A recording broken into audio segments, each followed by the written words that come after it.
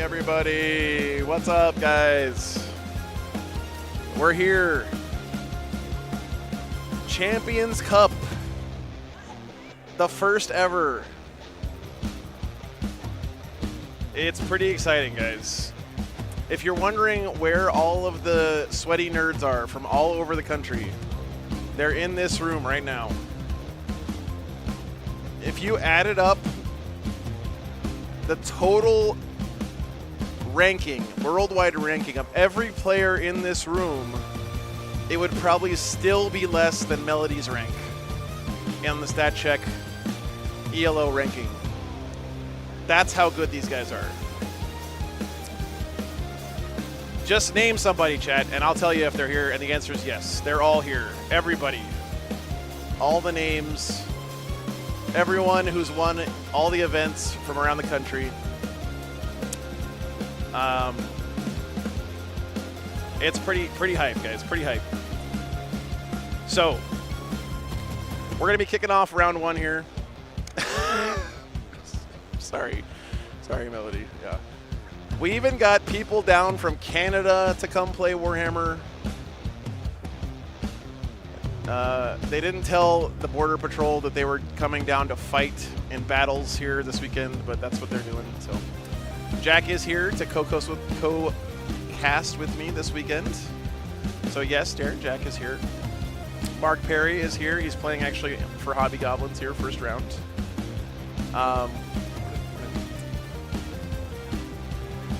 So our first round pairing is going to be the Hobby Goblins versus the Canadian Red Dragon team. It's going to be a lot of fun. We'll be counting the number of floor dice this morning. Yes, that's very important stuff. Pumbaa and Typhus are here. The StatCheck team is ridiculous. Liam VSL is playing for them. Jeremy Atkinson from StatCheck scammed his way onto that team somehow. I mean, that's a stacked team. So, I got a couple of things I got to do. So bear with me for just a second, guys. I'll be back in just a minute, and we'll get this thing kicked off. Thanks for tuning in, everybody.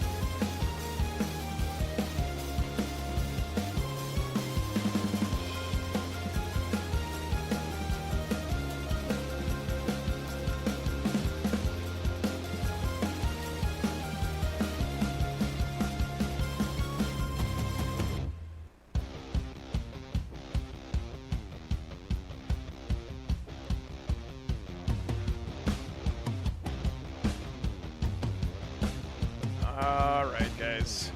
We're about to do the announcements here. They're having the team captains meeting right now. Then we're going to have a little kickoff announcements from our MC here, Steven Corrales. And then we are going to get this underway.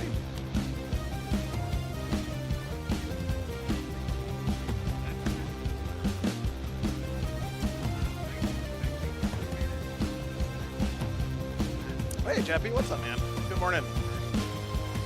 Thanks for being here, guys. Spread the word, by the way, and I think I missed some gifted memberships earlier. I'm sorry. That looks like a camel toe with 50. Thank you, John. I appreciate you, man. And I think I missed from Wanda Bagel, too. I'm sorry about that, guys. It's a little scrambly here this morning. I have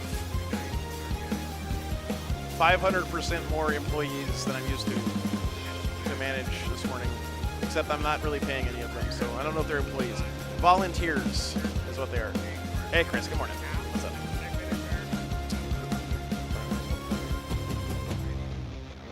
All right.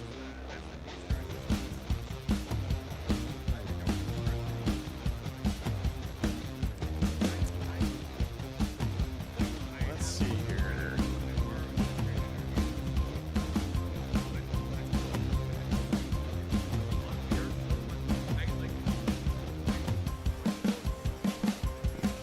Very nice, Fable. Very nice. Yeah, absolutely, Melody. I appreciate that. My goal for the weekend is to have the visuals and stuff be really slick and professional, but you know, we're not trying to be ESPN over here. We're still just Warhammer nerds watching Warhammer. So.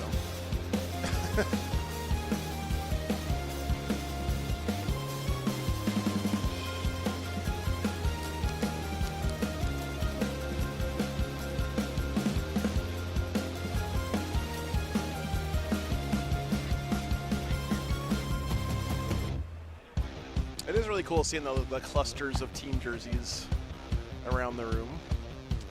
Sticks, thanks for the membership, man. Thanks for keeping that rolling. I appreciate that very much.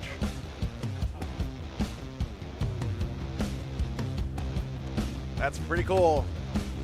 So Kaz Rahushidar, the Hoosh, painted a Thousand Suns army for Jack that he just dropped off.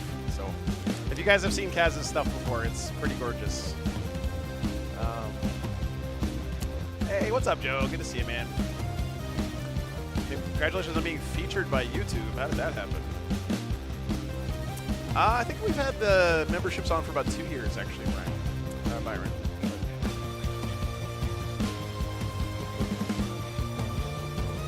Hey, Brian. Every time you see Typhus, can you zoom in on his face? Yes, I will do that for you, Brian. Because you 20-0'd Manny Chima at WTC. Drinks are always on me, Brian. Anytime. Anytime we're in the same town, you're not paying for drinks.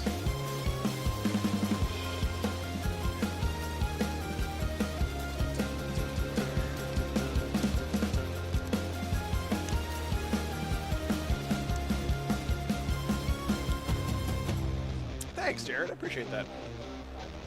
Happy Friday to you as well, sir.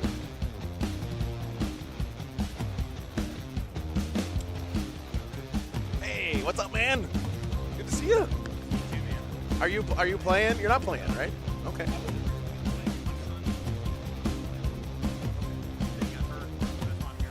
Oh, wow.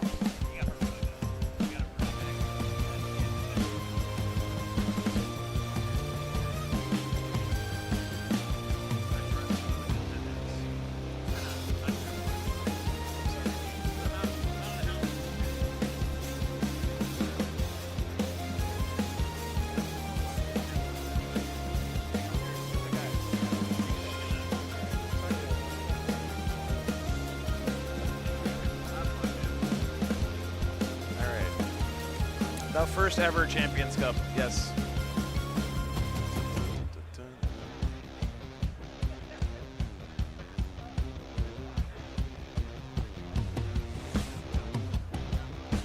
North America can play teams too. Yeah, that's what we're trying to prove here. That is correct. Okay, give me a second, guys.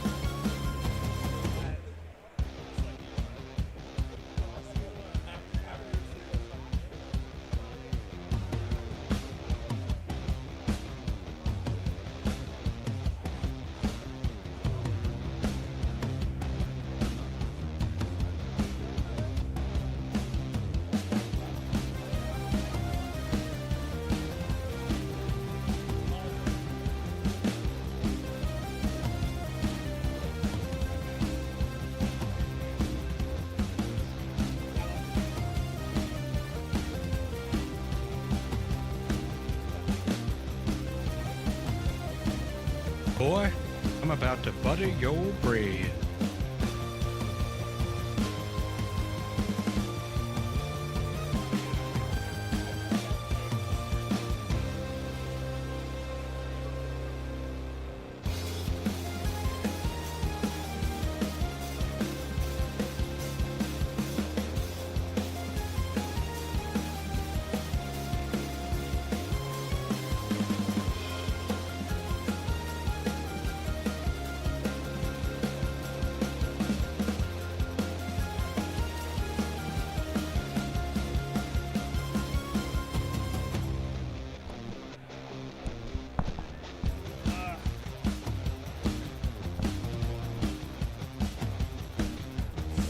All right, guys.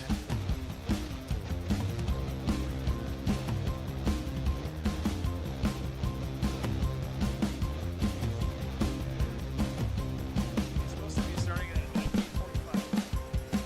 So 5 minutes. So them first, kick off the event.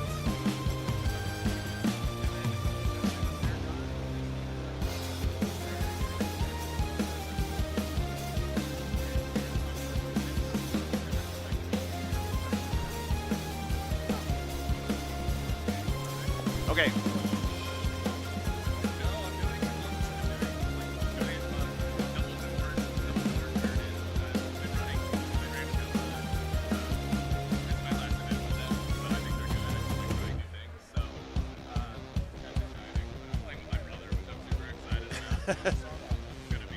Thanks for tuning in, by the way, early today, guys.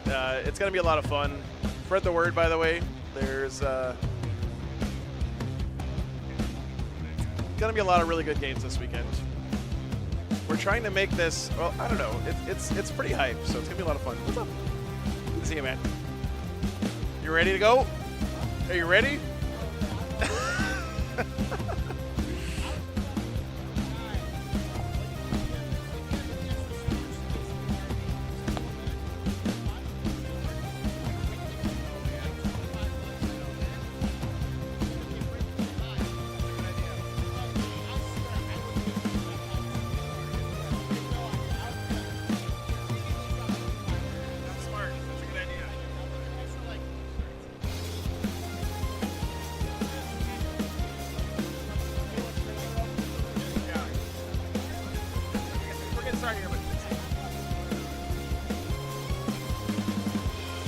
Bob A. Fed with $20. Thank you so much for the breakfast, man. I appreciate that. I missed another super chat. I'm sorry.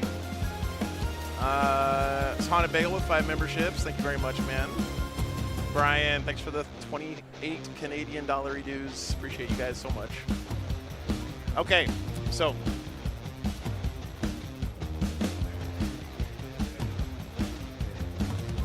we also have, guys, Boy, I'm about to butter Anthony your bread. Cohen from Team XPZ is here doing some, he's basically producing a whole talk show for us all weekend between rounds and stuff. It's pretty exciting. It's really high quality stuff. And hosting that show all weekend is going to be Natalie Hill. You guys might know her from the Lightly Salted team out in Utah. She plays Chaos Knights at tournaments all the time, and she's got gorgeous army and stuff. So really excited to have them here. And we're going to go ahead and get this thing kicked off. Champions Cup, guys, the first ever Champions Cup in the history of mankind. I mean, what do we got? The moon landing, Champions Cup, and the invention of the wheel, or probably that's like the correct order, I think. Yeah. Oh, fire? You know. You can still have Champions Cup without fire. So I think Champions Cup beats fire on the list, but it's pretty important stuff. So, okay. So, guys, again, thank you so much for being here. And let's get Champions Cup #1, first ever, kicked off.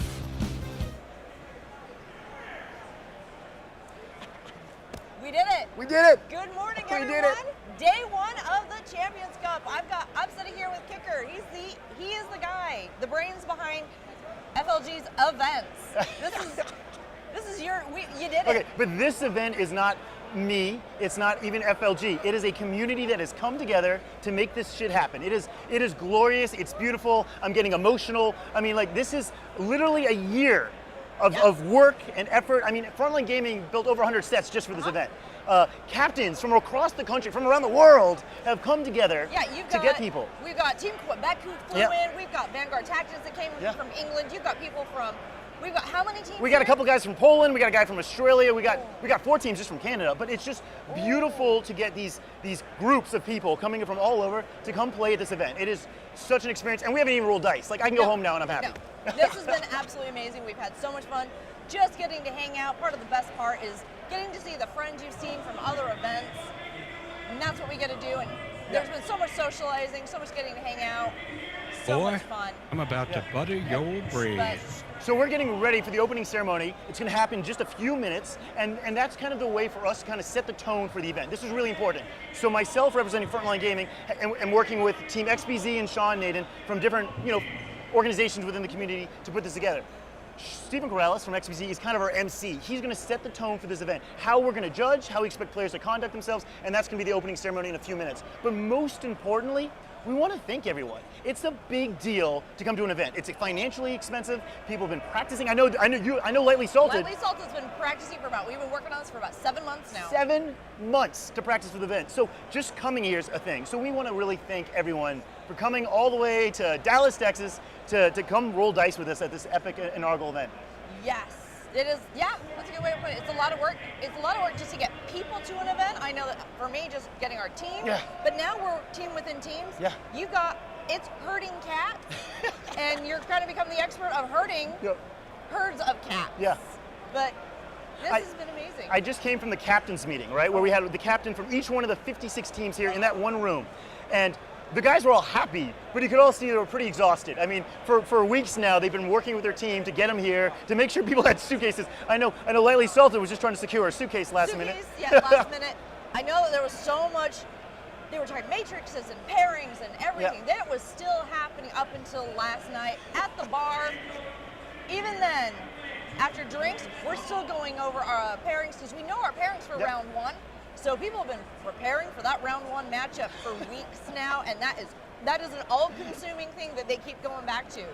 And I'm sure you're reading the tea leaves and looking at the social media posts, but it seems like everyone is extremely hyped for this event, but more so than a normal event. Like we have other events that are successful and that are big and popular, but the energy here is just unparalleled. I mean, like you can feel it in the air. Like it's in the air. These teams is more social. Yeah. This is a much more social event than just one-on-one. 100%. This 100%. is you get to go. I know when FLG did other events, we would do buckets of beer. So we're going to be cutting, I think, over to the awards ceremony right about now. We're going to go to opening ceremony with Steven. Yeah, so I'm supposed to be on the side.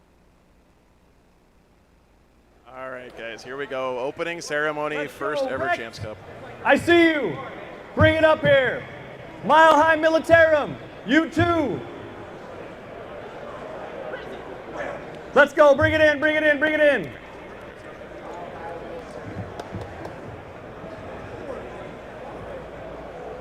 Come on. Come on. Come on. Bring it up. Yeah.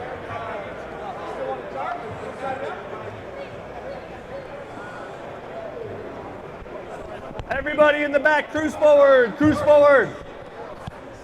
Sorry, guys, with the volume.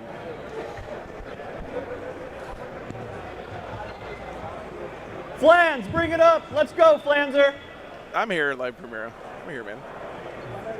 I'm behind the computer where I belong. Stem. Me and Jack and I are going to be doing the casting here in just a minute. It is great to see all the jerseys. All right, guys, bring it in a little closer. This thing gets hard to hear. Further back, perfect. Bring it in, bring it in, bring it in. Bring it in. All right, I didn't know we were going to have 10 minutes of Bring It In before we cut to Let's before we go. cut to Steven talking. Still waiting for the last one. What's up, Gordon? Good morning. Let's go. Come on, come on, come on. Bring it up. Did any teams come dressed in matching wildness like lobster outfits? Unfortunately, I do not think the lobsters made it out here. So what's up, Dickie? Good to see you, man. All right, everybody, if I could have your attention, please. If I could have your attention, please. There we go. Thank you, everybody. Thank you, everybody. How's everybody doing out there? First First and foremost, I want to say on behalf of Frontline Gaming, on behalf of myself and all of the judges and employees that are here working today, thank you from the bottom of our hearts for participation, how much work, effort, and dedication it takes to get 8 people here and ready to compete and have a blast this weekend. Give it up for yourselves. Yay me!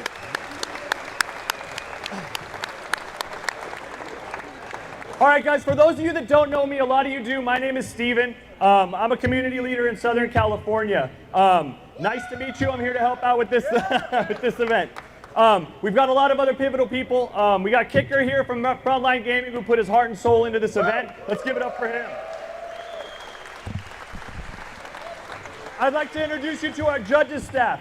This is Trainer. This is our head judge. Your captains are disseminating. Make sure you guys, if you need a judge, Trainer's our head judge. Trainer has been running events for years, and as long as I've been playing 40K, this man has been TOing at events. He's been on Team USA as an academy player. He's gone across overseas and seen how it's all done. There's a lot of knowledge here. Tap into this man. All right, let's give it up for Trainer. Really glad Trainer's judging here this weekend. He's a great guy. Really knows his stuff. With him, we have Harut from Reno, Nevada, now Nebraska. We have Mario C, hailing all the way from Salt Lake City. Mario C. And we've got our judge here, Kenny Heater, and he made his way all the way from the UK.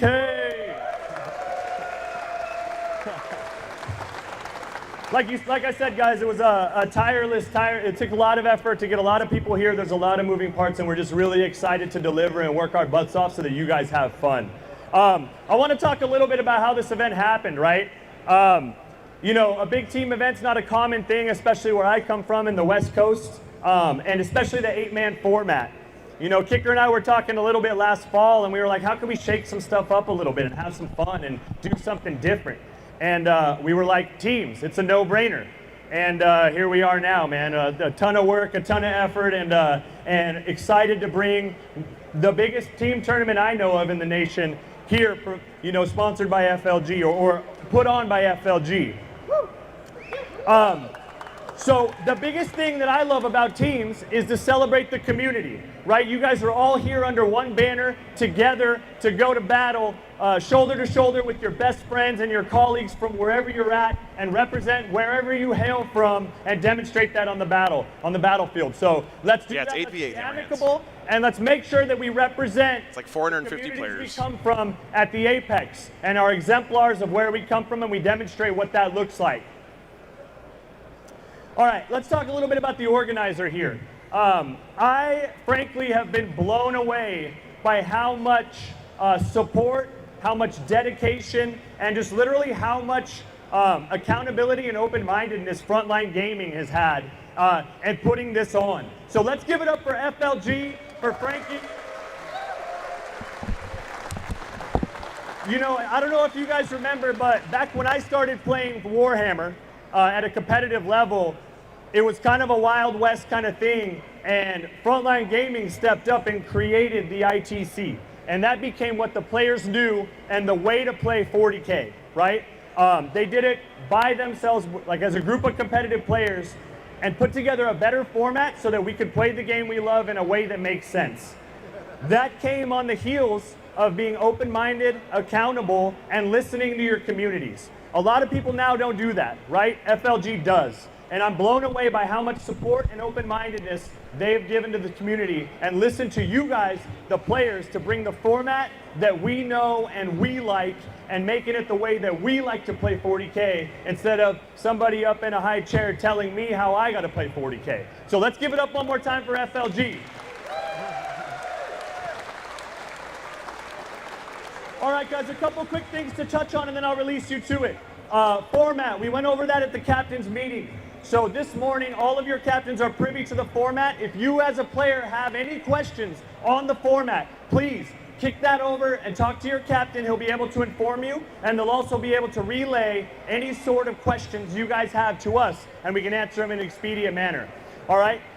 That being said, sportsmanship is key here, guys. So make sure that you lean into your opponent, demonstrate some compassion, make sure that we're acting and conducting ourselves as we would want to be conducted towards, and make sure we use our judges. our judges are not a punitive thing. Trainer is here with all of the judges as well to make sure that you're just calling a neutral party to get a fair answer. It's not, you guys are opposing ambitions. You guys are both seeking victory. You both cannot have it, right? Sometimes if you call a neutral party, it alleviates any. Mr. Phoenix, that's pretty standard for tournament. I usually don't stream this, but I think it's cool to see for I sure. encourage you, utilize your judges, call on them, and ask them. They're here to help you. All right, a small little plug for those of you who are about to play team format. If you like it and it's something that you enjoy, I want you guys to pop over and head over to the War Games, the U.S. War Game Federation. For those of you that aren't aware, the U.S. national team that competes in the proverbial 40K Olympics called WTC, anybody can register for that and apply. If you go online at U.S. War Game Federation, you can look at the prerequisites and you can apply to be on the national team of 40K. That applies to you guys too at home, by the way. Give that a look. Lastly, we cannot do this without the sponsors and the volunteers that get us to where we are. We are so proud and hyped to bring in Monument Hobbies, and they have done so much for us. Where are they at? He's coming in a little bit, so if you see him, thank him. We asked, hey, what is the paint that you guys use? And we asked hundreds of people, what's your favorite paint? What do you use to paint your models? What is it? And everybody's like, dude, Poet Acryl, duh. So here we are, right? So we literally, even our sponsors were the sponsors you guys asked for. So we're happy to have them here. They've done a ton for us, all right? That being said, I'm gonna hand it over, anything we're scheduling? All right, guys. Here we are, we've traveled a lot. It's been a ton of buildup. We've worked and put our heart and souls into this. Ready? The time is now. The time is now. And there we go. We're done with opening ceremonies and we're getting ready to get started. I'm here with Jack from Art of War. He's going to be our expert commentator. With Joe, during this event, they give you some of the great feedback and information on what's going on. So Jack, we get the rare opportunity of getting to actually stream the pairings. Yeah. Which is one of the big things that sets teams apart. Not only are you bringing in an 8-man team, or in some cases 3s, 5s, but here we have an 8-man team. This is what it comes down to. This is what we study for. This is what we do matrices for. We take our nerd level to whole new levels for this pairing. Tell me about how do we do pairings and why is it such a big deal? So pairings are kind of the heart and soul of a team event. They're about as important as the actual games themselves. And it's the process where you determine which players play which other players on the opposing team. It's not an 8 versus 8 mosh pit, it's 8 singles games. So the way to figure out who plays who is pairings, and that's very important. And you can win or lose a round as early as pairings. So the way you do it is each team will put forward one of their lists as a defender. It's what's called a defender. The opposing team, each at the same time, put forward 2 lists as attackers. All right? Then the defender picks one of the attackers, they play, the other one goes back. So the defender will actually see what's being presented. So if I put up, say, Grey Knights, and they put up Guard and Knights, the attacker gets to pick which one they feel is going to be the better matchup into. Yeah, the defender gets to pick which attacker they want to play, and then they get to pick their table. And the tables are all very different. Some can be super open, which maybe Guard or Tal likes, right? Astra Militarum. Some might be super closed, super hard to see, super hard to move around. Maybe Blood Angels like that one. And so the choice of table can affect a matchup as well. Like, I might be cool playing into Tal on table 7, but I might not be cool playing into Tal on table 5, so that affects my choices as well. Teams will make documentally in Excel called a matrix, where they put in what kind of scores they can expect to get into different teams, not into different armies. It's not enough to know that you're going to win. That's not a big deal. What is a big deal, you're going to lose by. Now the scoring is done differently as well. It's not, you're not going to score X to X. It's not out of 100 points. How does, the scoring is going to be kind of weird. The scoring is a little wonky. Like pairings, it makes sense the first time you see it, really. You take your difference in your scores and you divide them by 5, and that is how many points you get out of the round. That's so the important part isn't how many points you can score, it's how many points you can score above your opponent. Awesome. It looks like we're getting ready for the pairings now. All right, I'm very excited. Let's go. All right, guys, let's get started with round 1 of the Champions Cup. The first ever Champions Cup. Yeah, oh right. And what better way to kick it off, guys, than with Mr. Mark Perry Go on that side of the pairing for table. round 1. Stay on this side of the pairing table. That's okay. I don't have a matrix, so it's all in my head. Oh, okay. I've been doing this for a long time. I've been doing this. So, do you want to grab a chair? Hold on. And these guys graciously let us listen in on the pairings. No. No. So we're going to get to watch this as they do the pairings for the round. Right.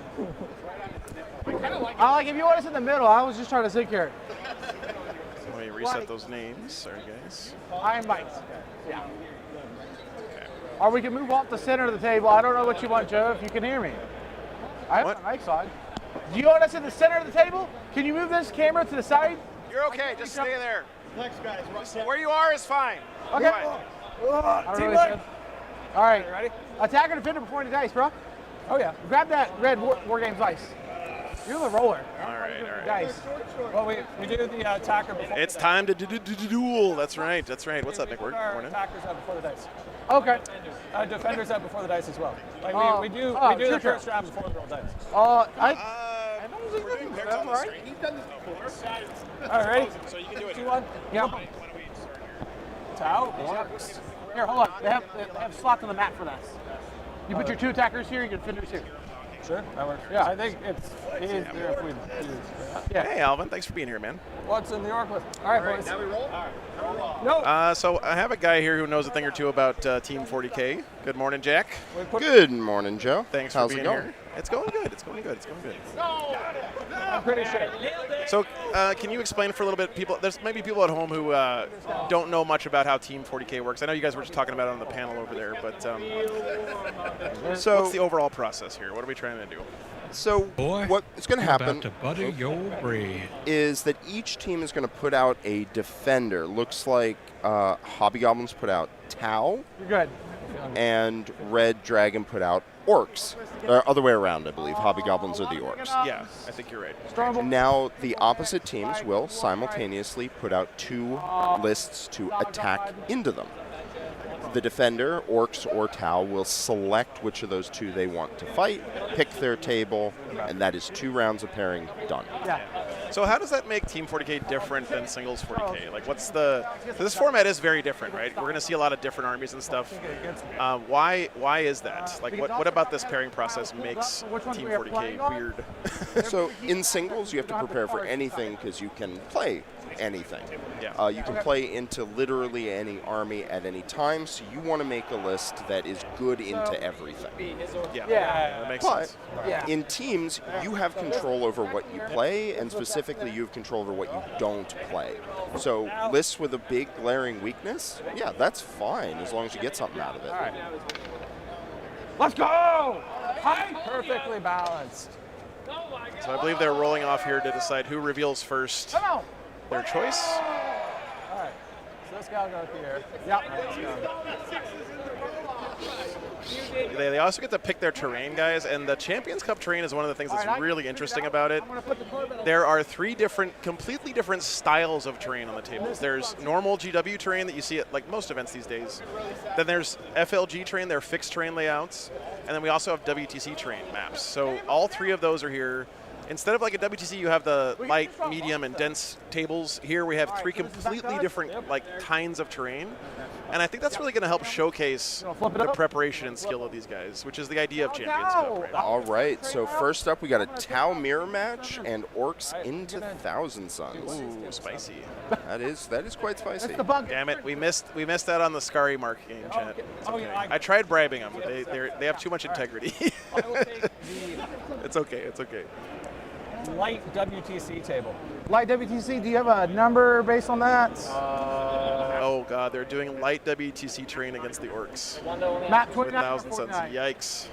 Light Boy, I'm WTC. about to So butter okay, we'll do your it. bread. Funny thing about WTC terrain, light actually only tells you what the type of terrain on the table is, not the amount of it. Okay. So they are a lot more of smaller ruins, like shorter ruins, not necessarily narrower. So he can still hide perfectly fine there. So 45. That makes sense. 45. Steven, I think we're table, I don't know, It's tipping point. table 8 or something. Unless it's the same one. If you combine Skari and Mark, are they Skark? They wish. Just to write down. Sorry.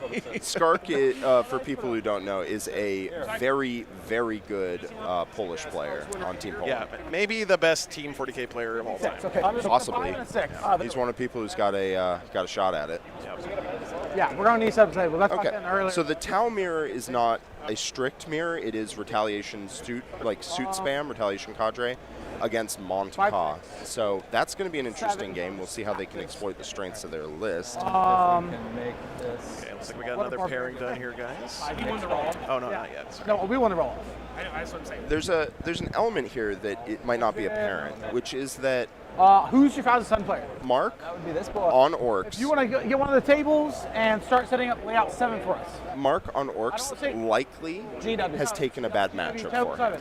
And that's Yeah. perfectly That's fine. Yeah. 1,000 Suns, one of the scarier armies in teams. And if you can get it out while Mark gets to choose his table, gets to play defensively, don't have to worry about it later in the pairings, that might be it, right? He might just try and draw the game or lose by a little, take 1,000 Suns out of the pairing cycle, and try and win more down the line. Yeah, it's a really good point because we didn't talk about the scoring in teams yet, guys. But 50 in teams, 56. you guys talked about it on another show a minute ago, but on the talk show. But in teams, every point that you can score matters for your team because your overall score doesn't. You don't care if you win or lose the individual games. What you care about is keeping the score differential close or putting up a big score differential on your opponent, right? You're just trying to No, the miles up there. minimize how much more they score than you or like run up the score on your opponent because the way you earn points for your team is by a score differential between you and your opponent. So if you have a bad matchup, you can actually be a hero for your team by losing that game by 20 points instead of losing that game by 50 points, right? Yeah. So Mark's goal here likely is just to keep the game close. Now, the fun part of teams is that I could be wrong about that. This is a list that he is, that he has cooked up himself. He might have snuck away to have a positive matchup into 1,000 Suns. And if they're not ready for that, that can be a big blow. That's why a lot of innovation in teams is very useful. It's back to you. Looks like we got Necrons and Tyranids going out now. All right. Teams. So that is Crusher, Stampede, Tyranids, and quadruple Catan Necrons. Oh, okay. So this is Crusher Stampede Nids versus all Dreadnought Custodes. Table. That's kind of awesome. Yeah, big monster on Gold Boy back. We got Necrons and Who's Sisters. y'all's Hal player? Wow. Interesting. And interestingly, Hobby Goblins put that Custodes army into the Tyranids. That was their choice, I I'll come think. join you in a minute.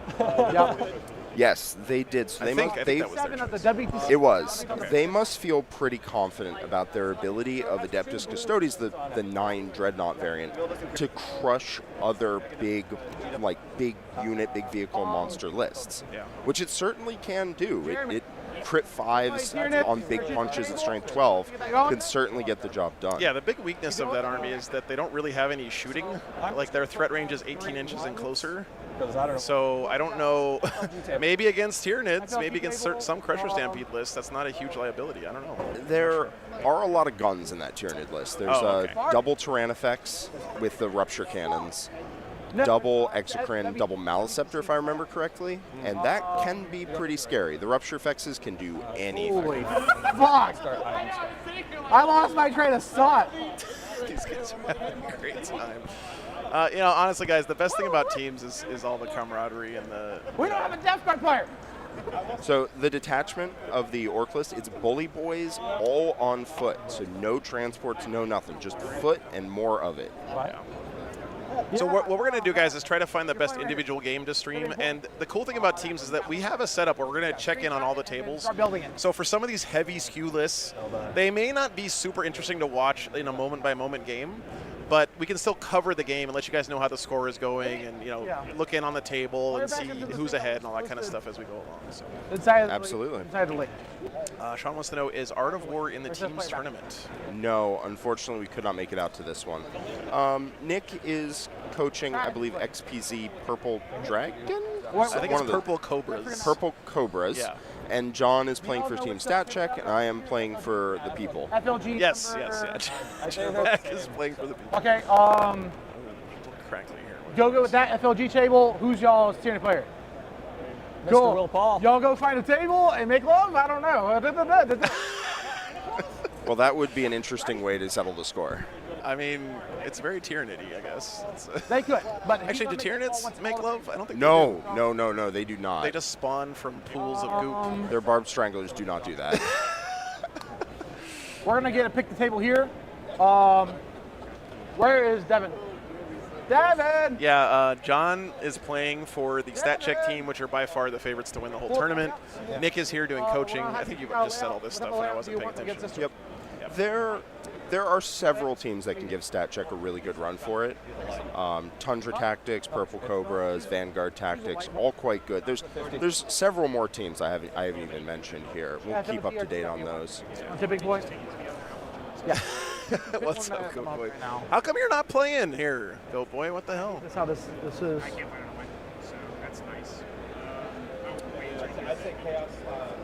Take this layout. So of these matchups so far, Go take. Oh, that search and destroy. I wish this was printed out.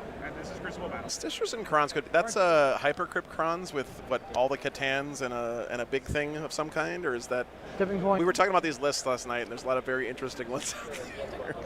They both have 4 Catans. One of them has a Monolith. One of them has a Tesseract Vault. Yeah, we're not sure which team has which of the Necron lists, but yeah, very similar. Okay, that'll be good. All right, do you know what table you want? All right, they're just picking their tables now. So do you want them on Leone? Gotcha, man. All right. Well, the pairing style is like the heart and soul of Team 40K. This is what makes Teams 40K different from singles. And I'm really happy we have 8-man teams here, because when you get into 8-man teams, really, if you're a competitive team, your first 4 or 5 picks are pretty solid. Like, you're gonna have Sisters on every team. You're gonna have some kind of Space Marines on every team. You're gonna have probably Blood Angels, honestly, at this point. You're gonna have I don't know, whatever the other good armies are. But when you get into 8-player teams, you really got to start like scraping the bottom of the barrel for those last 3 or 4 spots, and that's where the creativity and ingenuity of these guys can really shine. Yeah, you can write some silver bullet lists where the plan is, hey, we have this very specific role that we want you to fill, and write a weird, wacky, off-the-wall list to do it. Yeah. So now we have Sisters and Necrons for the other sides being put forward as defenders. We're starting to get into the force pairing part of the round here. So this is what some people call the scrum, which is the first 2 rounds are kind of separate, and then the last 4 is one big pairing. Because the last 2 rounds will also be determined here. So we got Sisters versus Drukhari. Okay. All right. Necrons and Knights. Drukhari versus Chaos Space Marines, and World Eaters versus Blood Angels. Very nice. Okay. Interesting. So some really angry boys punching each other. Very interesting. Okay. The point. That's true. Yeah, you need tall brooms. So, teams are strategizing now about terrain and stuff. That's the last thing they have to determine before they get the game started. One of the WTC ones. It is still Sons of Sanguinius. Yeah, no codex yet. Already taken. Yes, and it's all combat. Didn't take any shooting, nothing like that. So it's 20 Death Company, 20 Vanguard veterans, 15 jump pack intercessors, a lot of stuff. It's a lot of pain. This image right here. We have 4 blue runes. So the medium. Medium. Cool. Is okay. Just picking terrain now. Terrain is very important, by the way, guys. So screenshot. Could be as important as your matchup in some games. Table has been chosen yet. Start FLG building. for the Crowns. Yes, sir. Because that will leave the 2 GW. They are picking this one for you. We got Jack, why don't you head over there and pick a game for us? So Absolutely. You can talk to the captains and decide what we think is going to be good for the stream. Okay. And we'll get that going, guys, in just a minute. So we're going to be looking for what they call the yellowest matchup here, guys. I think you want something. We want a game where neither team knows who the winner is going to be, right? That's what we're trying to find. I think Jack is going to have a great insight on what those matchups might be, and we're going to ask the team captains as well what they think would be good for the stream. Unfortunately, we don't really have time to vote and stuff here. I would like to take your guys' input into consideration, We're gonna grab the other. and we will when we can. FLG. Scary in the background telling his teammate how to play against Ricari is a clutch team mechanic. Absolutely, Carl. Yeah, absolutely. Do we choose CSM? Oh, thanks for being here, British. No, I think they get the next. Great idea. Yeah. I forget how this works. And then y'all gonna pick the last Yeah, one. and then we one. and then auto pack. So You 7. gotta find a 10-10, What Steven. Yeah, table? that's what we're hoping for. So we gotta pick We're hoping for a close round and a close game. So. GW table 1. Hey Joe. Oh wait, I might. Pairings are all done. We're figuring that out. Talk to Jack. Oh Jack, hi. I forgot your assistant today. Hi buddy. So I love Mark. Mark is great. yep. Or the Yep. WTC heavy, Just don't Jack that Pete's. which I think that's pretty nice. I'm going to London next weekend in Red Room. Yep, I'm going to be there. I'm very excited about that. Because look at all those staging. You're like a house favorite. Cool. Johnny, they usually put the pairings in BCP after all of this is done, but we'll have the pairings up in our thing once all the players get to their It's like tables. 50 something probably. And then the last one should be GW table 1. So yeah, they're still picking terrain here. You know what? You're in a much nicer spot. Blood Angels and World Leaders could be interesting. I don't know. I'm sort of leaning, out of these choices, I'll be honest with you guys, I'm leaning towards Sisters Drukhari. What are you Sorry, doing? But on the other hand, the reason I like that is because it would be interesting to see the best army in the game versus the best Drukhari in the world playing against each other. Gotcha. Okay. That could be an interesting. Well, I know we get Sisters on a lot, so maybe not that one, but we'll see what Jack thinks is a good matchup for us. Let them deal with the Okay, runes. so give me a second, guys. We'll be back. Probably shouldn't say the F word, should I?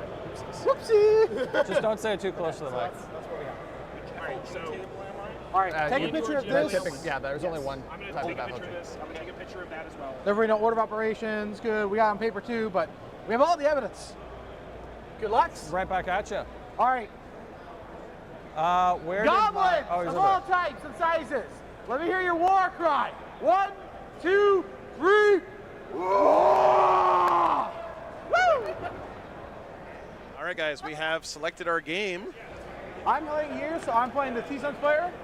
Yes. It's not the one that any of us probably would have picked, but Yeah, I'm on the stream. we asked Mark if he was just going to sit behind cover and try to hold points and not lose against Thousand Suns. He said, no, I'm going to go for it. So we're going to go for the Orcs Thousand Suns game. First round. It should be a lot of fun. Let me go get these guys settled in for the round. But yeah, Mark's Orcs versus the Red Dragons Thousand Suns, which is what nobody in the chat said, but I trust Jack.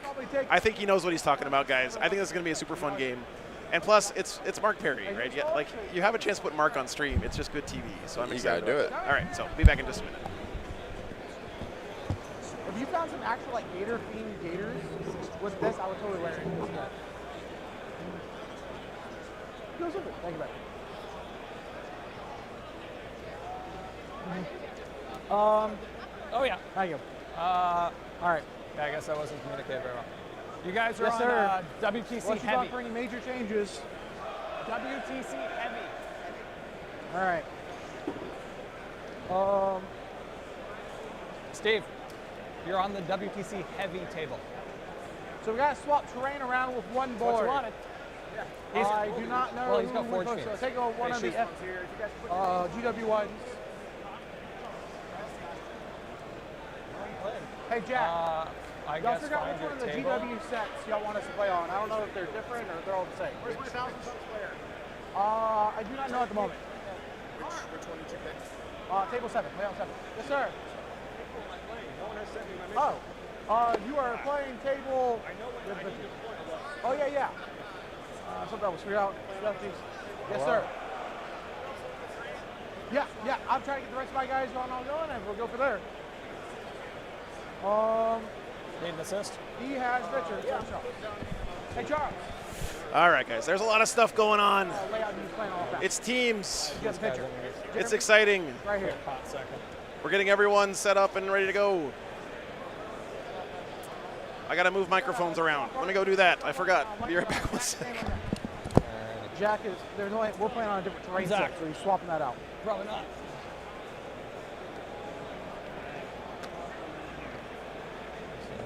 bring so this. this guy's like 3 Bring inches this over off. there. Oh, Oh, this is gonna stay. Don't get run over on the first turn. I'll try not to. We need 4 hours of content out of you. I'm good at dragging it out. I'll just sit there and think for 2 hours. Start playing chess. Yeah, exactly. I'll read a book. Okay, That's what we turn this guys, into, a public proceeding. let's get this going. This is gonna be fun. Jack, do you need me to bring this stuff over there? All right, winner. Okay. Thanks, man. You too. What are you playing I into? was letting them figure all their stuff out World first. Eaters? Yeah, exactly. Want our hands? Good luck, fighters. All right, guys, get your votes in. Who do you think is gonna win? I don't know what to expect. I'm excited about it. Let's see. Mark's playing the Orcs.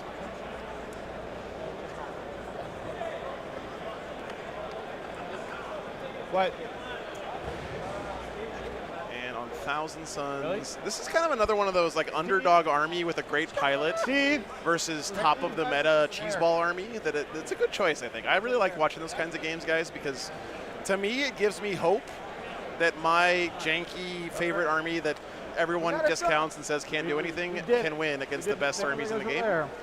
And I'll tell you guys, a lot of people are talking a lot of shit about Orcs these days, but a lot of people aren't as good at the game as Mark Perry. So Mark's going to have it's going to be interesting when he does win. Mark also picked an insane board for him.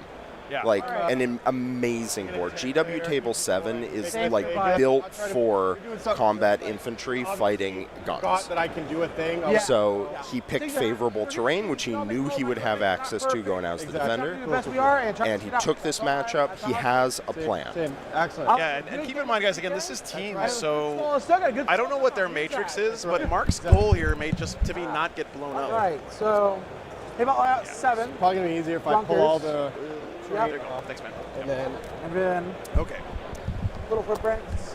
So let's see if these guys were good little boys and put the actual pairings in the thing. They got most of the way there, guys. We got a couple, but yeah, it's not Space Marines. It's Orcs, and he's running Bully Boys, right? He is, and he's running a lot of combat infantry You dudes. said no transports. Is that right? 0 transports. Why waste points on transports when the terrain is doing the transporting for you? Not a single truck.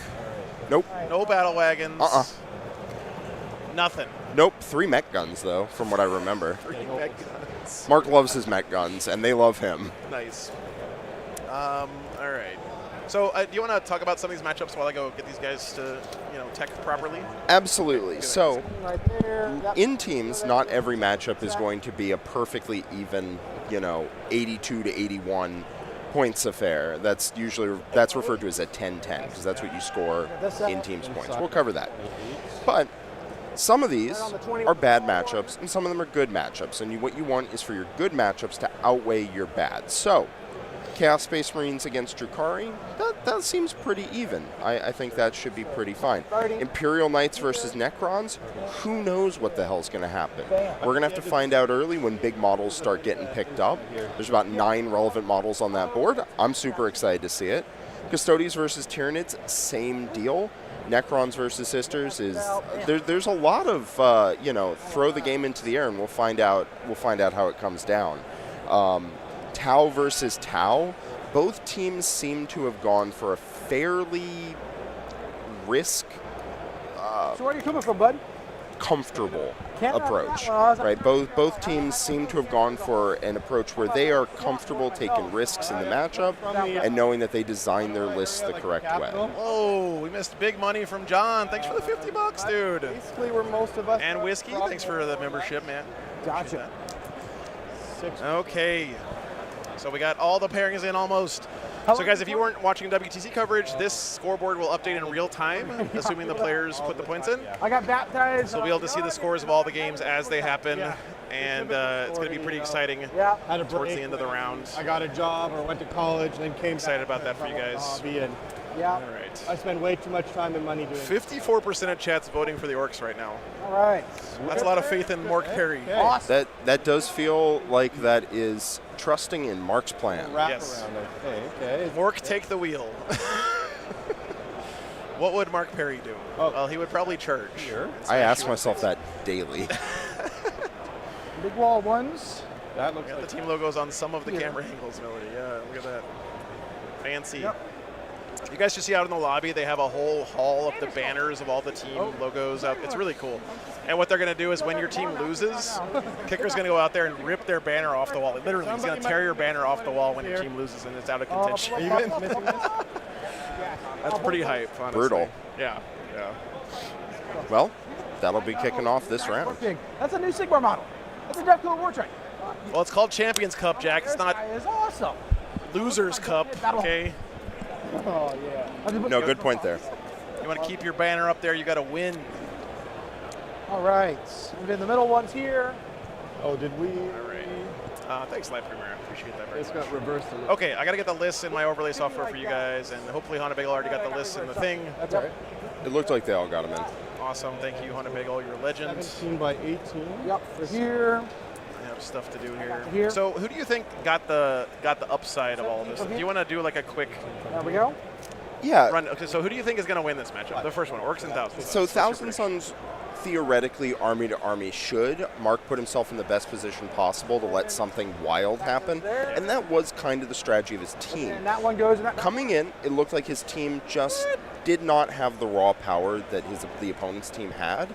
So they went for a very risky strategy, looking for a lot of mirror matches or a lot of matches where, big thing fights other big thing, looking to try and flip the script here.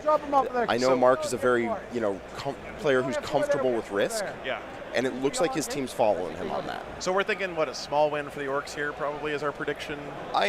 Ordinarily, I would say And I guess a small loss for the Orcs. He can keep it close, but I would place them as losing. Now Mark has a plan, and that could change things for sure. Cool. All right, then we got Drukari and Chaos Space Marines. Yep. Coming up. This is the Hobby Goblins Drukari versus, and he's running Real Space Raiders, right? He is. So what do you think? Like, who do you give the thumbs up to in this matchup? Who do you think has the advantage? I think it's going to be pretty close to a draw. Okay. Yep. Crazy story. I don't think there's a lot of mechanisms for each player to force a big point lead, and they're going to hold. Okay.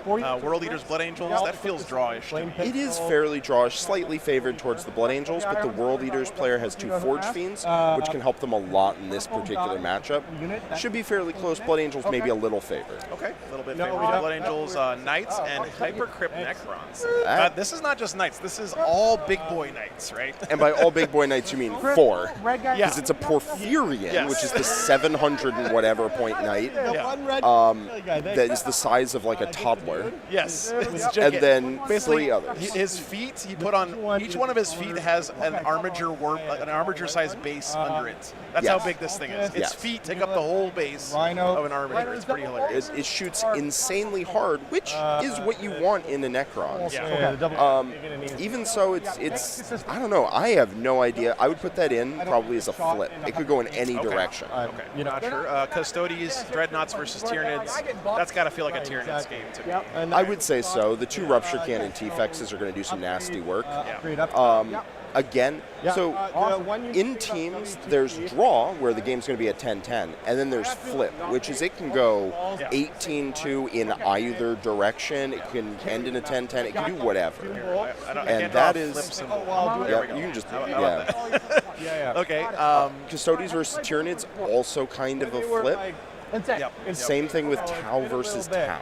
You can do 2 wads, right? I can do 2 wads. So this could be drawish or flip. This is the war I agree. Aaron, thanks so much for the $2. Necron Sisters, got to be Sisters favored, it feels like. I would say so. There's definitely room there to pass a lot of 4-up invulns and bounce a lot of the multi-meltas. But I would have to say, Sisters favored. And then on paper, Drukari Sisters, I think actually that's Drukari favored in the meta, but I don't know. Possibly. In my experience, Sisters move too fast and shoot too hard. And that's really bad for an army as fragile as Drukari. Now, I mean, Skari is a wizard, okay? So if anyone can do something about it, it is It is Mr. Rizvan Martinez. But if we're just talking about the armies and not the pilot here, we'd probably give that a sister's favor. But considering it's Skari, it's gotta go. Warhammer. I would say it is significantly sister's favored on its face. Look at these pairings, man. Seems like Red Dragon got what they wanted out of the pairing process here. All my things get better. I think they did. But if Hobby Goblin hits their outs on the Imperial Knights versus Necrons, the Tau versus Tau, the Custodians versus Tyranids, things can shift very quickly. And keep in mind, guys, that 120-0 can make up for like 3 close losses. So if you like blow one game out, you can really carry your team. And honestly, a lot of these Hobby Goblins armies have the possibility of blowing out their opponent. They're that kind of army, right, where they can just smash stuff. And like the Imperial Knights, in theory, could dominate that game if they just blow up all the big, like the Necrons, Catans, and all that stuff. It could be interesting. So we'll see. Yeah, absolutely. Cool. They all have guns. Talking about their lists. They finally got the terrain set up. And kill saws are damaged too? This is the layout, guys. So if you look at it, it's incredibly dense. Something they didn't put out is they didn't put ruins on this, but there are 2 plexiglass pieces right there. That means that there is a very tiny, narrow window down the center of the board for armies to funnel through. What this means is that it is very stalematy for shooting armies, but melee armies can just drive right through and not care about that at all. So Mark has set himself up for success on that one. This table, GW Table 7, is a really interesting board for teams because of that. You get to just hide guys here and hide guys here on objectives and here, right on top of your opponent, and your opponent has limited ways to shoot them. So this is Mark's preferred board. It's the one he went into this knowing he would pick. Yes. This guy gives his 20 Gretchen and 2 Round Hunter is a huge amount of buffs. 5 different buffs. Yeah, this is going to be tough for the Thousand. I mean, Thousand Suns can shoot you. +1 to hit. They're the army that if you can dream it, you can do it. So like they can move super fast, find angles, and shoot you. But with the terrain so dense, they're going to have to be relatively close to a lot of the orc stuff to make that happen. A little too close, possibly. Yeah, exactly. Really aggravating. That's shooting. Do they have an All right, let me get the list in my overlay software, guys, so we can track what dies during the game. 5 up. 5 up. Yeah, you can never be comfortable against Thousand Suns because they have so many options. Start a battle round, I will call Which also, by the way, can make that army very challenging to play at a high level because they have the most decision space of any army in the game. Like they have to make the most decisions of anybody. Yep, which leaves them open to possibly making wrong decisions. Even good players will do it. Absolutely. Try to see anything else. Big Mac reses guys back. And that's an army where 1 or 2 bad decisions can cost you. Yes. It's on a knife edge because you start losing Cabal points, you start losing key assets, and you go from dominating games to just getting wiped out. So it's a stressful army to play. It's very powerful, but you've got to be on the ball to get what you need to out of that army. It does have double Infernal Master. Okay. All right. No, triple Infernal Master. Ask Joe, and he says we are good. Okay. You're good. Hobby Goblins in the middle. All right. Tipping point. How are those? Tipping point. All right. Lots of flamers. Flamers are good against orcs. Yes, they are. But they might have some trouble into Mega Knobs if he can't get Doom Bolts on target or stripping Armor Save Twist of Fate. If he can't get that on target, he might have some trouble.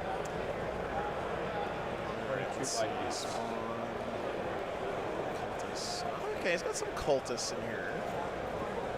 This Thousand Suns list may actually be not too bad into orcs. He's got some good screening stuff. He's got some rhinos to hide in. We'll see how it goes. Here's the list, by the way, guys.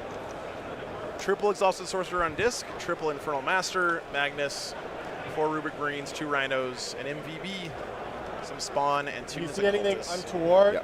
So if Mark messes up, he can have a really bad time. Those triple Exalted Sorcerers on disc can slow him down, prevent him from moving around the board as effectively as he might want. Again, the terrain is going to do a lot of work here. If this were on an open board, Mark wouldn't stand a chance.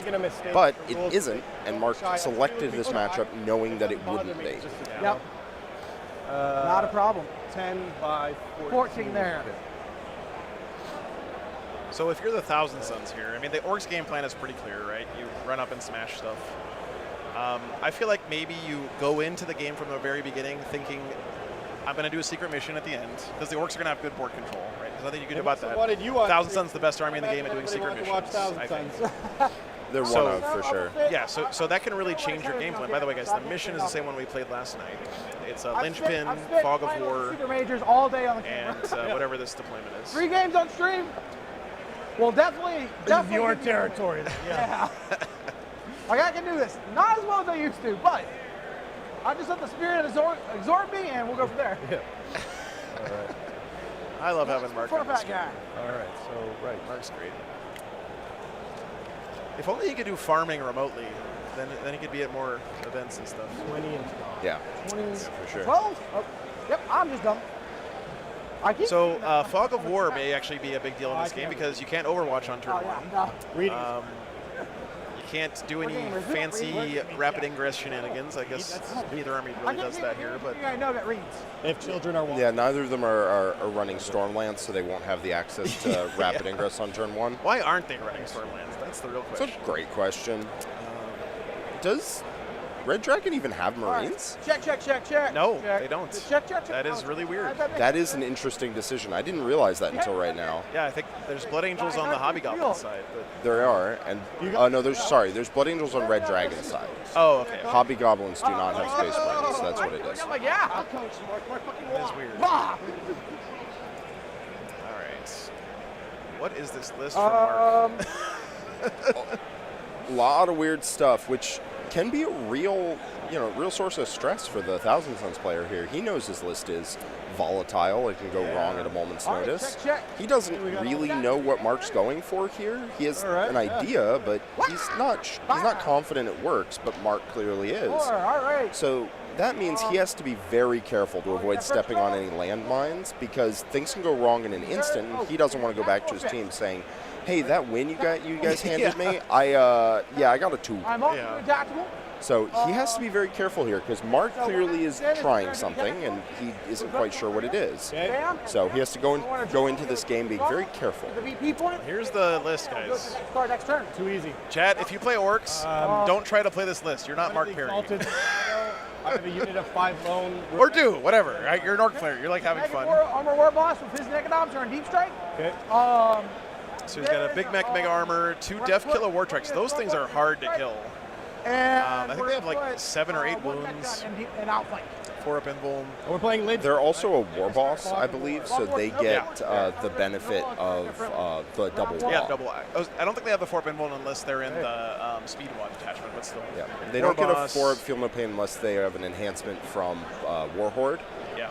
But they are just quick. They'll get double wall and can just put some attacks down. Sounds great. 2 Mega Armor War Bosses, Zodgrod, Ortsnaga, one of the best units in the Codex there for him. He's the once per game, he can uppy downy on your own turn. No, so really that nice. is Snickrod. Oh, god damn it. Zodgrod's... oh, he's the Gratz guy. He is The Grod Gretchen. Gang. Yeah, so Zodgrod with 20 Gretchen is actually a shockingly good unit. It's more of a guy. It seems like a meme unit. It is probably going to be Mark's best asset in this game. Wow. No joke. Really? Yes. So with +1 attack, +1 to hit, +1 to wound off of Zodgrod, +1 attack off the wall, +1 to hit and wound off Zodgrod, they actually do a lot of damage.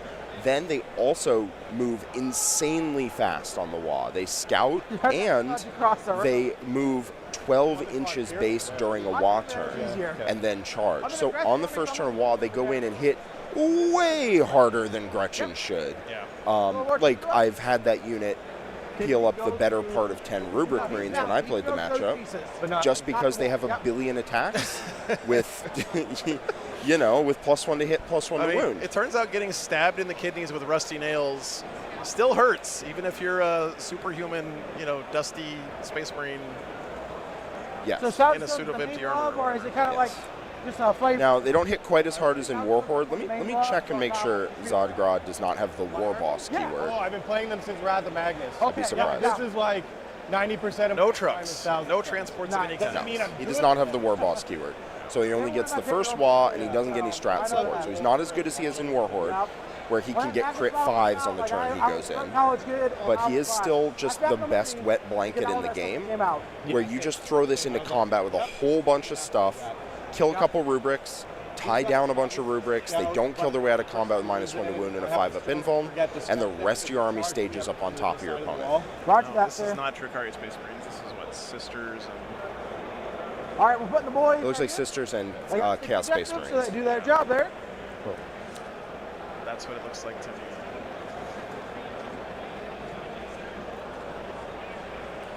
Damn it. You don't have a You lot had of one speed. job, It's guys. It's okay. I'll fix this later. Players, chat. The stream would be a lot easier to run without players, you know? Like, just imagine. You just have Chat GPT play the game for us. Listen, stores would be easier to run if not for the damn customers. True. Alright. The horse heresy indicators are really nice, I agree. The first of many drops. Solid 8-6. Mark Perry.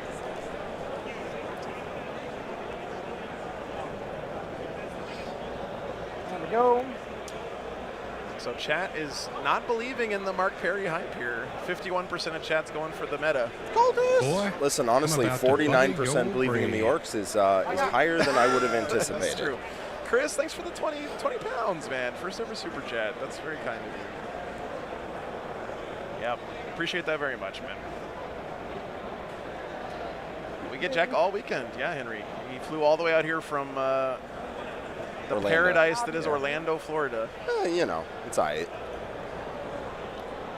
He literally lives in Cinderella's castle at Disney World, and he gave all that up to come stream Warhammer. I have it now. Squatters' rights. They can't kick me out.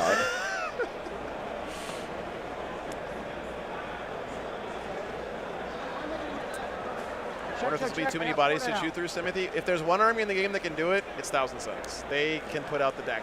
They know what they're doing. What's your maximum threat rate? Listen, all I know is that Mark is confident here. And your little guy, if you talk to him, he would give you a reason that would convince you. I don't know what that reason is, but Mark usually has some off-the-wall plan. And when you listen to it, you go, huh, okay, I could see that. 39? Yes, that's a good explanation. You've played Mark many times, so it's good insight here from Jack. Never been more worried than when he comes at me with a list I think is bad. It never ends well. By the way, Mark's display board is half of an actual alligator's skull that he killed on his farm. I have to show you guys in a second. It's very metal. Look at this awesome war boss, dude. That is sick. Very nice. That must be his Def Killa, one of his Def Killa war trike guys.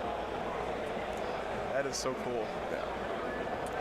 They call them the Hobby Goblins for a reason, chat. These guys, they know how to slap paint on models. Whenever I don't know why Mark's list is good before the game, that's always a problem because I find out in the game. Yeah. And that's not what I want. Yeah, here, check out Mark's display board, guys.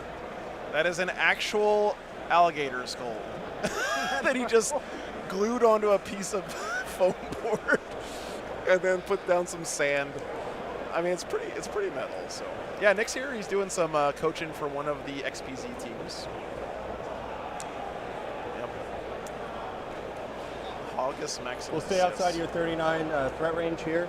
Yep. We'll see. We'll see if the Thousand Suns can put the squeeze on that hog this game. I don't know.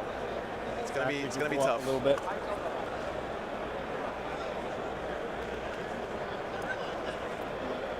Really nice looking orcs. Nick is coaching one of the XPs. Yes, that's correct.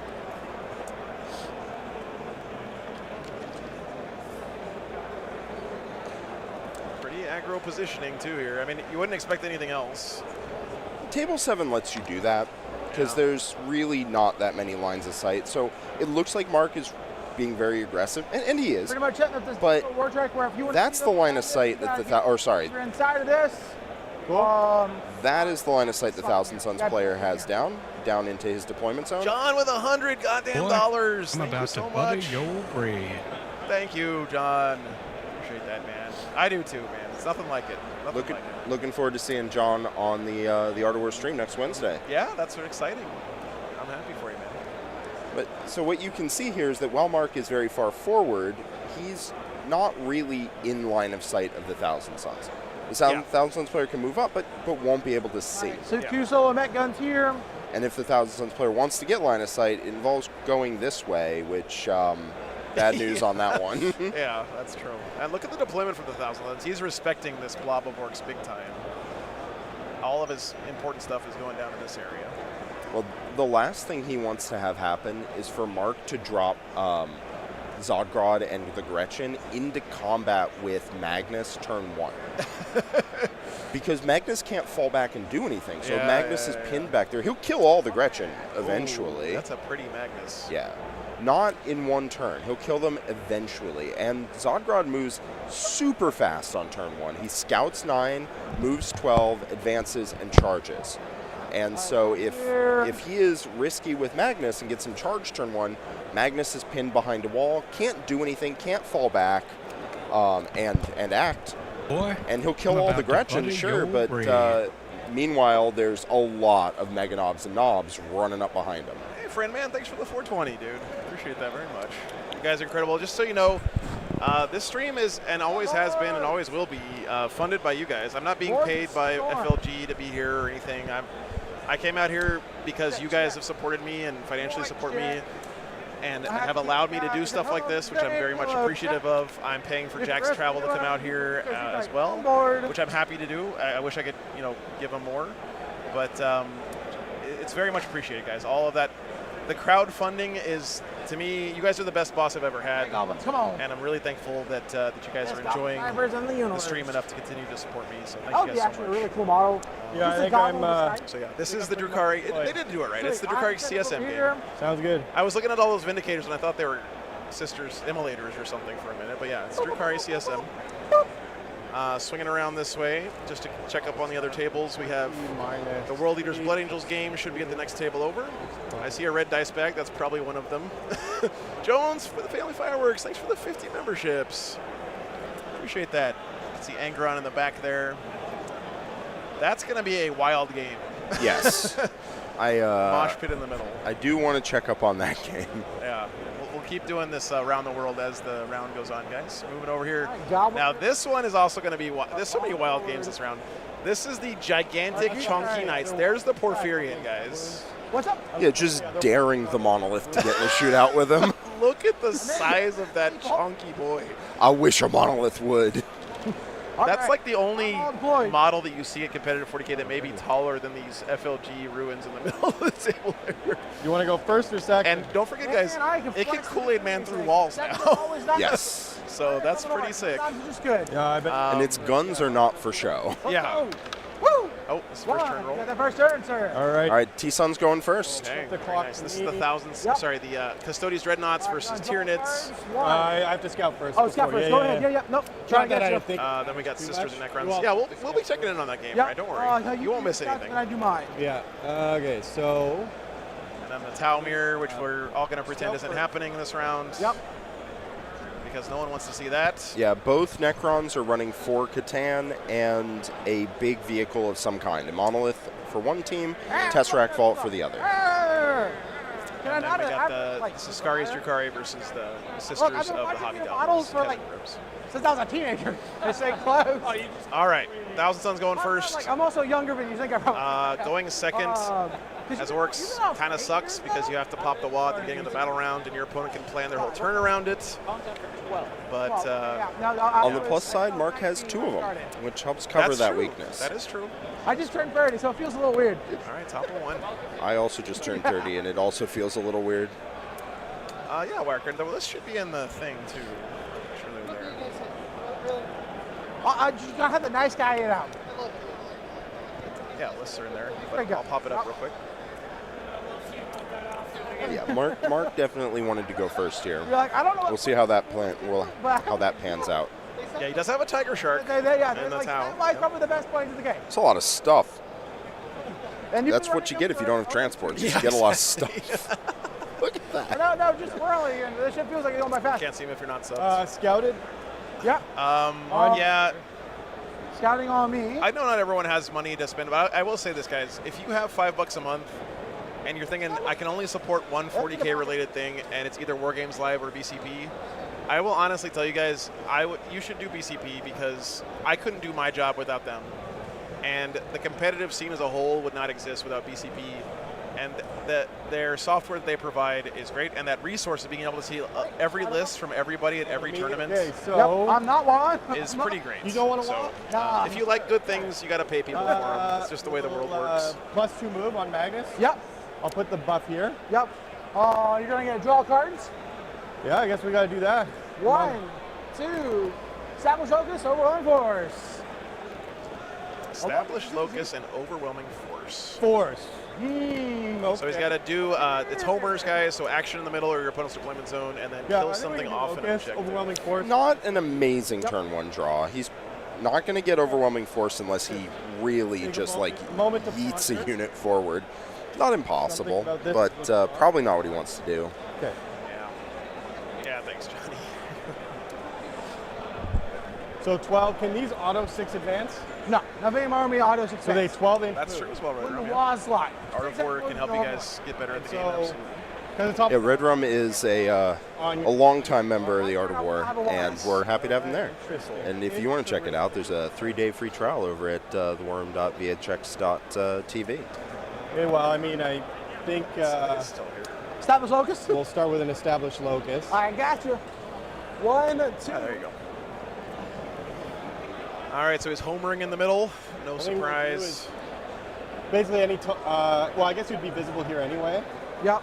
So, Look how far back the enlarge Thousand by, Suns are. if you want to. They had to be. He was really concerned about Zodgrod running up, wet blanketing him on turn 1 while the rest of the army moves up. He's got some cultists to screen here. There's really no shooting in Mark's army to speak of, so we should be able to roadblock quite a bit. No. Let me do something real quick, guys. I'm going to reboot this receiver. It's getting a little bit warbly on us. Richard Siegler in the chat on his own account. He did say he'd be watching. This is like seeing your teacher at the supermarket, like wearing their like weekend clothes or something. Trash Panda, thanks for the 10 euros. Appreciate that very much, man. On that side. Yep. Thanks so much for tuning in. Sure, I got you good here. Appreciate that, man. You're good there. I just booped the Speaking of worldwide coverage, I'm going to be in London next weekend for London GT, so excited to see you guys there. I just feel like saying, guys, I don't know why. These are move 5, 2 5-minutes. but they move 5 or 4 inches. 6 inches now. Orcs all got extra. Oh, that's it. He's done with his turn already. In this edition. Oh, those are. Okay, bottom of 1. Yeah. Okay, so 6. Yep. No, he's just measuring stuff. Never mind. Yeah. I thought it was like what he's done with this. Randall, thanks for the $10. Appreciate that very much. It is great to have Jack here. Absolutely. Yeah, it's great to be here. When you sent up the bat signal, Jack was the I first gotta get person in I there. called. I was like, hey, Jack, last minute, they want me to come do Champs Cup. I need someone who knows what they're talking about and is great with teams. And It's the sinking. Jack said, yeah. So it's great to have him. Those cultists will run. Yep. Wasn't the Hobby Goblins at Rocky Top in Knoxville? I think they were. Yeah, they go to a lot of tournaments. They seem. So they're going 9. Oh, PC's so good, guys. They do attend a lot of Not events. sponsored, but I should be. Hear me, PC. Try that. That's awesome, Pramigo. Yeah, I'm really excited to see you guys there. More call this. Cultists gonna do what they do. Try to buy him a turn here. Yep, he's trying to lock down some objectives while the rest of his army catches up so that he can score some points while he has the advantage of having first turn. Because Mark has bottom of turn, he'll score a bunch of points at the end. That's not really an issue. Linchpin isn't capped on points. He can score 1 billion on turn 5. So he needs to try to rack up those scores now and lock them in while his army catches up because he deployed so far back. Now, Thousand Suns can double move multiple units. They can move that fast, but you guys have something to do that job. I will say, to me, if I'm the Thousand Suns in this matchup, I approach this entire game thinking I'm going to go for Magnus on my opponent's home objective in the game. Buddy your I'm not going brain. to worry about getting behind on primary. I'm going to try to score 20 points in the game, but I'm never going to put something in a vulnerable position to grab primary, right? Because I'm about I can to get my butter your primary with brain. Magnus. Damn. He really needs to worry about denying Mark as much as he can and getting his secondaries. If he can do those two things, then he's got a chance to do it too. There are two complicating factors there. One, Mark has second turn, so he can just steal the objective off of Magnus at the end of the game and deny that. Yep. And that would lead to a blowout for Mark, right? 20 points that just disappears off of Nick's scoreboard can be a real problem. Second, going for a secret mission is grand if your team is okay with you having a relatively close game. Because you cap yourself at 40 primary even if you succeed. That's true. Their team might not be okay with him getting a relatively close score. Yes. And so I'd be really interested to see what they want out of the Thousand Suns this matchup. It feels like if you're Thousand Suns on a team, your job is to smash people, right? Most of the time. If you That's my guess. you got more time to play. Absolutely. We'll see. I would be surprised if Nick is making his game plan about a secret mission, given that he is going first, which means Mark has an advantage on denying that secret mission. That's fair. That's fair. But not saying that's meant to be like, I'm going to put down stuff. Oh, no, Nick is very good, Eloise. He plays a lot of tournaments. He plays a lot of Team 40K. You probably haven't heard of him much because he's up in Canadian land. Well, This is definitely two high-caliber players against each other. what are we going to do when we do that? What's up, Swarm Daddy? Good to see you, man. By the way, guys, the schedule for the weekend is 2 games a day only, 2 rounds a day. There are 4-hour rounds. Where are the Storm Boys here? Storm Boys are there. I personally think it's a great format. My guess is this counter right there is how many Cabal points he has. Yeah. So I believe he has 17 currently, which is enough to double move twice and still have a Doom Bolt available What's if he the wants. threshold for double Doom Bolt? It's like 14 Cabal 14, points? yes.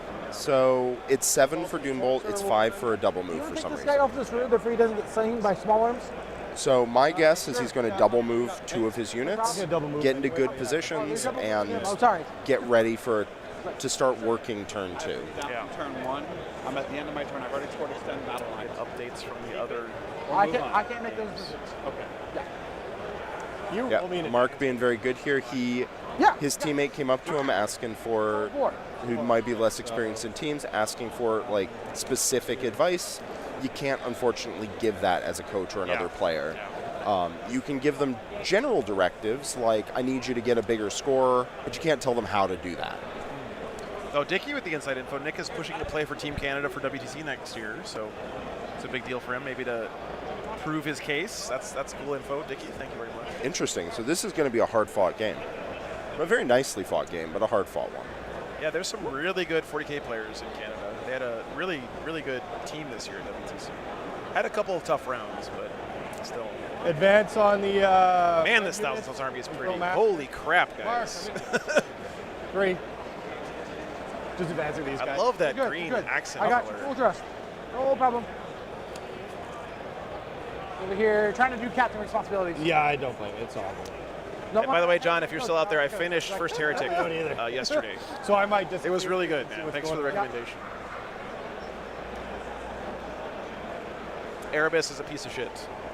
Corfarin's pretty bad too, but yeah. If you lock me in a room with Erebus and... I'm going to make that joke about the gun with 2 bullets and 3 guys or whatever, but I can't think of 2 other people to put in the room with Erebus. I just shoot Erebus twice. Let's just leave it at that. Yeah, looks really nice. Double move, do over stuff. Probably 2 double moves. It's really good, Ryan. Yeah, highly recommend it. There's nothing really to Doom Bolt at this point. Yep. I could free strat next turn, but I can't Overwatch, so it'd be for like a CP. Yep. Yeah, he does have to be very careful. If he moves up a little too fast, he does not have access to Overwatch in this turn.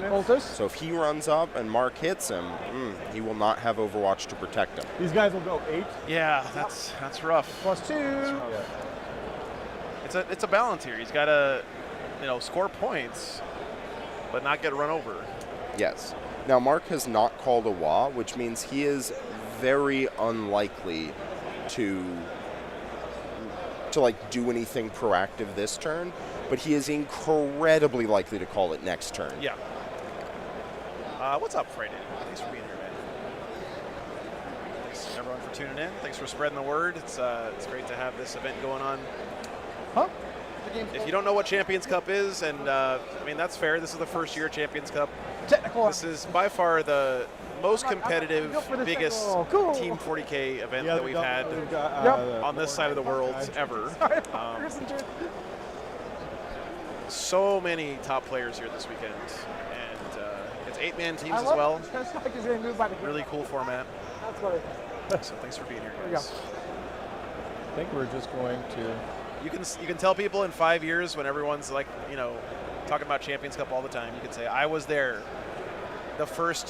I was there the day that Horus killed the day that we had the first Champions Cup. On the box. 56 teams. Yep.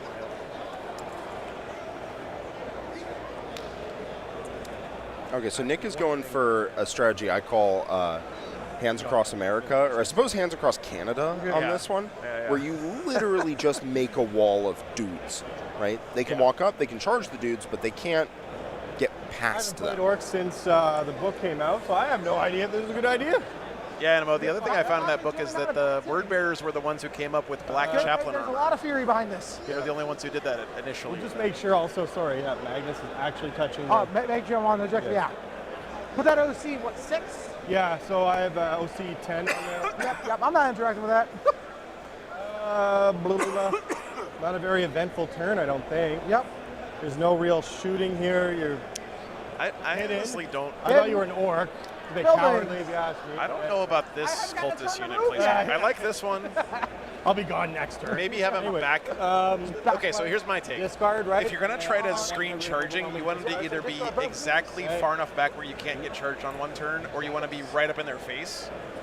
This positioning on these cultists is just going to give Mark free movement. Discard and a CP On the and first Yes, turn. Yep. but it's not movement Mark wants to take. Successfully.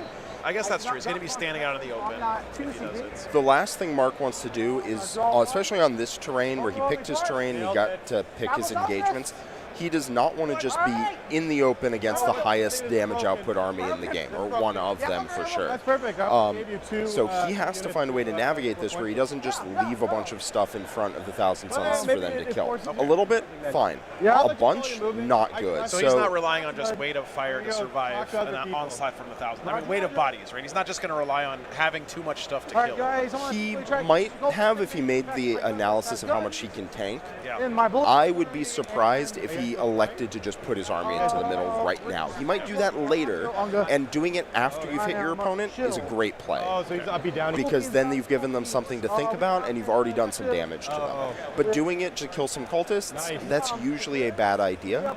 So Mark will have to solve the cultists in the middle without throwing away resources he'll need later. Makes sense. Still good enough to go get on there. I see That's why Mark's better at Warhammer than me. And if they get interacted with, they get interacted with. If they don't get interacted I can't help myself, guys. I just like to get stuck in.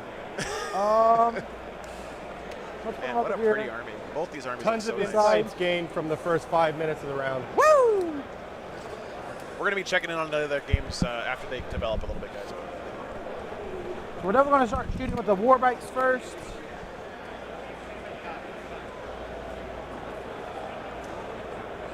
War bikes, of course, cannot go through the terrain, but they are very fast. So So we're purposely not standing on the objective. when he pops the wall with these war bikers, they'll be able to get around this and charge stuff. Not They're very fast. 5-man advancing really slowly. See if we can go here and be pretty fine. If Matt Jack's walking around just to see how things are going at the other tables. 7. You can see that from this, by the way, that the Custodes Tyranids game, as expected, is moving very fast. They're already in the top of battle round 2. They're also rolling. I'm on. Custodes somehow scored 12 on the first battle You round. just say though. well, That's pretty good. I'm not watching. If you guys are new to this interface, by the way, the little triangles tell us who went first and who went second in each matchup. Yeah, exactly. It's all part of the game. The red triangle on top means that the red side went Breaks the first. ones. Blue triangle on top means the blue side went first. Guns a little bit farther right here. And we can see from this that now they are in either finished with or in the top of the second battle round. 19. So hopefully the players keep that updated as we go.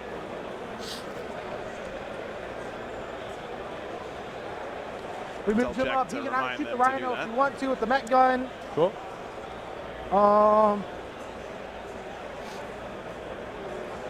Yeah, it's not exactly a mirror rec because I think it's Ret Cadre versus Mont Ka, I believe. So pretty different play styles, but So those homies up.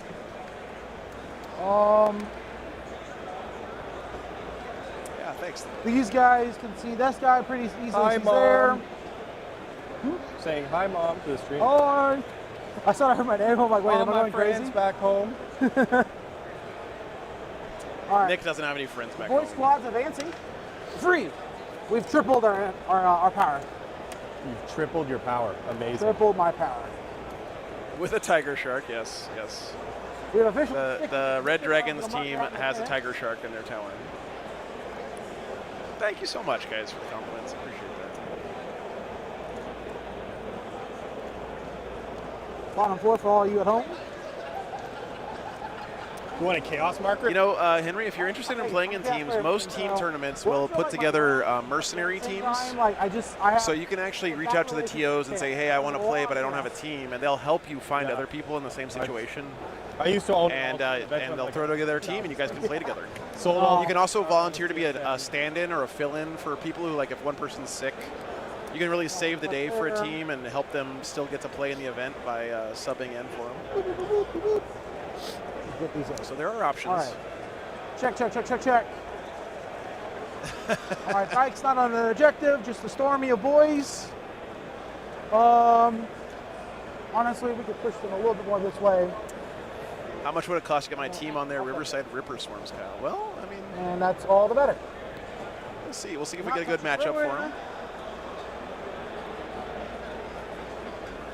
So I am open to bribes, Kyle, but not like bribes that happen in one day. Yeah, like it's all reserved. You can bribe me by being a supporter and a patron and donating like week after week after week for a couple of years, and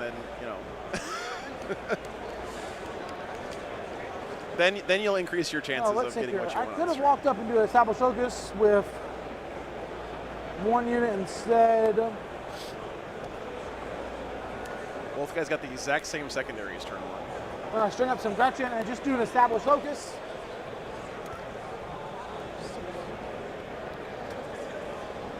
If you kill a few, that is okay. Did they come back to life? Nope. Okay. Oh, Nick's sounding like he's not super aware of orcs. It's like, sir, Stuff. all right, check. All right, these guys have visibility all here. These guys have visibility here. These guys have limited visibility. Yeah, push a little bit more that way. Get that barrel out. There we go. So they need to fight here first. How much is the poll tax? Right here. Only $15 this time, we'll tell you. I got a deal at Home Depot. Probably do Met gun first. Let's see, we'll kill the least amount. Hopefully. I recognize the name, Kyle. Yeah, thanks for your support. Order of operations here. So. You're like one of the first guys on the Patreon list. And go there. Side table is great until I just can't. We were actually talking about having that game on, Steven, first round, but I was just in Portland, and we had just streamed all those guys the last 2 weeks in a row, so I thought it would be a bad idea. 10 on 5s. Orc is actually shooting here. 4 wounds. Into which unit? The cultist unit over here. Closer to you? Yep, close to me. Cover or anything? You got cover. Doesn't matter. Doesn't matter. So who shot? These mega knobs here. Are you still activating? Yeah. Okay. I gotta do their war boss. He hits the force. He's got Grot Gunner. 4 hits. I love that Grot Gunner. 2 more saves. Johnny, there's so many good choices here. I'm a little bit bummed we only get to show 6 rounds because there's only 6 rounds of the Pike's tournament. gonna shoot you up. Because there are just so many great teams here this weekend. 5 shots a dude. Yeah, Ross. I mean, if you include my travel expenses, it was around that much. 10 on 5s. But that's okay. Just happy to be here. And you don't get cover against these ones. They are twin 6 links. up involved. I gotta roll in. I gotta roll in first. Yeah. 2 twin up, links. Richard? Good to 5 see you, gets man. dead. You got in bone. 6 up. Negative. Okay. 5 die. That's the unit. The shotgun from the war The fight. shooting gets the cultist. You know, in a way, that's actually best case scenario for the Thousand Sons because now he doesn't give free movement to those orcs. Check. Over there, Met Gun's gonna shoot. If you're going to lose the unit anyway, and he was going to, you would rather lose it in the shooting phase than in the charge phase in this situation, for sure. Number of shots be 2 +1 action. All right, so we got everyone to update. Thank you, Jack, for Rolling ones. nannying everybody. Reeling once. So it looks like 1, 2, 3, 4, 5 out of the 8 games, Red Dragon went first, next which is not shooting. normally a good thing in Pryonix's. We're gonna do going second that is bike unit preferable. over there. But, interesting stuff. I've usually found that going first is pretty strong. You get to set the tempo of the game, even if your opponent gets a secret mission or whatever. You get to get first access to the center of the board, which can be a huge advantage. Generally, I like going first. I mean, we are talking about the famous Blood Angels Custodes. Yep. So where did pretty aggro player. That fits your style, right? It does. It does, for sure. Okay, so A lot of the games are, well, they're being just, they're being quite interesting. The Custodes versus the Tyranids, they're not hanging back. They're jamming in there. So very excited for that. Camera on that real quick. The Knight player with the Porphyrion, he went first and he put his army just on objective, staring at the Necrons and waiting to see what happened. Still aim in range or no? I think you have to be in range of the guy that I love it. Okay. I mean, what else are you going to do with that army, right? That's kind of the game plan from the get-go. for a nod on a yes on that. Yeah, All good. look at that wall of Yeah. beefcake in the middle. All right, we got 3 Goths to shoot you. Oh, they got plus 1 to hit, so the hit no freeze. Necrons can't kill all of them. Catans are not necessarily super good at killing knights. So Free save. it's going to be interesting. Okay, they're good. Nice. Knights already got a big lead there, 23-15. Big deal. That is early days, though, Rot yet. unit is going. Yeah, my guess is they've scored their first round of primary, you can and tell by the Necrons have not. Take their saves. Yeah. No, I did declare Oh, it locus. didn't matter. I I didn't do saved that. them all. You made them all. We'll put them back. Cool. So you can hear this. First turn win rate is 3% higher than my second turn win rate. Interesting. Bam.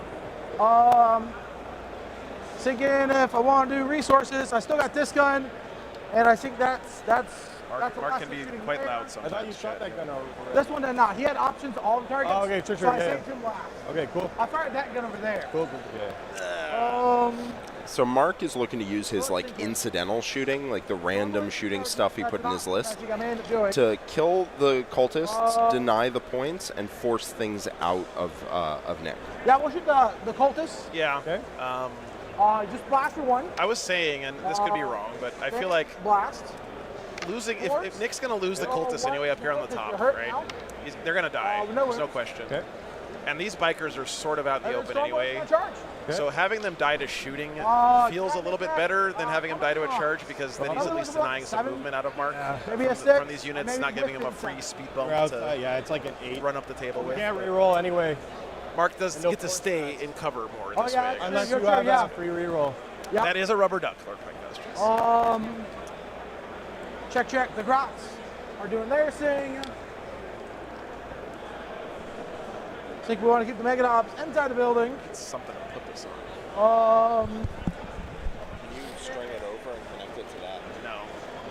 I'll figure it So out. let's take care. I can let you know that's 3 points for me, 5 points for you. That's an 8-point swing. I lose that unit, which I don't know if I want to do. Give me a second, guys. I've got to tech priest a little bit. And that should have been on me. It was at Bam. Oh, whoops. I know it's at I took like 10, 12 minutes. yeah. Boop.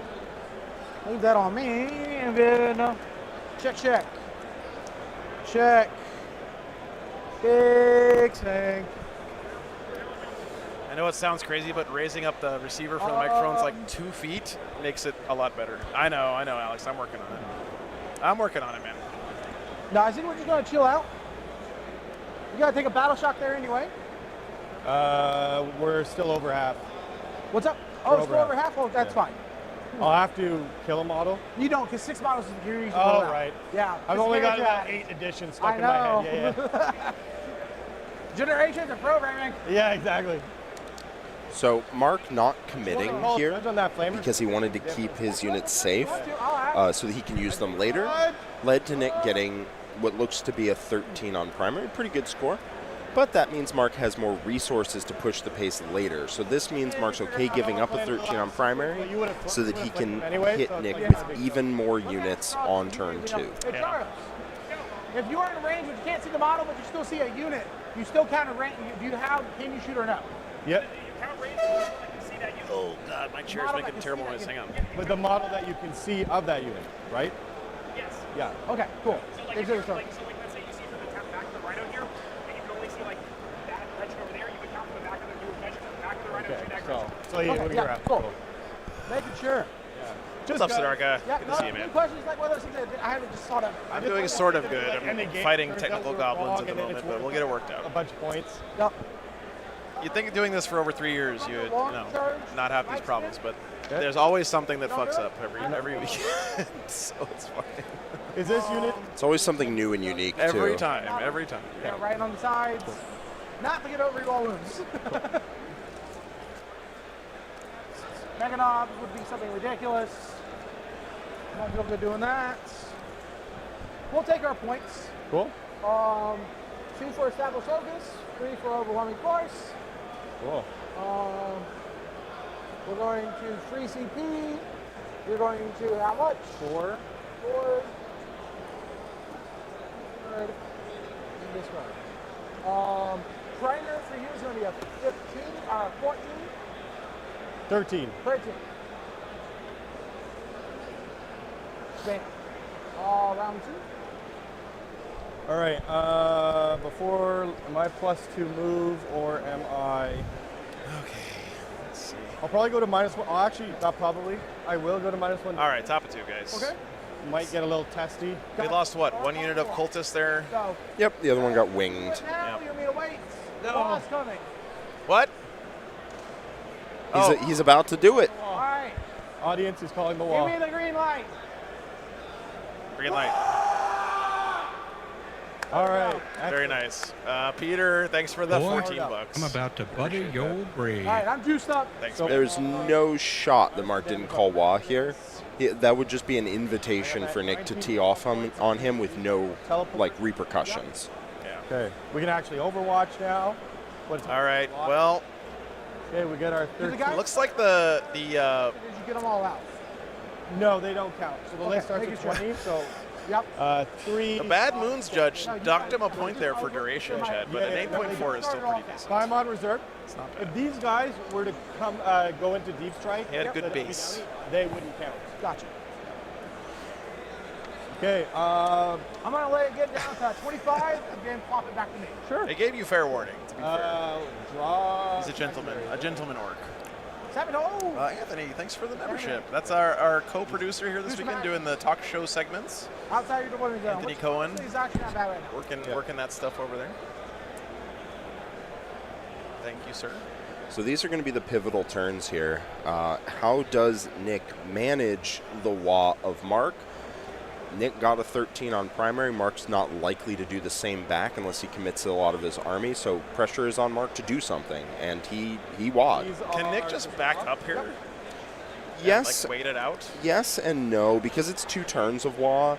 It becomes very costly to wait it out. He'll end up ceding a lot of territory to I Mark. forgot about the 2 turns of Wah. Yeah, that is a huge deal here. All right, guys, we got everyone in the chat. Hadgirth, just no link. That's right, Machine. That's right.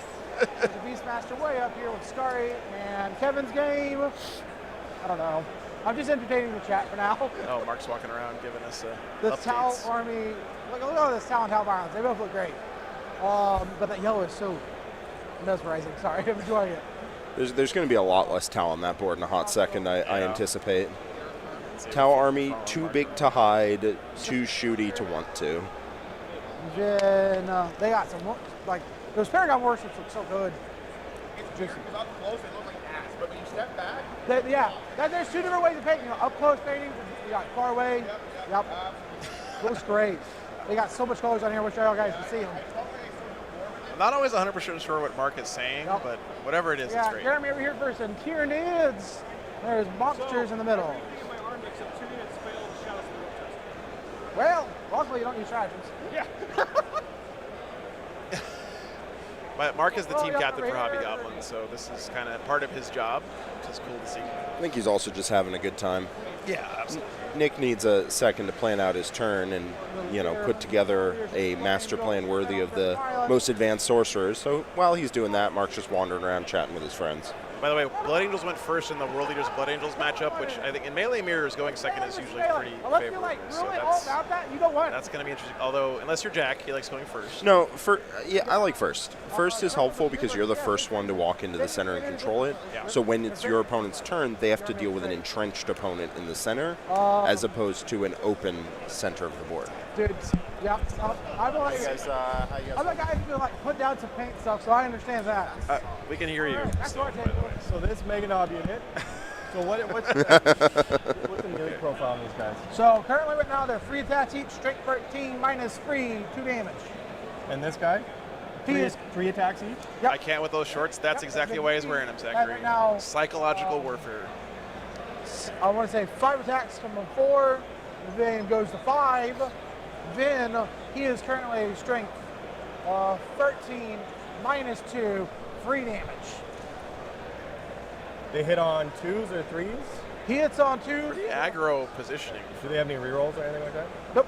Magnus here. I can pop a strap. For rerolls? Rerolls. Any Nabia, which is Mega Knobs and Knobs. He's not actually putting Magnus there yet, I don't think. All right, we're back to our table, guys. I can't see don't you. know. I love you. I love you too, Mark. It is epic, Lou. Good to see you, man. Wish you were here, brother. That's also true. When World Leaders go second, their opponent knows which results they've gotten off the Blood God chart going into their turn. Yeah. That's true. Yeah, so that is a pretty big advantage.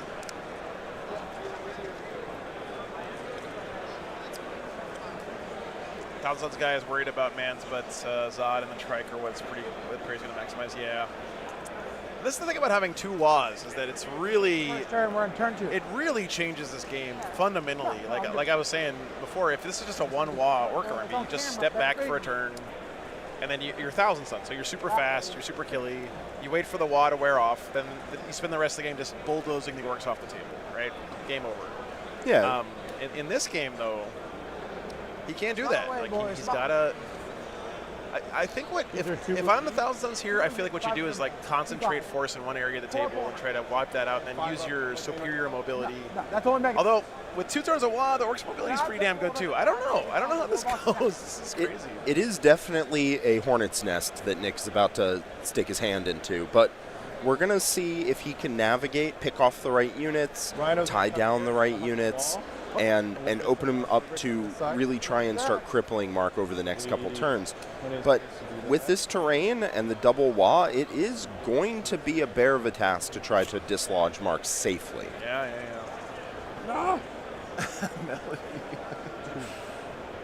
Should be. I've been very fortunate to have lots of great help doing these streams from lots of different people. As Lord knows, I don't know what I'm talking about most of the time. I'm just here to look pretty and run the cameras, Chad. It's okay. Zodgrod will not get the double WA, so Mark is almost certainly sending it in this turn to just tie things up. Kill some rubrics, which they'll do. They'll kill some rubrics. They might even wipe a unit and then tag things this turn. And then next turn, the WA will expire for them, but the rest of his army can make use of that turn of wet blanketing. Joe's got me in a prison. You're in the octagon, Mark. Huh? I'm deaf. You're in the octagon. Yeah. Yeah. It is an octagon. No, straight up. I can't be in the middle. This is the camera. What's up? Hi. Come here. I got a mic right here. So I got Russell Taston's here. Didn't get to play There's this two man. He's having. Guys first, just so I can get more space. Russell could use your thoughts and prayers, guys. I won't get into it because it's his, but So they can go. wish him well. Wish him well. It's very hype.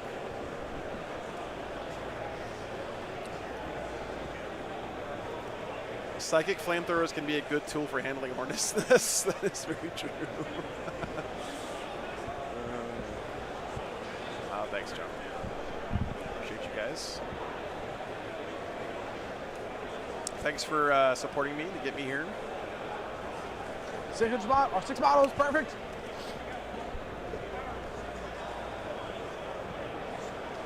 You know, Big Bad Wolf, I'm actually going to be streaming another tournament with those guys in a couple weeks. So if we don't get him here this weekend, maybe we'll be able to get him there. This. Options.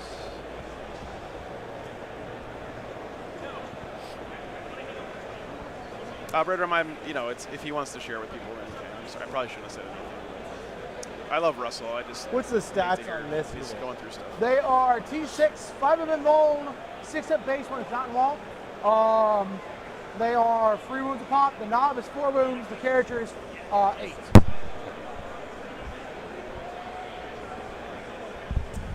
Yeah, Big Red Wolf. I'm actually was there the last 2 weekends, and I flew down for this. Then I'm flying to London, and then I'm flying from London straight back to Seattle. See one each. So I'll be up there. 1 each on the Storm Boys. Adrian, thanks for the membership, man. I'll put. You got free models. You got it. Hi, buddy. Can't reroll against you. Yep, against the Storm Boys you can. Just not against the bikes. Pardon? Huh? If I take it, I won't be able to reroll against you. Oh, so yeah. I'm just deciding. Oh, that's true. How you want to dice it up? Yeah. Because I am a T5, 5 of them bone right now. I'll put 4 OC on there. 4 OC? Yeah. Roger that. That's the right play, I think.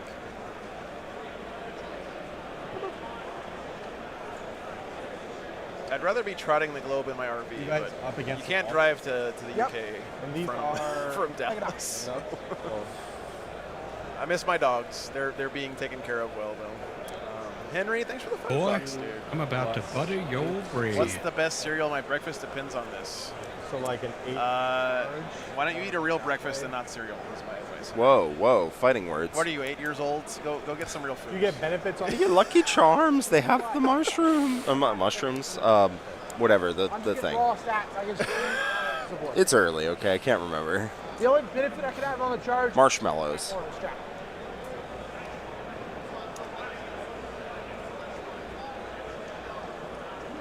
Our new Thousand Suns players. That's So, Jake Gonzalez. If you build the Rubric Marines, I believe you have the option to give all of them flamers or all of them bolters out of the kit. There's my cellular device. Go say hello to Wall Tactics. Hello, bud. Seeing your messages. Are you even here? So something to keep in mind here, Mark has 6 Meganobs and a War Boss with Teleporta ready to rapid ingress onto the board this turn if Nick is not careful. So that unit, if Nick does not screen out, can just show up in his backfield and start cleaning house, especially because Thousand Suns have very short range. So they could just appear 12.1 inches away from all the flamers, not get shot, and then walk up and charge. Henry, it's great. Yeah. I gotta say, Orcs playing on this terrain specifically I'm about to butter your bread. makes me feel like you don't miss trucks that much, man. Like this is the example of a team's list, right? Like Mark knew that he could pick the terrain, and so not having the transports here just makes a lot more sense after seeing the way he's playing this and the terrain that he's on. So, Nick, thanks for the 420, man. I appreciate that. Thank you. Nice. Listen, mushroom and marshmallow sound very similar, and I asked my brain for one, and it gave me the other.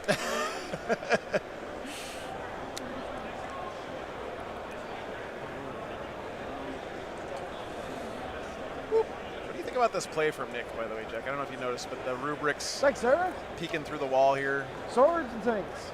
to try to take out some Storm Boys and a unit of You can bikes. still get some in here. I That would can stop that can be risky. Yeah. Thousand Suns do not like trading one unit for one unit, That's what I'm so worried about, right? Yeah, I just didn't want your he definitely has to converge fire on these units and make sure that entire area of the board goes away, or else he's just going to be trading one for one with an army that has a lot of units and does not have a stacking army mechanic that gets better the more units you have. Yeah. I was saying your father believes in you, but Magnus doesn't believe in much of anything. Chappie, thanks for the $10. Boy, I'm about to Pirate butter Panda, your thanks for the bread. membership, man. You guys are amazing.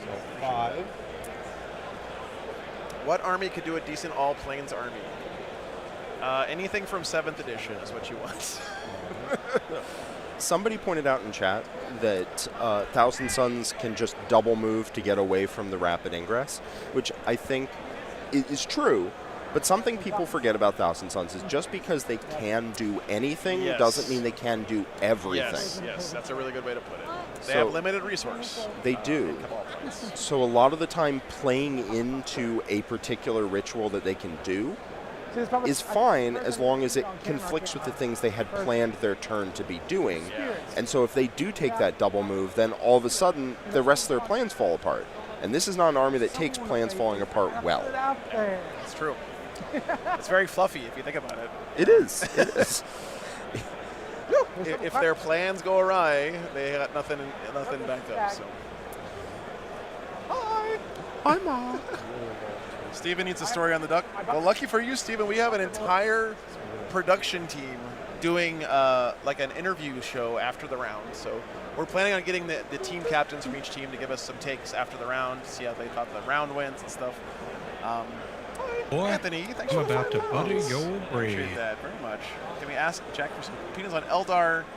Singles the Harlequin brick kind of compulsory to be competitive or no? So Anthony, I thank you for the support, and I'm happy to have Jack answer the question. I just want to say that Jack is here to give us his insights on the game here that we have at hand and the round as a whole.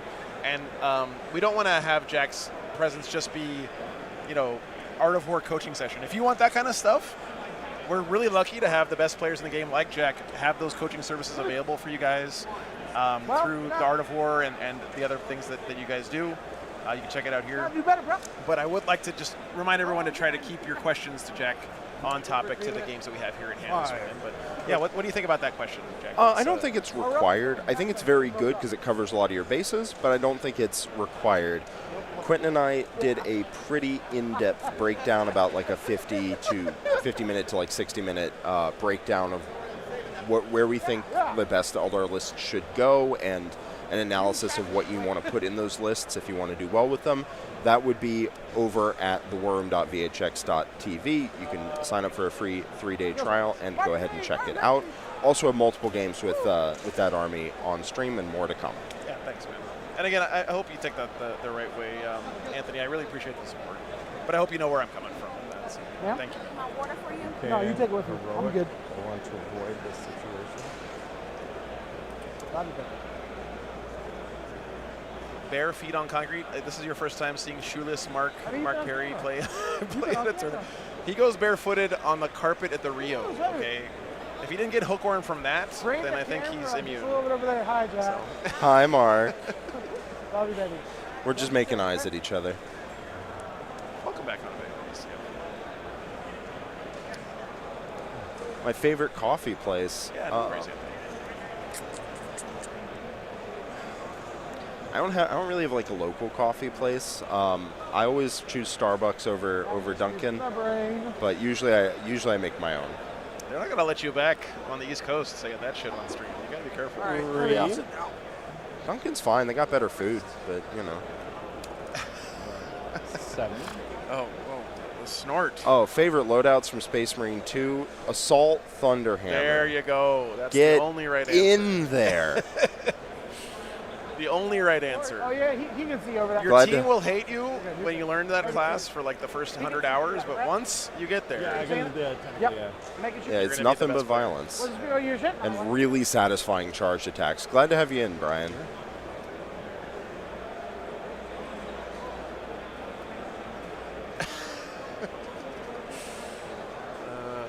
Yeah, but seriously, don't play Assault in my games, chat. Play a class that actually does things besides jump and die. Sometimes I jump, then die. I am the only one who gets to play Assault. All you other motherfuckers need to play Tactical, okay? And can you for multiplayer, when I get fed up with Assault because I hit someone 3 times with a jump attack and didn't kill them, and then they shot me with a bolt pistol and I died, then I do switch to Tactical. Yeah. That is Mark Perry. Bunker bullies. Oh, thank you so much. Let's roll. Found the name for the build. Beautiful armies help so much, and beautiful terrain too, I gotta say. It's really nice too. Listen, if they gave the Reaver a Thunderhammer, I could be about it. But unfortunately, a combat knife, while effective, is weak sauce. well, I'm not gonna say that on camera. Not optimal. Yeah. 100%. The grapple thing is pretty cool. They should let them do that in the game, like on the tabletop. 11. Yeah. We're at 19. And 3 strat. Tubes, if you want to ask questions about that, you can check out my my Discord. There's a channel about Street Tech. 3 strat. We'll go for it. MVB going forward too. I mean, if you're going to put a unit forward, the MVB is one of the ones that might be able to take a punch. I don't know. We'll see. containment with this guy. It looks like he's positioned in such a way that Man. he's right up against this wall. So Mark won't be able to fight in more than one rank because these guys they're going to be engagement range on the side of the wall, but they won't be in base. And so the guys behind them won't be able to fight. So that's a tactic you can use to kind of limit some of the damage from a melee army. Get yourself right up against those walls. It really cuts the damage in half, right? So maybe we'll see if that's enough. These guys are just going to walk Frank, in man, here, thanks for the $5. I'm about to butter your bread. and then do sabotage. Yep. Has to be outside your deployment zone. Yeah, we're going to... Those vacuum pieces are in your deployment zone. What do you think about Max, Infernal It's a club Masters, from here. Rhinos, and Chaff riding around Yep. doing stuff? So so if I That's touch, sort of what we have here. He's got 3 Infernal Masters, 2 the Rhinos. terrain has to be fully Yeah. up. The Infernal Master, can they do the thing out of the firing deck? Which The thing? Rhino? This way. The Mortal Wound thing, the crazy, the relic thing. The upgrade No, thing. no, you cannot, unfortunately. But I will say, shooting 2 regular Infernal Master profiles out of the top of Rhino, Maybe we- absolutely hilarious. Yeah. To CP, I'll need CP.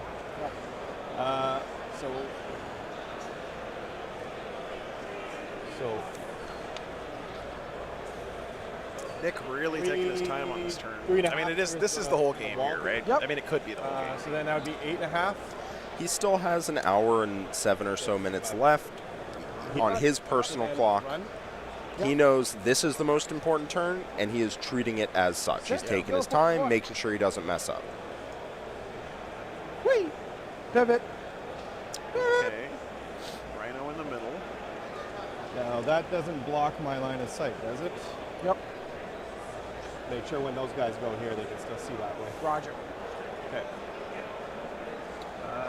Yeah, it's for 4 hours. I honestly, playing in a 4-hour tournament in a teams event is great because it gives you that little extra time to socialize and talk shit to your buddies and your opponents and stuff. And Slightly this way.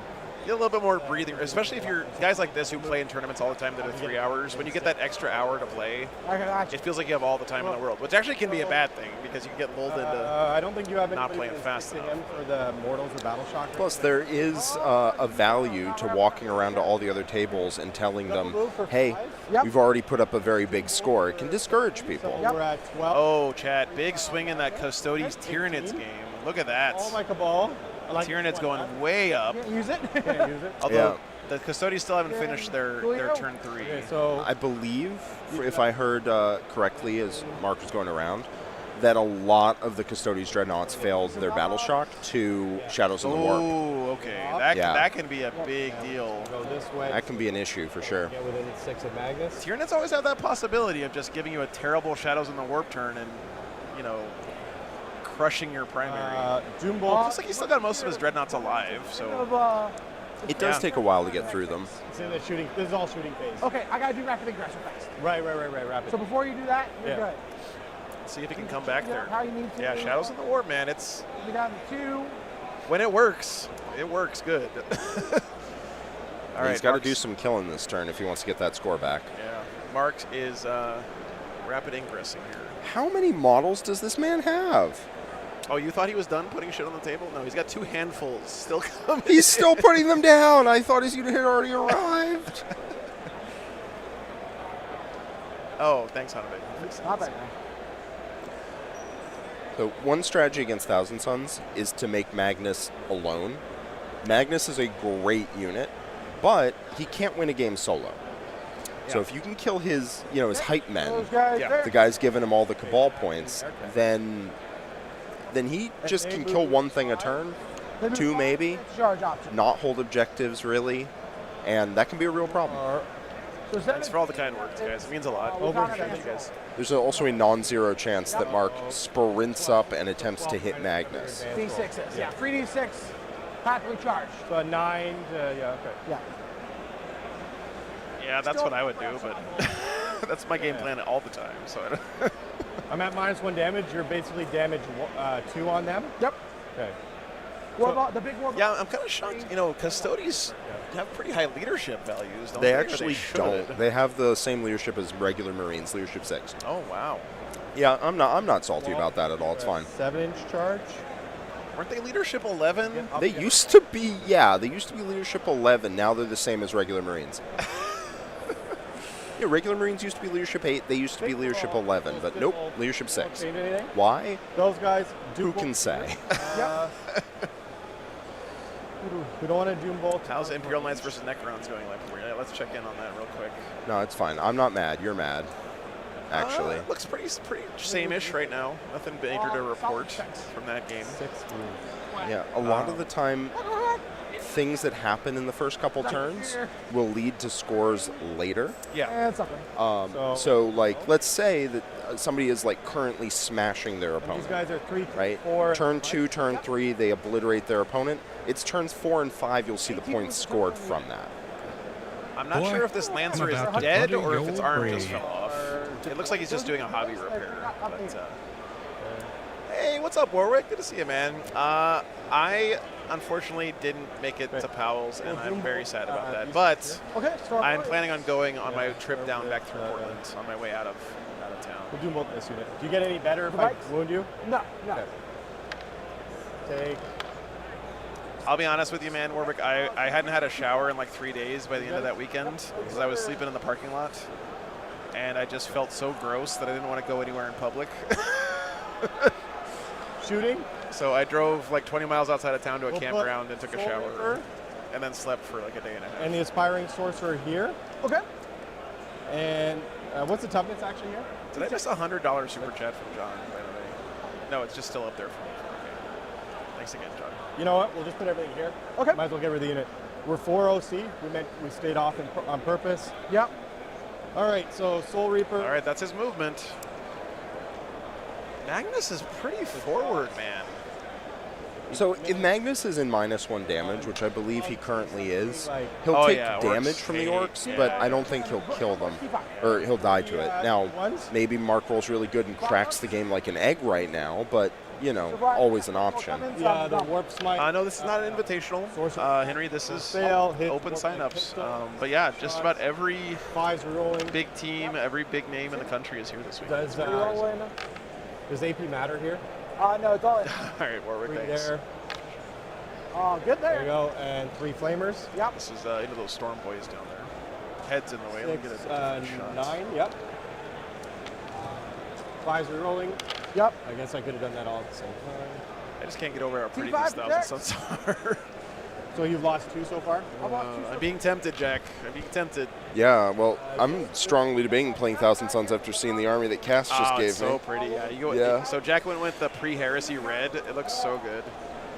It's quite nice. I now have 40 rubrics done, 10 Terminators done, 2 Mutiliths, bunch of characters, some cultists. Mark, go! I nudged your war boss with the camera. Okay. Sorry. I'll fix him up. No problem. We'll figure it out. Hey, Augustine, good to see you. Okay, this, extend the range over here onto those guys. Some space here. Hazardous test. That is such a cool war boss from Mark, though. That's his Def Killa war trike. What's your toughness? On which unit? This unit here? They are T5. T5? Yep. So we're gonna 3, 6. We're gonna wound you on 2s. We're rolling 1s. Oh, that's awesome, Gaming Guru. Very cool, man. Oh, whoopsie! Oh no! I broke the camera. Stick it on. Tap it. I don't know. I'm sorry. Let's see it's back enticed. There we go. Okay. Like that. Cool. We'll flip a 6. Yep. So 6 at AP2, you get cover. Okay. And bones. Failing 4. Okay, and then these are all 2 damage each. So all 2 damage 6. each. We got the 5-man. Right here. So you fail 4 plus 2 more, so 6 die. Yeah, the 5-man unit. Oh, it's 5-man 2 unit. 5-mans. Okay. Wow. Picked up 2 units there with that Infernal Master and the rubrics. Very nice. Storm Boys down. I don't know what that 5-man was. I think it's a 5-man unit of knobs, possibly. Can you fall back and charge or anything like that? No. It's hard to tell with orcs sometimes. I'm not sure what this unit was, but picked it up. Melee? Melee, yeah. So this guy's coming in with 5 attacks at strength 11 right now, 2 damage. This guy has 4 attacks at 10, 2. Chop is at strength 5, and hitting all 2s. Okay. That's hitting all 3s on this one. That sorcerer over there. Yep. Into the Meganobs. Okay. AP2. Yep. Toughness. Atten, yes. So it's a Magnus. Yep. So 2 at AP2, no cover. Terrain feature needs to be outside your deployment. No cover if they have 1. Take 3 damage. Or sorry, no, the unit. The unit has to be outside. Take 2 damage. That's right. Okay. So it doesn't matter where the terrain feature is. The unit has to be outside. You're right. You're right. This guy here into them. We'll do the blast shots. Yep. If you make an obs again. Didn't even check, by the way. He's got sabotage and containment here for the 1,000 1 suns. for blast. Yep. Oh, and These Nick put his threes. primary in the wrong place. I will fix that. What? Just 1 AP2. We're good? Good.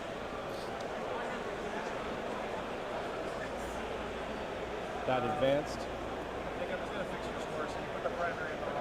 Oh. Whoops. My bad. No, I did that. No. I was trying to help you out where I could. We're there we go. Okay, we got it.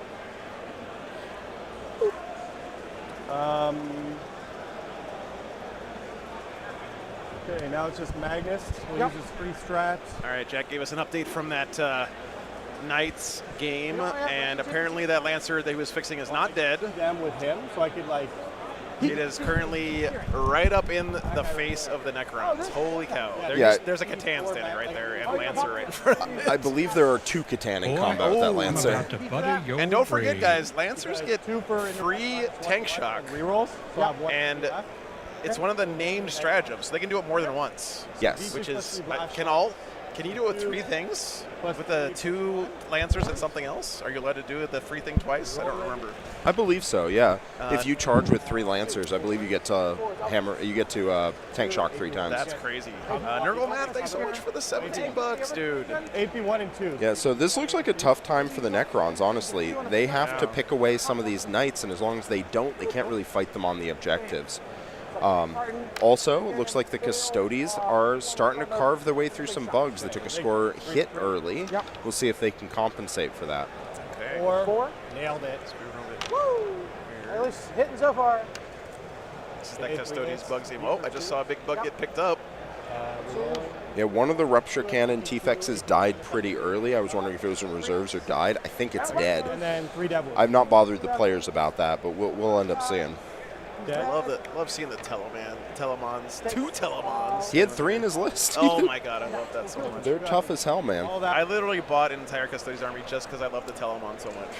It's my favorite Dreadnought, looks-wise. All right, more shooting here. The 1,000 Suns. He did clear the Storm Boy. Actually, there's 1 Storm Boy left. He cleared a 5-man unit. I think we're knobs here. We wanted to shoot. I'm not a huge fan of this unit coming forward right here because it isn't supported, right? I'm about to butter a lot of the 1,000 Suns I would expect would want to come through here so that it collapses on this point and just kills everything in this zone. But it doesn't look like that's what's going to happen. So what looks like what's going to happen is that unit there is just going to trade 1 for 1, and that's not ideal for the 1,000 Suns. And not only is it trading 1 for 1, but it's trading and then leaving the orcs safe behind this wall, right? Like, it's not like he's trading and leaving the orcs standing out here where he can like follow up with a bunch of damage. That's fine. He's gonna lose this unit, and then the stuff that kills it is gonna be completely safe for that's rough. Yep, and staged on the second wall to push forward and start threatening either objective. Like a mediocre one. First ever super chat from Jonathan. Thank you so much. Just formed a group for South Georgia called Golden Isles Wargaming. Would I mind shouting you guys? Absolutely not, man. Shout outs to Golden Isles Wargaming. Yeah. How many attacks? Savannah is a great area. 12 here, 5 there. Love to hear that, man. 3 damagers. Thanks for the support. 12 hitting on 2s. You can, if you heroic, you can't reroll. Yeah. I've actually done a stream out in Savannah. Hitting on 3s with them, hitting on 2s with him. Hitting on 3s, winning on 3s. Yeah. We're talking like 6 wounds. Then bones, and then if he gets all pot, like he get probably a solid like 4 I think wounds in. Yeah, I don't know if it's not worth it for me. So it's dicey, yeah. Yeah. I think we're just going to do that for now. Yep. Okay, so it looks like he's done with his shooting. He was debating a charge, but Mark dropping in a unit here means that if the Mutalith goes for a charge, Mark can heroic. It's not ideal, and he looks like he's ending up not going for it. I guess I get it. Discard. Discard it. Yep. Then on your turn. I'm gonna go to the next battle round. So get 4. So you got baby containment there. Go BCP. See if I And he's discarding Sabotage, not even going for it. Been draw and draw. Able to now step in strongholds. All right. Oh, nice, Jonathan. Cool, All right, man. do all your movement. I'm gonna. Yeah, did it. All right, top of 2 coming up for the Orcs. I think this is right. So Actually, let's think here. he didn't even lose his full unit of Storm Boys. I think he lost all but One one. Storm unit. Yep. They are good. And he knobs. Eliminates. That was not a lot of damage for the Thousand 8 Suns. is good. No, but it did. What was that? It did give him a 10-point differential on primary Yeah. early, Yeah, which, true. if he's trying to lock in a score, letting Mark score a bunch, not Thank you. what he wants to do. So he did deny the points, and he likely will have an Overwatch if anything in that quadrant twitches. Yeah. Is that one over there? I will ask. Moments. The issue is, that sucks here, leaving that one Storm Boy alive No, I'm shooting there. means he can charge that unit with one Storm Boy and like bait Overwatch with him, who cares, and then charge with something that matters afterwards. But I guess he's going to Overwatch in the movement phase anyway, so these guys can only move backwards. I believe this event is open if people just want to come in and take a look. Yeah, I think so. Goes this way. Continue to screen. What's up, Daniel? Sees those Rubikai. Sees that sorcerer down line. The wall is active, by the way, guys. You'll likely hear a second wall in a hot minute. Yeah. Go there. So, looks like Nick is using these cultists here to keep Zodgrod's unit from really getting deep and starting to hit the things in the back line. Because he'll walk right up to them and then be forced to declare a really close charge. That can be a problem. Yeah. That can be a problem for Mark, for sure. Check. Yeah, and remember, Zodgrod does not benefit from the second wall. So if you can shut him down this turn, it's going to really neuter his output. Use his back model. We can just get through here. Put the guy here. We can do that. Okay. Whoop, stand up. Pretty even matches all around, guys. We got 18. We have assault weapons and a Manta charge. Blood Angels going first against World Leaders have jumped out to a little bit of a lead, but the World Leaders haven't scored their bottom of turn yet. Bam. Tyranids, again, we talked about, have that huge lead against the Custodians, but that's mostly because of a really good Shadow in the Warp. The Custodians are starting to kill some bugs. Across here. Everything else still too close to call at this point. Bada bing. Seems good. All good. I think we will Overwatch Overwatch that. him. That makes sense. My impression feeling out the round is this one's going to be a photo finish. Yeah. Toasty. That's great for us. Go ahead. Take it out. That means every point matters, guys. That's right. 5. And it also means any player can, pull a really good move, blow out their game, and decide the round for the team. So 4 saves at AP2. And nobody wants to be the other guy on the other side of that, right? No one wants to be the guy who gives up 20 points to the other team in a close round. Exactly. The worst feeling in the world is being the reason your team lost. But the nice part about teams is 8 players play their games. Yeah. It's never just one person. Tattoo dev wound, so taken here. Taken here. Don't you have the rest of your unit shooting, bro?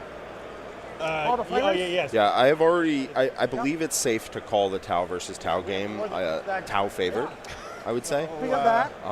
I think Tau's going to take it, but Tau is going to give them a real run for their money. That guy, you let me know. All 3 of them. I mean, that's why he's a pro, Chad. Third, That right there. 12 shots. Yep.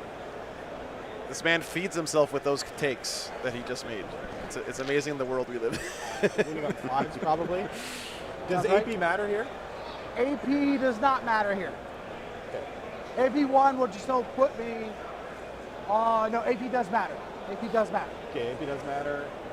I control that Because they'll objective, put me on so I don't 4. reroll. So 2 at AP2, 2 at AP1, no cover. Oh yeah, you're in no recovery. AP does not matter. It's all the Okay. same. So, yeah. Taking 3 wounds on the knob. Okay. And Element. then Soul Reaper, Yep. 1 hit with a sustained. Reroll 1s, toughness. Toughness 6. So that doesn't. What if they draw? Drawing is a real possibility in teams. Attack, no hits. The magic number is 86 points you got to get to get a win. Reroll 1. So to win the round, you can't just score 1 more point than your opponent. You have to score 11 more points than them, or 6 more points, something. One of those break points. If everybody on the team scores an 11, that should be enough, because that would be 88 points. Yeah. So if you win every round by a little bit, you're good. But if you win a little, you lose a little, one game goes really well, one game goes really badly, draw happens all the time in teams. Draws happen a lot in teams. So the win threshold is you need, as Joe said, you need 86 points. 86 points, right. Each round, each game, there's 20 points up for grabs, right? The score starts as a 10-10, but it can go all the way from a 10-10, 11-9, 12-8 to 20-0. Yeah. But every game is a zero-sum game with 20 points on the line between the two players. Apo, I think the reason he didn't charge with the MVB is because what I was talking about before. He's using that wall to limit the amount of guys who can make it into combat with the MVB this turn. If you have a wall between you and your opponent, you can still be within engagement range, because engagement range is 1 inch. But the rules say that you can only fight in a second rank if the second rank is in base-to-base with a model that's in base-to-base with your target. So by having a wall between you, you by definition cannot be in base-to-base, and so you can only ever fight in 1 rank there. So it's going to keep that MVB a little safer. I believe the reason he didn't charge, I think he was planning on it. Yeah. I believe the reason he didn't charge is because Mark rapid ingressed a Meganobs unit right behind the unit he was going to charge. Yeah. And so if Nick charges, then Mark rapid ingress, or not rapid ingress, there's heroic interventions, hits that combat, kills them, gets more distance, gets a free resource, and gets to charge further. Yeah. So he wasn't willing to risk that, and so he did not make the charge. Got the Overwatch out of the way. Makes sense. 2, so 14. Is he Battle Shock? He passed the Battle Shock. Yeah. I didn't roll him. He rolled an 8.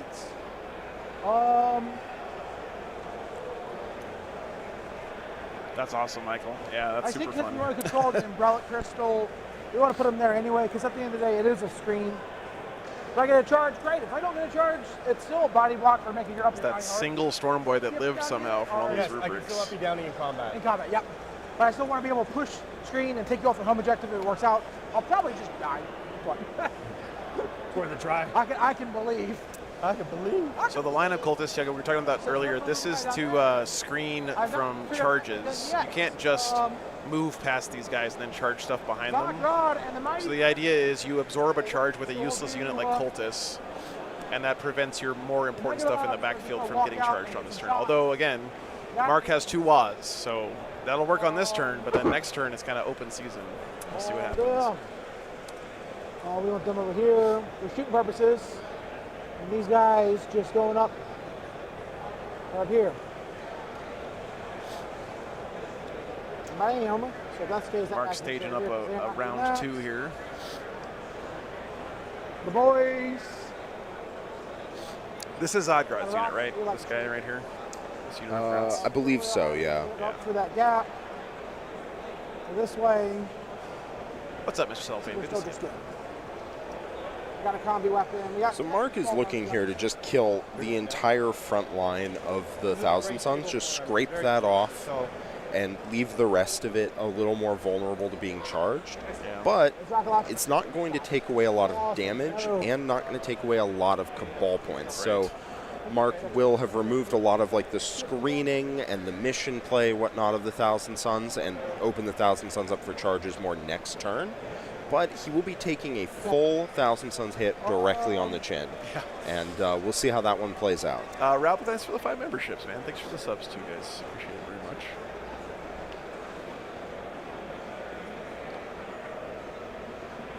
Yeah, Zogrod and his Gretchen are going to advance. I wonder if these mech guns are going to do anything this game. Pop some rhinos, I guess, is their main plan. I would imagine so, yeah. Just get that crossfire going down. Just shoot at random stuff. Maybe at the Mutilith to help soften it up, because those things are pretty durable. Here. Just take targets of opportunity, because they're quite cheap, so any damage they do is worth it. A string of Gretchen. You know, Jonathan, it's always tough with orcs to know if something's a proxy or if it's yeah, it's hard to tell, which is something I love about orcs, but I'm not sure if he's using the official Zodgrod model. He said this was Zodgrod's unit, I think, when he rolled the advance. So. Yeah. I would be surprised if the Thousand Suns player wasn't going in here trying to get a win. Thousand Suns are currently a lot more powerful, at least more have more raw power than the orcs. Yeah. And so going in here, I would imagine he is expecting, or his team is hoping for him to get a win here, and that's what he's aiming for. I do have an Orky hard miss for that. You're right. I don't expect that he's thinking he's going to blow Mark out or anything, but I think he's definitely aiming for that like 12 to 13 range of a like decent small win. What's your take on Orcs overall in teams, by the way? I think they're a pretty good team. Kill this guy. They seem to do well in teams. They're all right in teams. They have a lot of different ways you can play them and different ways you can build them. And if you build them in a weird way, people aren't necessarily practiced for that, and they can mess up their pairings. Look at that, Chad. Custodes closing that gap already. Bringing it back. That's pretty nice. Check, check, check, check, check, check. Turns out when you actually can score primary with your units, you can number 1. close the gap pretty quick. That's good to see. If you're a Dreadnought Custodes fan, Number shots. it's nice having a Telemon standing in the middle of the table. A Telemon standing on your opponent's home objective in combat with a rupture effects is probably a little better, though. That's swinging hard for the I don't see a lot of Tyranids right now. Of course, we're looking from the Custodes side of the table, so it's a little bit hard to tell. But No, there were a lot of bugs there, and there are currently not a lot of bugs. And Custodes Dreadnoughts hit hard in combat because they can get access to that critical sustained 5s. Yeah. And that's pretty nasty. That round of Shadows in the Warp might be saving the Tyranids from a really nasty loss right now. But, you know, the day is young. Yeah. Cool. That's interesting. 5s. That's that list doing what it's designed to. All right, he's shooting some grot guns here. Yeah, sorry. It is in combat with an Exocrine and a Rupture Fax. Oh, he got both of them. Yeah. It looks like it, yeah. Oh, you're right. That is not what you want. I mean, the Telemon does have a gigantic base, so if you can fit it in, you can tag a lot of stuff with that one. Yeah. If neither of those units do any amount of damage in combat, if the Rupture Effects pops off with the Rupture Cannon and pops the Telemon, all right, we can continue having a conversation here. But if it does not, things are going to get very ugly very fast. The Rupture Cannon is the torrent weapon, right? No, Rupture Cannon is 2 shots at strength, a billion, AP a billion, damage D6 plus 6. But it's going to be hitting on, what, 5s when it's in combat with something? If it's wounded, it's going to be hitting on 3. It hits on 3 space. Okay. So it's in combat, goes to 4s, but because it's in Crusher Stampede, if it's wounded, it'll hit on 3s. Ah, nice. And I guarantee you'll spend a CP reroll on it. So we'll see how it goes. 2 moons. Good. Unless there's AP or anything. Nope, no AP. Outside 9. No, the Nids are Crusher Stampede Miner. 5s and 6s. 1 moons on the board. Oh, yeah, it's also heavy, so he'll be hitting on 2s. Toasty. Oh, wow, okay. All right. If it's wounded, it'll be hitting on 2s because he stands still. Okay. +1 to hit. In combat, -1. We're going to shoot. And then if it's wounded, +1 again for Crusher. Very nice. So it really comes down to, can Jeremy pass a couple saves and just wrap up his home objective? Who can say? No runes. Whoa, got a little lucky. Means we're going to have to charge the old-fashioned way. Oh no, I have to charge, says the Orcs player. Yeah, he's really broken up about it, you can tell. Yeah. That gun down over here, shooting here. Cool. D3 +2 because of blast. So 5 shots. Your unhurts are real ones. All hit. Let's go. 5 involves at death. What the hell? Balls are death. I told you that, Save. well, 3 of them chose death. Yep. I told you the mech guns love Mark. Mark loves his mech guns. What? Yeah, so you fail 3? Yeah, it's a 3 die. Oh, okay. You're not supposed to die to shooting in this Orcs army. Yep. That mech gun just popped. They'd almost kill the whole Rubric squad. I thought for sure he was just going to 5 for 5 fail that and lose a unit. Oh my god. Then next, we're going to shoot that. That was a mech gun. Here. We'll shoot his guns here. Cool. And then shotgun. I think Mark is trying to pick that unit up in the back with just shooting now. That would be huge. Although, like, the meat and potatoes of that unit is really the Infernal Master in there. And also, you don't lose Cabal points until the Sorcerer goes down, right? In the squad. So he hasn't taken any real damage yet. The 3 Flamers are pretty nasty in that unit. You do want to have them. But yes, a lot of the unit's going to be Soul Reaper and Sorcerer. Yeah. What's this into? What's up? What was that into? Into the Rubicon. Yeah, thanks for that. So Yep. Fails. How many damage? Just 1. Just a big shooter. It's not unreasonable if you build a bunch of guns into your army that are kind of nonsensical, which Mark likes to do, that you can combine fire and bring down some middling toughness target your opponent thought was safe, like this. 3 hits. 3 saves. I will say that you got to have some kind of effective shooting in a melee army most of the time because it kind of forces your opponent to respect that a little bit more. And these mech guns are showing their worth right now. Then the bike itself. 1 hit. 2 links. 1 wounds. Take a dude. They're going down.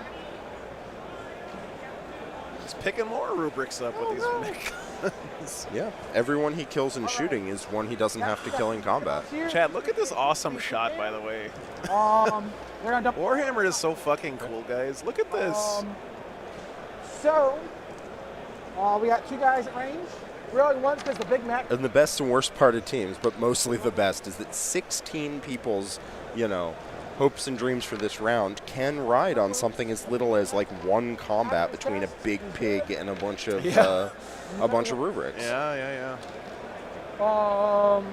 You really gotta have a lot of trust in your team to play in a team tournament. It's like it's very boys. It's tricky because it is a dice game too. At the end of the day, right? It is. So, like, here, and then the pistols here. So combi weapon. Nope. Pistols. The green tide. Yeah. 1 wound on the rhino. It is Pain Celestine, yeah. Jack Harpster here this weekend. So very happy to have him. All right. As soon as I found out I was casting this, Jack was my first call, and he said absolutely, and made it out here. It's really great having Jack here, especially getting his insights on teams, because it is kind of a different game. Teams is a different game than regular 40K. It is. What I'll say is if you have the opportunity to go to a Teams event, take it. Yeah. Because the single worst thing about Teams is that it is so much fun that going back to singles 40K, you just won't want to do it anymore. Yeah. You'll want to play teams. Yeah. That's true. I've heard that from a lot of people. And here with the bike squad. Solid 8, that's just what I want. So you're going to try to tag me? Yeah, I'm going to try to consolidate into you when I activate. After I can kill these units before they activate. Got a base of the table. So he has to charge both? I'm getting dog updates from my dog sitter back in Seattle right now. It's nice. Yeah, I guess that puts him out of melee of him. Right, but I charge both. So I had the base. How does Jack feel about the Team Midwest Monstars? Yep, no, you're right. It's this wall is giving you they're all right, I guess. A little bit, but at the same time, it's fine. That's just 40K. That's 40K. All right. Darn whoever gave us those walls. Walls. Charge it here. Free. That's going to be a CP here. Oh, nice. So you're down to 1 CP? Down to 0. Okay. I'm excited for the stomping Midwest Monstars will have when they play us at they play Art of War at DreamHack. I still no. I'm excited for that. I'll tell you. I'll tell you what. Yeah, you rolled a 3 into a 3. What was that? 3 into 3? Okay, cool. I was like, brain fart. I was like, well, it was there. So they just failed again.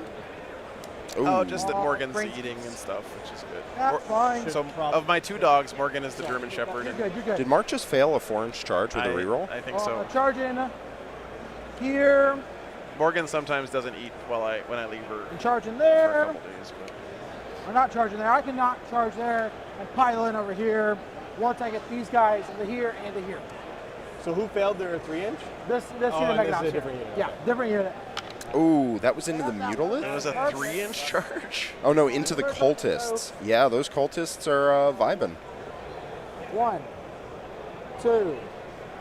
You do have to base, right? So how does that... Right. So I'm going to body block with these guys. Okay, too easy. Got you. Yep. Picking up what you're putting down. Yep, because I still have to engage that unit. And then... Well, you might lose... Yeah, this guy's going to lose out. Too easy. That's all right. fine. Good enough for me. Yep. Yeah, you notice Mark took that clean in stride. Like he was like, yeah, that is what happened, and we're gonna move on. When you got 20 units charging, failing 1 or 2 of them is not the end of the world. So he's out of base. These guys do not have the base. Having redundancy is important. We're gonna put a guy just right here inside the wall in engagements. Then over there, wherever it might be. Also, being good at Warhammer means not getting phased by dice. Okay. If you let bad rolls like emotionally upset you in games, you're not gonna. It's not a recipe for success. Check shot. I gotta move that character. That's who I forgot. I was like, I'm missing a guy. I don't have the. I can. Hey kid, what's up, man? Because I have the character here that body blocks. Bam. Chat looks like the Knights are solidifying their lead against the Necrons. They're 46-25 right now. Might actually. Yeah, it looks like the Necrons are trying to find a way to bring down some of the big Knights, and while that happens, the Knights players just raking in the points. Trying to avoid that. Go ahead. I want to see what I can. Custodians have closed that gap up almost all the way. They're already done with turn 4, by the way. They're going to have a score in very quickly. Into you, so I can do it like so, and there we go. Yeah, with the scoring advantage that Tyranids can put on, I'd be surprised if it was like a big blowout. But with bottom of turn scoring and the fact that you can score up to a 23 on primary on turn 5 on this mission, I could see anywhere up to like a 15-5 for the Custodians or a 10-10 depending on if we'll keep the game close. Yeah. All right, boys, gonna beat up on Charge. You and me both, Mr. Fahrenheit. Yeah, I love that stuff. Rhino and the Cultists. When the dice tells the story of you failed this 3-inch charge twice in a row and you cost your team a win, that can hurt a little bit. But you know, it's part of the game. It's part of the game. I'm silly. This is the Sisters Drukari game, Kevin and Skari. But you're -2 to charge on those. Kind of just want to zoom in on some of Kevin's models because his armies are always gorgeous. Oh, I didn't charge the sorcerer. No, but when the sorcerer.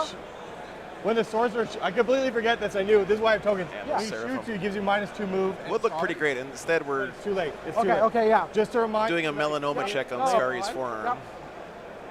Skari, you might need to go to a dermatologist to get that looked at, man. Put the tokens at the tower. Yeah. I'll remember that. I'm gonna put it on like him. Ooh, Lilith getting mixed up there with some battle Those are your rules. Yeah, Lilith is nasty. Charge those Rubikai with those bikes. They're going in there. Base you both. Like so and so. That one's really close, guys. Look at that. Very, very close still. Early days on that one. Looks like the Drukari did go first. Yes, with a 9. So I guess I got to go over there. So it's on them to kind of push the initiative. Not that right on the other one. No guard games this round, Connor. I've done enough close charges. I'm not trying to do more. That is a lot of orcs. that is several orcs. He failed a 3-inch charge with these mega knobs up here into the Mutalith Vortex piece. No, it was into the cultists. Oh, into the cultists. Yeah, so the idea there was, I believe, to kill the cultists and then allow this unit to fully pile in and fight. Yeah. So we'll have to see if the Mutalith goes down, because it might not. All right, Gretchen are charging the cultists and the center Rhino. So Zagrad's unit. Well, it's actually third. So a third of the tables. What is it? Failing on these short-end charges. I don't know how many exactly, but some of the tables are WTC layouts, some of the tables are GW layouts, and some of the tables are FLG layouts. That's within each pod, not like in the whole room. So there's 8 tables here, and some of those tables are WTC, some of them are GW, and some of them are FLG fixed terrain layouts. I am intimately familiar with this setup. This is GW Layout 7, which is one of my favorite layouts for teams, not amazing for singles. Yeah. So glad they included it here. Well, it's cool. It's another layer of strategy to have terrain that may not be the most balanced because you get to pick the terrain as part of the selection process. Exactly. Yeah. There's orcs everywhere. It's actually, I think, a great thing they did here for Champions Cup because it's a real test of this player's skill and ability to adapt and play on different kinds of terrain, which is part of what they're trying to do here. So. What we are going to try to do is kill these cultists here first. Then these guys, I can probably put one guy in that gap there, move another guy up, get fight, maybe get another model here. And we go from there. Okay. That's awesome. Very cool. I can interrupt, though I don't know if that means anything for me. Yeah, I think your interrupts are pretty mild. The FLG fixed layouts are, I would say, pretty equal in coverage to like a GW terrain layout. So they shouldn't have They use a lot of the crates and stuff as obscuring. We should do these guys first just to make it simple because this is the interrupt that could hurt. Pile this guy in. This guy basic. Maybe a little bit more shooting favor. Here and there. Probably that. I think the WTC layouts are probably the most dense with terrain in general. But So are you going to be? They have really, it's really hard to get long lines of sight around those maps, around the WTC maps, What about for the other sure. guy? He has to be the. He's not fighting. He's not so fighting. you just have one guy. These two guys are missing out. Okay. So you just have one into the sorcerer? Yep. Okay. One into the sorcerer. All right. Okay, that guy's One intimidated. loss. That's in the needle. Yep. Okay. Freeze. Free and bones. Free damage block. Takes 6 damage. Takes 5 damage. So Okay. 13 minus 5 down to 8. Okay. The one not. You know, Metaphoric, that's, in my experience, that is the way that Warhammer is played almost always. And it's really the only way the game functions, is to be open and honest with your intent and talk about what you're... Down to 6. You know, I'm moving these guys here so that you can't see them if you get to this position on the table, stuff like that. We don't play Warhammer on a grid, so if you're not playing by intent, then the game just kind of breaks down. Right there. Yeah, I think it's one of the really things that makes Warhammer special and great, actually. Is Yeah, everyone realizes that it's, you know, an in-person kind of fuzzy game where models can get knocked, or, you know, a line of sight could be very finicky, and making sure both players are on the same page, playing the same game, knowing what's going on, that's exactly what you want. Yeah, absolutely. Force wound. Free saves at minus 2/2. Take 4 damage. 4 damage. The Rot Herders. 8 attacks. 2s. Oh, Chad, he's got dice that match his army like perfectly there. That's a definite plus. 2 basic tips. Take wounds. Okay. And we're gonna work on wrapping you up, and then I got 1, 2, 3, 4, 5, 6, 7 Gretchen. Into the cultist? Into the cultist. Cool. So 4s and 3s. Just +1 hit, +1 wounds. Strength 3 +1 to wound? Yep. Yeah, meat's back on the menu, boys. Yep, the WA definitely helps these units out. Yeah, look at the little night goblins he's got for his Gretchen with like bows and arrows. 6 up, so 5 die. 5 die. All right, let's see. Think that's all but 1. Who hasn't activated yet? These guys, this guy. Those guys, those guys. Do orcs and grats even eat people in lore? I'm not sure orcs eat in the lore. I think they just fight. That's all they do. Because, yeah, you're trying to keep some guys from hitting there. Yeah. That's Zodgrod's team, WAP, so they hit way harder than Strength 2. So Grots are Strength 2, but this is the WA, so they're Strength 3, and then they get +1 to wound off of Zodgrod. So you stack a bunch of buffs, and yeah, Grots do actually a lot of damage when you give them +1 strength, +1 attack, +1 to hit, +1 to wound. In the Warhorde, you can give them critical sustain 5s, +1 to hit, +1 to wound, +1 strength, +1 attack. Yeah. And I've had them just hand like 30 saves to a rubric unit and just be like, here you go. Yeah, Zodgrod's unit is scary, and it's great killing stuff with it, because like getting killed by Grots is the most shameful thing that could ever happen to your models on the table. Well, also, you can explain to your opponent until you lose your voice that these Gretchen, on the turn they go in, will hit harder than Gretchen should. And your opponent will look at it and during the game just be like, nah, they're just Gretchen. Also, the dude leading it is like 7 attacks or something, 6 attacks at 8/2/2 with +1 to hit and wound. Sustained 5s in Warhorde if you spin the strat. And all of a sudden, like, I've lost a squad of 8-bound to this unit after charging. They're also -1 to be wounded and have a 5-up invul on this turn. Yeah, it's pretty nuts. All right, this unit's going to activate. We're going to put this guy in this hole if possible, as I keep knocking it over. Which unit? I thought this unit just fought. Yeah, this I'm doing their pilots. Okay, Their gotcha. consolidation. Yeah, gotcha. Boop, boop, boop. Sorry, I don't mean to be Exactly. pedantic. I just No, you're good, bud. This guy's going to go over here. Base unit. Nick apologizing in true Canadian fashion. Rhino, force a desperate breakout. And then we're going to put our attacks here on that vortex piece. Trying for a desperate breakout on the guys in the Rhino. All right, Nice. vortex. So I think the Rhino is empty. He just means that if the Rhino falls back, it'll have to roll a die, and on 1 or 2 it'll die. Not the biggest threat, but like if you don't wrap it up, then he'll die. He will live 100% of the time instead of 66. The knob. Come on. Freeze, all hit. No. T10. 10, yeah. One What's more. up, AA? See you, man. Only 1, eh? Well, just one. Oh. Get him out of here. How many damage? 2. 2 5s. Come on. Come on, come back. And the Mutolith goes Low. down. I do not. Wow. To the wound. Exactly to the Yikes. wound. That's not like a game-ending loss, but it definitely hurts. Oh, yeah. Definitely Right. hurts For to sure. lose them. Yeah. Oh, I talked about doing that one Stormboy charge. You want to do it real fast? Yeah, go ahead. Sweet, thank you, sir. In my head, he's just dead. I literally just, Cool, he's dead. Never mind. I was He's just green. about to ask you, in fact. I was like, Yep. did you fail that or forget? Yep. Forgot. Here is the F-Tilt Wartech and the Rubikai's on the objective. All hit. Free wounds, free and bones at death. On a 4-man squad. Kill 2. Kill 2. All right. Then the knob. We're just lining up your between rounds content here. Anthony Cohen is 3 more at the same case. running a whole talk show, and he's lining up interviews and trying to figure out what we're going to have on for you guys between rounds. So please stick around. It's going to be really great stuff. I'm very excited about that. Over the table. J15 games. Is that you? Oh, nice to meet Gotcha. you. Yeah. Even right now. He did his push. Yeah. Yeah, remember, he does have 2 WAs here. So 3 more inbolt saves of death here. So there's God. Okay. And then the knobs. did kill that one Rubik squad that came through the wall. That squad was always going to be dead. There's no surprise there.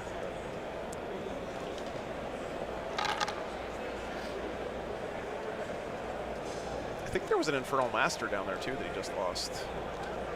Down in this area. Yeah, definitely could have. 3 wounds.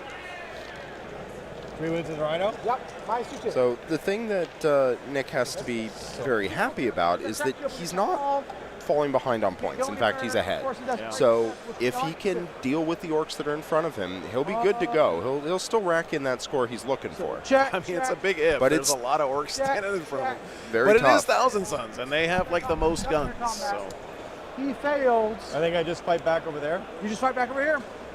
5 attacks from the... and we just got an update from the Thousand Sons player to his team who says he thinks anybody it's pretty wounded? even right now. Missed. Strength 6, 8... No one's wounded. By the way, guys, the Custodies just rampaging ahead in that Tyranids game. So 1 at 8. Looks like they have pretty much wrapped up there. Something about having a Telemon on his home objective, not ideal. And by the way, guys, I know a lot of you guys wanted to see that game on stream, but that's why we didn't put this game on stream. Because it's already over, and we have like 2 more hours in the round. So, All right. Yeah. That's it for me. Yeah. I'm gonna go over there and do a brief check-in, see how that round is wrapping up. Oh, and if you could remind players to hit the game finished button when their game's done on the thing. Yes, sir. Thank you, sir. Yeah, they're pulling up objectives, so their game is over. Yeah. And 15 points exactly is actually a 12-8, so not a big win for the Custodies, partly because the Tyranids got that really big battle shock turn and raked in a ton of points. Yeah. So If the Tyranids had scored keeping the one game- more point, it would have been a 13-7, which that may matter in this round. Very well could. This is going to be a tight one. Yeah, first, before we do that, Battle Shock on the... Sorcerer? Well, let's see some cards. Oh, cards first, yeah. And you got All right, here we go, guys. Big opportunity here for the Thousand Sons. Engage and recover assets. Okay, engage is good because that just means exist. You don't have to spend units doing actions, which is nice. Recover assets is... I'm going to spend 1 to... I don't think you want to recover assets here. Discard, recover assets. Yeah, good call here by Nick. This is his go turn. He doesn't want to spend his go turn doing actions with units. I think this is right. I think all the orcs have lost so far is unit of knobs. Mech gun. Thousand Sons lost Yeah, one of their Rubik squads with an Infernal Master, that Met gun. their Mutolith Vortex Beast, and I think both squads of the other Cultists are Met gun? dead. Sorry. There's a Met gun here. Oh, Met gun there. those yeah. 2, the 3 Met They're guns? each solo. So no, a Grot unit here. Yep. That guy, and this guy here. Okay.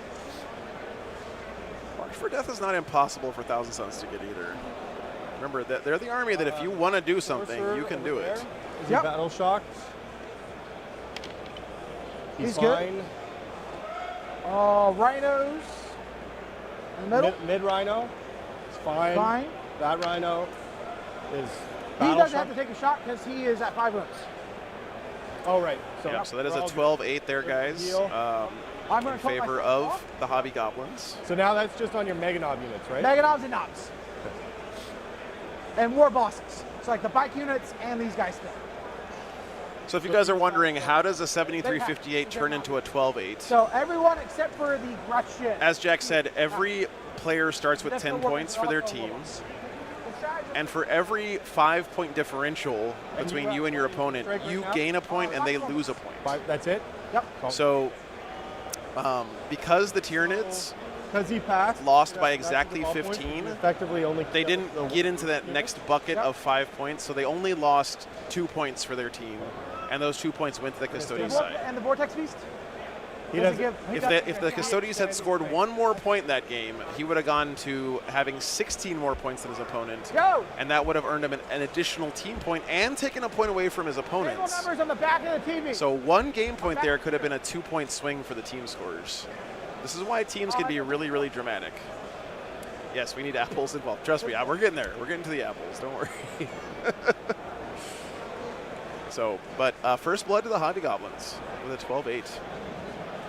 The magic number is 86 points, guys. To get a win for your team, you got to get to 86. So he's on the way. They're on the way there. This game is, I think it's still too close to call. Yep. See what That's a Mega Knob unit. That's a Mega Knob unit. Yep. Ow. Marked for death and engage here. So Nick has a real puzzle on his hands here. How does he solve this without getting destroyed? On that Rhino. Yeah. Okay. If he can figure it out, he can still lock in a pretty good score. But he does have to figure it out, and he has to figure it out right now. So, in this situation, do you even care about Boy, trying to do your I'm about to missions, or you buddy just go kind of free. you take a turn off from scoring points and just try to not die for a turn? In teams, you always have to think about both. Yeah. Unfortunately, a lot of times people fall into the trap of saying this game isn't going to be about points, it's going to be about who kills the other person. Oh, yeah. But if the fight drags on long enough, it turns out it was about points the whole time. That can be a real problem. Now, because Nick has a scoring advantage, he can step back and just pour damage into Mark. But he would be giving up that scoring advantage. So then if Mark can drag the game on, the game might be very close. So Nick needs to assess how much his team needs him to pull out a big win or just prevent a big loss. Gotcha. Phil with $50, dude. Thank you so much for the support, and really happy to get the Dragons on. They came all the way down from Canada. I mean, that's commitment. So you thanks for the support, man. Appreciate that. In melee with me. That's a So loss. if Nick wants to try to lock in a score, he has to push back into Mark to keep leveraging that scoring advantage. And then it's a very high-risk, high-reward strategy. If he pushes back in and kills Mark, he'll get a big score. But if he pushes in and doesn't kill Mark, well, bad news. Bad news on that one.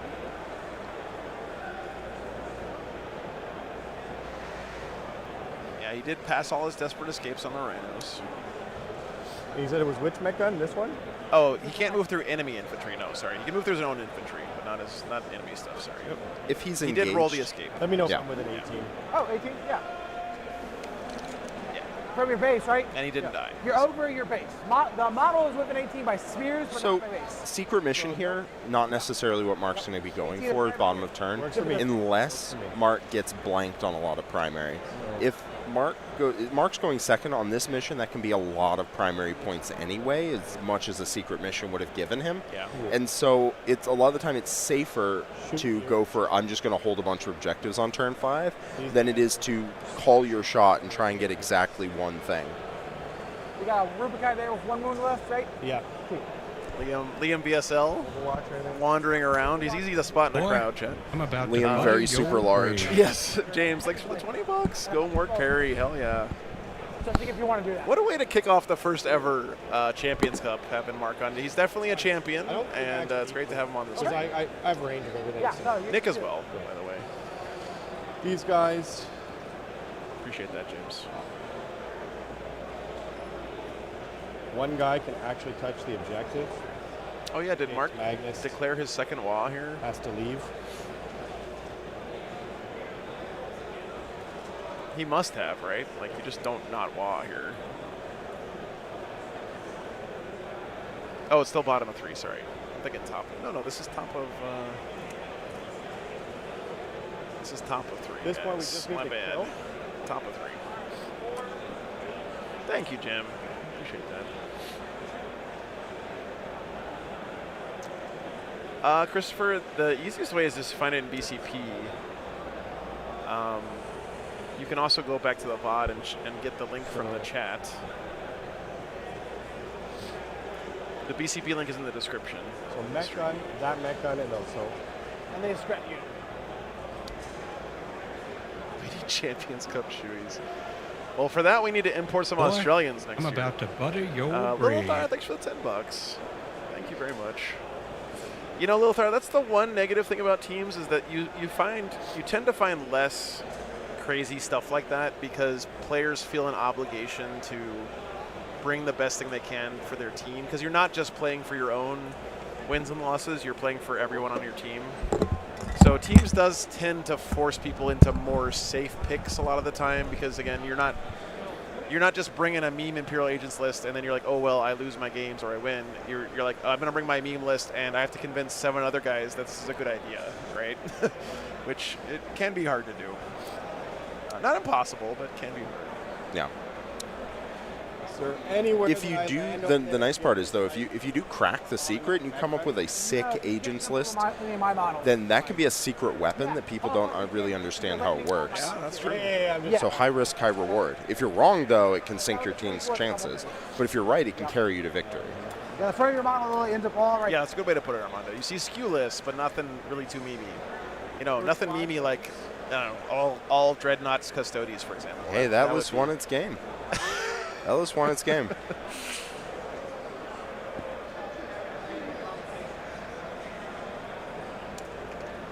Mark was first defender, yeah. Yeah, I don't think Mark was thrown under the bus. I think Mark went into this eyes wide open and knowing what he needed to do in this matchup. And we'll see if Nick can get himself out of this board position. I don't know about you guys, but I'd love to see Mark go into something eyes wide shut, if you know what I mean.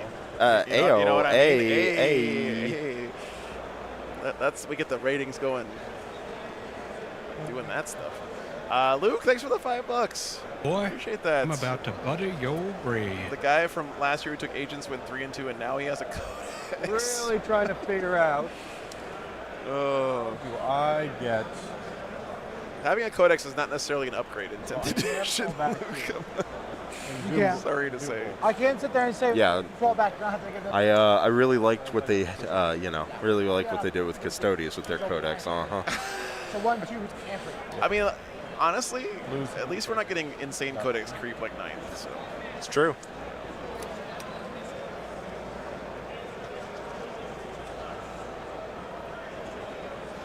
Okay. Puzzle number 2 here. I didn't hear Mark say wah. He must be wahing again, right? There's no way he doesn't wah here. No, this is definitely a long sustained wah. Yeah. Just there's no interruption of service here. I got you at 4 because I'm like, Mark for Death is like, kill the stuff that you don't want to kill. Yeah. No, I honestly think I'm going to expend too much for that. Like, I know it's a point. They'll rain sisters in. I can't. The question is like, can you sustain if you just get? I can't screw this up and then you run me over. So I think. Yeah, so my list is designed to help make that a little harder. In particular for that card. No kidding.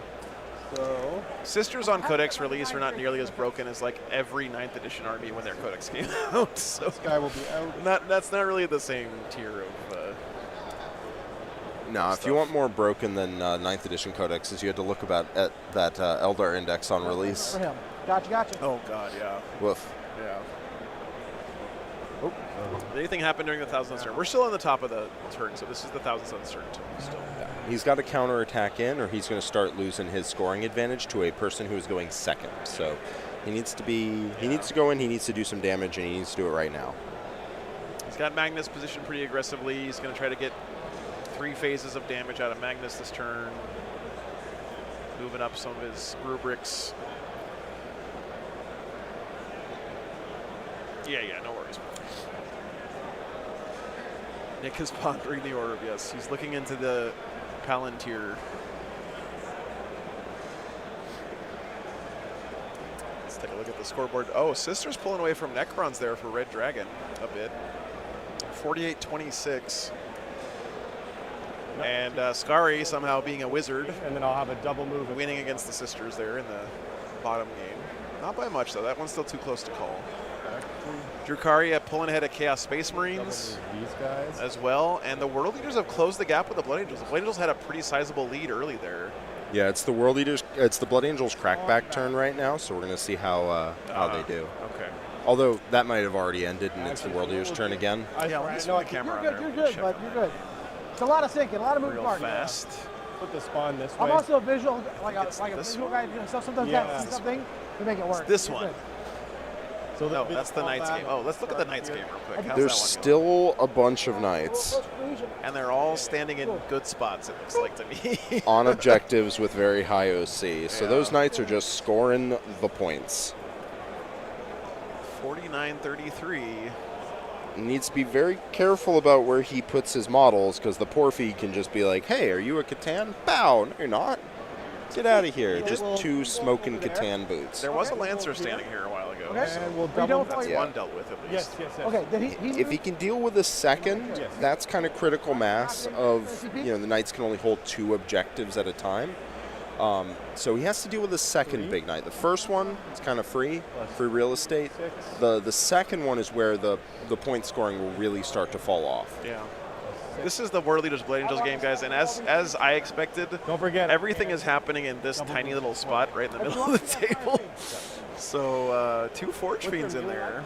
Paraclaw and a bunch of. All I see is World Eaters. Oh, no, there's Blood Angels back there. His So Blood big Angels swords or are powers? blue. Yeah, I don't know. That's Okay. Yeah, at the dead piles. if Canis Rex is the smallest model in your army, that's Doombolt. that's powerful. Yeah, that's that is- strong. Double That move. is cool. Yep. And that's the kind of thing you'll see in teams more than singles, right? Because you can pair into, So you can avoid bad in pairings. combat with that Meganob unit, he's gonna Doombolt Yep. into that Meganob unit. Yep. Take That is a Porphyrion, 6 yeah. mortals. Okay. 6 mortals from the first We'll Doom take Bolt. 3, 4. So kill this guy. Yep. 1, and the kill never got. Yep. If you're going for damage, you go Doombolt, Doombolt. You guys, Yeah. And if you have arm on, you then go free strat or free ritual plus 2 AP against something. And that can really help pull some orcs off the board. 5 mortals. 5 mortals. Man, he's Wanna popping take it? off right now with Yeah, his take mortals. 11 mortal wounds so roll far. 2 wounds. Now, out of those 11, he did only take 5. Yeah. Yes, it was a Porphyrion. And then Yes. Only usable in teams, really, Yes. because if your opponent has a big thing, bow. No, they don't. They're dead now. Double Doom-mated Bolt is pretty much everyone's Bane melody. Just get them below 14 Cabal points. That's all you got to do. You got to play the mini game.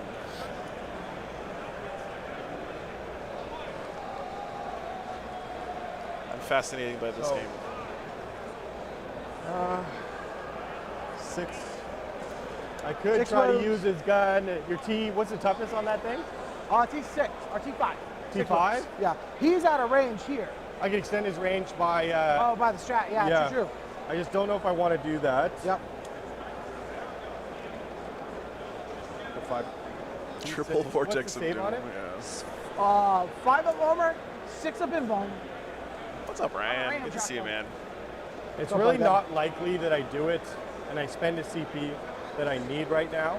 So actually, he's going to shoot this unit. Okay. So a really neat thing here that Mark has done is all of his really durable 5 units, shots. Sure.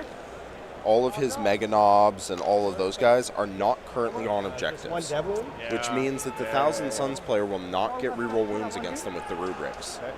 That's smart. Smart stuff.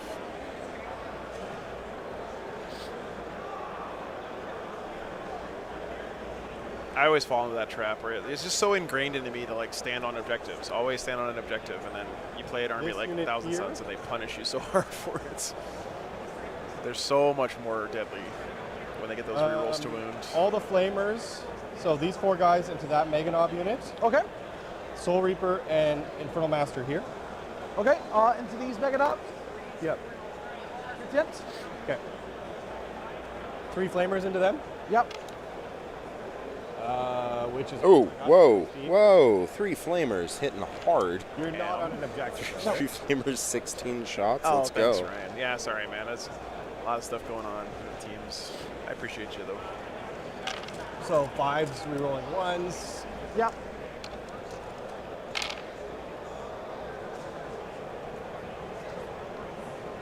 There goes one.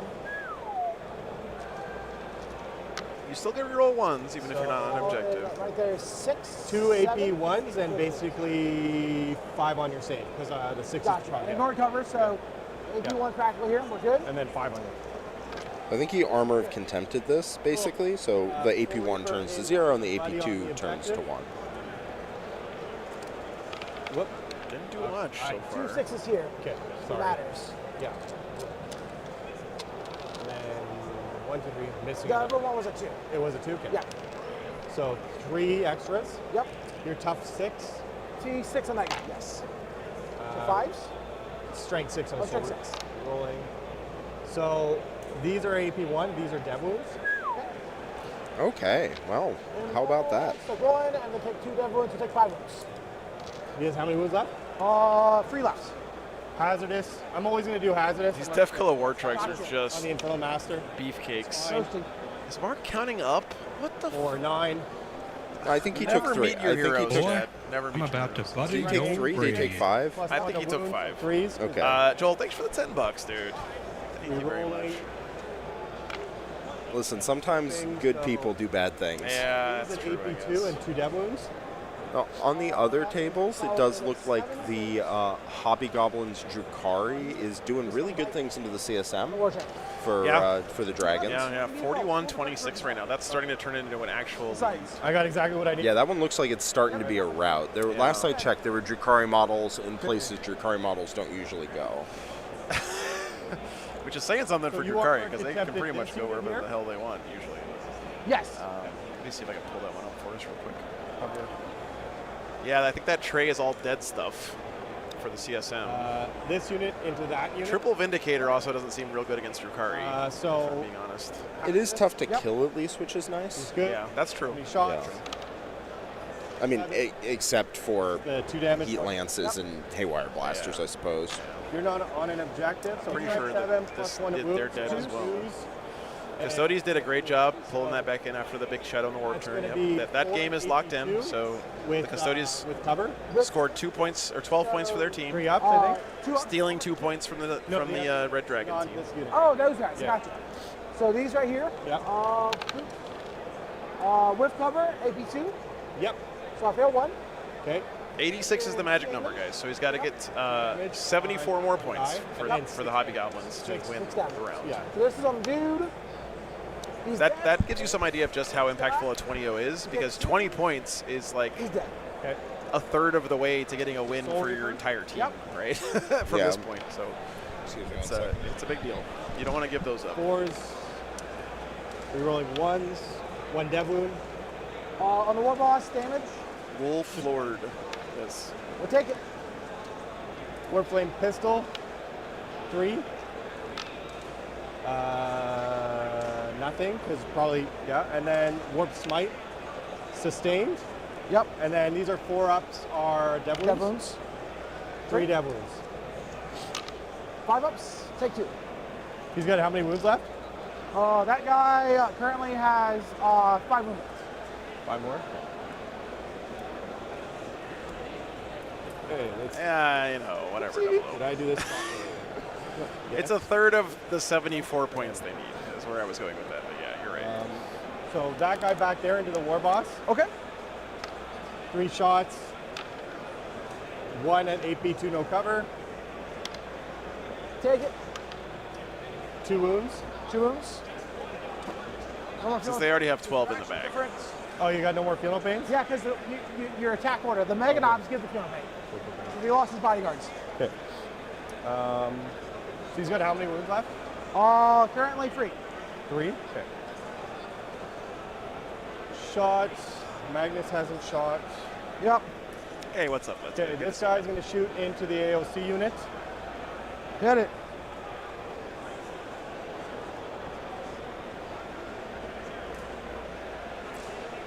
This unit has been super tough. My own list, making sure. 1 wounded, 1 set of dev wounds. Tombs lost the game. 1 already. wound, Damn. AP2, no cover. No cover, AP2 on that so one A- war boss. No, this AOC unit. AOC unit, Yeah. so free ups. Or fail, damage. So first guy, he takes 1 mortal, We'll take it. and then Dev dev wounds. wounds 2. We'll take 1. So take 2. Shots. We'll wait for Magnus. These guys are going to shoot this unit here. Okay. Magnus has not shot yet. So the 2 flamers, because Yep. 1 couldn't reach, 8 shots. Toughness, more than 4, I guess. Toughness 5. Yeah. I think you're right, user, actually. Does not exist. Yeah. So Because the field no plane is AP2, applied by the WA. no cover, 1 at AP1. It's no applied by the WA when the war boss is alive, and then it persists until the WA goes down. I think that's correct. Soul Reaper. All hits. You said tough 5? Mark making an error there against himself. A What's dev up, wound, Shadow? 4 at AP1. 4 at AP. Fail of all. The 1 dev wound, leave it dude left with 8 wounds. Okay. Will hazardous. Yep. So I just watched the Nightbringer fail a 9-inch charge without a reroll into Canis Rex on the Knight player's home objective. 9, so 1, 2, 3, 4, 5. I should do this properly. Yikes. That's not what you want. That Knight game looks like it is not in the favor of the Necrons. Looks like both Necrons actually are having a bad time. Necrons into Sisters looks like it's going real bad for the Necrons, real good for the Sisters. But a lot of other things are panning out. The World Eaters look like they're pulling ahead. The Drukhari into CSM looks like it's going really badly for the CSM, really in the favor of Drukhari. So Hobby Goblins look like they're taking Drukhari pretty large, Imperial Knights pretty decently, World Eaters decently, but they're getting wrecked on the Necrons, and it looks like they're having a bad time with the Tau Mirror. Little guy. And Red Dragon Skari is pulling his Skari magic and looks like he's taking control of the game into the Sisters. The Sisters aren't like tabled or anything, they're not getting wrecked, but it definitely looks like Nick here on the Thousand Suns needs to pull something out for his team. Yeah, I mean, look at all those. These aren't reported yet. The only one that's locked in is that Custodes Tyranids game in the middle, but our analysis looking like a lot of these games are leaning towards Hobby Goblins. Absolutely. Yeah. They've got the 2 here so far that they're winning in it feels like. You don't need to win all your games to win the round. You can win a few games by a lot and still win the round, but 4 sets of dev wounds. it's going to be tough, especially if you have a couple games that turn into big blowouts, like maybe that Drukhari CSM game is turning into. That can really hurt your chances at winning the rounds. He's dead. Yeah, if Red Dragon's on point, what they're going to do is they're going to tell Skari on Drukhari and their sister's player, unfortunately I don't know his name, they're going to tell them, hey, you need to push. You need to get as big a score as possible because the game's going well. You need to leverage that immediately. And then you have a guy on 1 wound left? Yep. No, I think he wad again this turn, Tom. Good to see you, by the way. He's playing Bully Boys, right? So he's got 2 WAs. That's really all I'm going to try. I don't think there's any world where you don't wad back-to-back in this game. I didn't hear him say it, but I think it's pretty clear that's his intent here. Unless I'm not seeing something.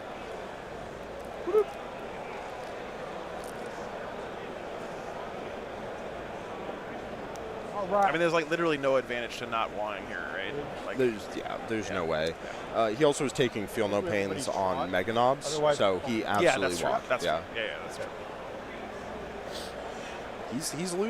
He's losing orc models pretty fast here. Yeah, that middle is. How many attacks are dead?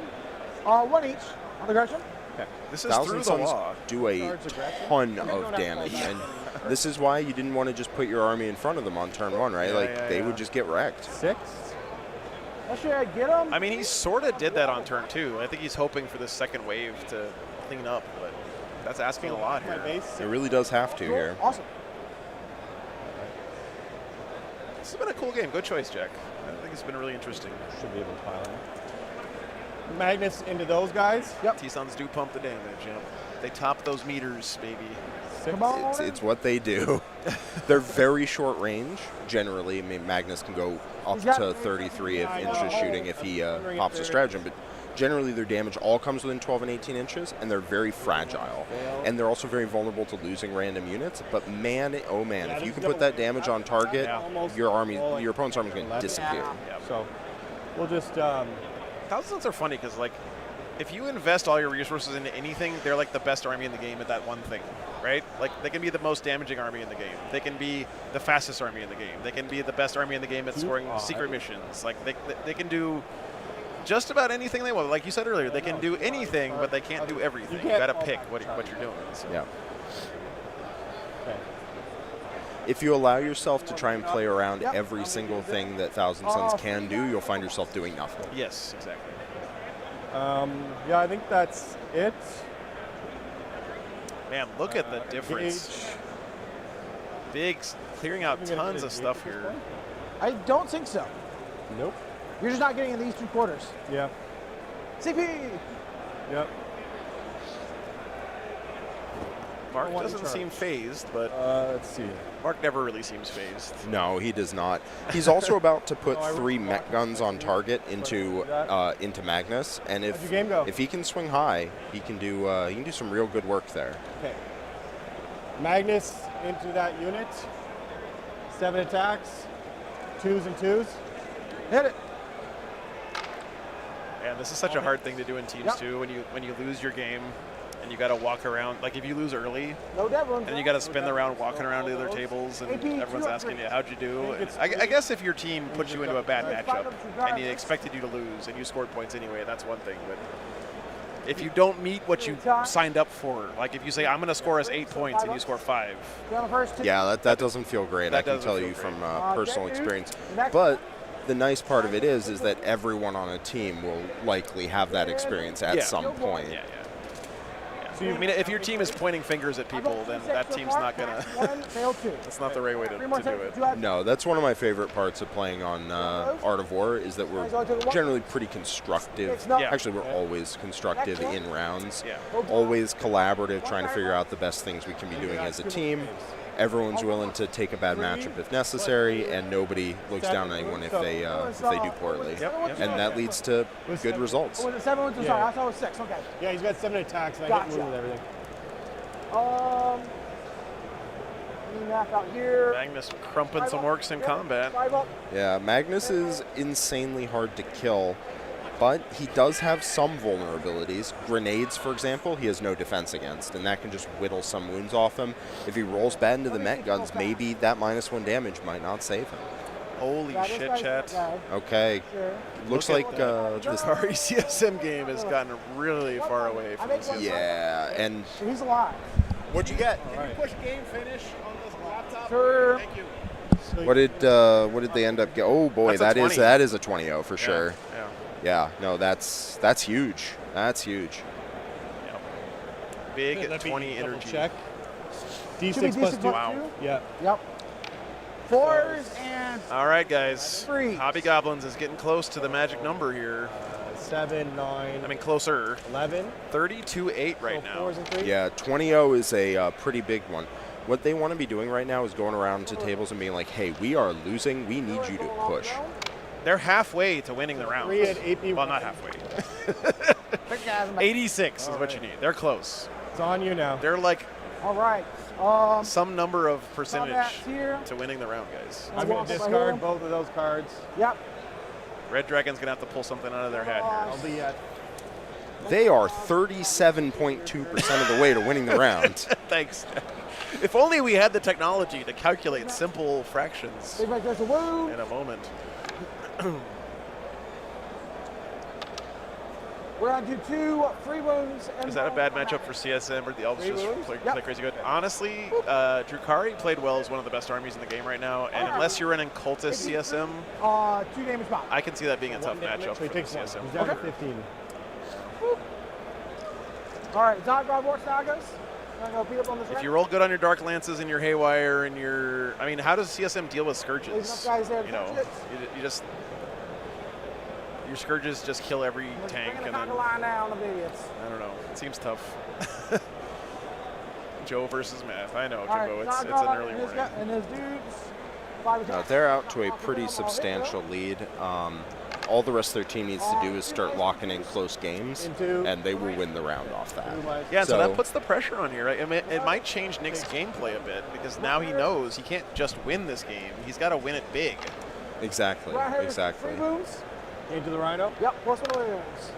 And there's no guarantee he's going to win at all, really, from here. I mean, Mark's going to have another turn of wawing coming up. And check. I still expect this round to be fairly close, Into the spawn. but currently Hobby Goblins are slated for probably like a 92 or a 90 on points, and they need an 86. Yeah. So Red Dragons have to do something pretty substantial to bring the score back, and maybe try fight for a draw out of this. We'll see. They might, My turn. bring their estimations down and just say, hey, listen, we need you to pull the points so that we can get to a draw. We'll see. We'll see. They're not down by too much. All right, Chad. I know for a fact I missed a couple of things here. Like this war trek died with his war bikers. It's a little bit hard to track some of these units in orcs because they all kind of look the same. But basically, Mark lost his whole front line. His mech guns are still doing fine. He's still got a couple of units in reserve behind those walls ready to go in. Thousand Suns lost a Rhino. Their MVP is dead. Be there for a while. But still have a lot of really strong assets left. That spawn charge backward was a good play because it body blocked the bikes. That was a good play. Orcs got bring it down and recover assets. All right, so I'm going to gain a CP. Naturally. Bring it down. It's going to tempt them to going all in on Magnus here. We'll see. And then I have 2 objectives. No, 1 objective with grats on it. I know. I do not farm. So I stay at 2. Hey, at least my units on my army are like 80% made of the bits from the unit they're supposed to be. Okay. With orcs, who the fuck knows, right? You could like have a guy who's got a head from Hero Quest and an arm from Age of Sigmar and then another arm from, Dungeons and Dragons. And you're like, I don't know what this, maybe he's a knob. I don't know. I'm about to butter your Trash brain. Panda, thanks for the 5 euros, dude. Wildest thing that happened during one of my streams. I think maybe it was the accidentally catching someone breastfeeding on camera at Adepticon was maybe the wildest thing. We do get a heal maybe guys not. back here. So heal not Everything outside the box. Back. Well, if you have a guy... I mean, half of Mark's army is converted from Age of Sigmar orcs. I know, You can do a lot there. And then bring a guy back. Yep. Kill a can from a paint pot, There's a barrel with arms that's a commando. You know what I mean? Like, it's kind of hard to... And I do need to take a battle shot for them. We'll see. This game has evened up real fast, and there's still enough orcs left to carry some kind of push. Big primary there for the orcs. Yeah. How's the stat check team doing? They're doing good. I think they're cruising. Yeah. I talked to Liam VSL. The round's going well for them. Now, something here is that a lot of these models here aren't actually able to be used. There's some spawn in there that tagged a bunch of these units. Yeah. So they're kind of frozen in place for this turn. Yeah. So Mark actually has fairly limited resources here. He might make an assassination run at Magnus, and if it pays off, that would be pretty huge. So we'll see where his focus lies this game. Yeah, orcs hate -1 damage. Though. Okay, great. Like really don't love it. They really hate Let's it. not get overwatched like an absolute buffoon. I hate getting overwatched like an absolute buffoon. I just play like Overwatch doesn't even exist anymore because I'm like, yeah, you're gonna do it at some point anyway. I don't know. Otherwise, you'll get Overwatch. Yeah. He is cooked dinner.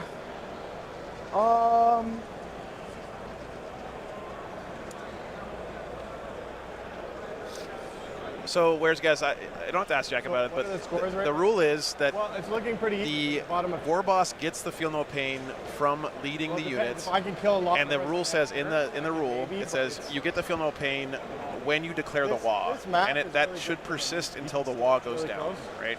So even if the unit dies, the war boss has that buff applied to him, and it still persists, just like Oath of the Moment. Like you apply Oath of the Moment in your command phase, and you have that debuff persists even when you kill the unit. The Oath of the Moment still goes on to the character that was in the unit. The same thing is true of the Feel No Pain with the Mega Knobs and the war boss leading them. It's the same thing. Yeah, I can't stop that, but I'm not getting extra free. That's right, Jack? I believe that is correct, but always ask your TO. Yeah. Because they're the final word. Oh, that's my war boss. Yeah. Okay, so this unit here Yep. is how many models? 11. Nick wandering around and getting intel. I think he's just checking in on his friends, honestly. Oh, or that. Gator skull. Yep. Yeah, literally the skull of an alligator on Mark's display board. The skull of one of his defeated foes. You don't want to join him. Yeah. Well, Overwatch there with the assets, yeah. Denver Fight Club destroying. So That's we'll start good to with hear. the flame pistol, 6 shots. That's Brandon Roddy bringing a lot of relatively newish guys. Rolling. So Correct. Yeah, killing a war boss does not undeclare the law. no cover. That's correct. Or AP, sorry. 5 reloads. You don't. Why would? There's wall. They're war boss, knobs, and so forth. The strats are only mega knobs and knobs. Oh, okay. So they count for the second watch. Yes. Okay. Because So they have a Nick's not playing Andrew. He's just doing some team support stuff for the red, pink cobras, purple cobras. Purple Cobra. Yeah, Purple Cobra's XPZ team. That's definitely not a reference to any piece of anatomy. By the way, don't. If you think that, that's your own dirty mind. I think it's a Globo Gym reference or whatever from Dodgeball. I could be wrong. I think you might be right. Yeah. And they did play Average Joe's round 1. Whoa! Look at the Knights Necron score. That is getting out of hand. It really is. Those Necrons are having real trouble dislodging the Knights from objectives, so they're just scoring points. So Nick is their coach, which means I believe he's helping to run pairings, or maybe running pairings entirely, and then he is updating people during the round and coordinating the team. It's actually a very important role. It is, yeah. Whoops. I think there's no coincidence that Team France is the world champions, and they also happen to have basically the best support staff at WTC. I mean, they had a whole fucking picnic table laid out with, like, meat and fruit and stuff the whole week for their team. Couldn't really do that one. That stuff matters, guys. You know, the less your players have to worry about, you know, satisfying their biological needs. But basically what I'm saying is you should wear diapers to your team event. What? Sorry? How are you doing? You don't see how I got from A to B there, Jack? No, I phased out for 1 second. Was thinking about something else. I tuned back in. Listen, if you don't have to think about going to the bathroom, you just go in your pants, then you have more brain power for Warhammer. No, then I got a lot of stuff on my mind, I'll be honest with you. There. Not going to be very focused on the game at that point. Yeah. 15. They did have a charcuterie board, yeah, the whole week. Then 3 more, 2 more. They even had like a gingham tablecloth on there, like they were at a picnic. It was So great. back of base 12, so 13. Okay, looks like he's going to try and bring Magnus down. 13, 5 more cheers, good hit. I mean, he's kind of forced to by a straw here, right? Bring it down. What do you get? You got bring it down. Bring it down and recover assets he redrew into, I believe. I never like to have the cards force me to do something I don't want to do. But I think he does want to kill Magnus here. It's like a bonus, right? He wants to do it anyway. It's true. Shout over here. Yep. Do the action. Cool.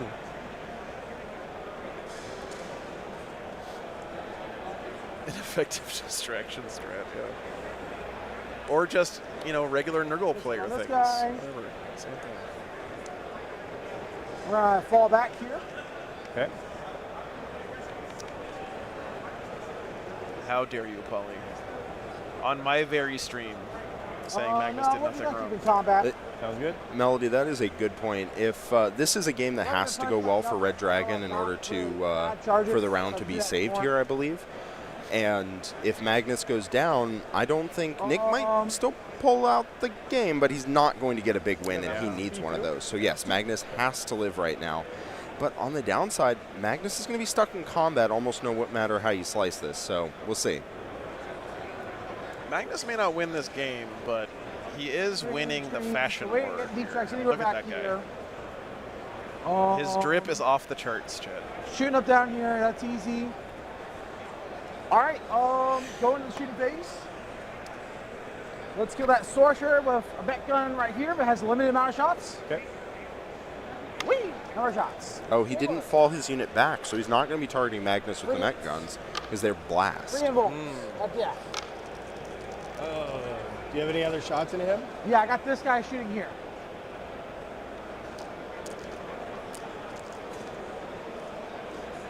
So he has other targets on his mind for those mech guns, not Magnus. Charge. I can blank that, but do I want to Trip implies wearing clothes. Do I want to keep CP to interrupt? I guess that's true.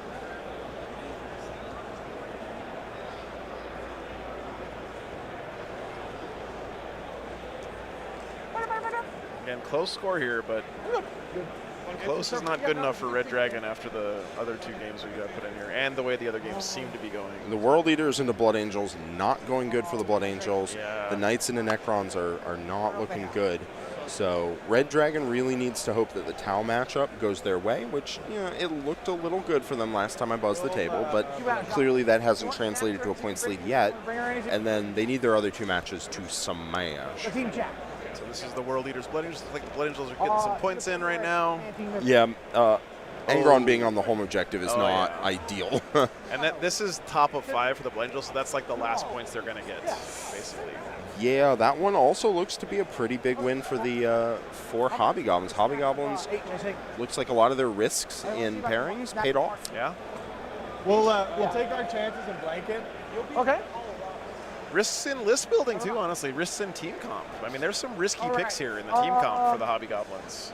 Chances blank. This night list is risky. Certainly is. You pair it into the wrong thing, it goes second in the wrong matchup, it fails a couple more saves than it wants, and all of a sudden your team has a big hole in their pairing chart. Decisions! This game is done already. Swinging around just to check on the other games. This is the Necron sister games. We haven't looked in on that one in a while. This is going well for the Red Dragons. Necron's getting stomped pretty good by the sisters. I still see a Tesseract Vault chilling. Damage 3-2, so 2-1. And you got Nightbringer on the center objective, so yeah, that helps. It looks like the Necrons are holding on by the skin of their Not teeth. to my knowledge. What's the charge distance here? It's a charge distance from them. I am within 10 overnight. So a little hard to see where. Oh, I see. Looks like the Triumph of St. Catherine. Do I end up charging? Near the middle there, those cherubs. Body blocks. Yeah, that looks like the Triumph in combat with the Nightbringer. Not what you want for the Triumph, but it's a pretty decent way to tie the Nightbringer down for a turn. Unlikely to rip through 18 wounds. Talmir match Possible, though. So very close. Maybe leaning slightly Hobby Goblins. Yep. We need. Sorry, Red Dragon favor. Nope, he dies. I got you over here, bud. Look at that gorgeous Tiger Shark. Yeah. Wow, man. So the Tiger Shark was off the board, and I was wondering if it was dead or if it was just resting, and it looks like it's showing back up here. Hobby Goblins have pushed out and taken a decent amount of the board, and it looks like Red Dragon are actually on the back foot a little bit here. Got pushed off of objectives and just kind of had to accept it. Kills dude. That Tau army is so pretty. Jesus. All right. And then, of course, we got the Archon himself, Skari, playing against Kevin's sisters. The bikes. Oh, I still see a lot of tanks kicking for the sisters here in the back. All 3 castigators. The dude. They are all alive, but they are also all in the back. And I think Skari is just keeping him pinned back there and off balance and looking to try and score a bunch of primary off of that. Looks like we have an engagement into Morven Ball, and I don't see Nundums around. Her escort is dead, which means no more full rerolls. No, I think Vol might go down. This is a big unit of Incubi.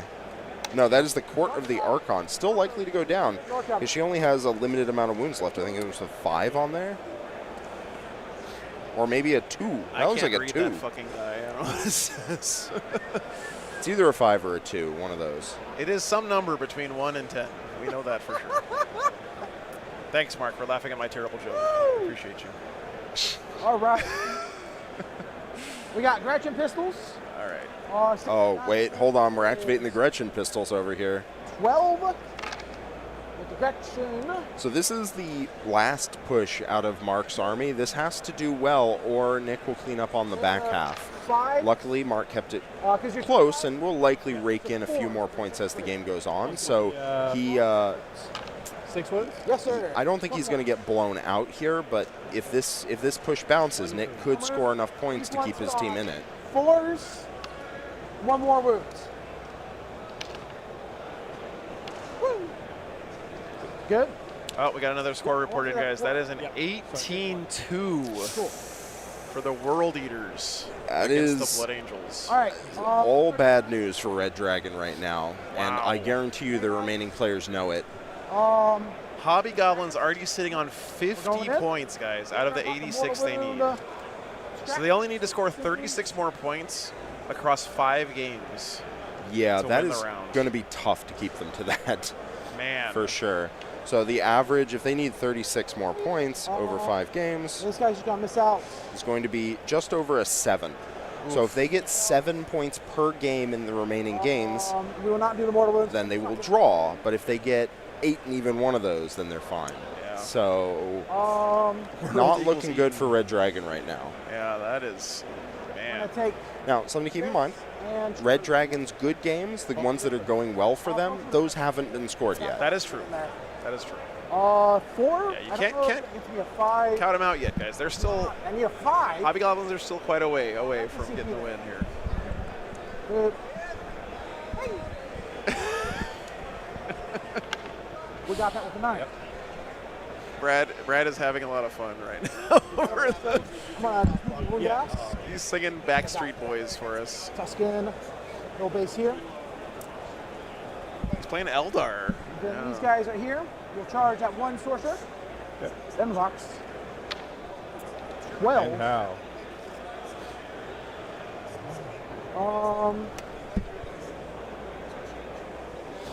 Got a base here.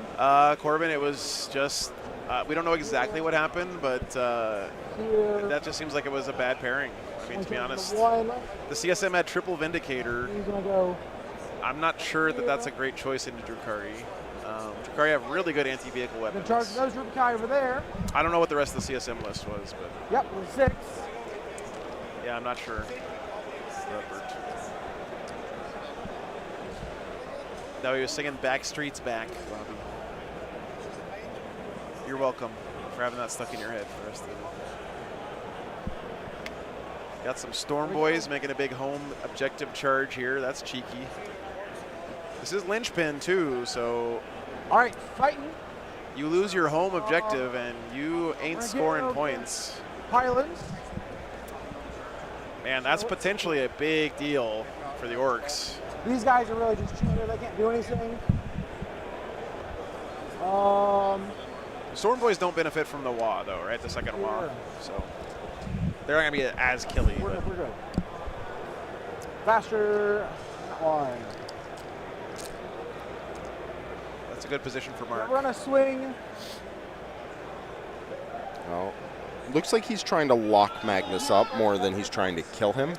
So this year. So he didn't fall back because he wants more bodies in combat with him, and instead of shooting. So he just wants to tie Magnus up and hold, like force those points through. Yeah, that makes sense. 2s. Kill the rest of the stuff and let Magnus go on a Magnus solo rampage. Takes 2, so he's down to 4. The knob. All hit. 4 more at 2 and 2. He's good. Wow. Okay. That helps. And that was this guy, right? Yes.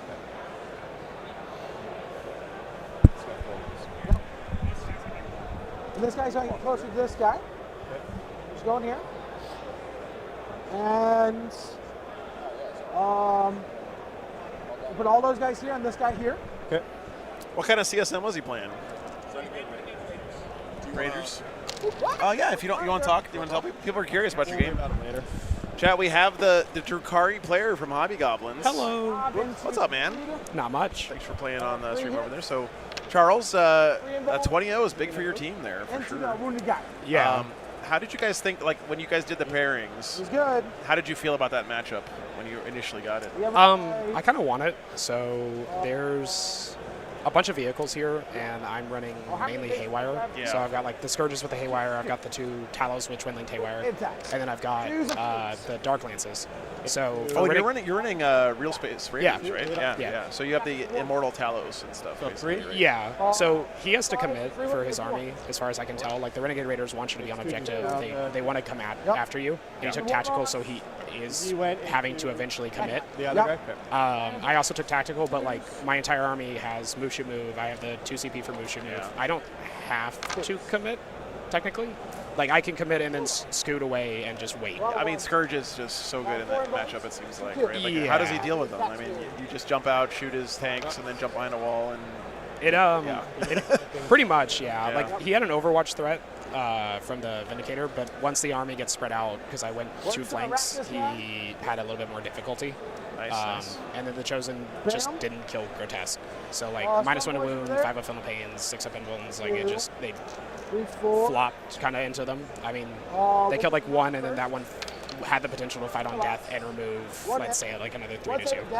So I have to ask, what did you say when Jeremy was like, "Hey guys, I want to run all Custodes Dreadnoughts"? So this is the second time he's done this. Okay. And every single time it's like hilarious to us because somebody will be like, "What is this?" And I'm like,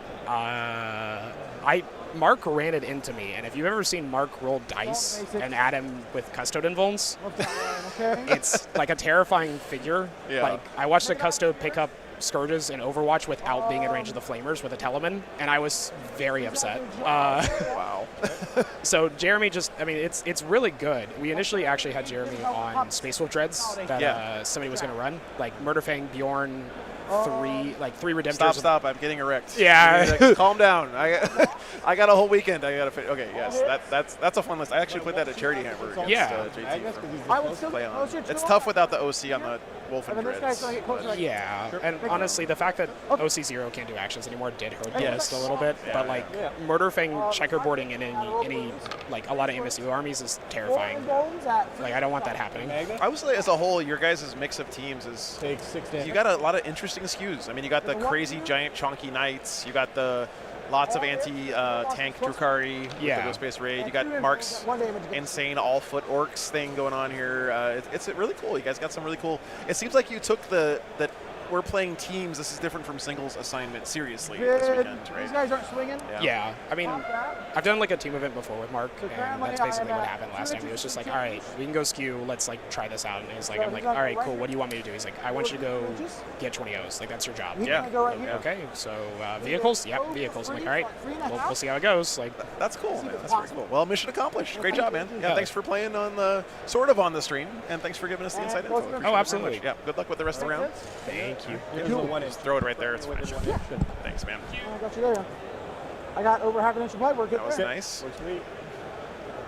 Live updates from the teams. The rest of the ongoing Jew. Okay, Magnus into the unit that hasn't attacked yet. Do you want to do the spawn first? Man, Mark is cleaning up right now. Ongoing combats. Yeah, you might as well. Yeah, no, you're good. Because you haven't swung with them. I haven't swung with them yet. Yeah, but you haven't swung with those guys either. That's true. So I guess, no, I forgot about those guys. Yeah. In my head, I pulled them back because I was planning on throwing a grenade at an untacked mortal. 3 at AP3. 3 at AP3 on which unit? This unit that haven't swung. Okay. 5 ups. All right, chat. A ray of hope here for Red Dragon. That guy's cooking one with the Sisters Necrons game down there, you see, has started to widen up a gap here for Red Dragon Sisters. 78-41. All right. If they can put a big point score on the board right here, it's going to make them feel a lot better as a team, I think. I was like, holy crap. Start digging themselves out of that hole. Necrons look like they still haven't scored their bottom of 5, though, and this could be a big swing, so we'll have to see how that one ends up. Give me some grappling time. Bam, bam. See here. This guy's got to go right here to tie the cohesion to here. Okay. Bam. All right, you got wounded guys. We'll do the 2 right hitters first. 2s, strength 5, so 3s, because +1. 4 basic saves. This is the Necron Sisters no table. AP here. Fortunately, we have Nick standing in the way. Nick is the blue shirt guy. When do they heal? Is it the command phase? I want to say your command phase. Yeah. Yeah, it's beast. That's like every phase. Yeah, every phase. At the end of every phase, beast heal. Vin. We got that's great. Yeah, that's great. Looks like a solid 7 into you. 7 dice in my hands. 4s. You got a Tesseract vault standing on the middle objective. That's pretty funny. Why are you strength? Oh, because the walk. Wall's over for them. Yep. Okay. Zodrod. 2s and 2s, because he's strength 7 +1. These are -2 to damage, so 5. -2 to damage? Yeah, 5 of them at -2 to damage. Oh, okay, 5, okay. Is Zodgrad a knob? 2 damage each. So the one guy. First guy. Oh, yeah. Yep. Yeah, it's pretty crazy, Sean. Yep. He's been dominating on Next guy. board control this game. It's too bad. Roger that. If the Thousand Sons can survive this turn with enough stuffs, the shields are down for the Orcs. It's like the. There's a realistic chance, guys, that the Orcs get tabled this game still, if enough stuff survives. Because Orcs, when their WAs are down and everything, they fold like paper, man. They don't have staying power. So we'll see what happens. He's not a knob. Blue shirt guy lives with the 15 memberships. Thank you very much. Rhino. Blue shirt guy. Your legend is still alive. And are you? All right, so thanks for the support. here, Yep. regular rubric. Yeah, it does not look like a lot of the games are going as well as Red Dragon might have liked it in the remaining rounds. One wound. We'll see what Nick can do in this game, Yeah. but the Knights, This is for the ray of example, sunshine. yes, for sure, for sure. The Necrons into Knights game, the Knights, there's still 3 Knights alive.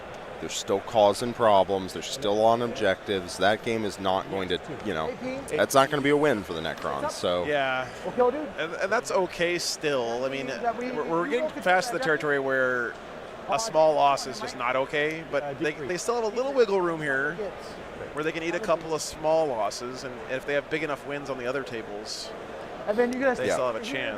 But Red Dragon doesn't really have a path here to a win. So if they know what they're doing, they are going to recalibrate their sights lower and try and pull for a draw. So 2s.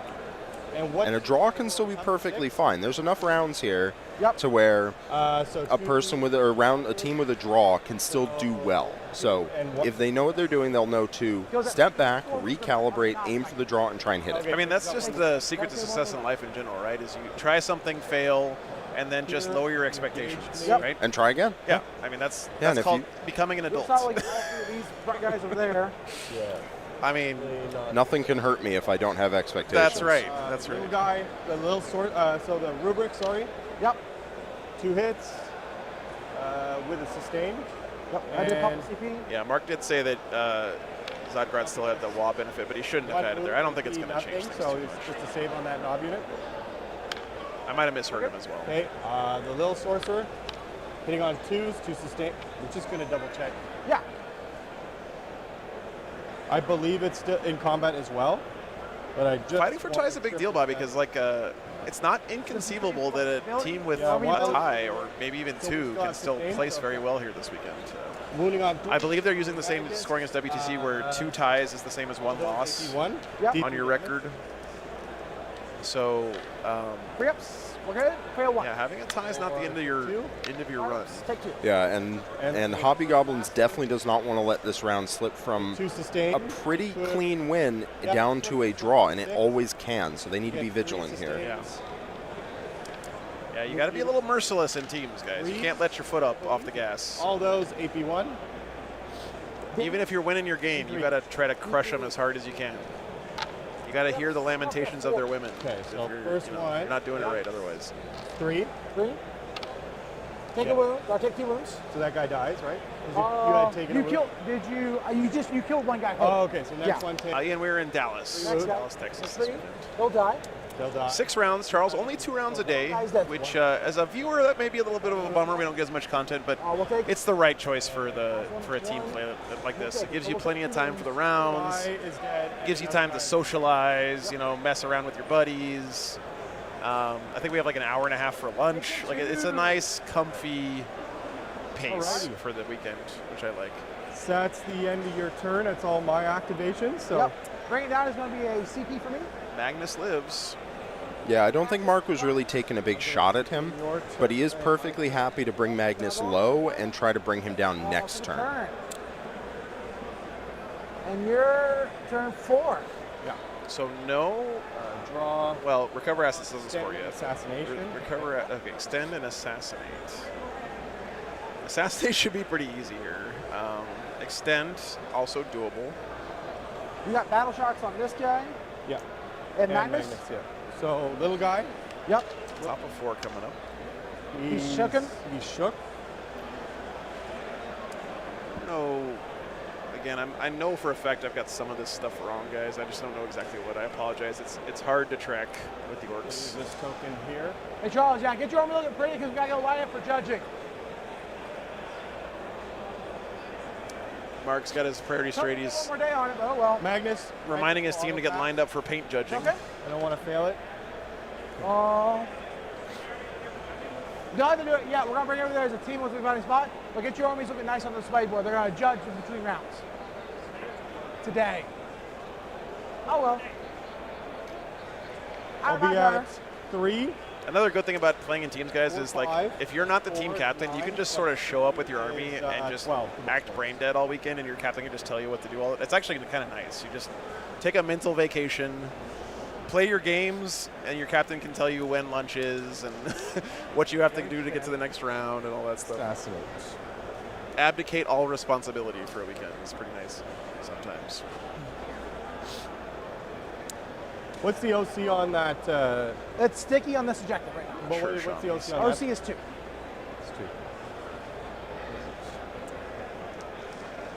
I think we got about 40 minutes left in the round, based on the chess clocks here. Should be plenty of time for both players to wrap up their plays if they can make them quickly. Yeah. Rex. Nick is trying to look for a path here to to still get the win. It's going to be tough. He's locked up pretty good this turn, and Mark's going to score some amount of primary. I've bombed the turn. We got another score locked in. Finally, Red Dragon gets a win, but it's not a big one. That is not what they wanted. They wanted something north of that, for sure. This is currently going quite poorly for Red Dragon because they're also losing in another game. So if that one is a 12, for example, that'll lock Hobby Goblins in at 70, and they'll only need 16 points out of 3 more games. Yeah, that's not great. So that Necrons player there, Devin, him keeping that game close is just as valuable as Jeremy winning his game. Minor, it depends on what kind of team you're on, right? If you're on a team that's like at the pinnacle and you're trying to win a giant event, then yeah, it's going to be more work. But if you're a midfield team or a having fun team, then you can take a little bit of a mental vacation. No one's doing that at like WTC, for example. Yep, this is looking rough, guys. Looking rough for the Red Dragons. A win is not just a win in teams.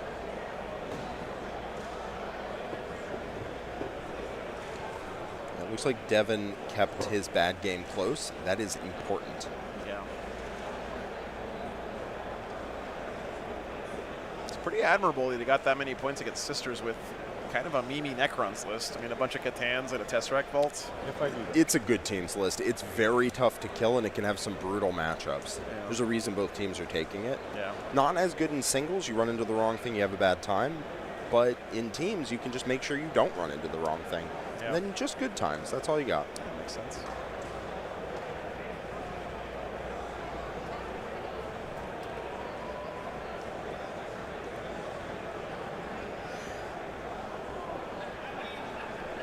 Mark's probably busy posting on his TikTok account.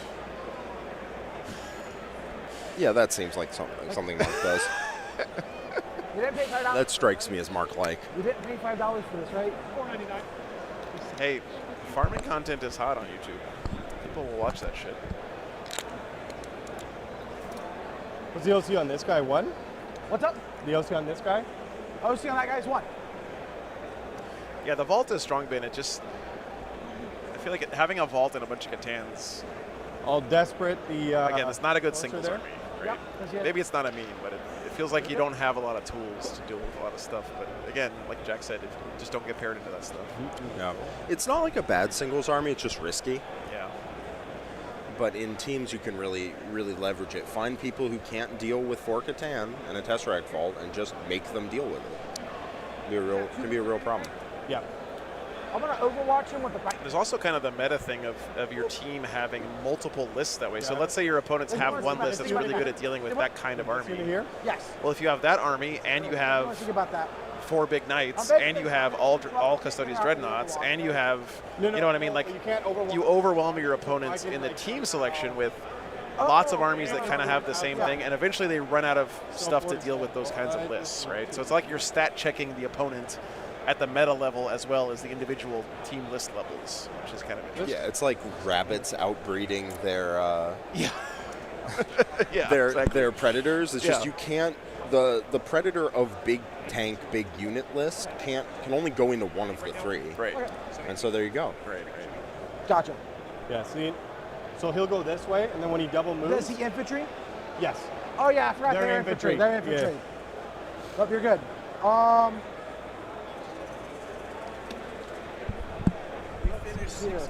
I'm not their infantry, so let me see. Oh my God.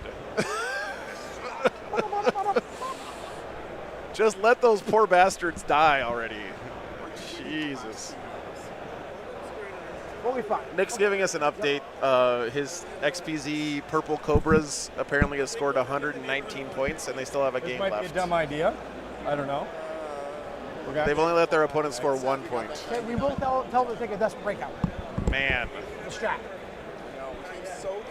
That's one of the teams that has a chance to actually beat the stat check team. So. Or does it do mortals if they're like... Excited to see that. Slays you if you fall back. Yeah, you're good. Well, let's read that a bit. Oh, thanks, Maybe man. you're right. Appreciate that, Victoria. We can ask, hey, if you fall back, regardless of how big your model is, if you fall a desperate breakout, you just die, correct? If you roll a 1 or a 2. Who are they playing against? Doesn't matter. I Well, don't 1, remember. 2, or 3 dies. Just a 1, 2. Yeah, my strat only works in the wall for the extra -1. Yeah, but I don't have a reroll right now. Oh, you can't reroll it if you wanted to, right? Or could you reroll? You can actually reroll a desperate. You definitely can reroll a I never desperate, said but that. if he doesn't have CP, he cannot. So if he goes to fall Magnus back, it's like, hey, sometimes you get cut down. Oopsie daisy. Paul, it's 6 rounds, 2 rounds a day for No. today, tomorrow, and Sunday. A desperate escape. Nice. Okay, that's good to Yeah, know. we're- Thanks. Are these all pro teams or some local amateurs? And there's not really any such thing as a pro team in 40K. Yep. I mean, maybe Jack's team is like the closest So, you get to something like that. Or- Even Art of War, right? We're professional content creators for 40K, but we're not professional players. We don't make money off of playing the game. So even Art of War, does it for the love of the game. Yeah. Nobody makes a living winning Warhammer tournaments. No, certainly not. Yeah. You're lucky. You are incredibly lucky if winning a Warhammer event pays for your flight. Yes. And by pays by, we mean you get like models as a prize. Then you have to turn around and like sell them on eBay or something What's to his, get the melee money to. profile Which again? there's no shame in that because you got to pay for your. +1 hit, +1 win. Usually the prizes you get for winning tournaments is like 2. a start collecting box of an army that you have no interest in playing or already have all the models you want. You get around nice what the +1 is. 9 there. Yeah, people don't play Warhammer tournaments for the financial incentives. It's all about the love of the game and the camaraderie and the social aspects and wanting to test yourself against stiff competition is another big reason. Bragging rights goes a long way. Yeah. That's it. Double move him. Okay. Free strat Magnus. Yep. So he's going to go here. Yep. Oh, never mind. He's battle shocked. My whole plan is. Oh, he doesn't even have OC. Yeah. Resync that. You're good. Yeah, my plan doesn't work. He's battle shocked. Remember, battle shock doesn't matter, Chip. That's what the internet told us. Don't worry about the time too much. I'm going to give you an extra 5 minutes of mine from the first yeah, round. it's You're going to good. wrap up quickly. I'm just. Yeah, so 12 is 7. it's one of the fallback and take a desperate escape check thing. And now you're That's not a stratagem Mark actually has to use that often because his opponents just won't fall back from him to avoid triggering it. Yeah. Like he can't afford to have Magnus get cut down. He can't afford that to happen even a 1 in 3 times. So he will not fall back, which means Mark gets to keep his CP and not spend the strat.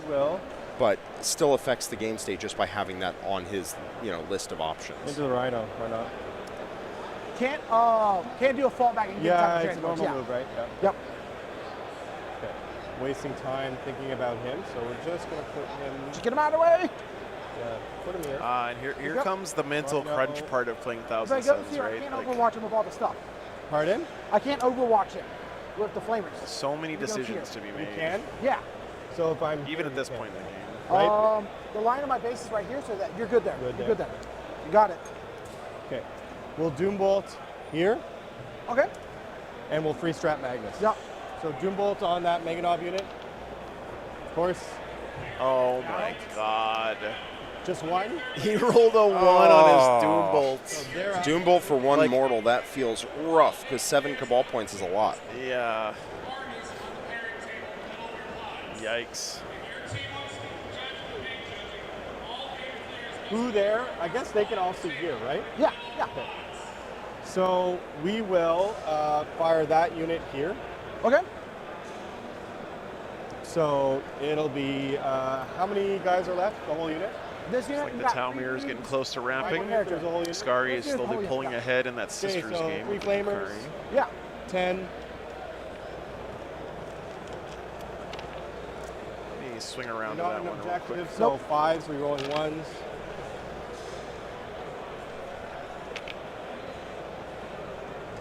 Does AP matter here? Yes. No cover. Okay, so AP1, these are AP2, no cover. Oh, all Sisters that's- of Battle are keeping that game real tight. Yeah, I don't know how much is dead on that tray for Scary. But So And then on.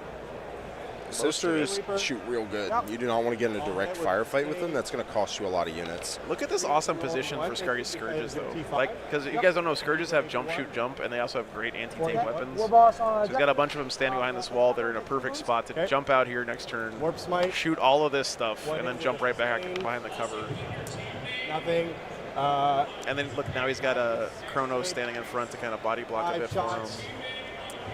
It's good stuff. Yep, Scar's just trying to keep him pinned back. So 2s because Yep. of near Magnus. Flip to reroll 1s, and then flip 1, 2. So 4 at AP2 and a dev wound. 2. So getting cover. That fails. Taking 4. He'll die. That's true, Enemo. Yep. Sisters wins second in that game. If you guys don't know, you see the little dots in the middle. If the blue thing is on top, that means the blue player went first. Red player on top means the red player went first. Hold So on, I had 12. Sisters went I can't second reroll hits and wounds. in that game, so they have a 6. potential for a lot of end-of-game Yeah, scoring. so only had 12. So Looks I like can't reroll. Necrons versus Imperial Knights is wrapping up. Yeah. My guess is the Necrons haven't scored their bottom of turn primary yet. Yeah. So that game is not, currently it's a 15-5 for the Imperial Knights. My guess is it'll settle somewhere south of that unless the game is over. Still looks like they're playing though. 4. It's on 2s. Wounds on probably 4s. 1 AP1, 2 damage. Make it. 6 of emerald. 3d3 for 3H. 8s. And this is into. The bike unit right there. Gotcha. 2s and 2s.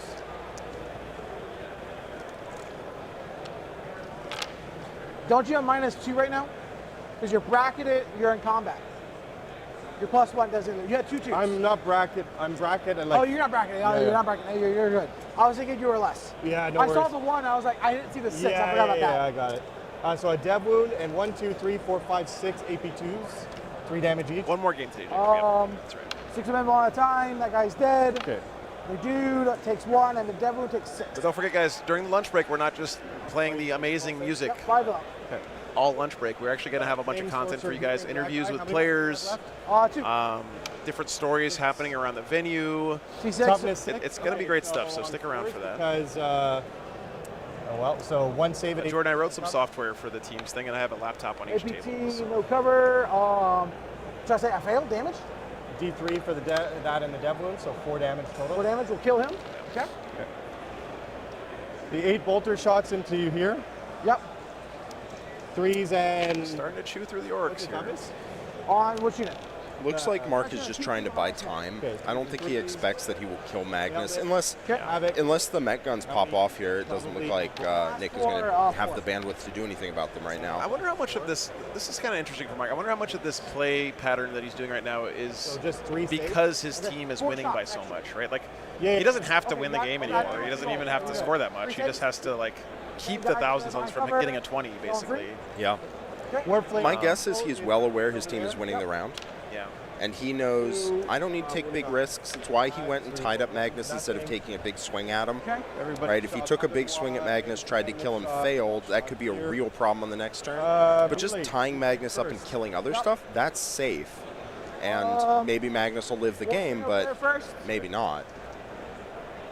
So, you got wounded guys or no? No, we're all healthy. Okay, Knob, all hits. Got a little scrum forming at one of the tables over Yeah, there. something's going on over there. Both players are smiling, so nothing good. Nothing crazy, just looks like a tight game. Yeah. It's good nothing. There we go. We Then, got a big crowd forming around the table here. There's Natalie, our host of the talk show here this weekend. You're looking at 5. Some inside info for us. Oh, Tiger Shark's still up, still flying around. As long as you got a Tiger Shark, you got a chance. Okay, they're done. Who's the kill? This guy's killing, right? Yep. Magnus. He has 9 wounds. Magnus into the Very close game. Yep. Oh, that's awesome, Emily. Very cool. Nice. 2. Well, sorry, one is dev. One dev. Yeah. We may both save, so we'll just. Red Dragon trying to prove that the Tiger Shark is not a meme. That's what I needed. On to you. Yep. Mega Knobs. Sorry, if you don't mind, I will be charging. It's a little late, yeah, but Go ahead. okay. Need to. Yep. We'll go here. You'll have choice. Nice. And then this guy will try to charge. No, actually, that guy will stay there. Okay. Yeah, thanks, Jonathan. Liking the stream does help a bunch, guys.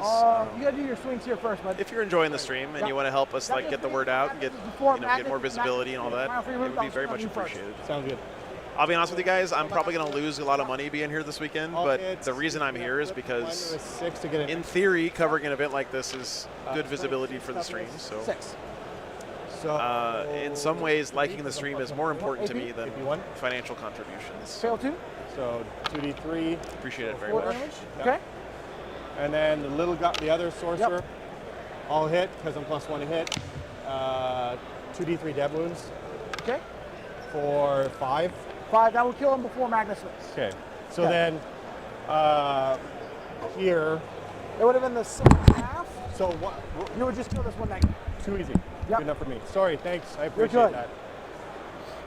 It so far, apparently, Then I'll Team Stat Check has dropped 8 teams points in little sorcerer. 6 games, 5 games, 6 games, I think. 1 wound. They're doing good, is the point. What's the strength of it? Thanks, David. 6. Gotcha. You want fail dude, kill dude? Yeah. And then Infernal Master. So if you guys don't know, the Stat Check team is kind of the boogeymen in the room here this weekend. They're the definite favorites to win the tournament. Let me give you a breakdown of 3 at AP1, so 6 ups.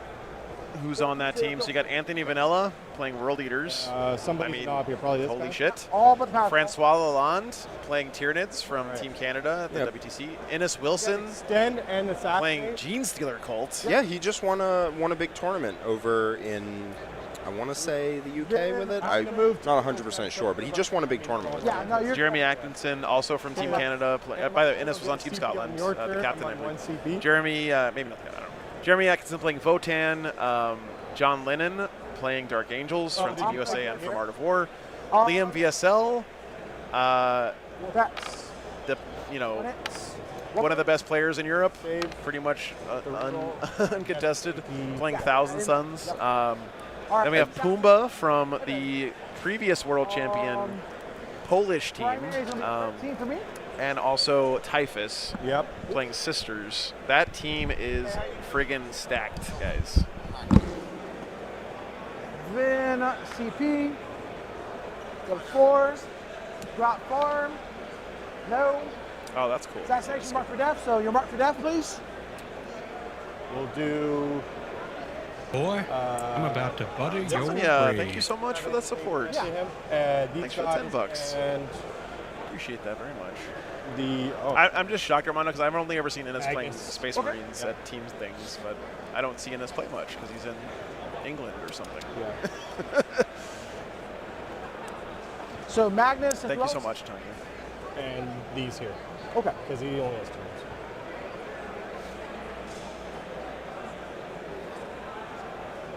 Gotta see if the Stormboy takes a battle shock. He is failing, so you do well to get Desperate Ray Guard to blow us back. We'll come back to that. He failed. All right, guys, we have another score reporting in. That's a 13-7 for the Knights over the Necrons. Again for Hobby Goblins. Auto pass him. Yep. So bam. So you'll be down to how many CP? Down to 3. Okay. They're close, guys. Mark on that one. Yeah. They need 15 points across 3 games. That means only they need 5 points out of each of these 3 games Down to 3. to win the round for their team. Let me see here. We're going to get rid of Mark for Def Okay. for a CP. Yep. Another big win there. That's easily done with these guys. Remember, guys, a tie is 10 points per team. Stormboy can do it. This guy. So if this game ends right now, it would be 10-10.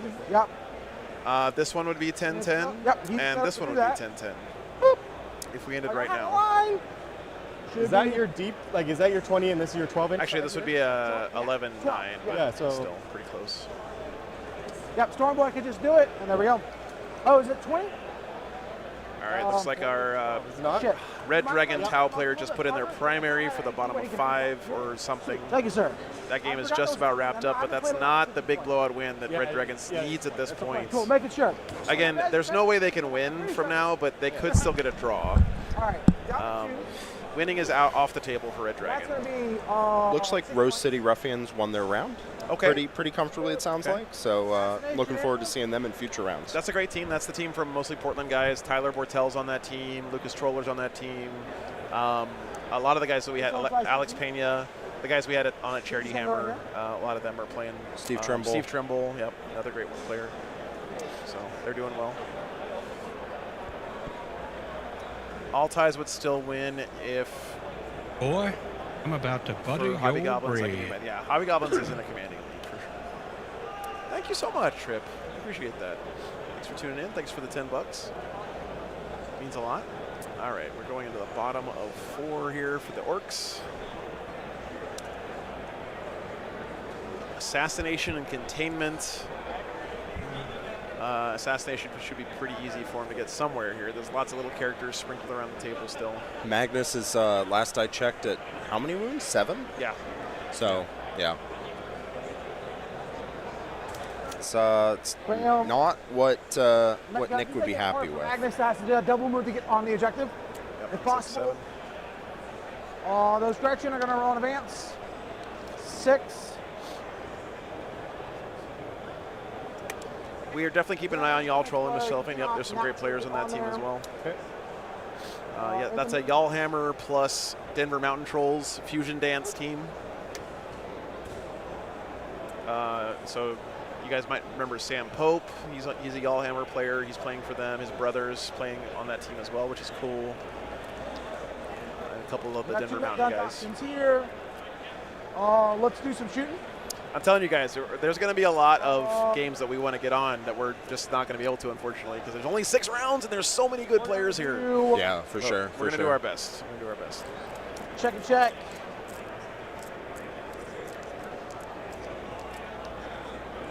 Shoot the smash gun here into Magnus. Things are going to start getting heated pretty fast here in the pairings after this first round.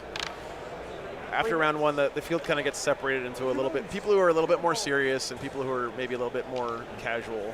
Take 1, take 2 damage. There's nothing wrong with that. It's one of the great things about Warhammer tournaments is that those 2 groups mix together and play the game together, and everyone can have fun. But we're going to be sticking with the undefeated teams as much as we can here this weekend. Fails, 2 more damage.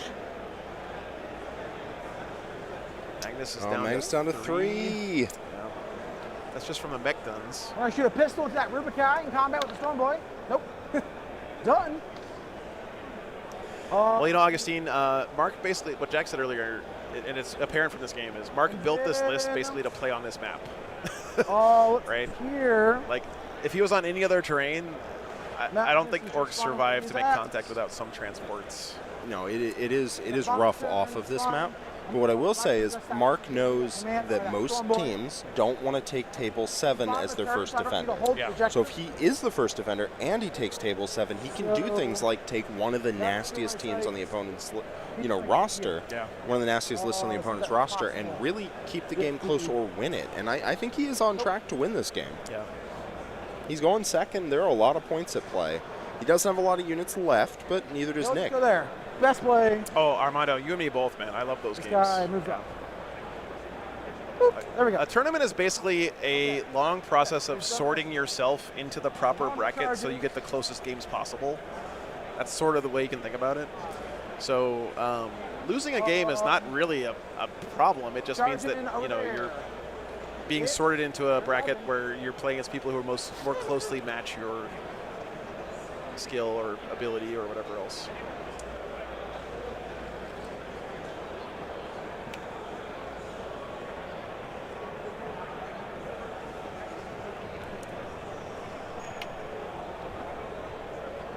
The sorting is painful.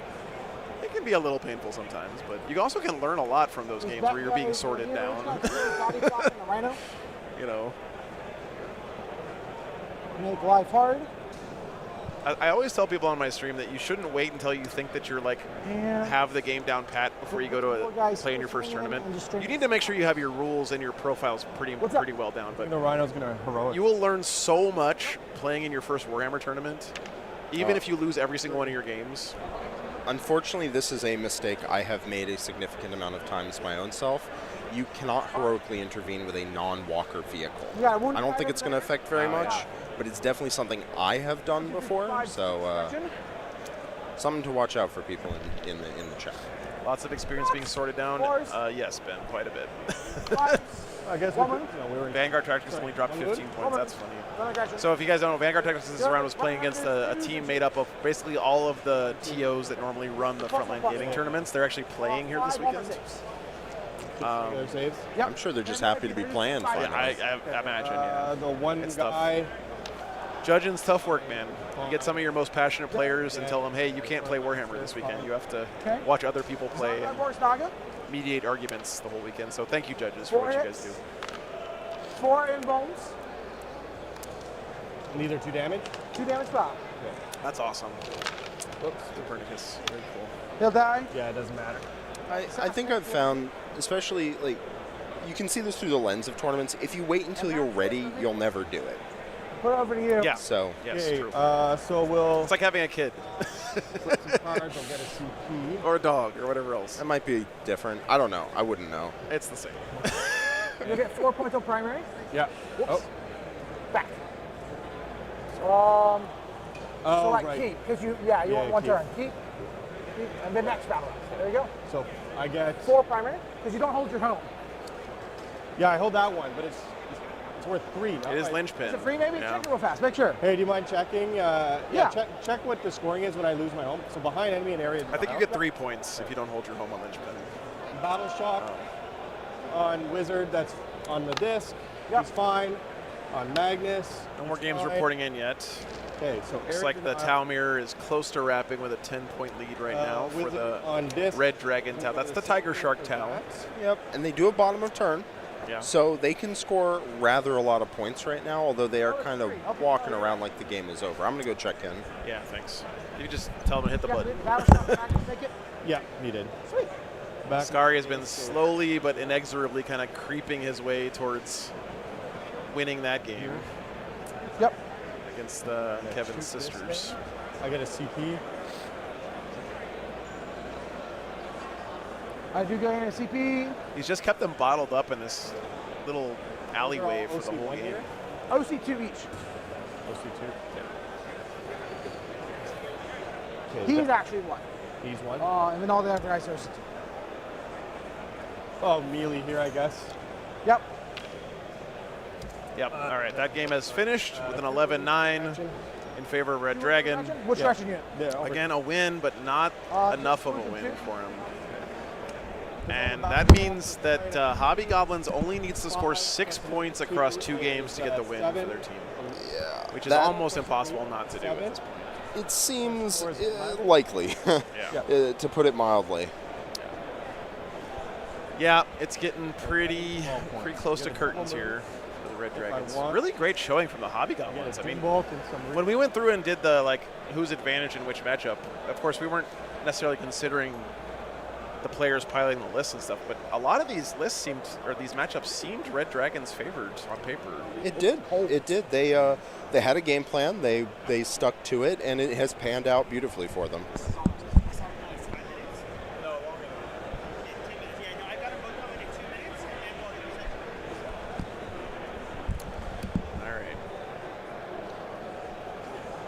LVO is a great event.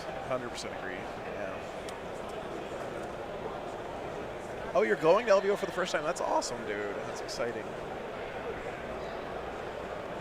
Nothing like LVO. It's a unique, special, awesome event to go to. Highly recommended. Flame there. To anyone curious. Probably flame there as well. Actually, they double move towards Is he past his battle shock, right? Yeah, we pass it off. Cool. I wasn't sure who was on that. That's awesome, Pirate Panda. We can do 2 double moves. Yeah. And you're OC what on that guy? OC 1. Also line up to put the mech gun on it too. Cool.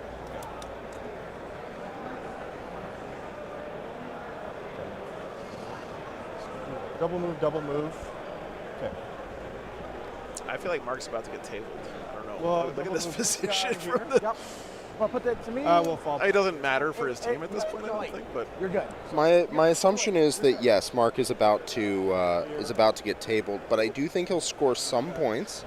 And the Thousand Suns, crucially, are done scoring points. Like, they're finished, right? Oh, yeah, this is top of 5. You're right. This is top of 5. They're done scoring points. So, yeah, he can table Mark, but it's kind of a formality at this point. Yeah. Behind enemy lines and area denial here. I mean, those are decent draws for him. But okay, Magnus.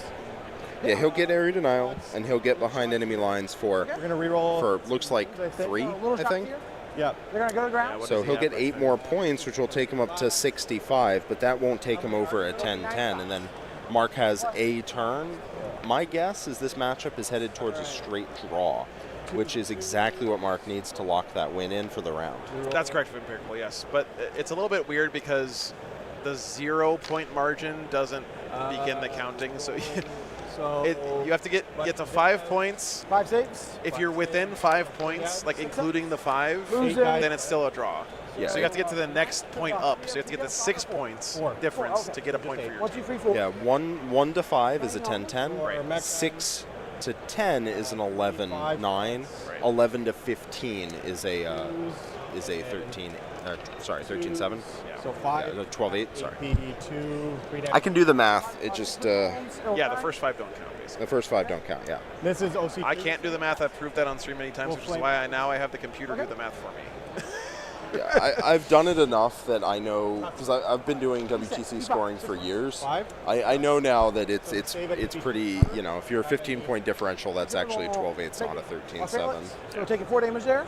No, this one here. Oh, that one there? So you're taking 4 damage here. 4 damage? We can put that on him? Okay.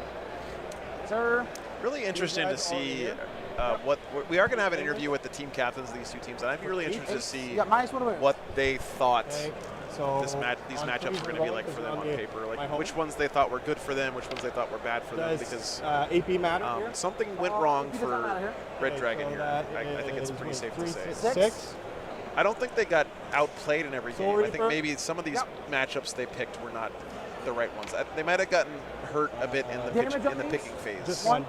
Definitely could be. I'd be interested to see both teams' matrices after this. Yeah. Although 2 more at AP1. They probably will not show that. And I cannot just take that one, so I have to take that. That's 3, 4 rooms, and then how many? 2 more at AP1. So this guy can go. There you go, Real Tricoria. That's great. Crystal. 2 on more at 4s. AP1. 2 more AP1. So 4 total. So yeah, 4 more since AP. AP1. At least one, yeah. Yeah. So on the rat herder, I gotta do that first one. See, he dies, and then the next rat herder, he'll die, and then 2 more shots. Okay. Okay. Warp Smite with a sustained. Bam. 3 dab wounds. Oh yeah, for sure. Devils? I mean, after seeing them in action here, I'm impressed. With a name like Hobby Goblins, you're like, oh, these guys are just going to be here to show off their beautiful armies and be kind of pushovers, but that was not the case here. What's his? They had some really creative lists and made some really tough pairings for the Red Dragon team. 5 AP2s. Thanks, Spencer. Appreciate that. And then 2 dev wounds. 2 dev wounds. So killing these 2 guys. These Red Dragon guys are no strangers to team play either. They play a lot of team events up in Canada. The U.S. is kind of unique in the world in that we don't do teams as much as everybody else. That's starting to change, but followed by 6-ups. He takes 3 wounds. Okay.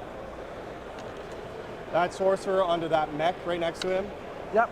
3 shots on 2s, because what's his toughness? Toughness 5. Okay, so on 2s, no reroll, so 2 AP2, no cover. If Nick can fully table Mark here, he can keep Mark from getting any more differential points. Yeah. But if Mark can walk onto a couple objectives, score a secondary, he might be able to lock in an 11 or 12 if he's super lucky. I mean, so looking at the math, if the game ends right now and nobody scores any more points, which is the best case scenario, I think, for the 1,000 Suns, although he hasn't scored his secondary. He hasn't scored his secondaries. That'll take him up to 65 so if he scores. 65, 57. That's still just a round win for the Hobby Goblins, right? It would be 65, 61 at that point. Yeah. If he completely tables Mark and gets 1 unit in his deployment zone, which I think is what he can do, then he will get a 65 to 61. All right. Scari's starting to pull ahead there. This is deploy for 3. Or no, remember the Hobby Goblins only need 6 more points to get the win here, like total across 2 games. Yep. I'll be a CP in your turn. So you're at 65 primary. I'm gonna get to Which my next they may not get out of the Sisters into Drukhari, so Mark will need to contribute some amount of points. Luckily, he has a decent amount locked in. Yeah, 65, 61, and now we see if Mark can score Battle anything. shots on this thing. So Mark gets at least 10 here. Failing. Battle shots on that one. Yes. He's good on that gun. And you can tell here that Nick did not take a secret mission Storm Boy. because he currently is at 32 primary. So we got engaged. Generally why you don't Max. take a secret mission here. Primary Because bottom of 32 primary versus risking it all to try to get a 40, that's probably not worth it. Oh, I didn't even roll. And right now, Mark would be able to take his home objective back, steal that objective back, and move on with it. No, I didn't touch that Oh, guy. okay. Just So that. he's good then. Yeah. 2 saves are there. Go fail both. Take 5. 5. Okay. Mark drew engage and cleanse for his last 2. All right, sorry, Yep, I thought you're good. You're good. And then He may not be able to do those. That's definitely possible. 4 hits, and you're probably Dev Wounds. Do you have? Yeah, that wound's killing. He's dead. Yeah. Okay. Cool. So you're right here. Yeah. And bop. All right, engage is easy. Storm Boy's passing, so he's gonna go over here. So this is gonna try to get on the objective. I will Overwatch with the Infernal. With the dude. For 5. Yeah. Let me before you do that. Let me figure out the order of operations here. Sure.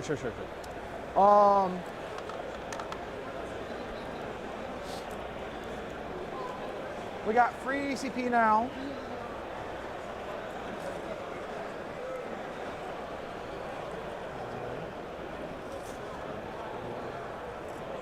Storm Boy, here's 1, 2. Checking in one more time on that. Yeah. Wow, look at Scary pulling ahead, man. That's engage. Scary had a decent board position, and now he's selling out to keep the Sisters player back. It's bottom of 5, so Sisters can still score some points at the end here. Heat and cleanse. Scary is realizing or exploiting the age-old fact of 40K that, hey, you don't necessarily get points for having models left alive at the end of the game. So sell out your army, keep them off of objectives, and score your points. Keep them from scoring theirs. I mean, honestly, he's one of the best at this. Like, squeezing everything out of his units right up to the point where they die and then they're useless to him. Like, he's just really good at charge here. Charge him first. Take away your watch. Getting everything he can out of a unit and then letting it die when it's time for it to die. When it doesn't hurt him anymore for it to die. He's really good at it. Zodride cleanse. That's easy. Maybe one of the best. He's over here. Definitely one of the best. Maybe the best. When you play a bad army for a long time at a high level, it's like the hyperbolic time chamber of 40K. You get really good. Magnus is still the -1 damage, right? Yeah.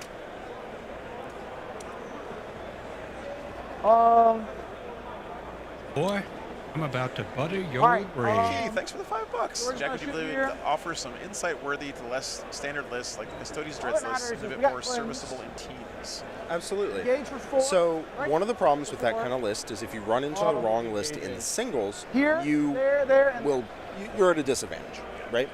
But in teams, you can avoid bad matchups and attempt to exploit good ones. Engage is table. And so the fact you can just ignore it, hey, if this list runs into max shooting Tau, it gets ragdoll. Okay, we just keep it out of that. That's fine. And also in teams, you can have, in singles, your job is to just win your games. I get bottom of turn. in teams, your job might be a bit more specialized than that, and so you might bring out a more specialized tool that you don't see in singles and gear it for that job.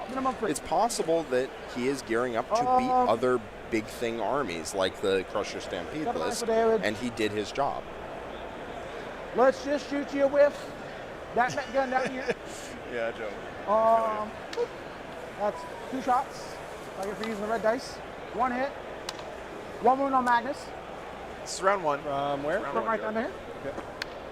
One more today. Down to 1. I'll blank after lunch. Okay. So I lose Overwatch, but We'll go here. No more shots. We got plenty of CP. 1 and 2. No more shots. 4. Kevin did claw back a few 1 points hit. there, it looks like. No But wounds. they are packing up models. We just need them to push button. I will go talk to them, but that should be enough. I believe that's going to be a 15. Actually, that will not be enough. Mark will still need to get a point out of this game, but he is well equipped to do that. He's already getting He's currently winning on bottom of 5. Yeah, so this feels pretty comfortable to call for Hobby Goblins. Well done, boys. I'm just going to go make sure that they put the score in. Okay. Okay. Well, I'm going to win. I just don't know how much. Yep. What's it? Yeah, so Hobby Goblins definitely getting the win here. I think there's no longer any doubt that they have this locked up. So congratulations to them. And congratulations to Red Dragon making the trip all the way down here from the Great White North of Canadian land. And, you know, putting their money where their mouth is and playing some 40K with the best out here. It's great to see. Weekend's not over for either of these teams for Red Dragon. They have a lot of games ahead of them, and as we saw at WTC earlier this year when Team USA lost to Poland, Sweet, man. Good game, bud. They almost came back to a position to challenge for the win at the end. So it's not over for them yet, but definitely a great start for Hobby Goblins. I got it. Really good stuff. All right, all the games in, guys. Big win for them. Heaven for him. So we are going to take a break here for lunch, but during the lunch, guys, actually we're not taking a break. I take it back. No breaks here. We're going to be bringing you guys content all weekend because there's so much stuff going on here at Champions Cup for the first time. And again, big thanks to Anthony and his. He's doing a great job over there with our second team, basically running a whole talk show over there for us. And we're gonna have some awesome stuff for you guys. So I hope you stick around for it. But Jack and I are gonna take a break. We're gonna grab some lunch, and we'll be back with round 2 very soon. But let me throw it over to those guys at the talk show. Yeah, thanks so much, guys. Be back soon. Welcome back, everybody. We just finished round 1, day 1 of the Champs Cup. A fabulous game between those 2 really good players. I'm actually joined here with Steven and Jason Craze of Monument Hobbies. So, Steven, you mentioned, you were telling me earlier that when we decided to do the team event, we wanted to really emphasize on the hobby side. And you were telling me that you wanted to bring in one of the big names that we all nerd out over when it comes to hobby. So you reached out to Monument Hobbies to come and join us at the event, correct? Yes, yeah. And so we're joined here with the guy himself. And tell us what you thought about our event. Wow, when they first reached out and I got really excited because of all of the fact that a team event, when they told me, it's 8 people to a team, and I go, excuse me? They're like, yeah, 8 people. And I say, so you're going to have 8 people come in and do the matchmaking per round. I was like, just from a gaming standpoint, that's really cool. And then and you have a hobby track for this too, if you're going to have like 500 people here, I have to judge 500 armies? That's a lot, man. They're like, no, we want to do it as a team. So the teams come with that cohesive kind of feel of, we want to present as a team, play as a team, do as a team. And I was floored. I was like, what a great idea. Like, that's literally sounds like so much fun. And, we're a community company. We're just you guys on the other side of the filling machines, kind of. And we use the same paint, play the same games. And I was like, yeah, I'm stoked. Let's do it. And then they were like, sounds like, yeah, good time. Awesome. Yeah. We're so glad you're here, and you have provided some amazing prize support for some of our top points. Oh, yeah, I know that was a big chatter amongst the different teams I've talked to.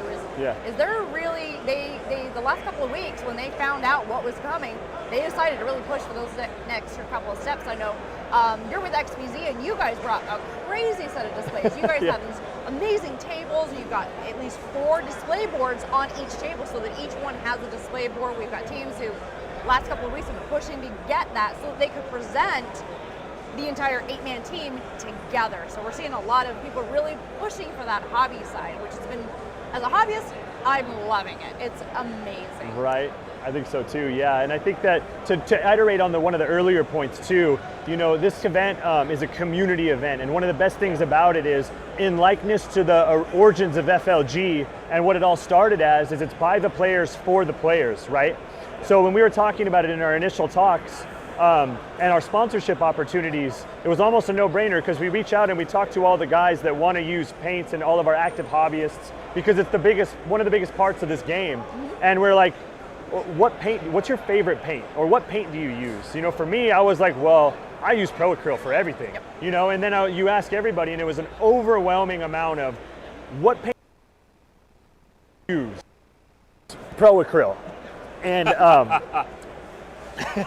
Brad Chester coming in. And so we were flooded with that, and everybody was like, that's what we want. And so we were like, well, the community loves and adores and uses Pro Acryl paints, and so that's what we wanted to do, and we love how much and how enthusiastic you were about it. That was so humbling. That was how you guys reached out, actually, was that, hey, we asked, we're running this event, it is determined by the community and the teams that are coming as to who and how they want to do it and where it is and all that. And I was like, oh, that's awesome. Where do we fit in? And they go, well, we asked everybody, and they said they wanted Monument Hobbies there. If they could have one company there, who would it be? And they Monument. And I was like, I don't know how to answer this, or I was like, I can't say no, right? Because that's amazing. But it was also just, it was very humbling. It was like, wow, the community really, saw us and decided that, our participation would be meaningful. And to your point, when we said, hey, well, let's go big, let's give everybody a carry bag and all this stuff for the big teams, I was like, if 8 people want to show up and get together and hobby together as a team and then play together as a team, I'm like, we can't just, hand them a bottle of paint, And so we did, and then we got a flood of messages from people that were like, oh my God, you guys stepped up, now I got to paint better. I thought I was okay, now I got to go into it. So it was cool. I like that. I like the fact that they get all energized about, oh my gosh, I got to go back and do more details on my models. I'm like, yes, you do. That's awesome. So one of the cool things was that, it's very common, I think, that you see small pots of paints or little dropper bottles handed out. But this particular event with the Pro Acryl, you actually saw people like trading them almost like pogs, because they're like, I need the bold titanium white, or I need my like dark umber, or whatever I needed. So it was like, I know at least me, I was like, we were trading out and like. That was our hope. We sent every color so that everybody had an option. But if you were like, man, I really need jade, who's got jade? Yeah. You go, I thought that was cool. Go like arm wrestle in the lobby at night for colors. Right. So Jason, one thing that I would love to know, and I'm sure the viewers would love to know, tell us about the origin of Monument Hobbies. Tell us a little bit about yourself and how you got started, and kind of what brought you to the road that got you to here, and then being, at the biggest team event there is, as the favorite paint brand that by the game, the gaming community is. It's. I would like to say it's long and storied. It's not really. I mean, I've been painting models for over 45 years. I got into D&D and then BattleTech as my first war game, and so I've been experiencing painting miniatures for like ever, right? And so my enjoyment of the hobby was always there as kind of a back burner thing. It was always something that, for a long time you never told anybody you painted little men. Like, what do you do in your what do you do in your spare time? Well, that's not going to fly. But then at one point in time it was like, oh, well, I started, doing commission work, and then, it became more common that people were worried about the hobby aspect of their armies and not just putting out, back in the day, little metal figures that were unpainted, right? Or just primered. And so I've had an energy for it forever. And then we started live streaming. My partner Jen and I started a live stream in 2016 where we were going that next step and teaching people how to paint, trying to build confidence in people, so that if you were out there wondering like, oh, I see all these great models, I wish I could do that. We were just kind of giving pointers, kind of Bob Ross style. And we were doing that, treating it like a full-time job. We were doing 5 to 8 hours a day, 5 days a week. It was crazy. And then one day I was painting Eidolon. Is his name Eidolon? I think his name's Eidolon. He was the first captain of the Emperor's Children in 30K. I'm painting his big flowy white cloak, and it was all going haywire. I was like, oh, this is horrible. White's horrible. I hate painting white. And I'm doing it live in front of hundreds of people on stream, and I'm embarrassed because it's not working. And I was like, to heck with this. And we stripped it with an airbrush cleaner right there, and I went and I mixed white paint live on stream from artist grade pigment and all of that stuff. And so I showed everybody how I would make paint. That was great. Came up with the white, and everybody on the stream was like, hey, we'll buy that from you, because it worked so well live right there with no tricks. And so I was like, well, I mean, if you're serious, I'll mix up a batch and we'll give them away. So we did, and it was like, 10 or 15 bottles that we gave away. And then everybody was like, no, we want to buy it from you. And so we were like, oh my God. So we started making it and selling it, and it had no label. It was in a cheap plastic bottle from Amazon with a heart drawn on it. And the internet blew up. People were like, you guys need to make more colors, because if you can make paint of this quality, we'll buy it. And we actually reached out to some of who are now our competitors and said, hey, we have a formula. Are you interested in doing like a pro line of paints for your paints? And nobody would give us the time of day. So we're like, well, we'll try to do it on our own. And here we are. Yeah. Was wow. this 126 colors later. And origin story of your bold titanium white? Yeah. That is how we got started. That was our introduction in Utah to your paint line, was the bold titanium white, because there was no good white paint. And all of a sudden, everyone started talking about this white paint. And that's how we all got into it. And now we all have to own all the colors, because we just made a determination that there's no reason to skimp just because it's a hobby paint. It really should be better, because it's a artist grade pigment that we use. It's a fine art paint that we make in liquid form, as opposed to just taking pigment and making every color under the sun. We wanted everything to feel better when you paint, and that was our goal. And so it started with white, and then it just trickled down from there. We were like, okay, can we do it with every color? And every color acts a little bit differently in a suspension like what we make, and so we have to take every pigment individually, and each group of pigments has a hue, and figure it out. So we still do it old world style. We still make everything by hand. So it's fun. Wow, so you still make all your stuff by hand, and you guys, that's amazing. Well, I mean, we have automated machines that do all the bottling, but I start with all the raw pigments and mix it by hand. You mix them and you create your I don't have any recipe. computer codes. I can't. People will tell me, hey, you need to make a color like this hex code, and I'll have to stare at it and be like, okay, I might be able to reproduce that, and then I have to go and reproduce it. It's like a bistro chef, right? Yeah, it's exactly. Like you don't use the exact. It's like you mix it the right way, and it comes out. Yeah. And that's your touch. I'm never going to match it digitally 100% probably, but I get really close. Yeah, that's amazing. But it that's winds up cool. being the color I want. So. Got you. So I got one more, and then I'll turn it over to Natalie. So moving forward now, as the owner of Monument Hobbies and all of the stuff that you guys have accomplished, and kind of being the champion paint of the people, what are you most excited about for Monument Hobbies and moving forward? And like, what excites you the most? What is on the horizon, and what are you guys looking forward to doing? Wow, that's a great question. I mean, obviously we love to formulate new paints, new products, but I think really it is expanding our reach, reaching more people, being in the community as much as we can. We still teach every day. We still run our live show from 2016. We've never missed a beat. We still do that 5 days a week, live from our studio in the factory. And I think it's really just getting more people involved in the hobby. A lot of us say that, but it's like being at events like this and being able to answer questions. I've already had a ton of people ask me like, hey, what can I do to make this better? And it's like being able to help people on their own journey find their own confidence to enjoy the hobby more in whatever way that means. I'm there. That's what excites me every day. And where can we find the stream? Like to watch your guys' seminars? Yeah, and where twitch.tv/monument_hobbies. Really Love easy. it. Yeah, okay, really right easy. on. And Natalie?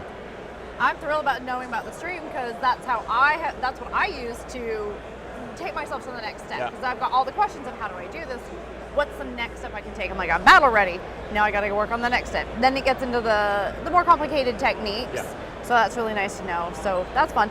Now you've been here, you've been looking around, and you've been doing something fun. You've been bringing out coins. Oh yeah, our challenge. You've been giving out unique challenge coins, and we love our challenge coins. So what are you looking for to give out to those challenge coins? Man, it's I like giving cool stuff to cool armies and cool people. Yeah. So I literally walk around like we all do and say, what gives me moth to the light feeling? Like, ooh, I want to check that color scheme, or oh wow, look at the detailing on those.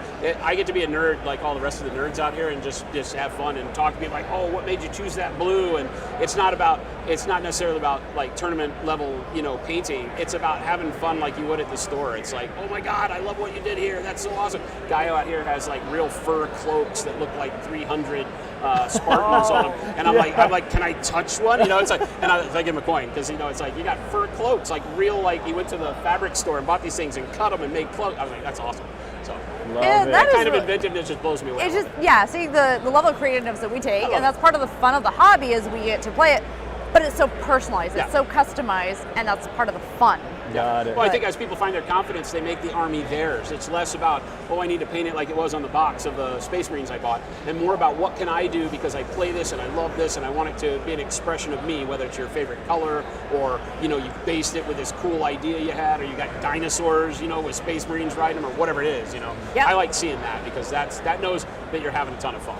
That's Right on, amazing. guys. Well, guys, thank you very much. Keep following us for the Champions Cup, the biggest team tournament we have here in the U.S. It's been so much fun. And a huge shout out to Monument Hobbies, Jason, War Games Live, and everybody here. We're going to keep plugging it in and keep showing you guys everything going on here. Thank you, and we'll see you soon.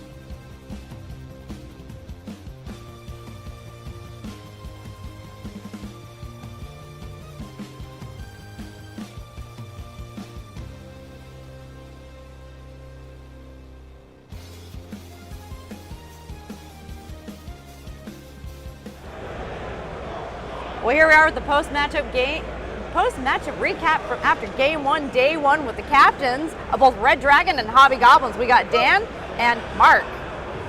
So, how did you guys feel going into this? It was gonna be pretty cool, honestly. I've heard a lot about Mark through like other sources and stuff like that, because being part of Team America, previously part of Team America, yeah. So, and I was part of Team Canada, so we, like, I think we were like almost in the same circles a couple times. So I'm like, yeah, I've heard nothing, but you're a good guy. So I was like, this is gonna be fun. We're round one, so yeah, it's exciting. Awesome. I know that I talk a lot with Brian from your team, so he was giving me a lot of the feedback of how you guys were getting ready for this matchup into this. So that was interesting to, as a third party, hear about.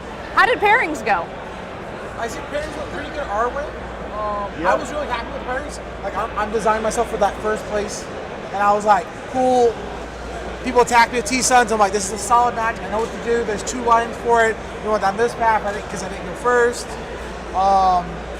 We got like the Dreads into a good matchup for them. Felt pretty good on a lot of boards. It's like, I'm like, here's a draws, and here's like some good wins right there.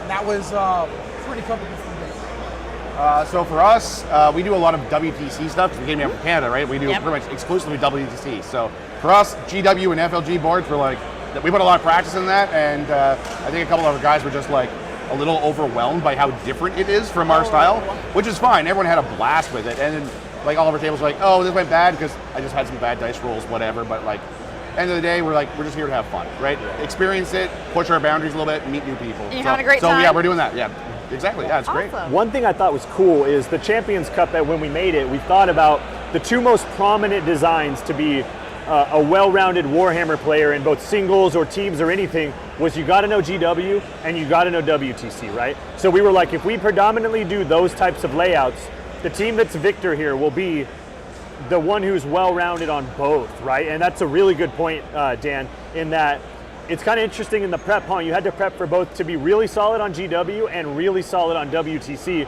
where unique to a lot of events, you just pick one, right? Or you typically know one. Now it's kind of like encompassing two types of terrain formats that are both very established and very necessary in a competitive player. What are your thoughts on that? How do you feel on map selection? Did you guys put a lot of emphasis into it, a little bit? How did it feel?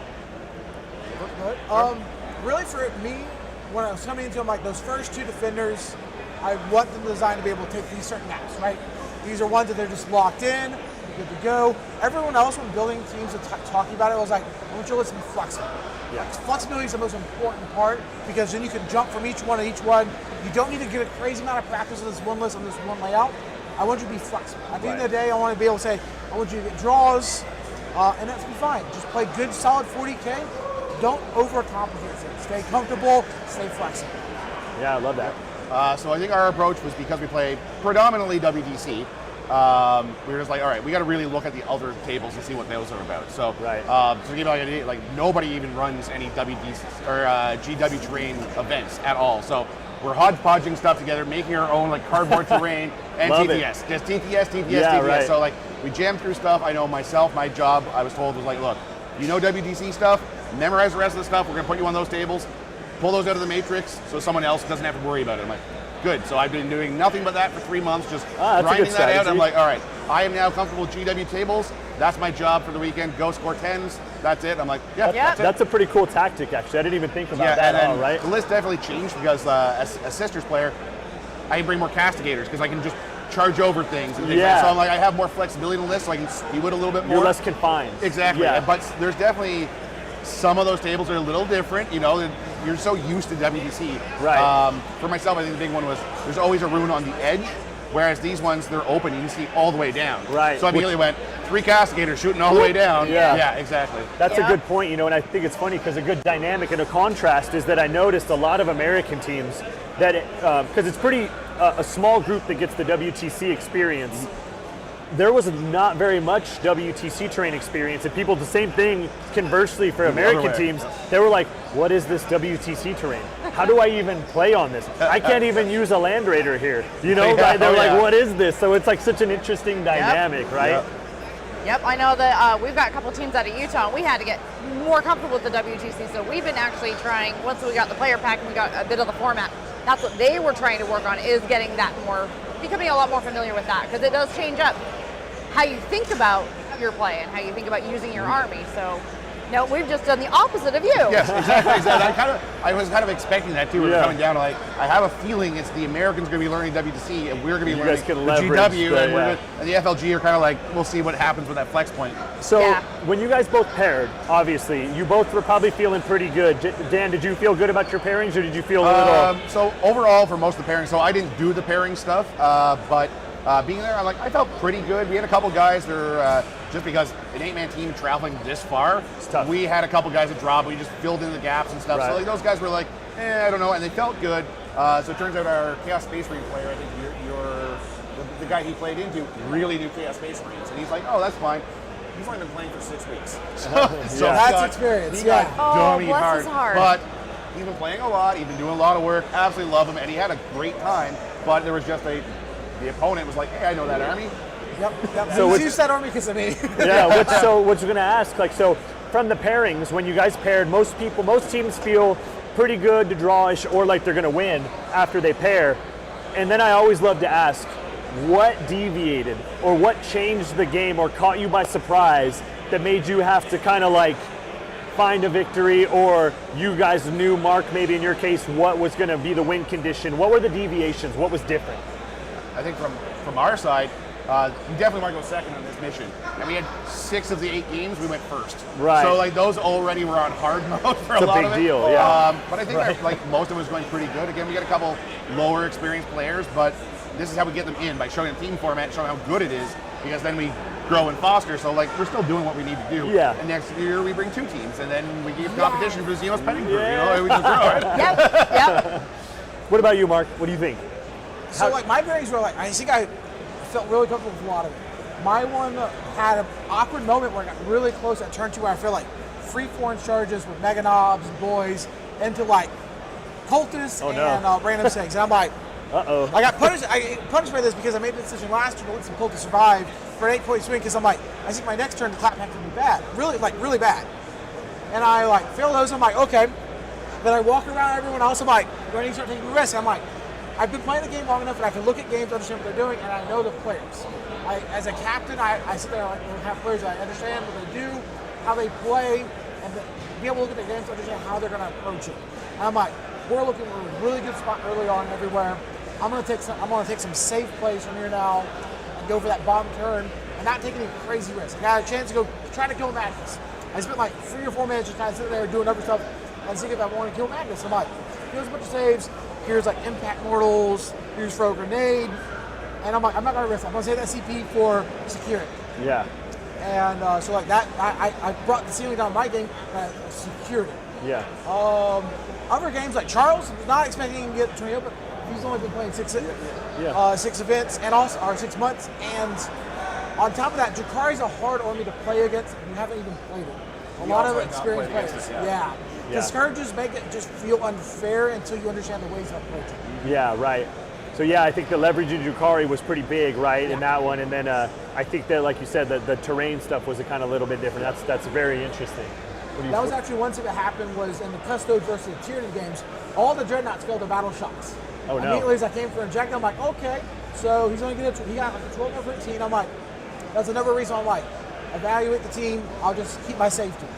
Let's not take any more risks because that's the craziest thing that happens. That's 40K. Crazy things happen because that's just math. And dice and everything. Yep.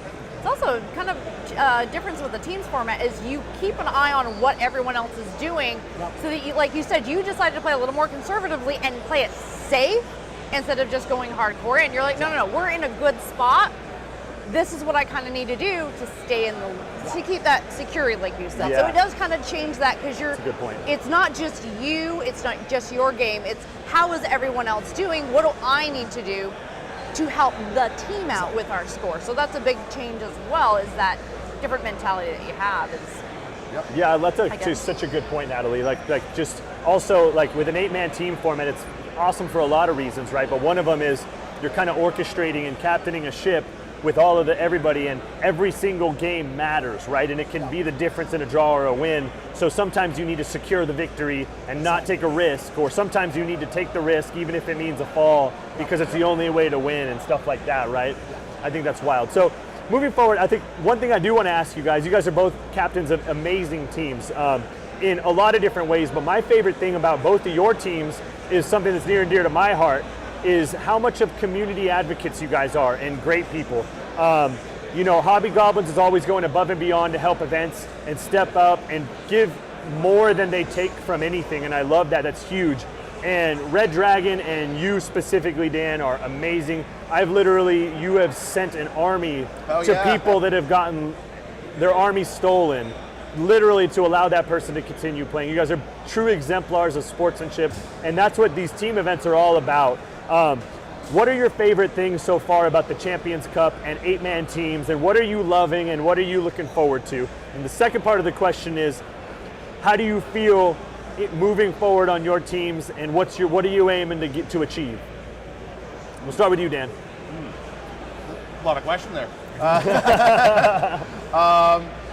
So far I've been really liking the event, and for us, because we have so much travel, I think right now we're kind of looking at it from a point of view of like, well, there's the WTC.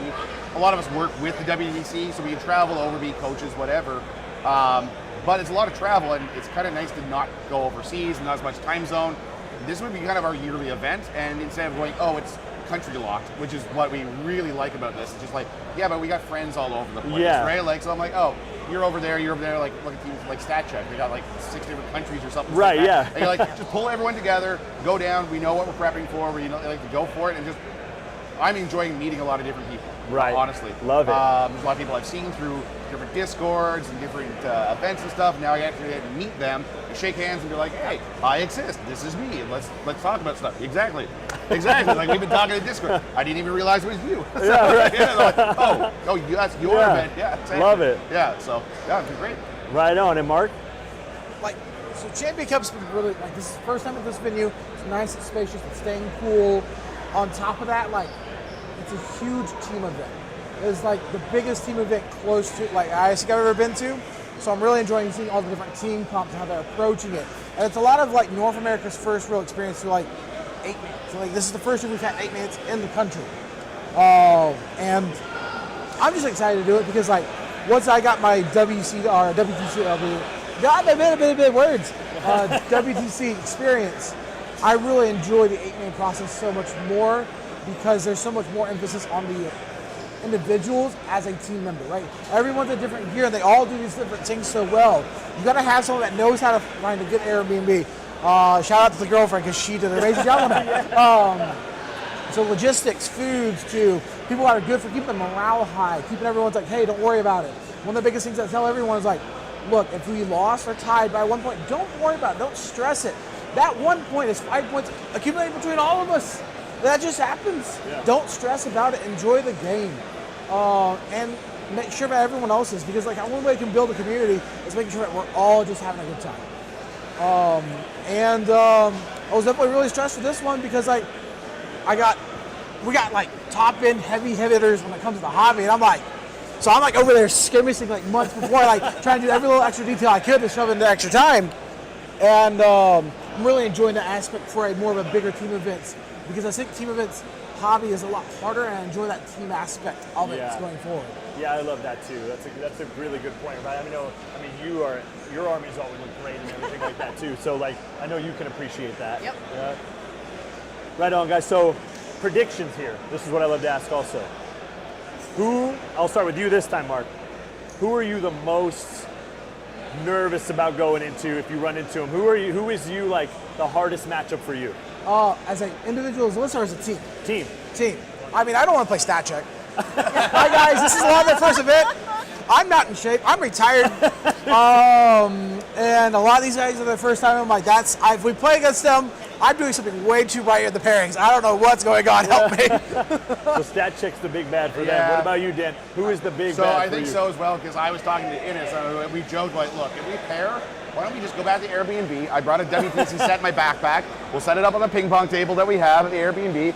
We'll hang out. We'll just have a good fun time there and do some drinking. Like So I actually lost a bet to Anthony Vanilla. So I'm actually tattooed with the Team USA logo. So I don't want to lose that again. I've heard that that's a team thing where if you play and there's the best, and if you lose, you got to go get the tattoo. Yeah, well, I lost. Dan coming in there with the big not the face mentality, right, from Stat Check. Well, guys, super stoked to have you here. You guys, I can't tell the viewers enough how much of exemplars and paragons of mainly community and sportsmanship amongst all the other great accolades you guys have. You guys are true champions of it. We love what you do. You guys elevate everybody around you. And we are super grateful to be here with you guys. Excited about the Champions Cup and excited to see how you guys all do. And back to you guys. Woo!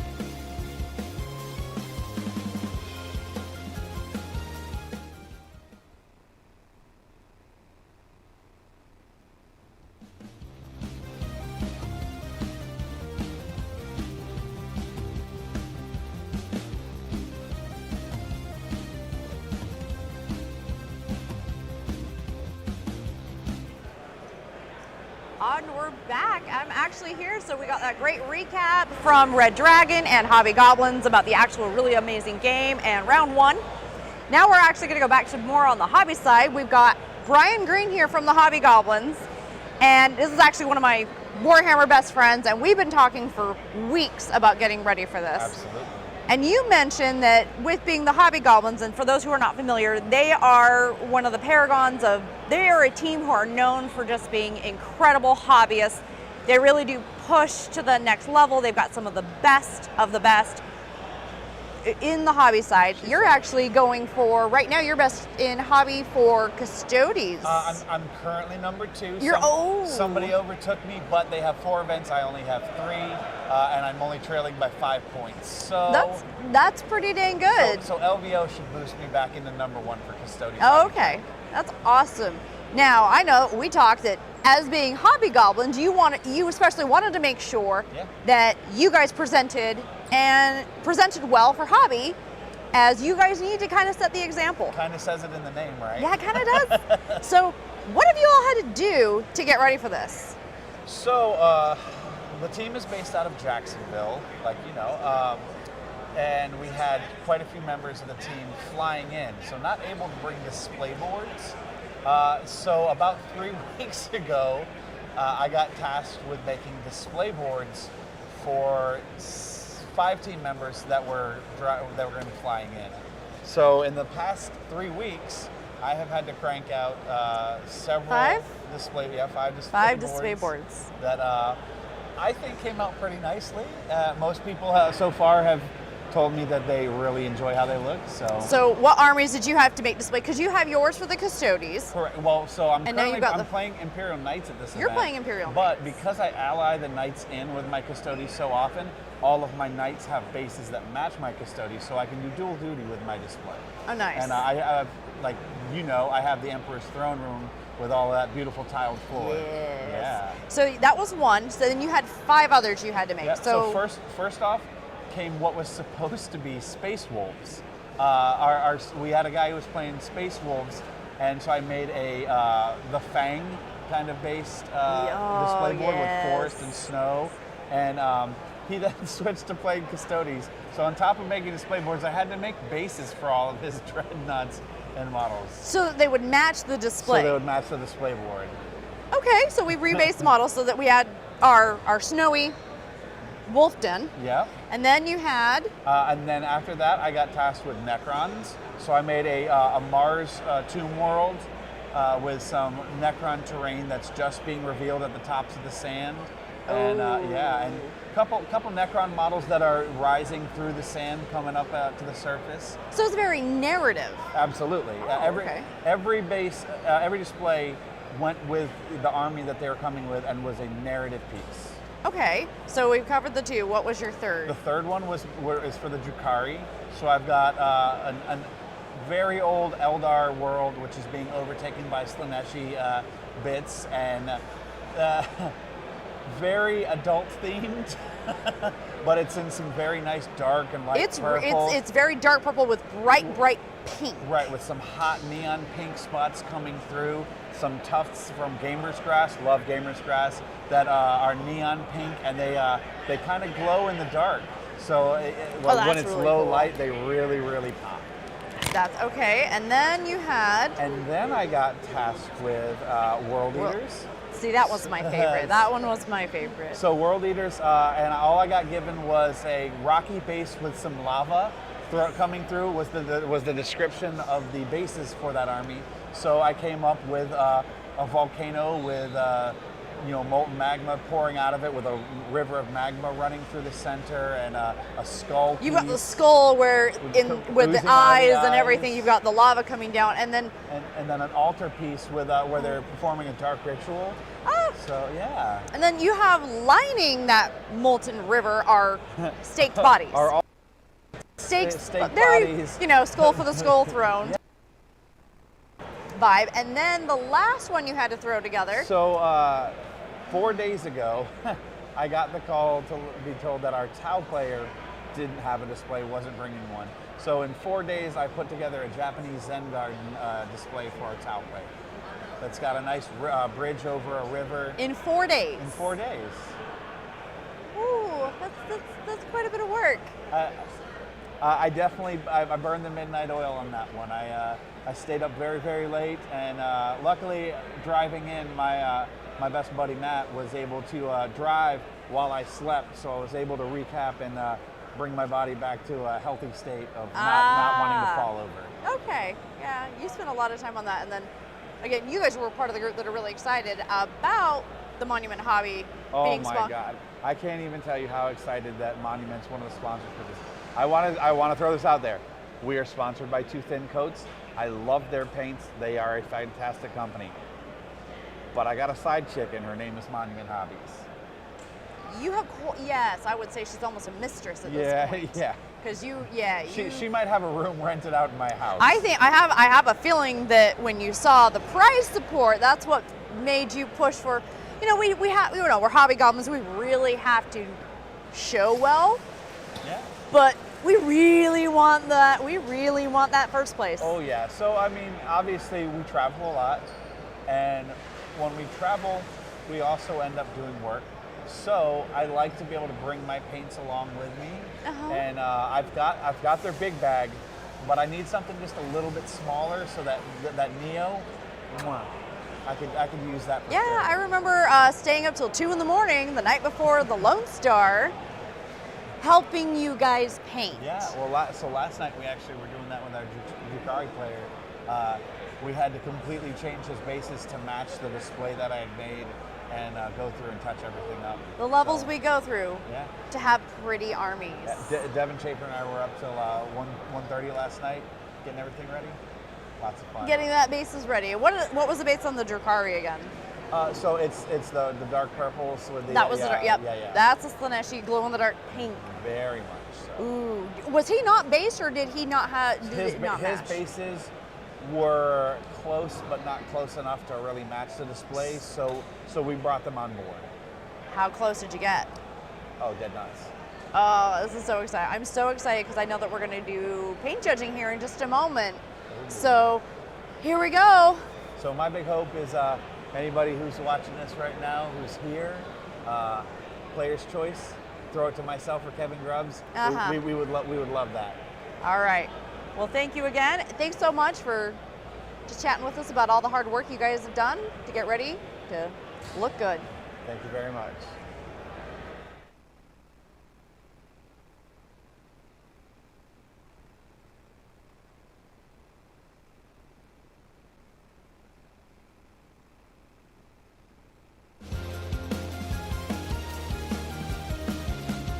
All right, guys. Sorry about the little transition pause there. Whatever. You didn't even notice. You're not even watching. No, I'm kidding. Chat, the next round is hype. Vanguard Tactics and Stat Check is going to be pretty sick. If you want to see some good Warhammer, this is one of the matchups we were hoping to get like during the semifinals or maybe the finals this weekend.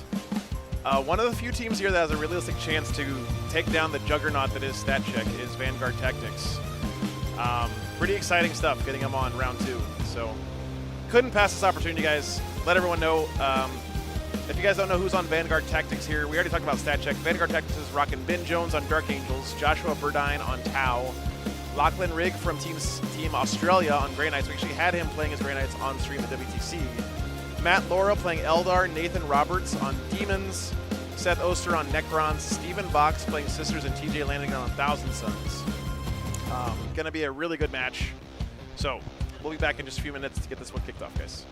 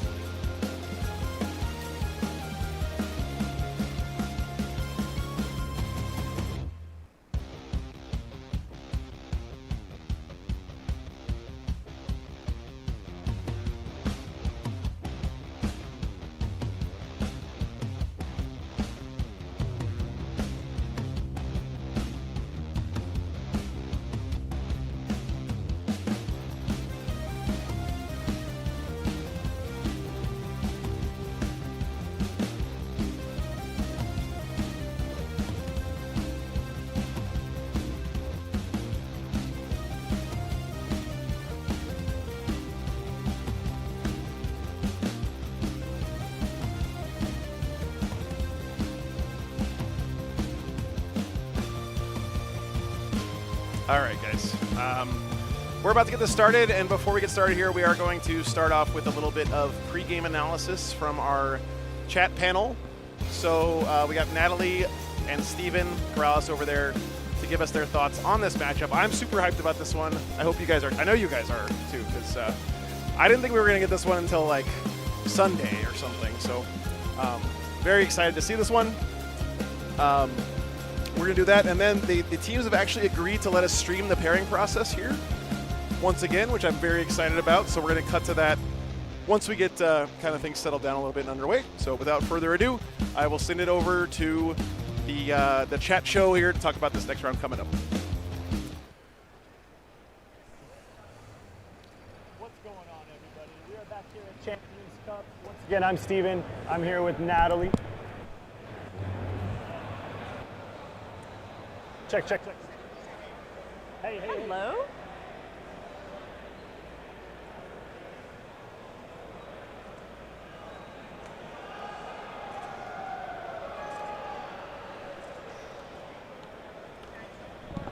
Oh, we are live. We are live. We are live.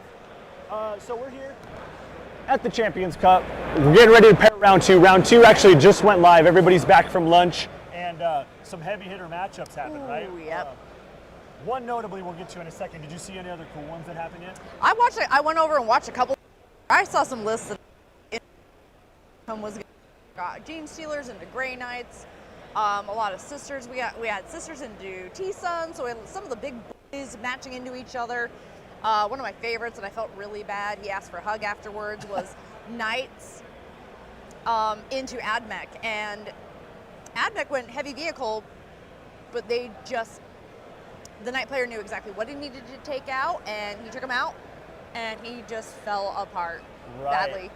Yeah. So, and then what's interesting with that was we're going to see a lot of like polar victories and defeats. There's going to be a whole spectrum, as in round ones in any given tournament.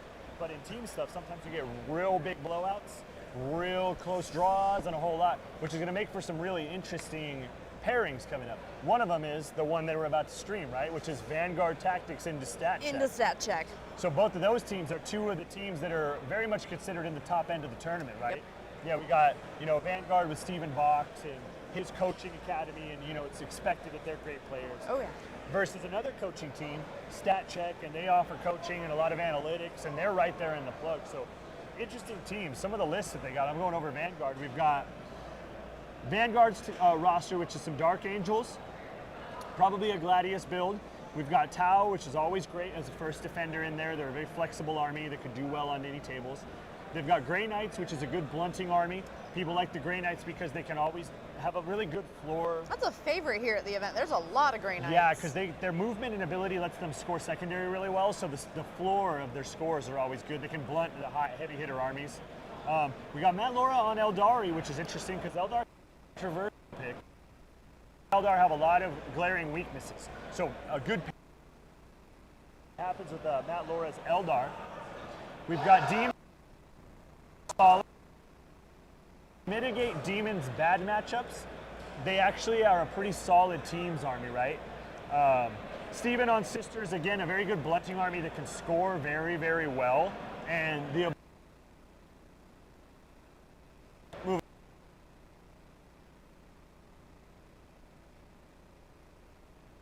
Alright guys, there's something weird going on here with the pre-show. We're just going to go ahead. These guys are doing pairings already. It's a collective of a lot of different people. Yeah. So we're just going to go ahead and start getting into the round here. We'll try to track down what's going Oh, on. yeah, that'll stop it now. I think there's 8 tables already. All right, here we go. Stat check. Vanguard Tactics. John, help Jeremy choose. I will manage this. Yeah, no worries. We're working on some stuff, guys. Apologies. Doesn't matter. You don't want that one. So we got lots of jet lag happening here. Yeah, John, I know. It's not good. We'll work on it, don't worry. I hear everything's bigger than Tactics. 3, 6, and 6. I'm missing some. The 7th still there. One needs to go. It's The 10. Drowning's still there. Oh my god, what the fuck? Steve's won the laptop wars. We already have 2 of our pairings up, guys. Looks like we're going to have Dark Angels against the Leagues of Votan. Interesting. I think. And then Chaos Demons versus Thousand Suns. I think it's 6. So I don't know. Yeah. So 5. Because we are dodging this. The number after that. So it's 6. Okay. Jet lag tactics. Yeah, 2 of the best teams already facing off. It's a little bit bittersweet because I was hoping to save these guys for later. But And then we continue just getting rid of. We want someone who wants 8 sisters. What's the number? I mean, like, you can ask me if you want, but you know we're going to agree. Yeah. But I appreciate you keeping it. This is like 30 when we pair tomorrow together. In the trio especially. Yeah. You just run it through. You get rid of sisters, that's. So that there is Typhus from StatCheck, also was coaching Team Poland this year, and then John Lennon there, of course, and Liam VSL sitting next to him as well. I mean, that's just a killer's row of 40K players. And we got Stephen Box there, of course, needs no introduction. Lachlan from Team Australia, TJ there as well. Matt is also playing for Vanguard Tactics. Seth Oster somehow scammed his way on that team. Here's Horace. Thanks for the 20 memberships, man. I appreciate that very much. As long as we write down who's keeping. Is anyone? Well, it's just, we might get in the floor. Yeah. This is. I think he has better pairings. Even if they're slightly better, I think they're. Let's listen in on Vanguard Tactics here. They're talking about their pairing. I don't think so. Like, those. Only 1 and 2. Then Elgar, I'm saying. I want to go with that. You want to go with that? Yeah. These are our scary teams, Jack. Yes, absolutely. Too much. So Well, thanks, guys, for all the support. Apologies for the audio issues we were having during the break. So we're defending with Tau, and you're defending with Tyranids. By the way, one of my wedding pictures. I think you'll love it. Probably. Uh-oh. I'm not sure we can show this on stream. Typhus has a... Not. Typhus got married like right after WTC, by the way. So that's cool. Did we go for the? Yeah. Me and you. So Vanguard Tactics. Oh no! I think it's put forward Tau, and StatCheck's defender is Tyranids. 7's got it. So of those remainders, I definitely think 2 was probably one of them. Yeah, I think I go all The the way. question is between 5 and 6. Does one of them care more about this situation? Yeah, but 6 is on defend, right? So Yeah, the Francois is 6 is in defender. defend anyway. You have a different. You Oh, have yeah. additional row. So. Sorry. I don't know why. 2 and 5. We're listening in now to StatCheck. There's here, 3 guys. sky range. Like, so between Puma and us, right? 'Cause that's the decision point. It looks to me 2 and 6 like always. Yeah, if they're the same- but then Ines will later get the higher scores. Exactly. So then do we send? Yeah. Do we send that? Yeah. Yeah, I Yeah. think so. And just to be clear, does that where table Yeah. doesn't change the math on that? No, you have it. You have it as How a. the fuck do they have a green though? If that's not the case, we can change Yeah, it. No, Ines is playing for StatCheck. I'll take points now, Yeah, and points that's later. Very simple. Because I'm an idiot. But if that's not correct, just Yeah. No. If you do What's not up, feel Jack? confident, it's also fine. Please do that. It's fucking free costs. What is happening here so far? Okay, so StatCheck kind of leapt out to a bit of a lead. That matchup from T-Suns into Demons, both teams agree is fairly favored for the Thousand Suns. Yeah. Whereas it is kind of tough for Dark Angels to push any kind of a score advantage if even they get one, especially given that the Votan player will be picking the table. So looks like it's about one even game and one really good game for the StatCheck crew early. Don't threaten me with good time. Hey, what's up, Jake? There were rumors of a push-up contest happening at some point. Let's see. They're not like exactly what it says. Do you agree with this? I think actually Typhus is the captain for the StatCheck guys, although any of these guys could be the captain of their team, honestly. I'm not. I'm sorry. I think they have to pull this. I think We have to. they have to pull this. Yes. Then I'm always taking this. Should you? Yeah. But like that's I think this is better. I think this one is a better match. But the nice part for Vanguard Tactics is they have not given up. Like their Thousand Suns is still in the mix, so if they can get a good matchup for that, then they might balance out the game against how they're trying to get into the Tyranids right now. Yeah, we get to flip ours up. Thousand Suns. You're gonna be shocked by this. That's actually a great matchup for the So you Tyranids. choose another board now? So Thousand Sons into Bugs on Bugs' table choice, and Sisters into Tau on Tau's table choice, which is interesting because this Sisters list actually outshoots the Tau. It actually has more guns. It is triple Exorcist, triple Castigator, double Immolator. So yeah, it really does. So the reason why Tyranids are so good into Thousands, guys, is because if you get battle shocked, you don't get Cabal points from that unit. So that's one of the reasons. But they can actually screw up the Thousand Sons game plan so much. I've seen Thousand Sons players basically go from a commanding position to losing the game after a bad Shadow in the Warp, because not only are you battle shocked everywhere, but you have no Cabal points to So work both with. FLG. So you can't do any of your stuff. You can't do bolts. You can't do double moves. You can't, reduce armor saves. It's really, really, really rough. It can be rough with the Thousand Sons. If none of that stuff comes, I wasn't like out for the Tyranid player though. The Thousand Sons player is in a pretty commanding They are position. not very, because for me it is very the Tyranids have a real hard time doing real damage, and the Thousand Sons pick them up at speed. So I'm playing they really do have to rely on that jank in order to get the matchup in their favor. You want some sweets? They also have ways of forcing battle. I don't know what kind of Nids he's playing, but Nids do have ways of like forcing battle shock checks and making the battle shock checks worse and stuff like that. So. They do, for sure. Okay. Easy. Yeah, Jorge, that's right. John handed a 20-0 to a Thousand Sons player with the Nids because of that horrendous Shadow in the Warp turn on our stream a while back. That was into Sean Nate. That's right. BFS. That's right, it was. I'd like. Yeah, it makes sense. And we can review again. Who is Vanguard Tactics Demons player? I don't know. I believe it's Nathan. I think that this one. I think you have better. Well, if you know they're pretty low. We'll find out in a second, guys. Ignoring. Yeah, I know. There's a lot of chit chat going on right now. Let's listen in on the stat check, guys. And we got Richard in the chat from the Art of War 40K. Hey, what's up, Richard? I'm pretty sure it's Richard. I think yeah. The other one that uses that account is here, so it's probably. Yes. Whatever. Wasn't 6 there? This way we dodge with Anthony. Yeah, but you will always dodge with Anthony. You will always dodge that anyway. I will tell you guys, I would not want to be sitting across a pairing mat from those guys. So, tell me, whose of those yellows has... What they're trying to do right now is figure out the correct series of pairings in order to avoid the remaining bad matchups that exist for their last teammates. I think they feel pretty good about the first 4 pairings, and they just need to make sure, all right, we need to avoid any pitfalls. How do we guarantee that that happens? What's up, John? I am too, man. Looking forward to it. Yeah, so don't forget to ask you, we're getting towards what they call the scrum here, which is we're going to have a whole bunch of forced pairings at the end, depending on what pairings they do. I think at this point right here, right, this is like the last free pairing you get until you start getting forced pairings. It doesn't matter the order. No.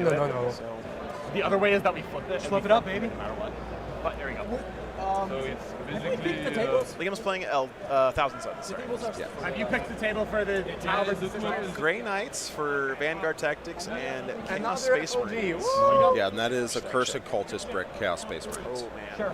Oh, no. That was going to change all. That's a rough army for just about anybody right now. Layout. Sure is. Yeah, we have to do that anyway. I mean, I don't like. We never attack.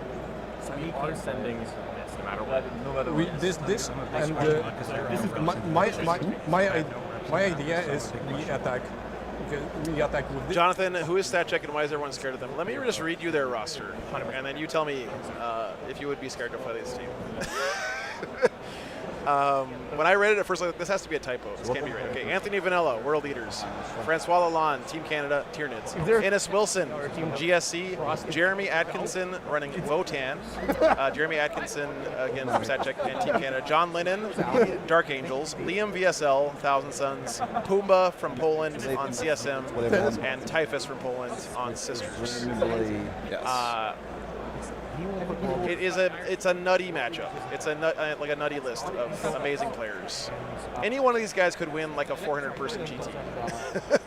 You know, like it's crazy. And then on Vanguard Tactics, you got Ben Jones on Dark Angels, Joshua Burdine on Tau, Lachlan Rigg on Grey Knights, Matt Laura on Eldar, Nathan Roberts, Chaos Demons, Seth Oster on Necrons, Stephen Box running Sisters, and TJ Lanigan on Thousand Sons. Again, a lot of really heavy hitters in that.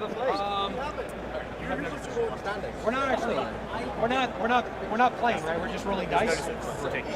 4-ups. He talks a lot of shit. No, we're always thinking Eldar. We always think Eldar. We're out of decision. Murder's Row, indeed. Now, you know, the thing is, though, like, everyone's expecting StatCheck to dominate this weekend, so everyone against them is free rolling a little bit. They have less pressure on That one goes down. There are some teams here who can give them a real run for their money, who can really put the pressure to them. So we'll see. So we have Sisters and GSC there. That's Stephen Box into the GSC is being run by Dan Innes. Innes is running the GSC. That's cool. If I take I'm glad. Like, to be fair, I always enjoy when I face someone new. It's always nice. I just wish I would play Nate in my love, but I could have attacked. Basically, John. Yeah. I would love to see Innes playing as GSC. I don't know how good of a matchup that is. We're going to find out here in a minute. I fair enough, right? We have Now, the demons are good, right? They have like 50% win rate, right?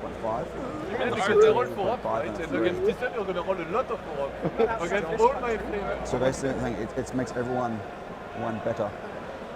So we're listening in on the Vanguard tactics right now. This is Lachlan. Everyone has better time into this than that. It's the best player in the world playing World Eaters. Like, the best player playing. It's not your average fucking player. Not that you don't know that, I'm just saying. Like, For the others, I'm just saying. This is really good. There is nothing worse than playing into an average World Eaters player to give you confidence playing into a specialist. Yes. Well, that's 0.5 better. That's 0.5 better. I think we're hearing Lachlan arguing to play against Anthony's World Eaters with his Grey Knights. I think he should. Honestly, that matchup can keep Anthony to a real close score. And I believe he played several Grey Knight players at WTC and also had very tight scores with them as well there. Could be wrong about that. My memory could be off. But I'm just saying, who do you rather play? that would be a great way to blunt that army and just keep it to a close game. I'm fading fast. That didn't really help me, man. I was like, I have those 5 hour energies. All right, let's listen in on StatCheck. You're a responsible human being. So you probably go to bed at like a normal hour when you're home, so now you're real tired? Yeah. So you're getting Anthony talking about when he goes to bed. I don't. He's asking Steven if Steven is tired by now because of the time difference. And drinking Red Bull at 9 p.m. is not something I usually do. I don't think Anthony sleeps. Oh, we just got a pairing. Oh. delicious talks. What do we get? We got all the pairings. Choose the first thing. All right, we got Necrons going into Dark Angels. I'm not World Eaters going into Grey Knights. Yep. And then we got Chaos Space Marines going into Eldar. Interesting stuff. Oh, that's a Eldar. horrible matchup for the Eldar. Yeah. Because there's a million accursed cultists on that board, and they all want to make friends with you. That's basically the same matchup that Sean Naden got in the final round at WTC against Olivier Weiss's Million Black Templars. And Sean got 20-0'd. And Sean Naden is Sean fucking Naden playing Eldar. That's a rough. Eldar hates armies with just tons of pretty durable bodies to deal with. The last 4 matchups, we're looking at Eldar into CSM, which looks rough for the Eldar. Yeah. We're looking at World Eaters into Grey Knights, which I anticipate to be fairly close. We're looking at what else we got here. Thanks, man. Is there such a thing as a good matchup for Eldar? Absolutely, Ashley. Yes, absolutely. There's lots of good Eldar matchups. Innes got paired with Stephen Box's sisters. It is Matt Laura. I mean, that's true. So, thanks, brother. Appreciate it. We're going to figure out what game we're going to put up here in a second, but.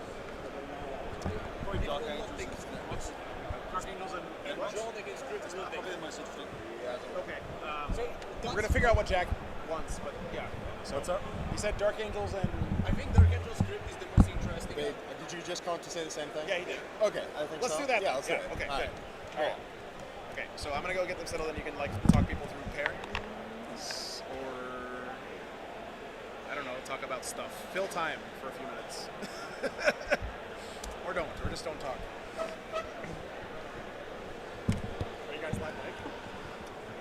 Yes, it's hot mic.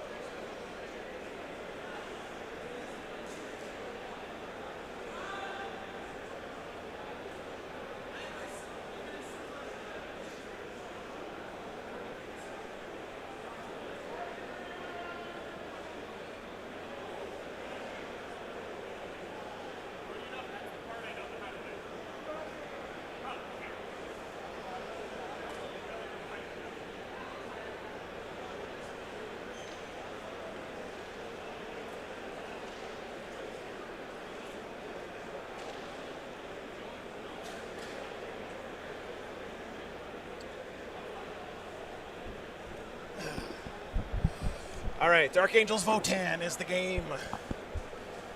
Let's go. This is going to be fun.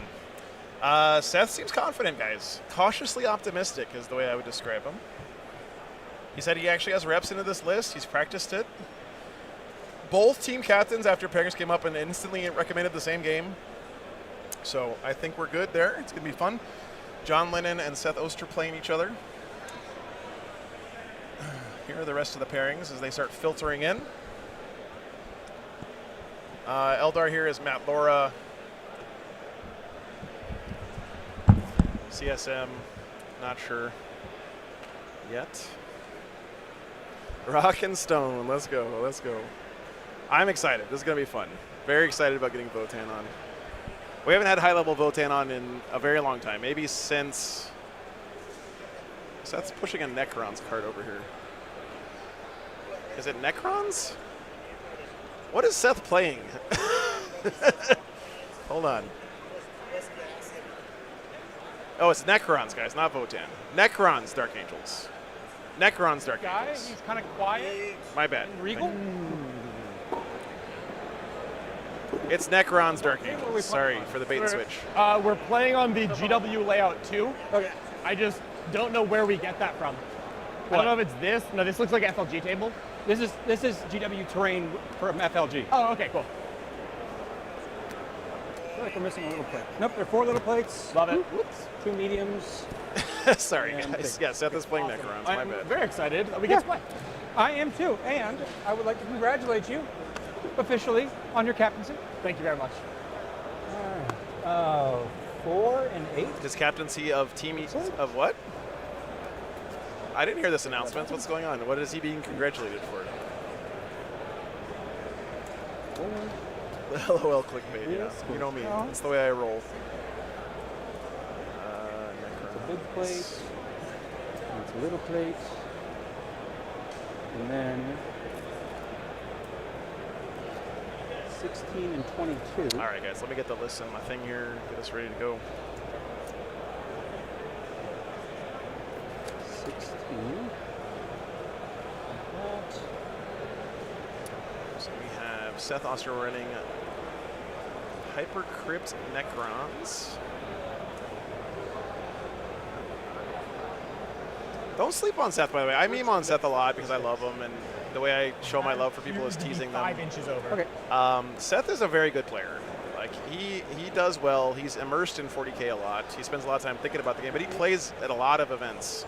And I'm not going to say he's necessarily on the same level as John, but this is not like some random scrub playing John here. This is a guy who knows what he's doing, and he has practiced the list into John's exact list. I need to get these two still. I've got this. I got this measured. Oh, perfect. I think that just kind of like naturally almost ended up in its right spot. It looks pretty cool. I'm assuming John's playing Gladius Dark Angels because that's not right. He likes winning games. It's 20, 22. Yeah. This corner is 22. Okay. Wait, nope. Yeah, it's Gladius. Okay. Yeah. All right, we're doing terrain layout, guys. We're going to talk about the pairings and stuff as soon as we get all that stuff in. Which looks about right. And this is 15. Yep. Yes. Come again? Oh, yeah, 100%. Yep. Oh, come on, they can hear it. Yeah, that's fair. Yeah, that's fine. Necrons are being hit. Quick team meeting. Go. Quick team meeting. All right. We're going to step over there, talk strat. Let me turn these guys down. I don't think they intended for their team meeting to be on stream. I think they're fine with it, but I don't want to intrude. Okay. John is WTC captain. Oh, that's exciting. Congratulations, John. Very nice. A perfectly played game by this Necrons list should give John a bunch of problems. That's what I think Seth is hoping for. Thanks for the analysis, Richard. All right. Looks like we have almost all the pairings in. Good job, guys. Thousand Suns, Tyranids. Again, I worry about the Thousand Suns in that one, but they're Thousand Suns. They can do really well in just about anything. Why do they use the plate stump? What's that? That's the footprint of the terrain. So someone on Reddit actually described this the best I've ever heard it. The footprints tell you what you can see, and the buildings tell you where you can go, basically. If you think about it like that way, you'll be safe. So if you're behind the footprint and someone is on the other side of the footprint, you can't see them because it's obscuring. If you're inside the footprint, then you can see out and someone else can see in, assuming you have true line of sight. There's a little bit more visibility stuff with the walls, of course, but if you think about it like that, it'll kind of steer you in the right direction. All right. I need to give you guys lists. Bear with me. Unfortunately, this is our last round today, but what a last round to finish on. And we have 2 more days of this coming up, so.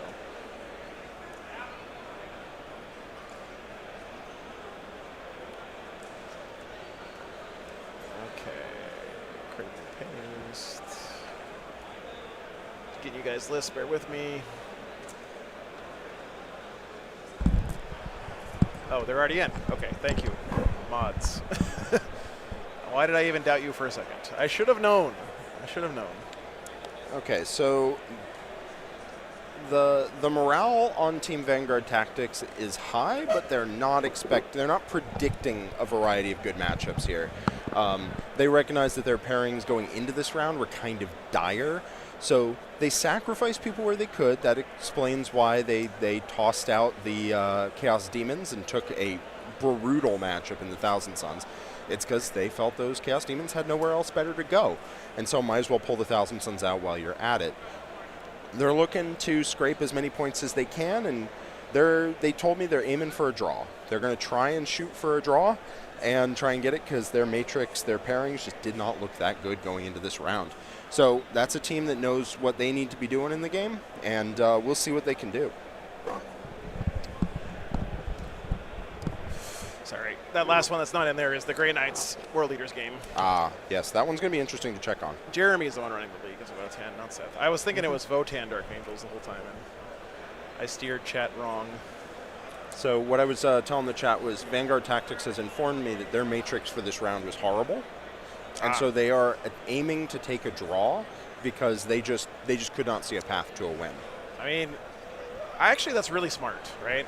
Because if you go into the whole round aiming for a draw, you can actually pull off a lot of stuff that you couldn't if you were originally going for a win and switched into a draw, for example, or there's lots. I've seen some teams take draws off of teams they really shouldn't have been competing with as closely because it's just hard. It's hard to It's hard to push through a win against a team where everyone is turtling up and just playing for a draw. It can be hard, I should say. So we'll see. We'll see what happens here. Let me get the list of my stuff, guys. We also, Jack and I need to suffer our faces with food because we didn't get a chance to eat lunch. And we have to do that or else we're going to die by the end of the... No, Vanguard, it's not invitational. It's an open. Anyone could sign up, which is another reason it's so cool. What aiming for a draw means is that... Yes, thank you. What aiming for a draw means is that they're not giving up, right? They see a bad matchup, and they're not giving up. They've reevaluated their expectations. They have a goal to aim for, and now they're dedicated to hitting it. So we'll see. It should be a very interesting round. I saw a super chat. I'll get to it in a second. Thank you so much for the support, man. Whoever it is, all of you guys, thanks for being here. There's a lot of stuff happening in a team tournament. All right. Your DevWorld things. Do you do any mortals besides that, realistically? The Plasmancer can do the 3 dice or 4? 4 dice on 4s. Okay.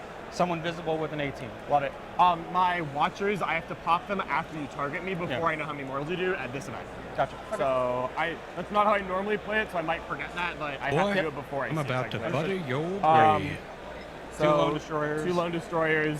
They're going to... Thank you so much. Again, I'll get to those in a second, guys. I thank you so much. This is a very cheap unit. Appreciate it. Very cheap unit. This is everything, nothing underneath. Nope, that's everything. Okay. Do you inherently reserve any of it, or does it just go there when it wants to? I'm going to put the Death Marks in Deep Strike, and I'll put one of the 2 destroyers in Strat Reserve. Everything else will be on the table. Love it. And remember with Hypercrypt, you shoot an infantry unit or whatever, I can pull it to the monolith. Yeah, traditionally 2 CP goes to 1 if you use the Lord. Yeah. And it's anytime I activate any, right? That includes combat? Yeah, combat or I just have to kill 1 model? Yes. Cool. And then I can do it in the movement phase as well, and that's free. Yeah. In your movement phase? Yeah. Not mine, please. That would be fun. Please, no. Do you need me to go over DA Gladius? Might as well. No time like the present, right? Yep. You got the 3 Deathwings. 3 Knight Squads. 1 is sword, 2 are maces. Okay. Then it's 2x5 JPIs. Yep. 5 Voidsmen at Arms who are supposed to hold my home objective. I'll figure out what they're doing later. I do have 5 Infiltrators. Yep. I have the big Eradicator brick with Fire Discipline and the Apothecary. That is going in the Repulsor. Yep. There is a Calidus Assassin. You have enough stuff that you don't really combat very hard. So we're gonna go ahead and say Azrael leads the Inner Circle Companion units. The Justiciar hangs out with 5 Assault Intercessors. Okay. It's a Gladius attachment. Yep. If you walk into my Overwatch reactive move, I'll let you know. Yep. You can advance and charge. I can advance and charge or advance and shoot. It's all going to be command phase calls for the Doctrines. All right, guys, here's the Necron list. So unfortunately, after I roll the advance roll is not when I get to choose what kind Hypercrypt, big boy Necrons. So that is A-okay. 2 monoliths. Yeah, you know the score. I know we're going to try to... The Silent King, all of the If thickness. I ever roll on the table, if it's at all cocked, I will re-roll it. If I bounce it out of the tray, I'll re-roll it. That's a lot of very high toughness stuff for the Dark Angels to deal with. I mean... Mostly for the stream, you know how it is. We're fan by intent, everything's fun, it's gonna be awesome. We're gonna have a good time. You've got until the end of my charge phase to remember to do your actions. Gotcha. After I charge, it's too late. Gotcha. All right, who did I miss? Dominic, thank you so much for the $20. Appreciate that very much. I'm so sorry, man. I misspoke. It's not Votan, it's Necrons. It's close enough. It's the same thing. Mine's also. Will, thanks for the $5, You can man. drop first and choose your side. And this Here's is John's list. He also has some Voidsmen at Arms and a Calidus. Crucible of Battle. So the Silent King will be giving John a lot of problems this game because he's an aura of ignore modifiers, and John's army leans pretty heavily on modifiers for -1 damage, -1 AP, that sort of thing. Yeah. So very interested to see what Seth can leverage here. There. Calidus and Voidsman. All right, cool. Oh, and by the way, sorry, John's list doesn't have a unit of Deathwing Command Squad. That is Inner Circle Companions. I just don't have them updated yet in my software because John, I keep forgetting they exist for some reason. So apologies. You owe me 2 drops. No problem. And I know people are going to ask as we go along, guys, so if you can help answer that in the chat as it comes up. Yeah, all right. Yes, my reserves are just 1 Knight Squad, 1 JPI, Night Squad Reserve. Lori, no, unfortunately we don't have a Patreon table set up here. I had to fly down and I just can't Eradicator, bring enough totally stuff is, to set up this 2 today. tables to stream. If you want to leave it a rec, honestly, I mean, I'd love you for it. I think it's going to be a great game. We're going to keep you guys updated on it. We'll keep tabs on it as it goes along. But Sword Knights in boat. Innis is also kind of famous for finishing his games very quickly. So like we are running a TV show here. So we didn't want to pick a game that was going to be over in like 45 minutes. That's my bad. I just dropped an ICC. We're good. He didn't. Also, like I said before, both teams recommended this game as they think the best one this round. So coming apart. I have no idea where that went. We'll find out later. Joe, when you clean up, find a head. So Matt's playing the Eldar against the Chaos Space Marines on the side of Stat Check over there, and I don't remember who's playing that because they didn't put their names in, but that's the answer there.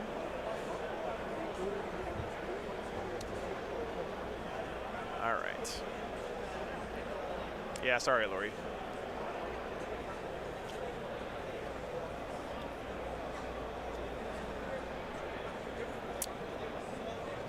On these, I assume that like this is closed.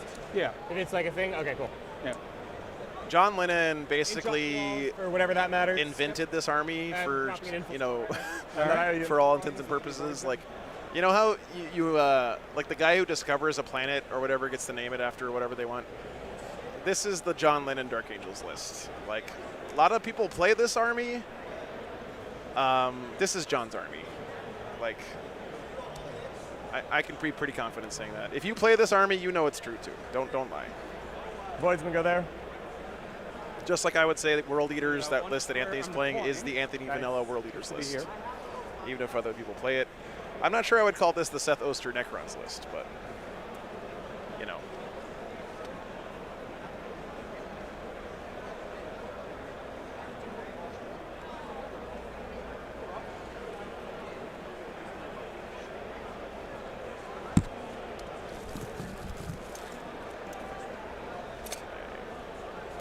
You know what, Dennis? I would be shocked if the Stat Check guys didn't talk about the list they were playing this weekend on some sort of their content creation channels.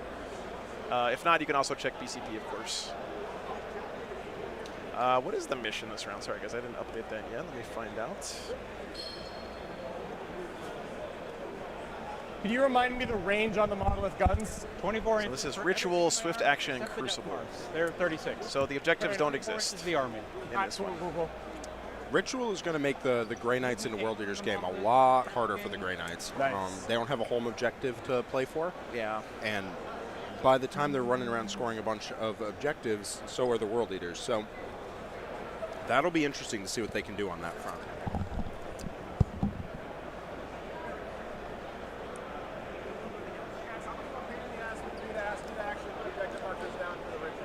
Not at all. We're doing that. We're planning on it.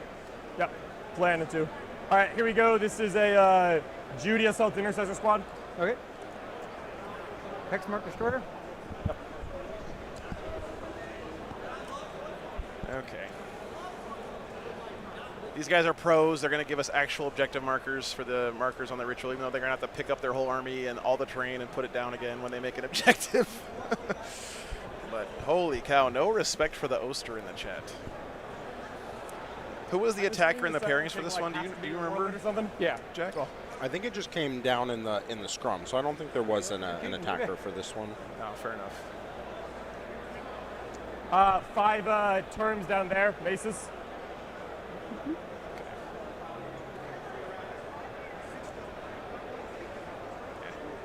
Do Tomb Blades have Scout inherently or something cool? They do have Scout. They also move after they shoot inherently. Adorable. That's a 6-inch move or just It's I believe it's a 9-inch Scout. I'll double check. Ritual's quite a drawish mission. That's a really good point, Richard. And if Vanguard Tactics is going for a draw, this is a good mission to do it on because we actually saw if you want to play for a draw, you can just string your objectives back to your deployment zone, put them behind some terrain, and basically camp out, right? Yeah. This is also a mission where it's really easy to score Unbroken Wall, the secret mission, because you just need to hold 3 objectives in midboard, and guess what? There's going to be like 9 at the end of the game. Yeah.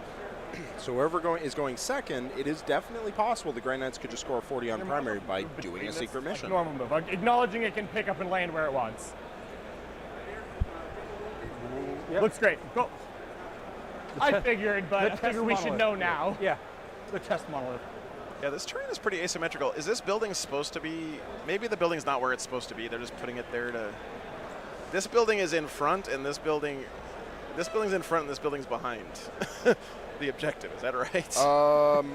Yeah, I think that the objective for the Necrons is in the wrong place. Yeah. Now, to be clear, this doesn't matter that much because their home objective doesn't score you points. But yeah, it looks like it got put in the wrong place. Home objectives are like way asymmetrical. That's not correct. No, is this 10 and 14? Probably it not. is not at all 10 and 14. It is not.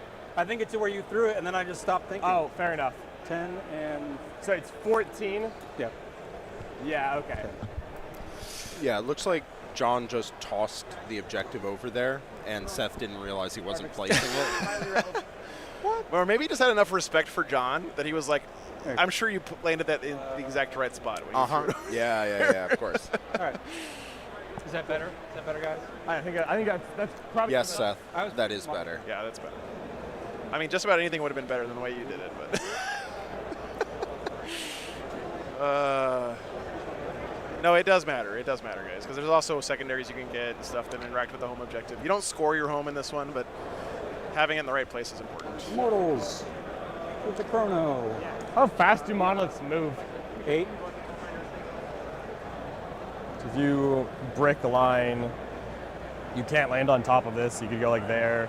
You just have to touch it, though. Where is Yeah. Juice I'm here? just looking at how far back I need to put my boys to be like safe. Oh, is it chilling over here? Which does not look terribly hard to do. Yeah, that is that's his converted Judiciar. That's sick. Yeah, absolutely. I don't even know what model is that from Asmodai? I don't know. We're trying to figure out that in chat. I have to eat a hamburger so I don't get super grumpy by the end of this game, chat. So. No, I think that's a one of the new Stormcast Eternal models, actually. It's got the right racers and whatnot.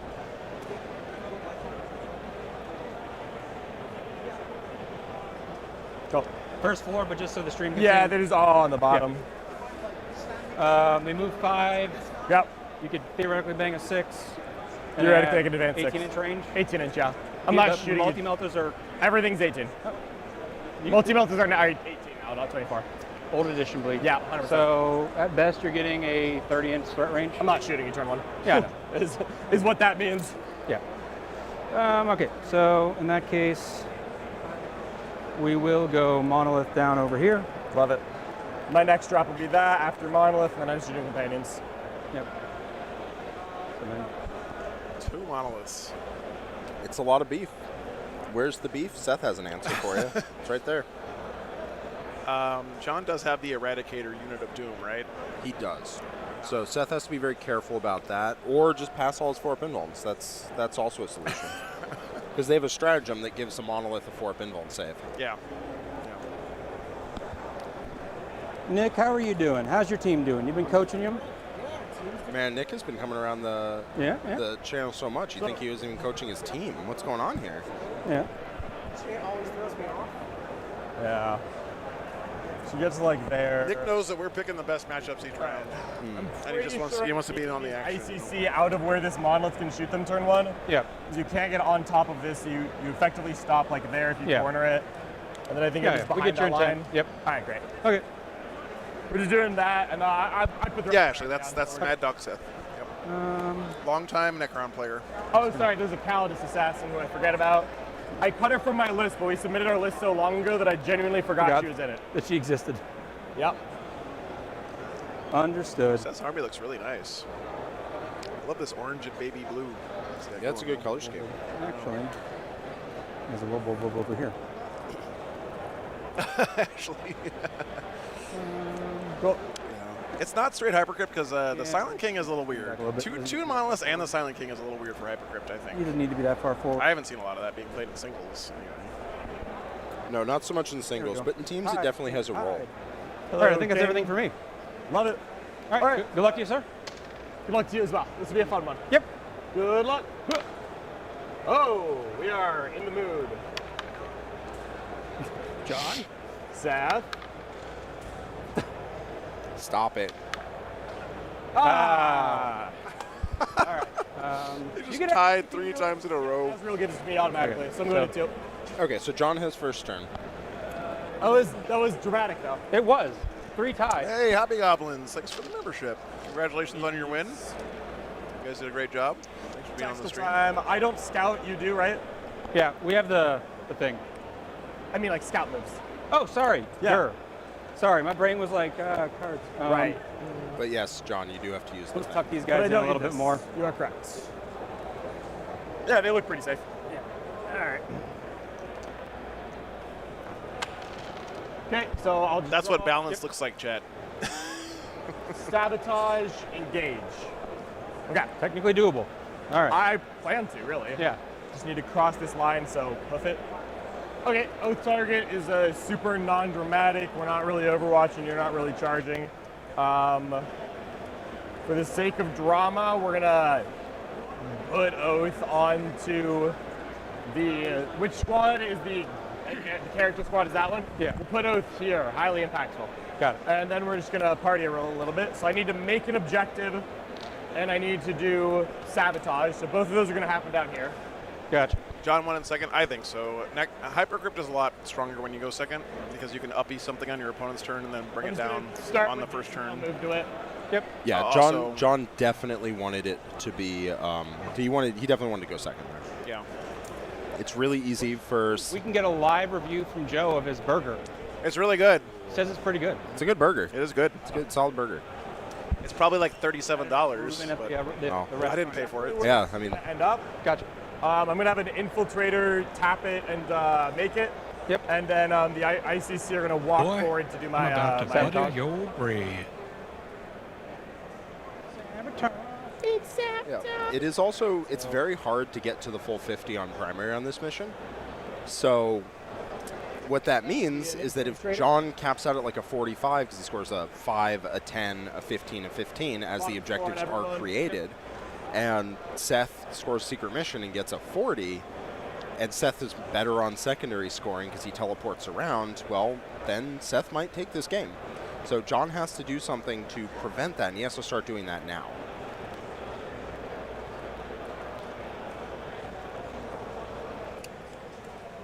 Cool. That'll be where that ends up. The infiltrators will make it. They're into feature. They're out of my deployment zone, so they're going to sabotage. Real simple. These assault intercessors will roll in advance. Yep, they are. That is a burger you are not going to be able to see, for it is gone now. Steven, a $37 burger looks exactly like a $5 burger. Yep. Except you're eating it in a bougie, next to a Lululemon store, basically. That's how you know. Is that how it's pronounced? I always thought it was Lululemon. Lululemon? I don't know, whatever. The place where rich white chicks buy yoga pants is what that place is.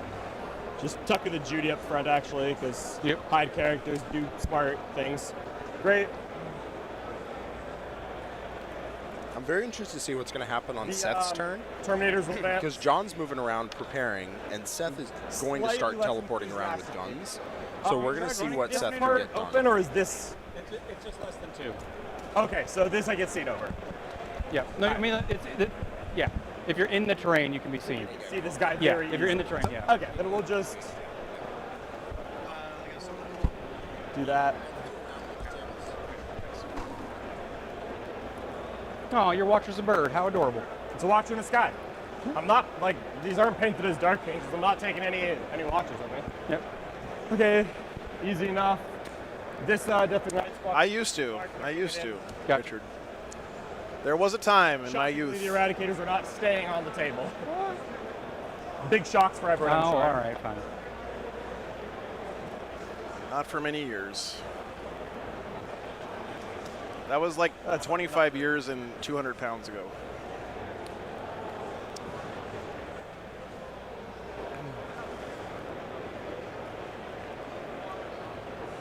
I'm looking forward to it too, Daniel.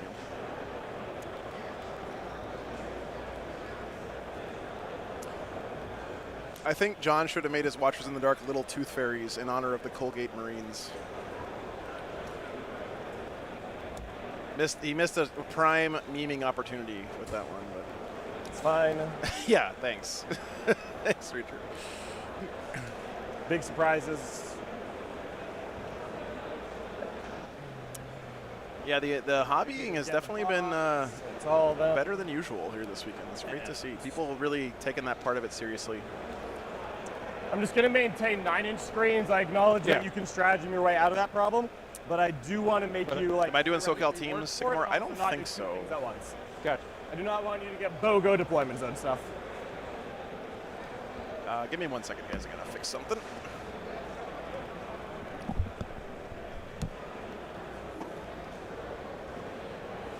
The Calidus will roll in advance, highly impactful. Great job. 10 back of base does not meet there. I needed a 3 and we didn't get it, so that's fine. Just gonna tuck the corner, call today.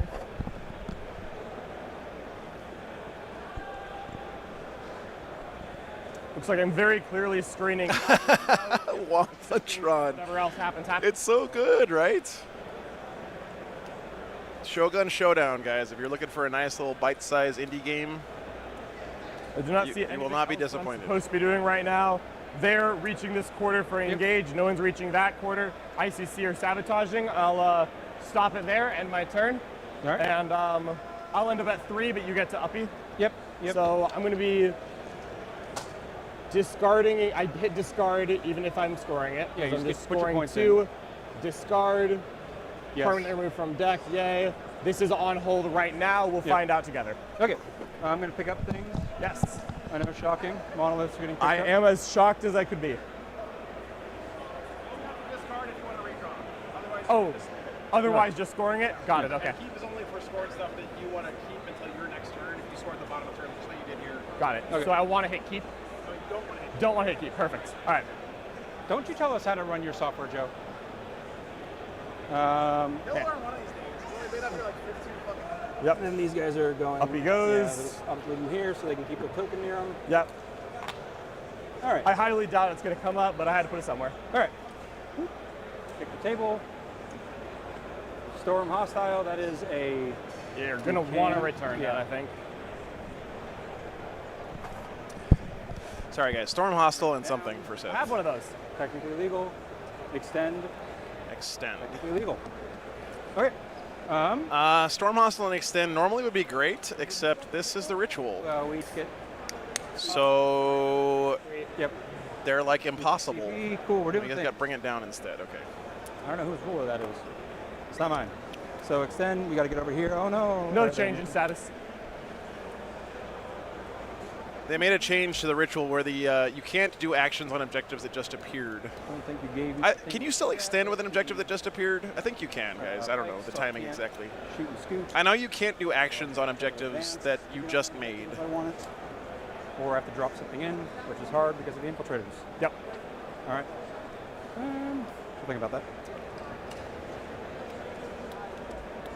Can you extend battle lines on an objective that you just made? He's got 24-inch range for his indirect. Oh, right. Yeah. Shoot, I don't care. They are worthless to me. Yeah. This is their last event, and they aren't very impactful in this matchup. JPI, or not JPI, the inner circle are there. The inner circles are right there. They theoretically could get a nice advance and charge if they want it. Yep. Extend would work, checks it in a turn. Thank you. Woo. Thanks, guys. There's a camera moving. Nice. I kind of just want to stay out of their range as much as I can, so we'll be... That's right, OnePlus. You cannot start a cleanse action without being on an of course, objective like, now. cheap So. shots at him, and if you want to bang an 11... I respect it. If I get it, I get it. You get it, yeah. You got to respect the 11. Yep. Okay. No damage removal, just so you know. Yep.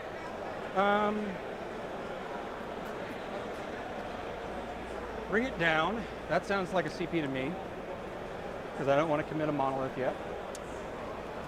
Yeah, so I just have to worry about extend. All right.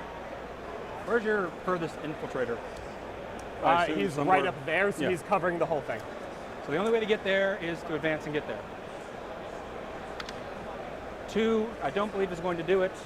Really? How far did I move? 8. Tomb Blades move 8. When you there we go. That cannot possibly be right. When you put the armor upgrade on them, they move 8. Okay. So 4 gets me to there. Okay. And then 6 just barely touches. Just barely touches. Okay. Okay. Enough. I will not reactive move. All right. You do have deep strikers. I do have deep strikers. advance these guys, spread them out some. An inch. Actually, no, they auto advance 6 because of the yeah, they got a guy. The Translord, yeah. I love it.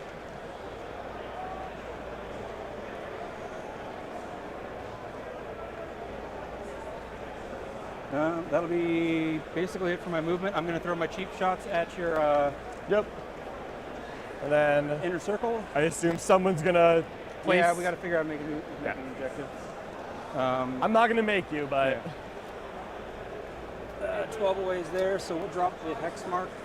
Yeah. Over here to make the objective. If that's helpful for you. Yep. Exactly 12 away. Yeah. Within an inch. Yeah. Okay. So hex mark's making the objective. Great. All right. And my 12 cheap shots on 4s.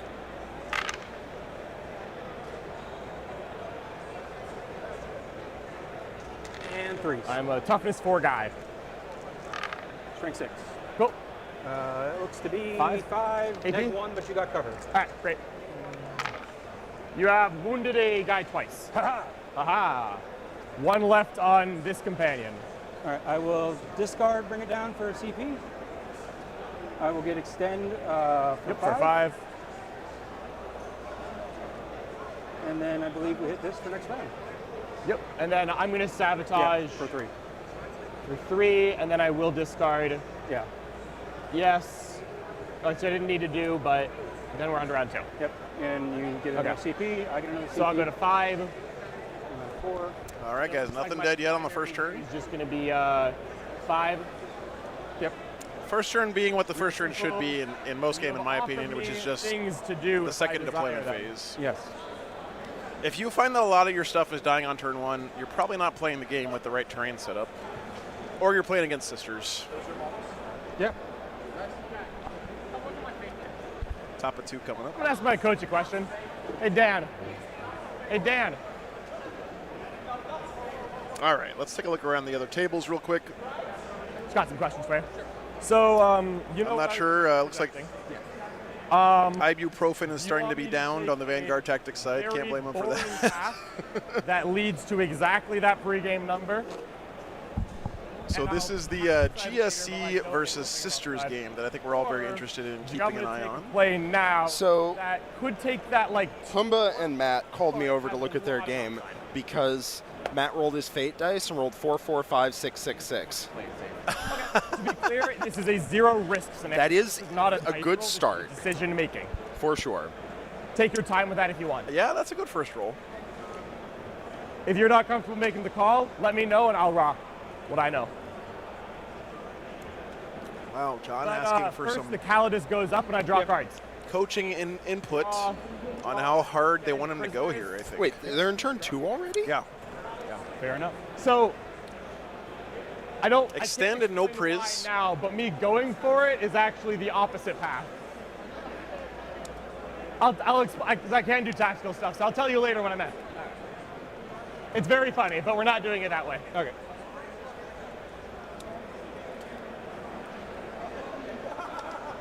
I wonder how much. I don't think John's the type of guy to like play mind games or whatever, but like you'd be surprised. Calling up your coach and saying, "Hey, do you want me to just absolutely demolish this guy right now?" I've done and then that. your coach saying no is kind of a flex, right? Like, there for the taking. I don't think he's. Is that their coach? Oh, this is their coach. We Okay. have armor, T5. No, I think he'd engage in some light mind games. I think he'd enjoy that. Little I'm going to gamesmanship. measure total distance from this assault intercessor squad onto your friend. Yep. Looks modest, but you know you don't want to mess around. Looks like it is more than 16, so on an advance in charge, I would need a total of 10. Kevin wants to know who you think is the most Florida man in the Art of War team. Oh, And you said these are. I know who I think it armor is. saves. Yep. I mean, it's Mark. It was Mark. I Yeah. still think he's still part of the team in my heart. That's true. Yeah, I like it. Because he just, unfortunately, he had a full-time career and he stayed behind when we moved. But I mean, how dare he provide so important materials? He doesn't make food. I was gonna say that. How dare he not leave his career that he loves and also his girlfriend and move to do stuff with us? How dare he? I was gonna say Nick. if I couldn't pick Mark. That was going to be my that all choice. just stayed with us. Yes. Okay. But anyway, I don't want you to get in trouble with your boss. So we'll let Jack not answer that question. What do you? Yeah, that would put me in the doghouse for sure. Oh, yeah. Oh, yeah. Very likely just this, because I think this is a very binary, did I or didn't I connect? Yep. So he's oathing the two blades. If I don't, then I don't. We're about to find out if Seth's cheeky plus armor save upgrade on these guys. So the monoliths went back into reserve, I assume, and they're just vibing, or I assume they're not dead. Oh no, he killed them already. Oh, that's wild. Yeah, no, they're in the up. We are going to end up making this.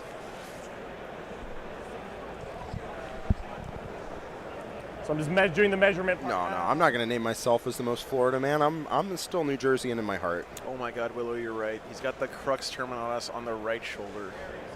SMH my head. Isn't that the Crux shoulder though? It is not the Crux shoulder. Oh, it's supposed to be Crux on the left Yeah, and then chapter Sigil on the symbol right? Yeah. Embarrassing.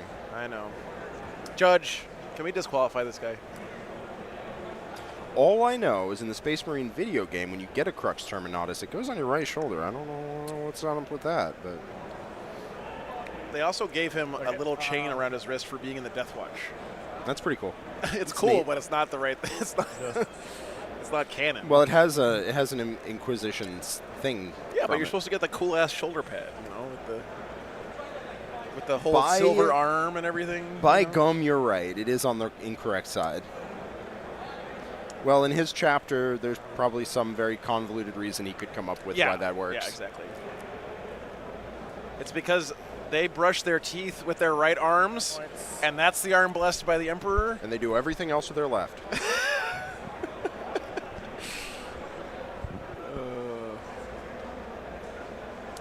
Sorry, we shouldn't be hobby shaming people. Distance here is 14. Okay. Let's see how Sienna. The models look gorgeous. They do look though. really good. Yeah, John put a lot of time into them. He did.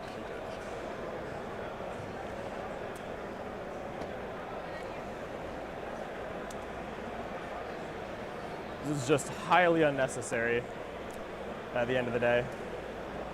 So apparently Vanguard Tactics was attempting to keep Matt out of the Chaos Space Marines, but they got trapped by stat check. That happens sometimes in the scrum because you can't always control every matchup later on in the cycle, and they just got surprised by it, and oopsie daisy, look at that. You're playing... Yeah, you're playing into the hard counter you didn't want. He told me his team, he told his team, this is the only matchup do not give me. And unfortunately... Yeah, that's rough. Yeah. So now his goal is to just not lose a bunch of we're points. popping Assault Doctrine, but we're command pointing it onto this. Unfortunately, 2 Vanguard Tactics players have already told me that they are expecting to try and be fighting up from a 0. So we'll see how that goes. 1, I believe. So far, pretty even on the go first metric. You guys can see the dots in the middle there. The red dot on top indicates that the red side stat check went first. Nothing else. Blue triangle on top means Vanguard Tactics went first. We're just going to advance the... going first and second can be a pretty big deal in Pryonix in general, but this mission, I think, specifically can be... 3, so I'm going 9. That means that I am... it's supposed to be when they finish the battle round, but they don't always do it right. So you'll need a 5? So sorry, that's not more than 14. That's more than 16. Okay. So I'd need a 7. It is an extremely easy charge. Who are we rooting for? I'm a big fan of rooting for the underdog, Mike. So I'm rooting for Seth here. 3 is the worst. I'm actually just rooting for good Warhammer. Is what I'm actually rooting for. Higher would have been preferred. Perfectly in the middle. Yeah, 3 is just that wrong number. So, yeah, more than 16. More than 16. Go. Yeah, and this is on stat check. Yep.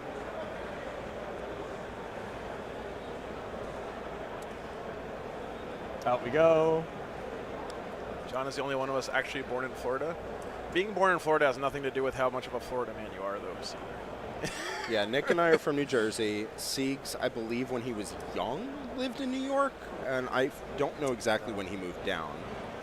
Yesterday, that's correct. Yeah, same that under 7. John is from Tampa. And Quentin is also, I think, from... Or like that, if I fail, I'm I think he's from Florida.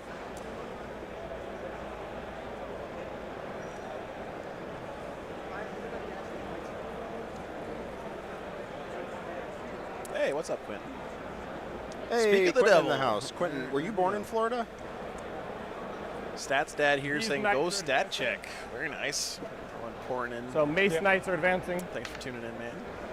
7 is what it is. I mean, no one's saying Quentin is the Florida man of the house. That much is true.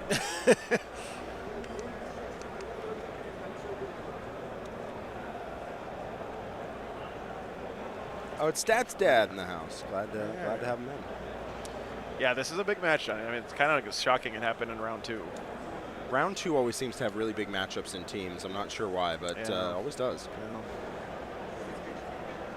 Yeah, Unexploded Ordnance is insanely imbalanced.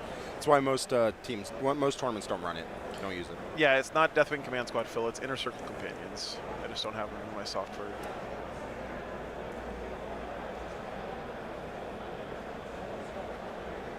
For what it's worth, none of these Assault Intercessors are actually on the objective.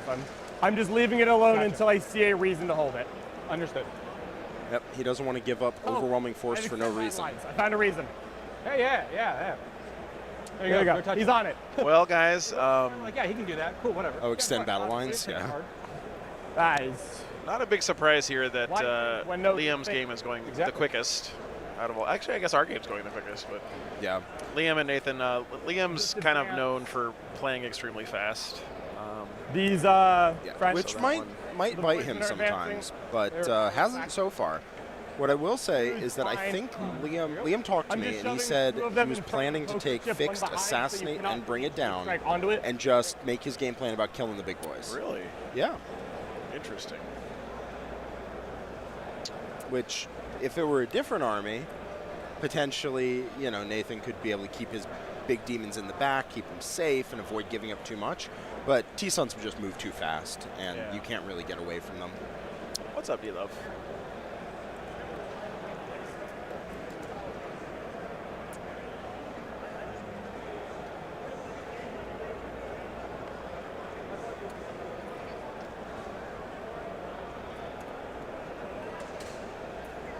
Magnus chilling behind some ruins there. This is actually Chaos Demons, not CSM, right? Some friendly little JPIs, nothing crazy. Those are the ones in reserve? I think so. Yeah, you're going to be deep striking there. Well, I also think that Steven knows that he has to be one of the ones to pull through. Really just deciding if into Innis, and so I think he'll be very careful to make sure he doesn't accidentally throw any of that away. Yeah.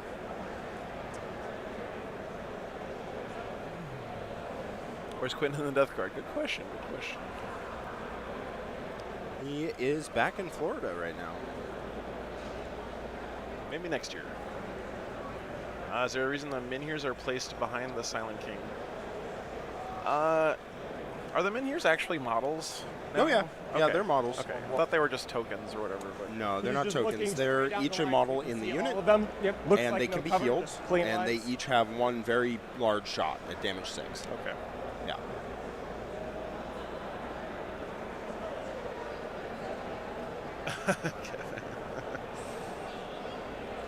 Ashley Fashini is not here. Naz didn't make it, but Liam VSL has his shirt. That's basically so the who's same winning thing. now? Yeah. I see no difference between these two things. And we have Naz in chat as well. Hey, what's up, man? Good to see you. Are people just going to ask where every player who isn't here is? Yeah, basically. Okay. Because almost all of them are here. That doesn't need to. So 9 is there. You have a spot. Which at that point, if I've already moved 4 and rotated, just drive another 4.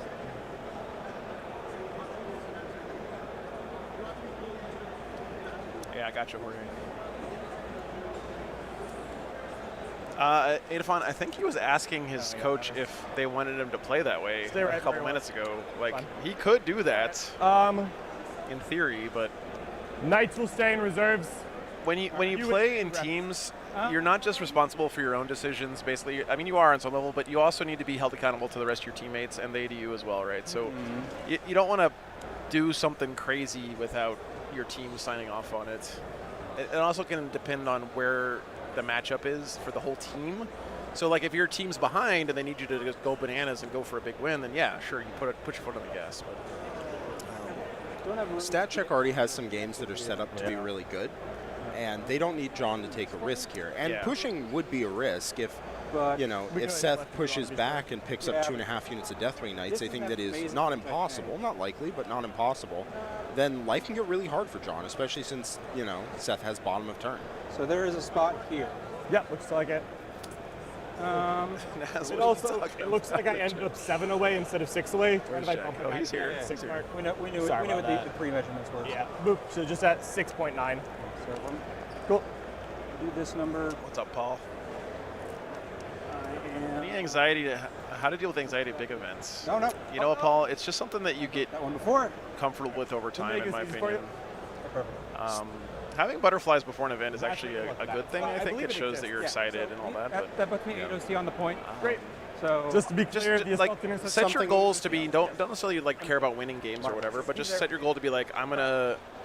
This might sound a little corny, but you know, I'm gonna make a couple friends this weekend, or I'm gonna, you know, play an army I haven't played before this weekend, or something like that, right? Take the pressure off yourself. We're gonna fire the repulsor every. It doesn't matter if you win or lose your games, honestly. At the end of the day. Tomb Blades, yeah. Good thing to keep in mind is that losing games means nothing about your value as a person. Exactly right. She's slaying. It's very easy to lose sight of that, I promise. But it is better if you can try and keep that in mind. Strength 10, so 2. 1 AP3, and I can see you down. Especially because every tournament is just prep for the next one. Min 2. Yep. And only one person's going to win. Laser cannon. Can't. 4 hits. 2+, 1 AP3. Min 2. Hunter Slayer missile. 3+. Oath of Moment. No.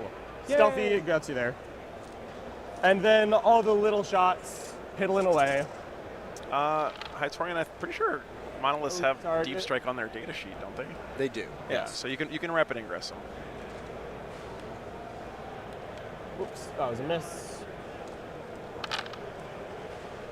Oh, looks very respectable. Plus, it's the LGT. It's easy to make friends. Absolutely, Big Ol' Jim. Yeah, absolutely. Looks like Mark just called WA. My count. I think that was Jake Gonzalez, actually. Oh, was it? Yeah, Okay. I think so. Hard to tell with these on. I think you did. I think I saw it. All right, I trust you. AP. Appreciate it. AP 0. 3 ups. He loves it. Apparently. He doesn't even care. Could have been 4 ups, really. Could have been AP 1 and go. That is going to be a bunch of extra points for Seth if John can't do something. Hey, who's talking that shit about picking the armor upgrade now, chat? Someone in chat was like, why don't you just take the loan up? We are shot that. They stayed in. They are. Come on. Come on, fess up, chat. I remember. Shooting. They are charging. Crazy like objective they're chill. No, I am charging. I was like, John, I'm not questioning your tactical acumen, but I think you measured a lot of charges there. I am a 7-inch charge. Yes.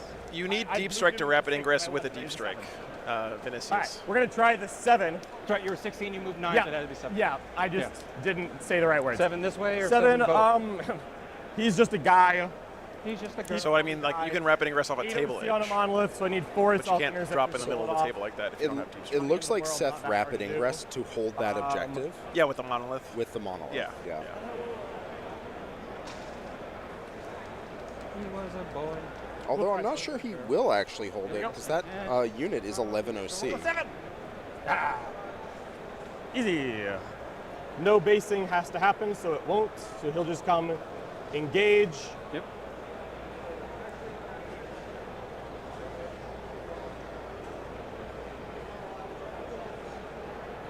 I think I just realized why these guys were so eager to put objective markers down on the ritual for us. They're OC2, so I can.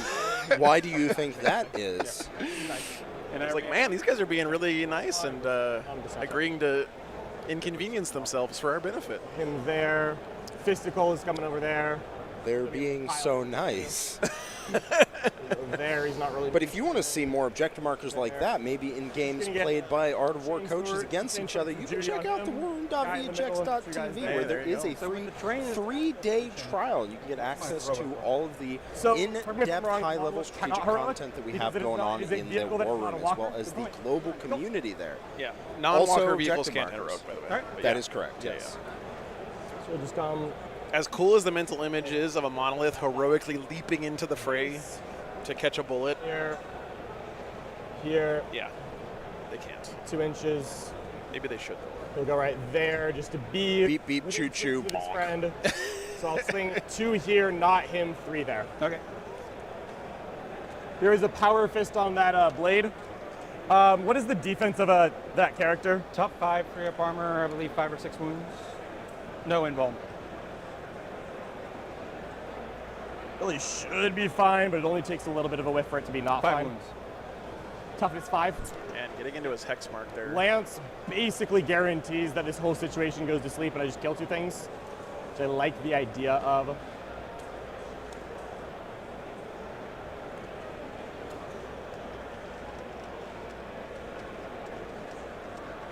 I don't think I need the CP on this. I think it's fine because I think you're getting the 5 anyways. Here's the power fist. Give the monolith legs. Oath. Reroll. Oath. There we go. Freeze. That'll be 2 AP2s, damage 2. 5 ups.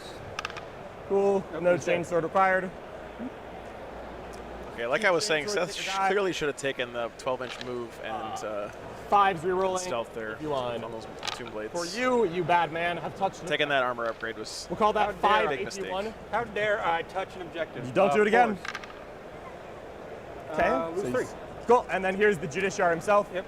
The 2 remaining. 2s. Oh boy. Strong. 3s rerolling. This Judiciar is going to power up here when he kills this guy. Yep. +1. That's why he swung the Judy last, because the Negate Judy gets an complete. extra, I think, attack and strength. For the rest of the game. See, when they don't want I think it's just an extra attack. Well, right up until he gets blasted into particles by the the monolith that's right next to him. That's true. Yeah. But you did kill 2 things for no prize. But he has his moment of triumph, okay, Jack? I don't He's think excited. anything else matters. I'm dead anyways. It is purely a time. It's purely a matter of how long it takes you to kill me. Monolith in combat is what, like 6 attacks, weapon skill 3? Weapon skill 2, strength 8, neg 3, no, neg 2, 3 damage. Strong. Damn. I'll just Yeah, that thing bangs. I did my job. Well, Yeah, you can't We're gonna, just tie up on them. They will mess you up. Monolith is whipping thunder hammers around? We're gonna It is. It's the Gate of Exile or whatever. It literally sends you to another dimension. think that's it for me. So then you go score 5 primary after you get to lift what you want to lift. Good turn for John. Immortals. I know, crazy. You're going to stay there? Also a decent turn for Seth. He locked in 5 points of primary there. And he's going to get to kill one of John's high OC units. Squad and reserves. John actually has an OC issue in his army. His units are all OC1. Fair enough. Except for the motivating inner circle him to move companions. much, am I? But No, I don't think he really wants to send those out on a mission. Accidentally brought up the menu on the monitor. I don't know if they can see that or not. Surely exit? 1. I assume so. Whatever. I think we can play around it. Yeah. I'll go to 5 CP in your turn, because I spent the 1. And I'll get 5 primary. Nice. And I get no priz and assassinate. There you go. Hey! Like a card for a card, right? Yeah. Fair enough. Okay. No one has wounds to heal back, so no reanimates. Easy. Cool, sorry, bro. All right. You can basically stay where you are if you want. Yeah. Fair enough, right? Yeah. He just can hover forward a little bit. He's good at that. He's good. Meh. There's that. Yes, I know I'm getting in their range. If they want to come out, they can come out. Fair enough. These guys, these are the Terminators. Terminators are against the wall. The ICC are also against the wall. Okay, so basically I'm going to be outside of Terminator charge range. I'm outside 17. Outside 17. Great. Yeah, so they can't make it if the inner acknowledging that advance in charge could happen. We'll get 5. Oh, yeah. Just yeah. I need 12 inches on 3d6. Yeah. That ends up being something silly like back here. So yeah, I understand. Yeah, I mean I can move like a little bit, I guess. But yeah, whatever. I just want to make sure that there was not confusion. What does that get? No prison assassinate. Ooh, that's a really good draw in this situation. Just means he just needs to kill the unit in front of him. That's going to give him 9 secondary points and pass back and give John a 5 on primary. And also facilitate the turtling if he wants to here. Like 12 inches. He doesn't have to go anywhere to score these points right now. Yeah, this is good for Seth. Quite good. And that's still out He doesn't have to do anything. Looks like it. He gets 1 turn closer to the end of the game where he can score any secret missions, or honestly maybe not, depending on where the objectives are. Yeah. This guy over here. I want to put my stuff that's alive here since I just keep bouncing everywhere. Yeah, no big deal. Okay, so basically my movement consisted of the 2 models because that's what men do. And then these guys will be over here to make the objective. Looks great. Oh, they put down the objective before moving the models. Good right there. That's some pro time saving right there. This guy has warhammed before. Yeah, Seth has hammed several times. He has hammed many wars. So as time goes on, John might not find it a good idea to go and try and take Seth's objectives away, because if Seth scores, his secret mission, well, he's capped at 20 primary anyway. So going and taking objective away is just throwing units away. Yeah. But if he doesn't go and take those objectives away, then Seth doesn't have to take a secret mission. He gets those points locked in. Yeah. So that's quite good for him. In your backfield just yet. And John just said earlier, by the way, that he was telling Seth, "You're gonna destroy me this game. It's just a matter of how fast." So John is aware that anything he shows here is going to get demolished by the Necrons. He doesn't have a way to catch the Necrons very well. Yeah. If he rushes all of his Deathwing Knights in one direction, well, the Monoliths will just go somewhere else. Yeah. And if he opens up a bunch of objectives and he starts getting shredded, his units can't cover each other because they're fairly short range. Whereas the Monoliths can just be on this corner and then be in this corner and be wherever John has messed up and left himself weak. The anti-tank range on John's list is 18 inches, right? Like, yes. That's it. And it's on a unit that is currently on his home objective. Yeah. So, like, John is not trying to hunt down Seth because that's not going to be a solution. That's not going to be a game plan that gives him a lot of success here. Because those are points that I don't want to leave on the board.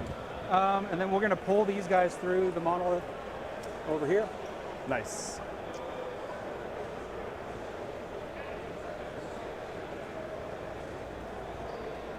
So outside engagement. Looks great. Seth, on the other hand, can't push John very quickly because those Eradicators will do their job, do their namesake to Seth if he pushes up too fast. He just loses one monolith to the Eradicators. The other one gets tagged by a long charge and stuck as a bunch of Deathwing Knights chase it down. That would go poorly. So neither player can straight up rush the other one without it getting squirrely. There's sort of a gap here, so... None of the other games have really progressed very much, guys. And then do those guys want to come in anywhere? Still early days on all of these, so... And if you could remind them to update if they have. Thanks. I think they're kind of happy just to... Votan jumped to a little early lead there. Looks like he got two good secondaries, scoring a 5 at the top of one. Yep. All right, so shooting. Let's go gadget. Are you done moving? Yes, you do have rapids. Yeah, I'm planning to. John with a rapid ingress here. An Immortal is a 1 wound, 3 up armor save T5 boy, right? Yep. Cool. Not that I would do anything about that, just curious, you know? Yeah. You understand. Purely scientific. Purely academic interest. Yeah. For research purposes only. Indeed it is. Indeed it is.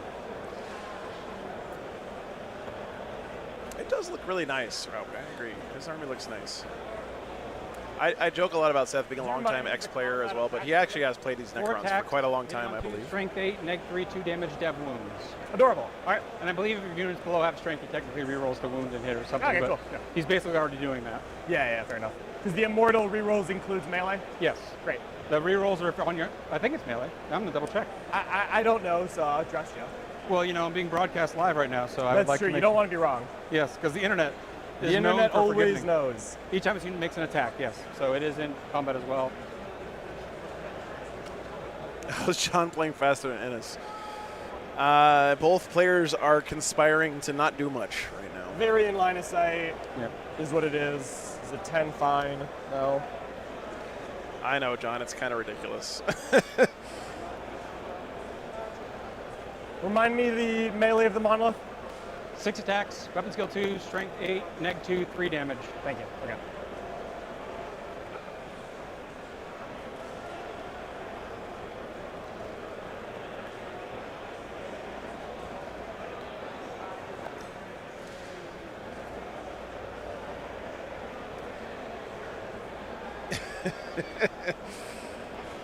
I mean, yeah, John. The first time I saw their roster, I was like, that's got to be a typo.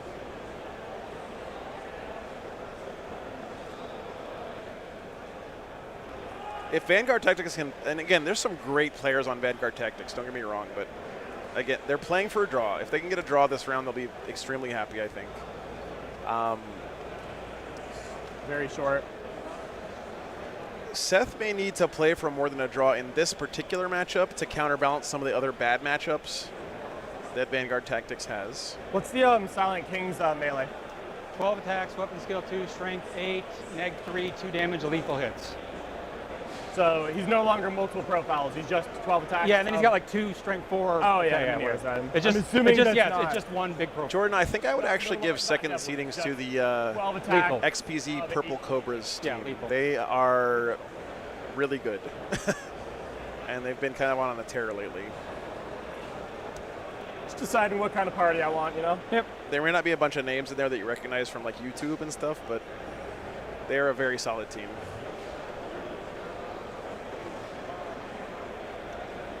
They're actually playing against the Team Quebec here this round. And Team Quebec is another one of those teams that you probably couldn't like recognize most of the names on that team. Probably with you. But they're a great team. They play together a lot as a team. Fudge, creamy fudge. And there's some really good players on that one too. So. Just debating what I want to hit.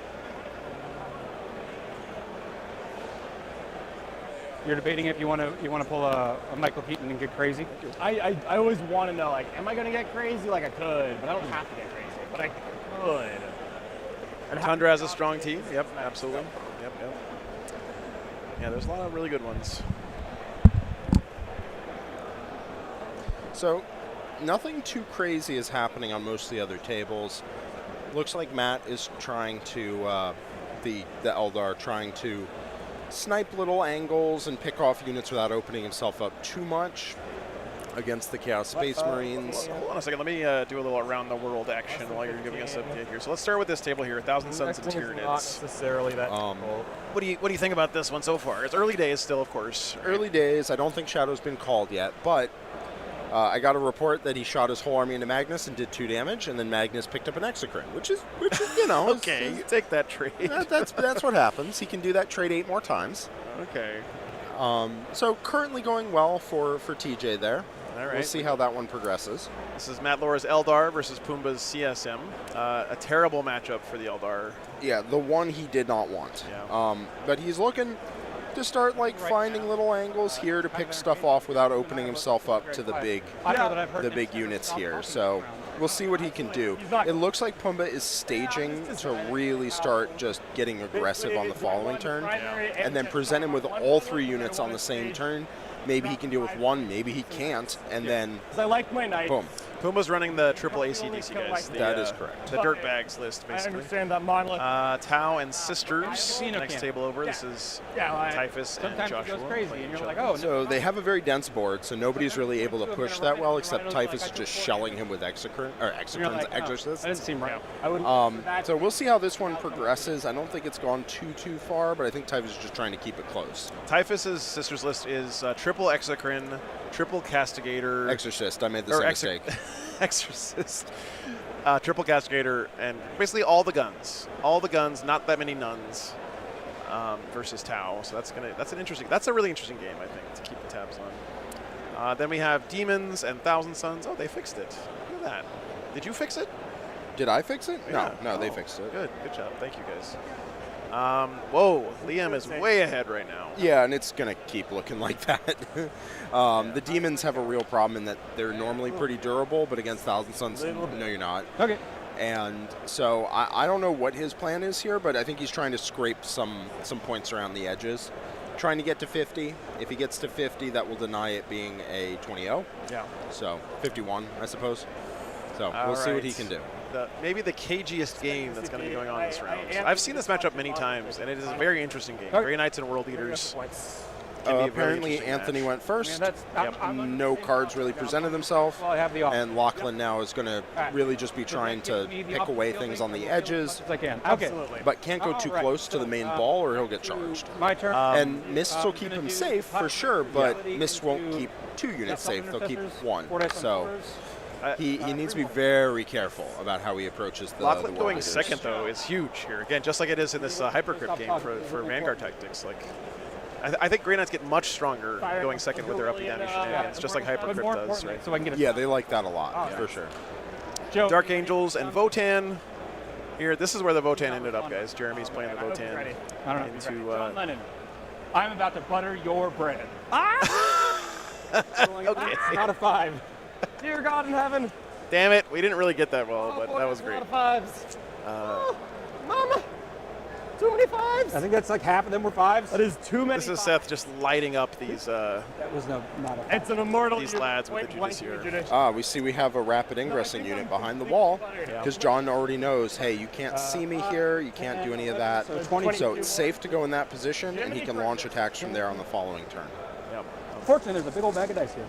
Yeah, Liam is actually taller than me, guys. You can't believe it. 15, Liam's gigantic. Yeah. 20, 22. The other thing here is if he can get into combat I'll hold these so I can deliver with both of them, it'll tie them up on the following turn. So he'll have an option to go aggressive here if he wants to go tie up the monoliths and then take the rest of his army and push it forward.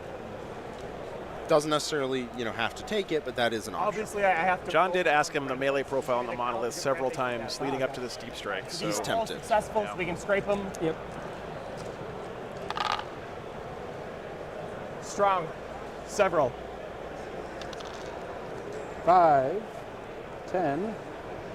Ooh, shit. 15. It is funny, McWhirp. Yeah, it is funny. 25, 30, 32. All right. More than likely what's going to happen is the Deathwing Knight's going to walk up, try and ice this unit here, and then either consolidate into the monolith or just hold the objective, right? Nothing too fancy. All right, Good Seth. luck to you, John. Thank you very much. I expect the Judiciary will be just fine. Yeah, he's like, I don't care. He cared a lot. Down. Third man down. Fourth man down. Fifth man down. 4 damage on the dot gets them. So they're gone. Perfect. All right. Yeah, and I think one of those might have been cocked, but we did not need Whatever. to check. I got more bullets if we need. You it. got. Yeah. All right. And there is a dude. Oh well, he's not there anymore. The fist, yes. Yep. Goodbye. Still want you to be down a dude for The other really nice part about this rapid ingress here is it's going to score John a King. 15 on We'll just primary fire this Yeah, coming that's turn. really nice. So he'll hold this objective, he'll hold this objective, and hold this objective. I don't think Seth saw that one coming, and he wanted to avoid having Steven's the your community leader here. the anti-tank shoot at this here monolith. So he wanted to stay out of line of sight, but that cost him on the rapid ingress. Yeah. Okay. If you're going to roll bad, The Eradicators in there, yeah. Yes, the Two up. Eradicators. Yeah. Look, you got there somehow. I got there. All right. As much as I want to throw shots at your Terminators, I really just want to make sure I get my points. So do I trust the blast gun to be a good blast gun? What's up, Secreto? Yeah. That is the It is question. possible that Seth has line of sight with one. Sure. That is possible. Just gonna put everything there. I just want the points. Fair enough. Nope, he's going this way. Big lasers It is the ritual villain. on 3s. 12 hits. Told you. Oh my God. Oh. No, sorry. Is it too late? I meant to shoot at the Terminators. Yeah. I misspoke. 9 hits. Oh, my poor Voidsman. Oh, Voidsman, my Voidsman. 9 wounds. AP 4? Yeah. They're dead. Yeah. Okay. Cool. Great. All right. Well, Boy. I got the points. Woo! Imagine being a Voidsman at arms and having an entire Necron monolith just go absolutely berserk on your ass. He could have done some very real damage to those Deathwing Knights. Yeah. I know he rolled 1 billion shots on 4 shots, but I think he should have poured a little fire into the Deathwing Knights. Just to try to, because killing 1 extra unit here is only worth 1 point on no person. It's not a big deal. Yep. But softening up the Deathwing Knights might lead to him having a unit he didn't have otherwise after the Deathwing Knights collide. And so that could be a lot better. And then he did also roll, God tier. Yeah. But that'd be interesting, especially because he ignores the damage modifiers, so he would just kill it on every, I think they're D6 plus 1, so I think he kills them on every 3 up that John fails to save. I'm gonna go. And if he killed 2 or 3, it would have been a huge deal. I'm at 5. This game is going quick. By the Yes. way. Hexmark just, if this game ends really early, we're still gonna cover the rest of the round, guys. So don't worry. Hexmark Destroyer and Tomb Blades still dead for Seth. Of course, he killed the Judiciar, the Inner Circle Companions, and the Voidsman at Arms squad. Correct. All dead there. Sure, yeah, I'm sure. And Area 9. And Storm Hostile. Area denial is pretty good with John's position here. Yeah, for sure. I mean, the one problem with that is he wants his Terminators to go do something here. Army's in assault doctrine. So Army wide. if this unit goes in, then it can't also be doing area denial. Yeah, and then he has 2 units in exposed positions instead of 1. Exactly. Yeah, that's so rough. I don't think he actually wanted area denial very much. That was our code signal. Thumbs up is I'm better than predicted. Sideways is I'm at predicted. Down is I'm below predicted. Oh, that's sneaky. It's very complicated, I know. And where are you? Well, there's no way that we're not sending. At predicted, solid, tight. Seth says at predicted. Before I have made the position send. Yes. Okay, John's going to send it this turn.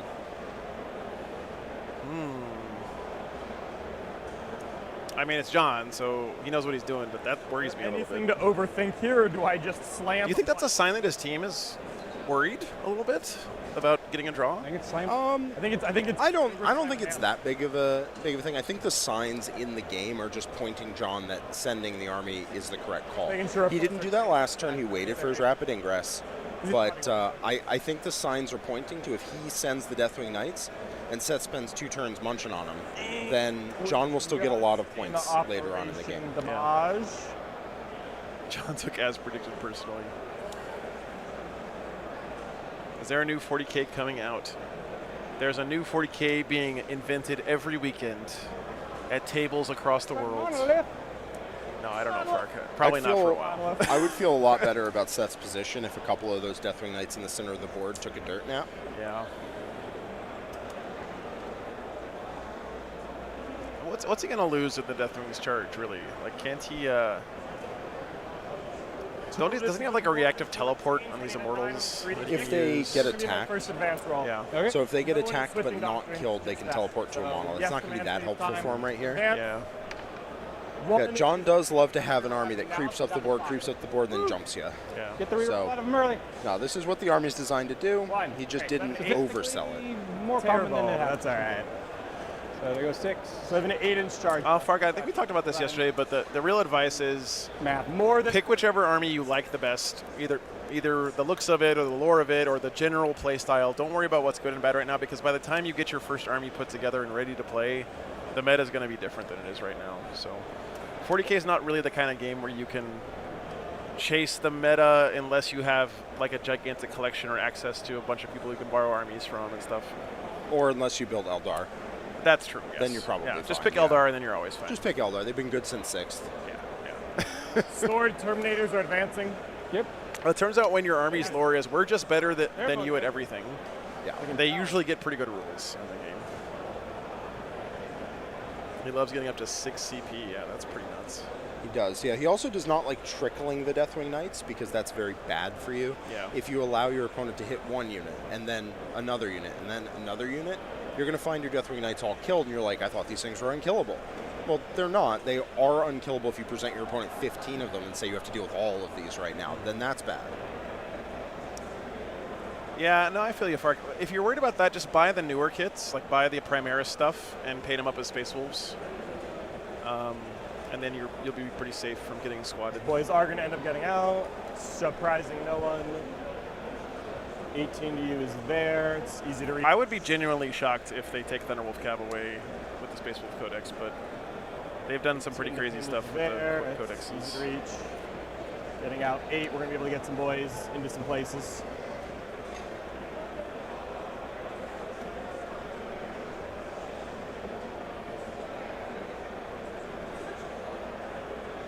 Yeah, Stork, there you go. Yep.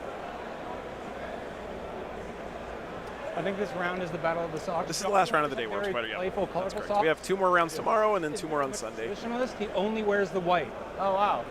And I like him, but yeah. I don't know. I like having Kirby. Yeah. Instead of that. Just the plain white, yeah. Yeah, no, I appreciate that. Just get there.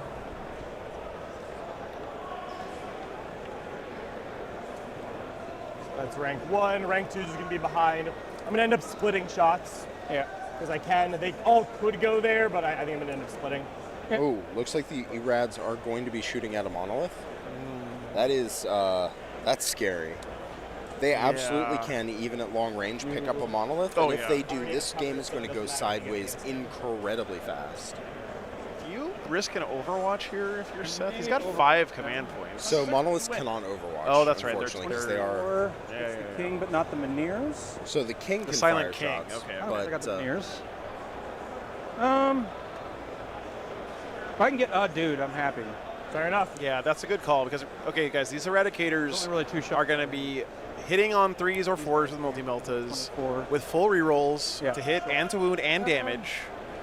And they're going to have exploding 5s and 6s because they're going to be in a Devastator Doctrine with the Storm of Fire. And lethal 5s and 6s. And lethal 5 and 6s. Yeah, sustained lethal 5s with full rolls to hit wounded damage is gnarly. It is an insane unit that can kill just about any vehicle or monster. You have a spare. As long as you get all the shots into them. So. Thank you.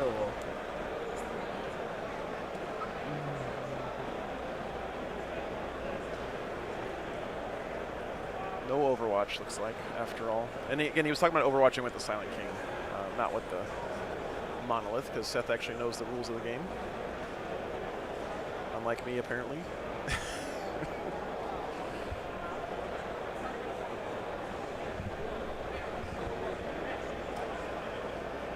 Hitting on 3s or 4s with a reroll is, I think, statistically slightly better than hitting on a 2, actually. Hitting on 3s with a reroll is better than hitting on a 2. If he is an Assault Doctor this turn, and I believe I remember him saying that, then yeah, they'll only get criticals on 6s, but even so, that'll still do a lot of damage. He can still put the unit in Depth Doctrine. I don't know if Not if it started the turn in the transport. Oh, okay, yeah. Yes, which it did.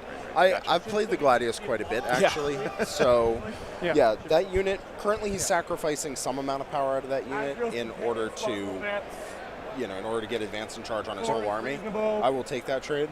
And then next turn, he'll put them in Dev Doctrine or give the army Dev Doctrine, and they'll shoot really hard. That makes sense.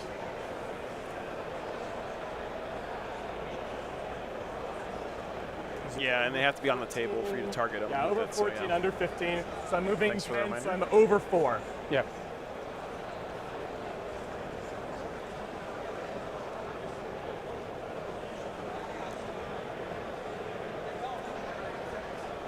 And he is really sending it here.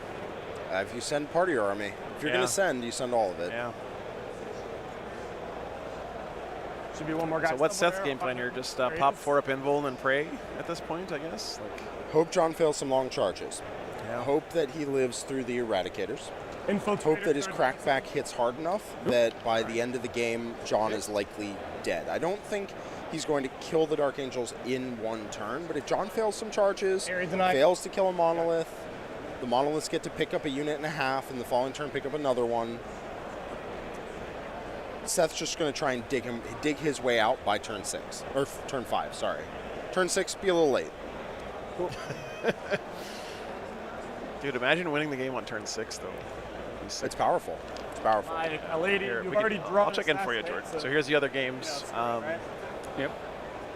It's honestly still too early to look for any major movements in these games. The only thing I'd say is Liam pulling ahead against the Demons there with his Thousand Suns. That seems like a real lead that's going to stick around for a while. Jeremy pulling ahead already with his Votan. Does the stratagem target the unit or the monolith that theoretically gets withdrawn? The unit. Good to know. Well, within 12 of them too. Yeah. And Stephen Box pulling ahead with his sisters against Innis's Geneskiller. Out of curiosity, do you reroll wounds against people on objectives that they... So there is some stuff happening. I think it's just being on an objective. Let me pull the camera onto that Stephen Innis game. I think he's just scored his primary first. Yeah. Reroll 1 if a target is within range and objective marker. Innis rocking the Team USA jersey there. Well,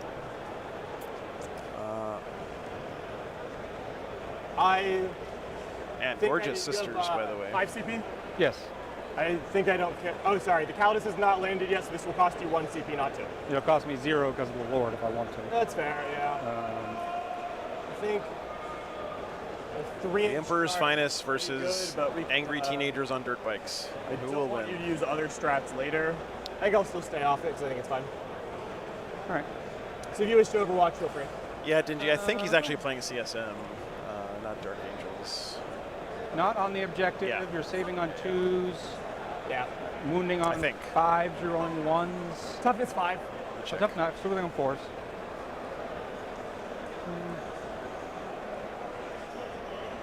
No, he's running Dark Angels. Okay. I mean, any he put Chaos in there just to be is cheeky. better than leaving them existing. So Totally fair. I'll spend for. Cool. The Calidus will land after this, even Yeah. though for Measure, that's why it's not costing him an extra right now. Yep. So we'll do the Plasmancer shots real quick. Yeah. Actually, No, Matt is playing all 8 players are playing, guys, on each team. So there's 8 games of 40K going on right now. Nice. Yep. All the time. These are the current scores from all 8 of those games. 7. And the way teams works is it doesn't really matter. Wins and losses are something, but what you're really looking for in teams is score differential. So you're trying to beat your opponent by as many points as possible. And the way you earn points for your team is you take your game score 20 shots from the and then you look at how many increments of 5 you beat your opponent by. For each one of those increments of 5, you gain a point and they lose a point. Sixes are good. And you add all those up and that's how you get your team score.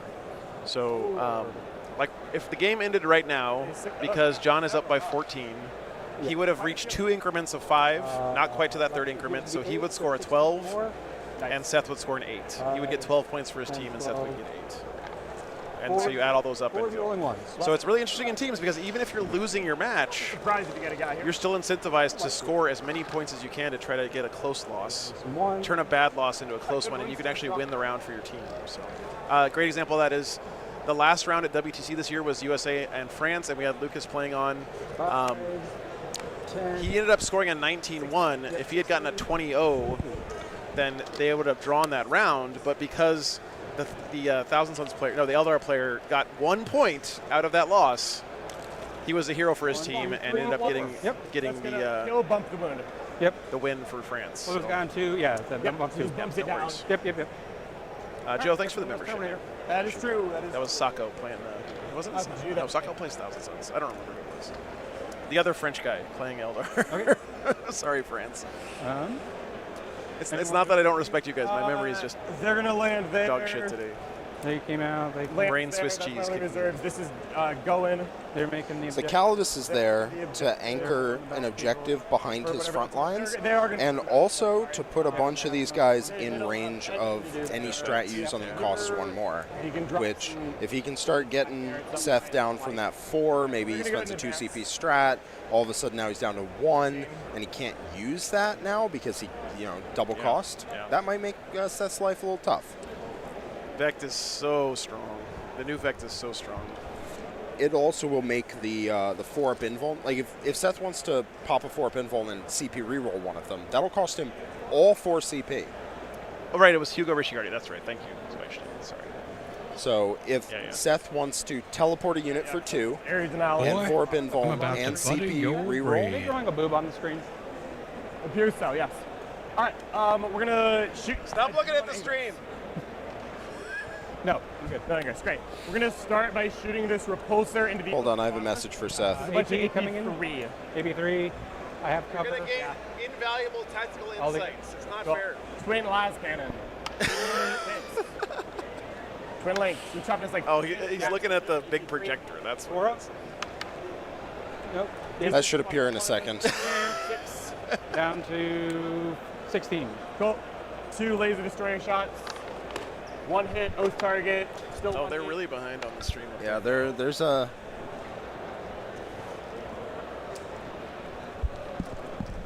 Oh yeah. Bolters. Seth! What? Play your game, sir. The stream, play your game. It's more fun. More fun to be the Deadpool and just break the 4th wall. 1 AP0, good sir. Do it. Yes. Ah. I don't like to send them by the little. He did not send them by the little. He sent them by the fucking everyone. Woo! So how many wounds are left on Chuckles over there? 15. 1-5. 15 wounds left. We're gonna fire the Eradicators. All right. And he hasn't shot the Eradicator. Okay, guys, hold on to your butts, chat. Okay. I will. Here we go. On that man. Great. Here is on the Wounded Oathed Monolith. Yep. Multi-Melta. Reroll hits against the thing I hate. Misses, but that's a sustained and a lethal.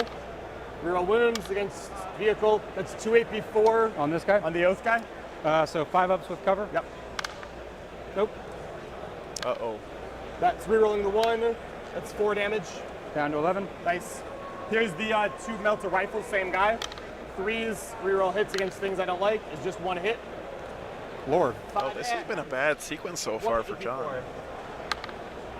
Nope. Good. 4, keep it. Down to 7. All right, that ought to do it. I hope that does it. And then the ones Here's over the here. 4 pinball. Multi-melt. Are you within range to make I your am, yes. Yeah, so that's an extra CP. Ah, yes, thank you.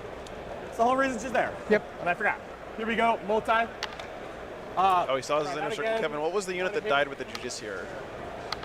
Nothing. Rifles. And 5. 1 AP4. 4 up. Loves it. Go. Awesome. That was good. not... There, no one is shooting there. That was not bad, I don't really guys. have other guns, if I'm being honest with you. I mean, literally, Eradicators can do like infinity damage Yeah, against right. vehicles. I'm not even exaggerating that Where- much. They, Okay. if you would have gotten a few more exploding 5s and 6s, and We're gonna declare rolled a couple more wound rolls, your Jarinos. assault Let's intercessions. just Okay, not be thank last if we're being real with each other. All right. You need ICC like a are 4. charging there. They need Yeah. a 4. you. Oh, so he just had regular assault intercessors in his 11 ought army to too? do it. Yeah, I think so. I think I missed that on his list. Silent King is still not a walker, so his butt's not heroicing. Nope.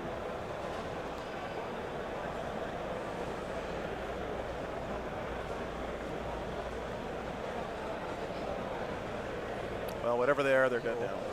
Block him. He'll land there. It's fun and dandy. He can base, so he will. Come around there.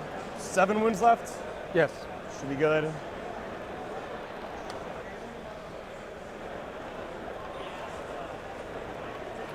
The sword knights Yep.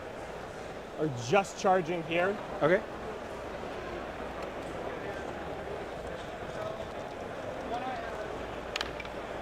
Five ought to do it, even if it's not the enthusiasm I would have asked for.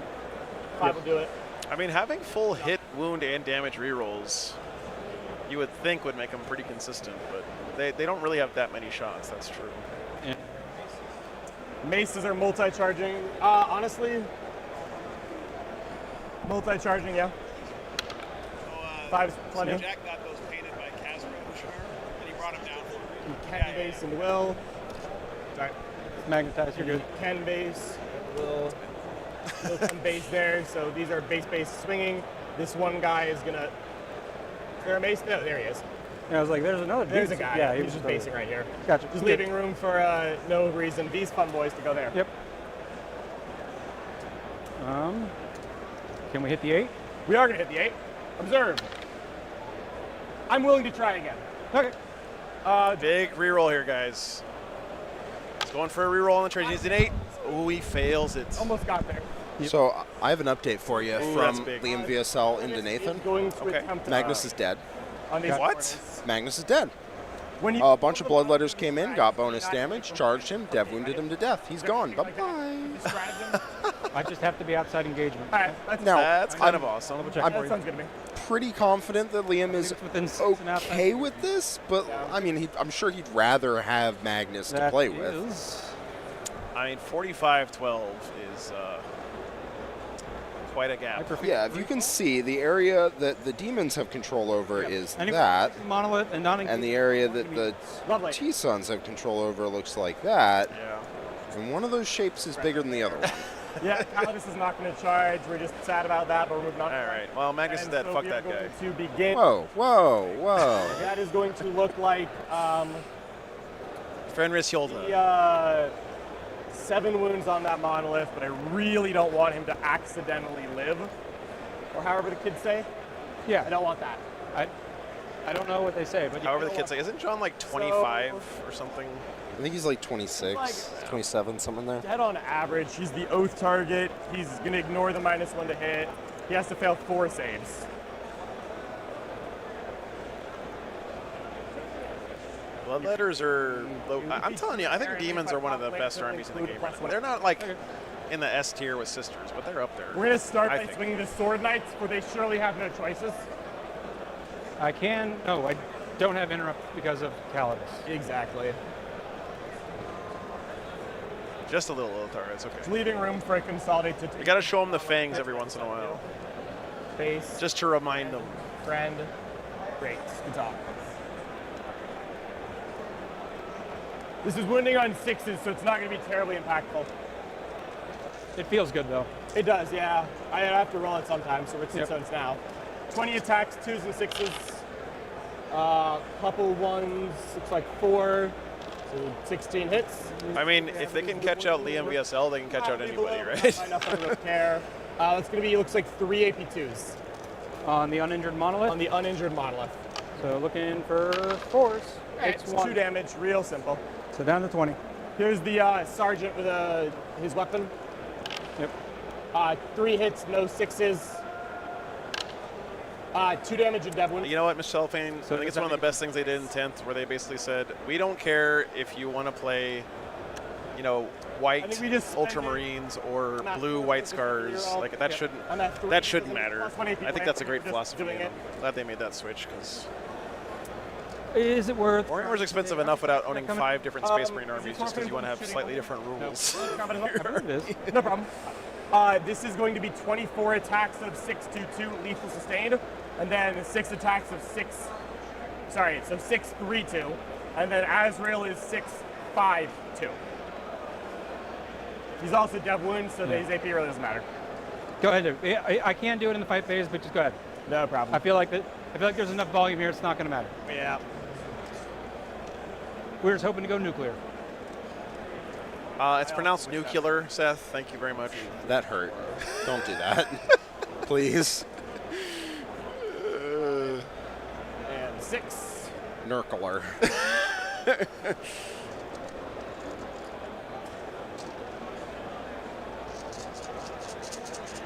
Yeah, demons do seem really fun right now. I agree. I have confirmation, by the way, that Quentin was born in Venice Beach, California. Yep.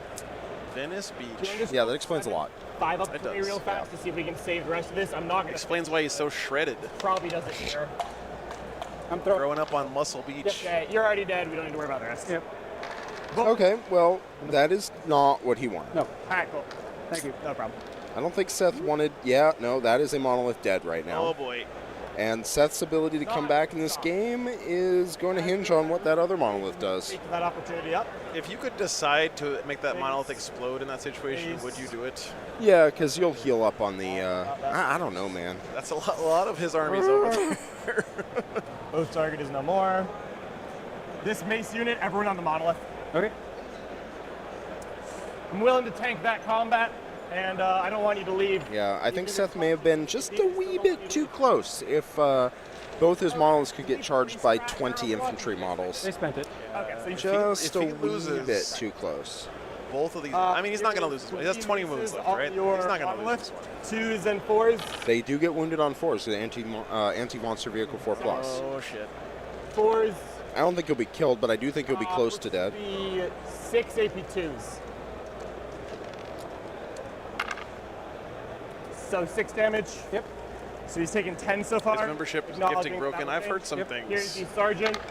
Arson, yeah. No 6s. 6s to wound. Dev. No damage. That's it. Okay. So he's just reviving. No damage. All right. What's that? Swing back time. Let's yeah, that makes sense, John. Thanks for the insight there. Liam likes to play aggressive with Magnus to like tank damage for his more brittle units. That makes a lot of sense. Liam definitely wasn't too phased that Magnus was dead right, there. Let's go So first. Let's go attack. This guy's dev wounds. It's a whole different way of playing. This is the plasma dude. He's not is dev any of this? What I can tell you is that TJ and my Francois, TJ is starting to take over the game. So plasma. Francois dumped another round of shooting into Magnus, which is exactly where TJ wanted it to go. And then TJ responded by picking up both rupture vexes, which is a real issue. Rerolling 1s all the time. Okay, things are starting to develop, guys. We're getting into the meat and potatoes of these games right now. Rerolling 1s. 1 at -3, 2 damage. Passed.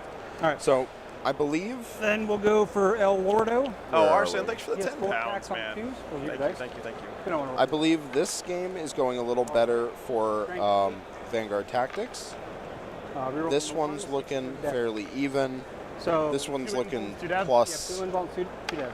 Plus. Big plus. Big plus. I owe you 2 devs at the This one I double think plus is plus. going a little better for Sisters, but I'll have to check back to be And, sure. 18 attacks from the Tau on Sisters looks a little even. Here's This the one, now, so Yeah. there's no- um, All right, make all the devs, so we're good there. it's a lot of pluses.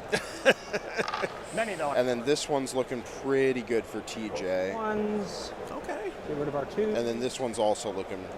I mean, that's starting to develop as draw-ish. And then. Maybe, well, no, that's not true because there's so many overwhelming wins on the stat check side. Like, Yeah, these 3 I expect are going to be looking real big.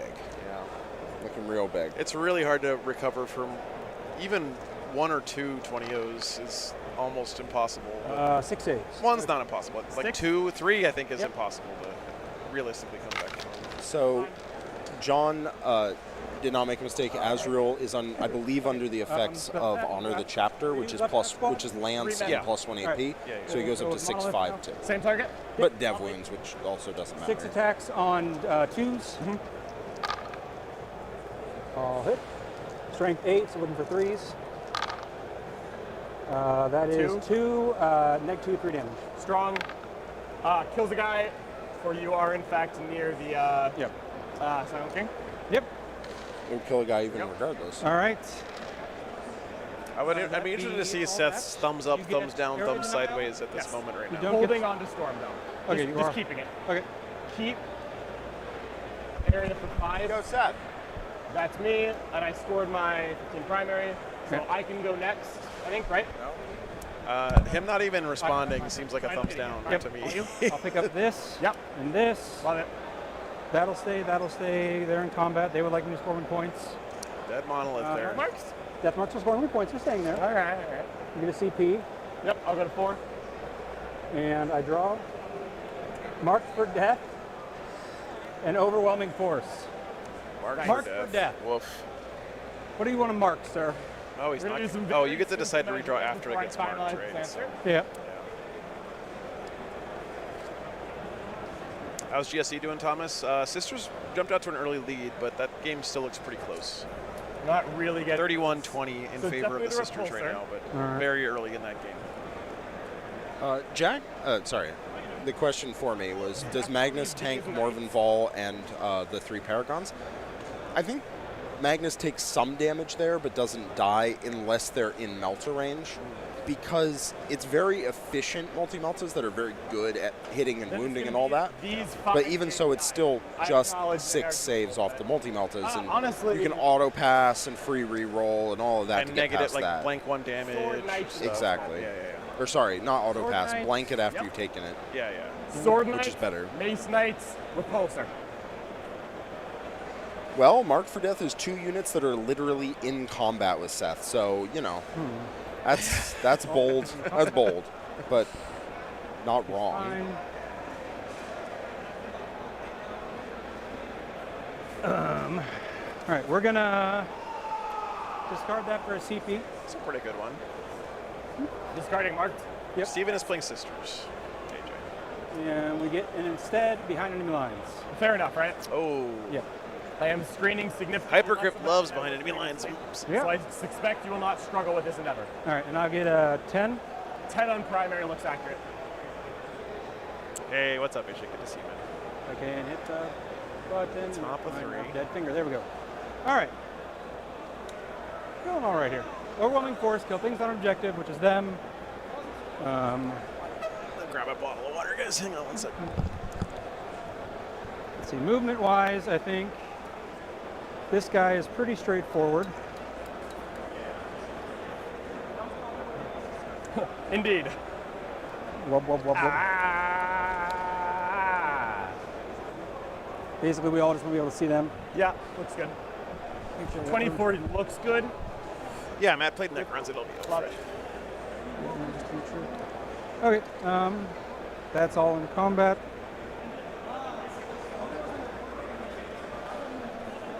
Chapter Master Camel Toe, 50 memberships. Thank you very much. 3. Appreciate that, 15. John. 15. So he was at 12 before? By the way, Ben Jurek messaged me and wanted me to ask you about the tattoo. So. It's on the correct shoulder, I'll tell you that.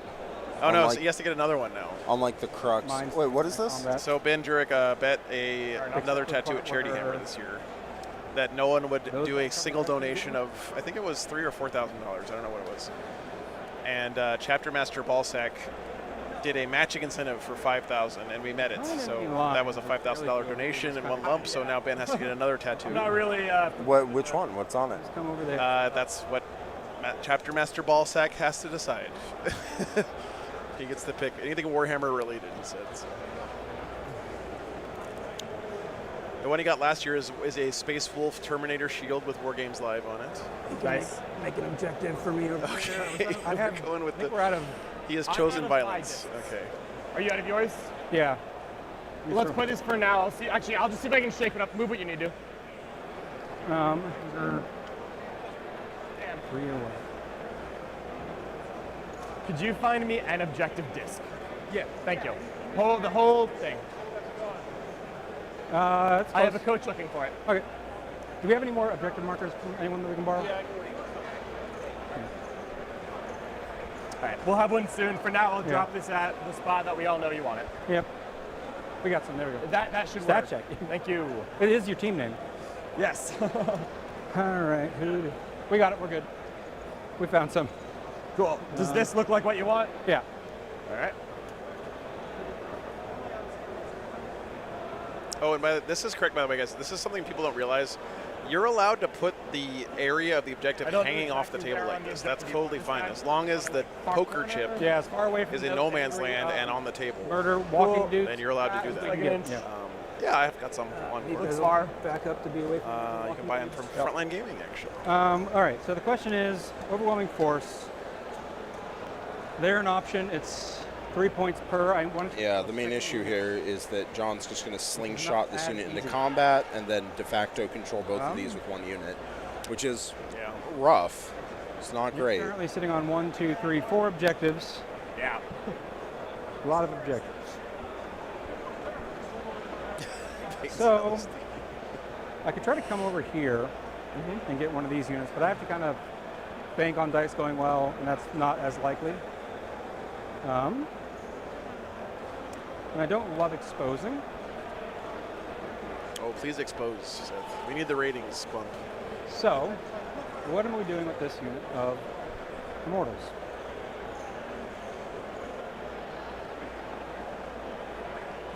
Another update here.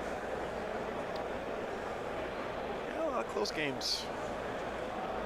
So he wants to shoot. He wants to shoot. Except for that one and that other one. Shoot.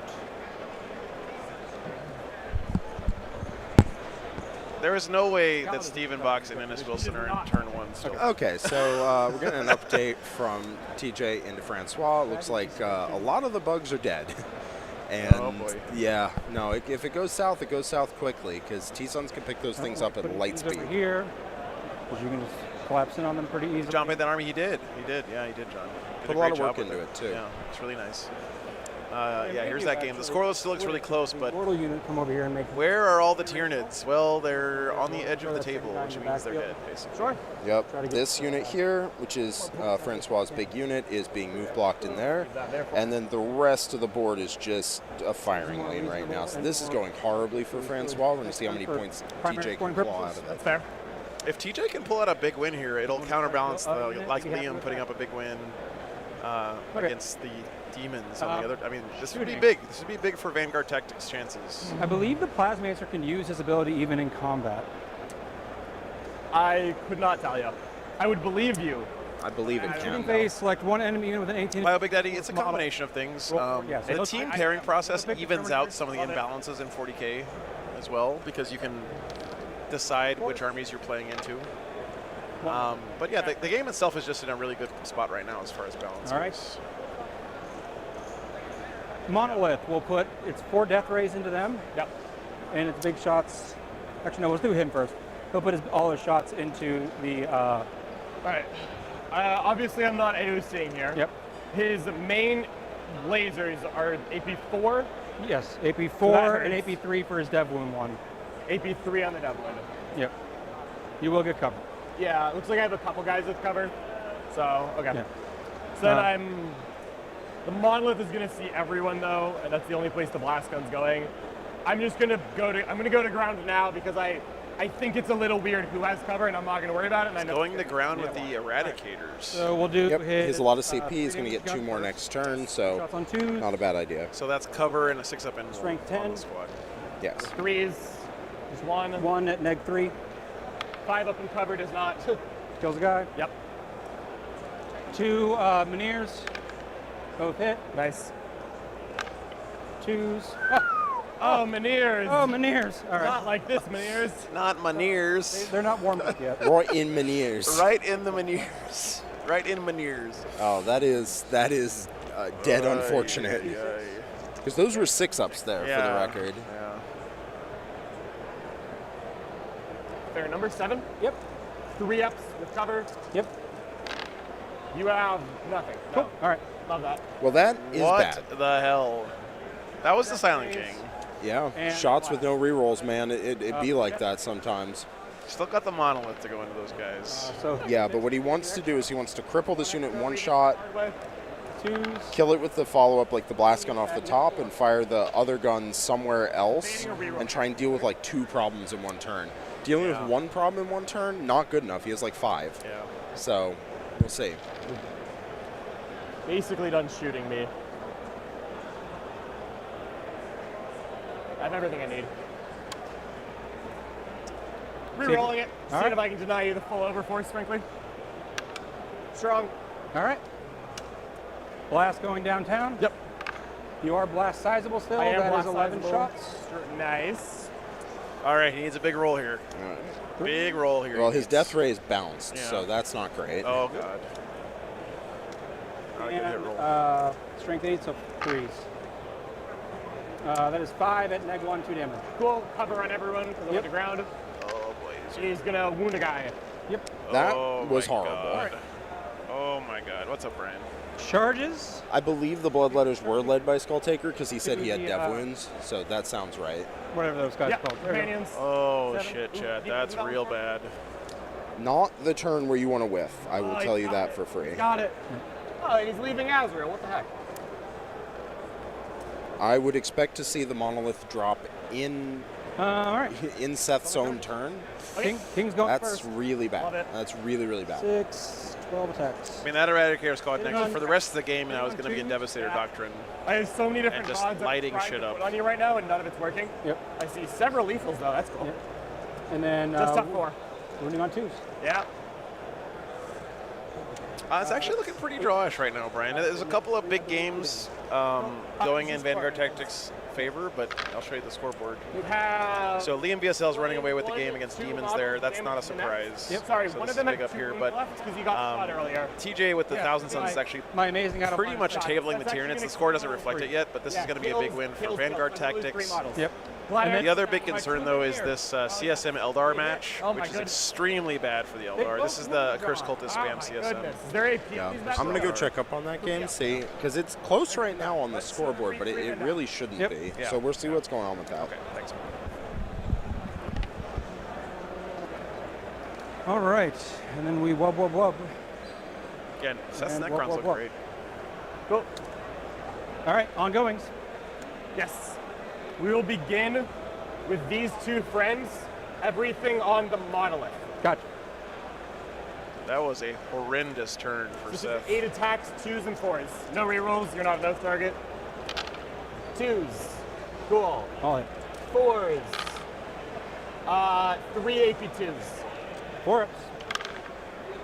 Takes. No, Paul, they're just playing it. You can't Chain remain. change their doctrine if they're inside a transport at the start of the turn, because they're not on the table. So that's why he didn't We'll put him in go Devastator with- Doctrine last turn. They started in the repulsor. Fair. So we'll go over here. Cool.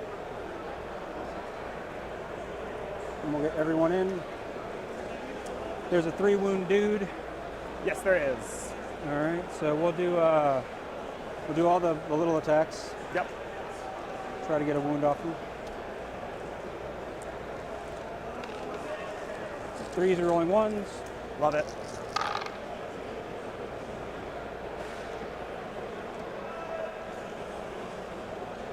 Man, so here's another thing that is hard in teams, guys. You got to have mental fortitude because in a singles event, it's either win or lose, right?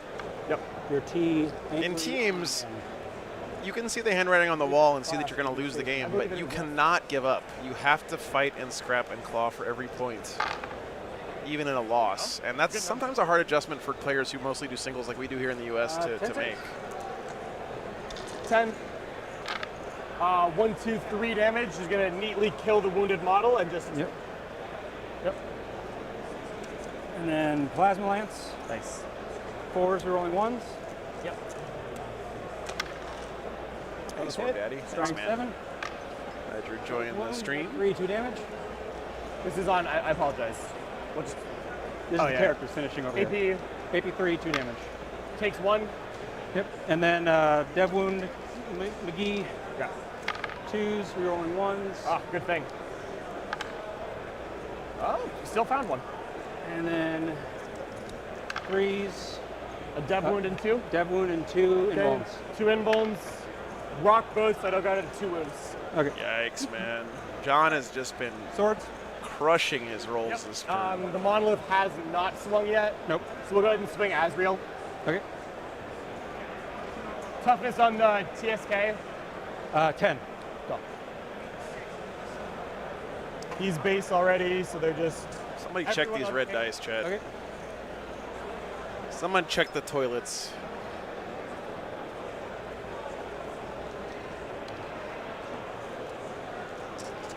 Choose to hit sus lethal. These are the regular guys. Yep.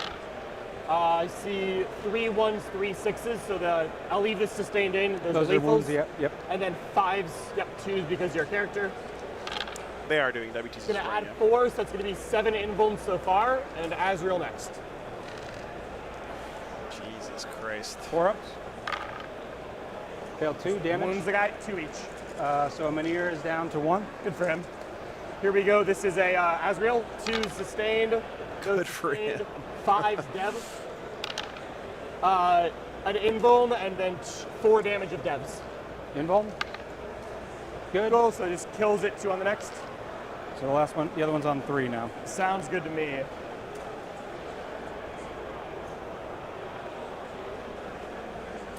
All right. Monolith, it'll put everything at the Sword Boys because everything's. Yep, Sword Boys. Well, it's an engagement over here. It is an engagement there, that is correct. Dealer's choice. These guys, it actually kills with each of its attacks. Because they're 3 damage. So let me go over here. All right. 2s. And 2s. 3 invulns. 3 dead. Debating if I want to spend any. Finally, a bad roll out of John I there. need to be leading anyone here, so we're just going to call that what it is. Move on with our life. Howie, but pulls out of the combat. Yep. Sword Boys. Yep, on the monolith. Here's the sergeant with dev wounds. 2 sustained, 6s though. That is 2 damage at devs. So down to 11. Cool. 2, 3, 4. So this is 20 attacks, 2s, then 6s. I see several ones. Taff, I'm not sure if they're using the WTC FAQ. I think they are. Pretty sure they are. 6s.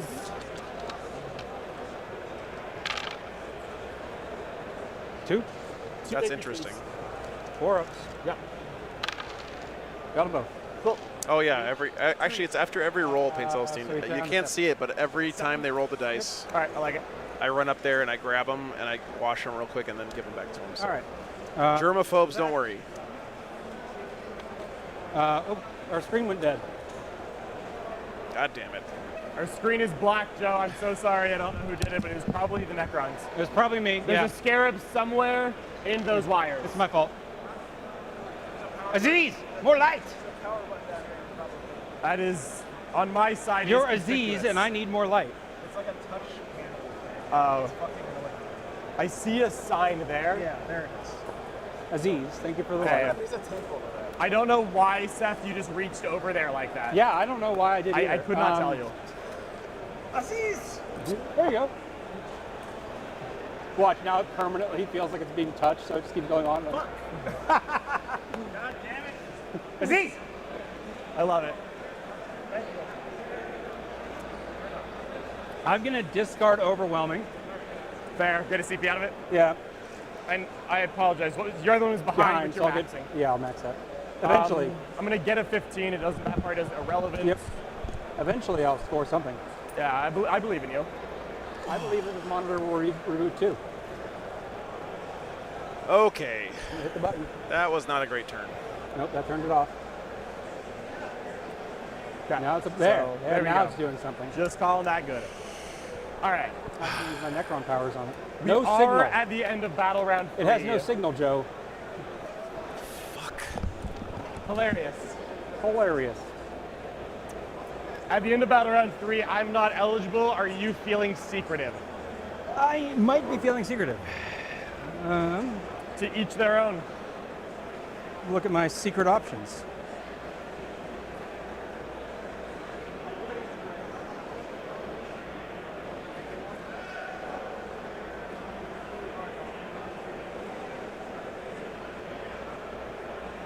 Okay, so let's go through these. Unbroken Wall, lots of objectives, cool. Shattered Cohesion, I doubt I'll fucking get. War of Attrition, I have to have battle line, you have to have battle line not in places. What do you have My as battle line is dead. I had battle line, it's dead. Assault intercessors. Oh, They not ran into the the middle and JPI died. or not, okay. Yep. And then command insertion.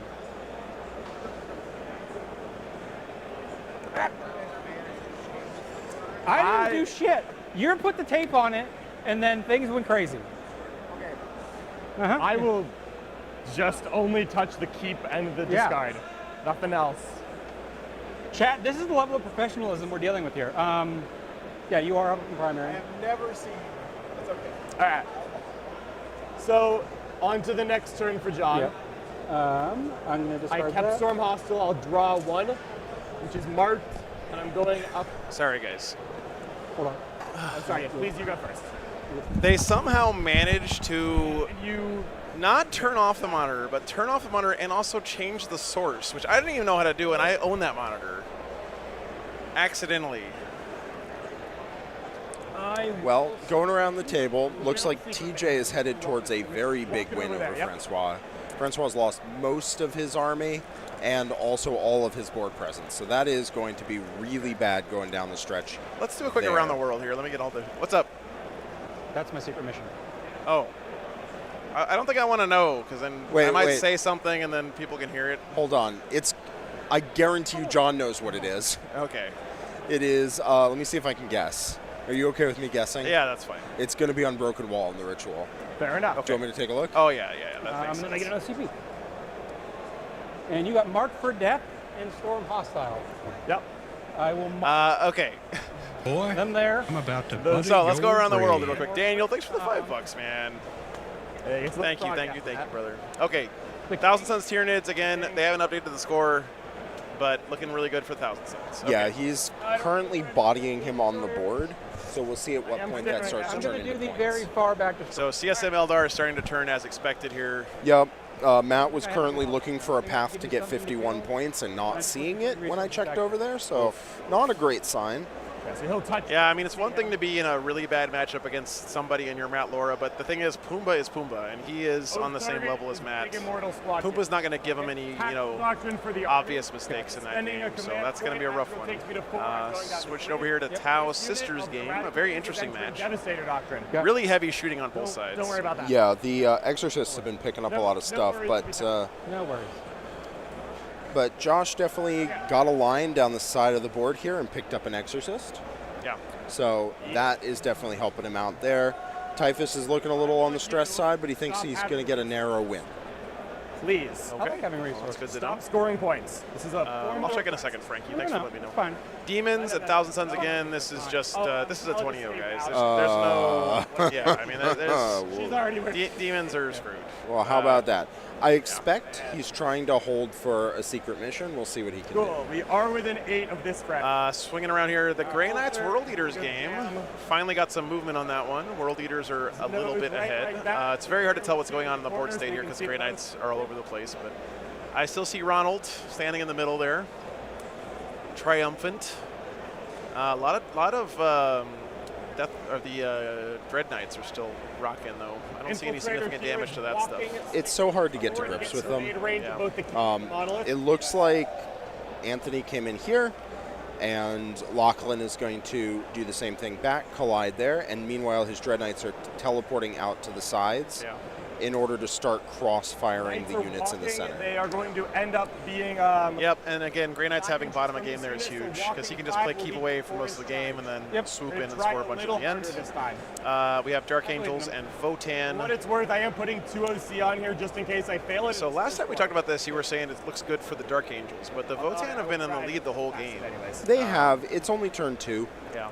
And I believe Jeremy is going first, so he's locked in another turn of primary. Yeah, Jeremy went first. Yeah, so I would not be surprised if this turned into a light Dark Angels win by the end of this. We'll see. We have the Sisters and the GSC. Again, touching that barely. This leads have been about the same for Steven for most of the game, but...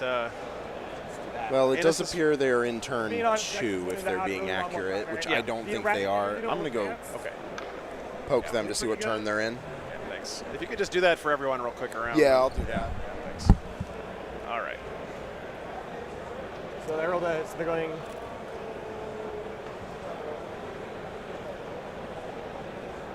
They're going 8s. Well, he did just get married, RPG Luminary, so that's probably contributing to his being away from home for this long trip. Might be stressing him out a little. So these 2 are getting in Melta range there. Okay. This Eradicator, this multi-melt will be in Melta range of both units. This guy only has the monolith. These 3 have Melta on no one. Gotcha.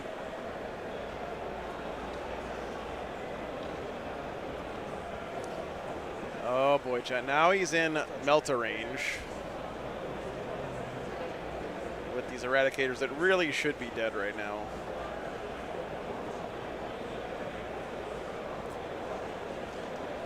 What a gorgeous jersey Innes has on. Brian, is that the one you were wearing? Short charge. This is all in fallback. I'm about to butter your brain. Is that the same jersey you were wearing? Battle Shock or my one guy, my apologies. When you guys were playing England? Be afraid! He's fine. Cody, thanks for $5, dude. They are very angry. 5. Zach Mobley, Arkansas's best shout out. Well, you know what? He had the chance to prove it here this weekend, Cody. I don't know if he's here playing, but he should be.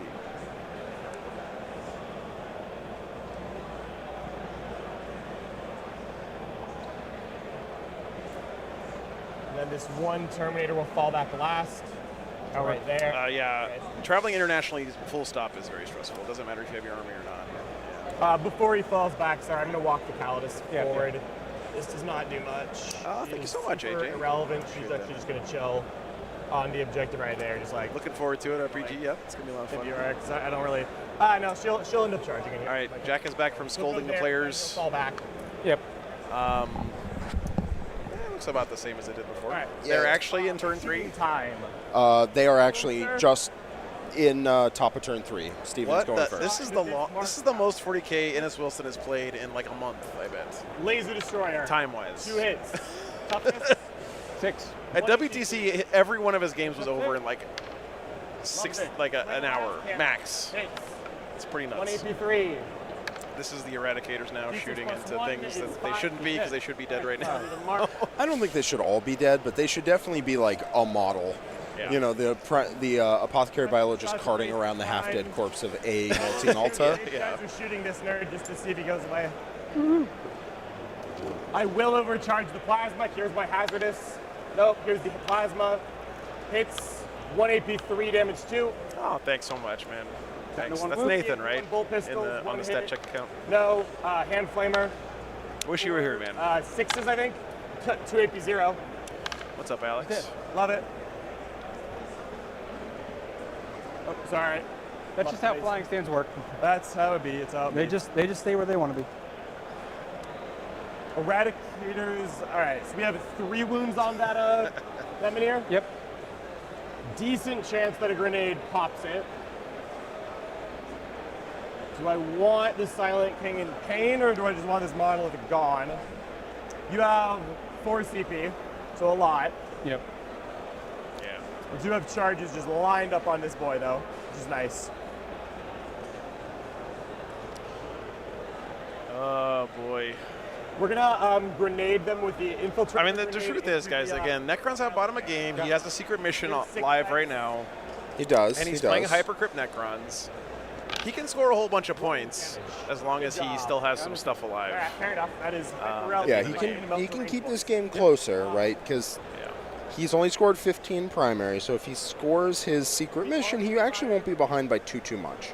He won't be winning the game, but he'll be a lot closer, and maybe that would save his team some heartache. Yeah. Because his team's got a big win locked in, I believe. Although we'll have to double check on TJ's game, see if he can leverage that points.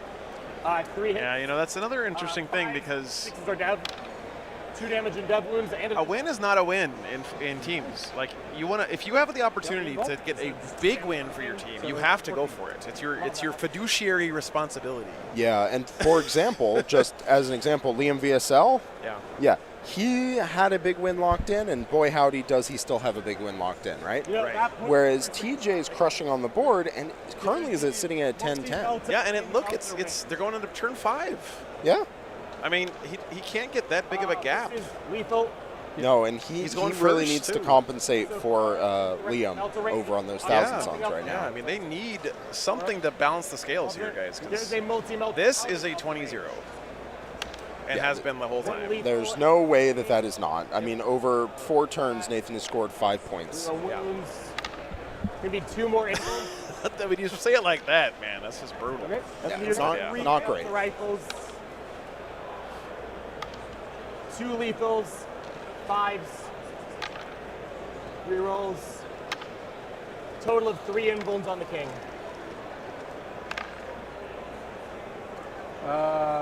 Just D6 damage, right? Yep. All right, go ahead. 6. Oh my god. Well, he'll be fine. He'll be fine. Demons are just glad paint is worth something. That is A-okay. We're going to except in teams it's not because you both start with a 10. So number of charges. But yeah. Yep. It was a good line though, Alex. I'll give you credit. It was funny. The 4 first. Let's see anything else to shoot. At least he's in the double digits, right? Into the Silent Kings. It's funny. Yeah, I expect TJ will win his game, and not by a little bit. Yeah. But I'll put, the fact that they're going into the last turns with, into the TJ only up by 4 means that he cannot make a 20-0 differential, which is what his team would really hope that he could get. Yeah. Please take 1 AP 0 on the lift. He loves it. Yay. Charges. My guess is early on, Francois realized, hey, I can't win this game the way things are going. I'm just going to try and take as many points off of TJ's scoreboard as physically possible. The Demon's consolation prize is the Magnus kill, yeah. Well, I mean, if Magnus the Red died in that game, that means that he can't be played in 40K anymore, right? 'Cause he's dead now. He's gone. Same thing with Engron. I mean, Thousand Sons players, I'm sorry, but you're going to have to take your models and go put them in the trash right now. Magnus has died. Not really matter. It sucks, but all right. It's just the rules, guys. Wound Terminator. It's the way of The things. immortal unit. I'll overwatch that. Love it. So it'll Plus cost 1, -1, so it's So using the free strat. Yep. Got it. So the Plasma Lance. Yep. Reroll the 1s. Nice. 1 hit. Strength 7. 1 wound, -3. Fails. 2 damage. Down to 1. And then 20 shots.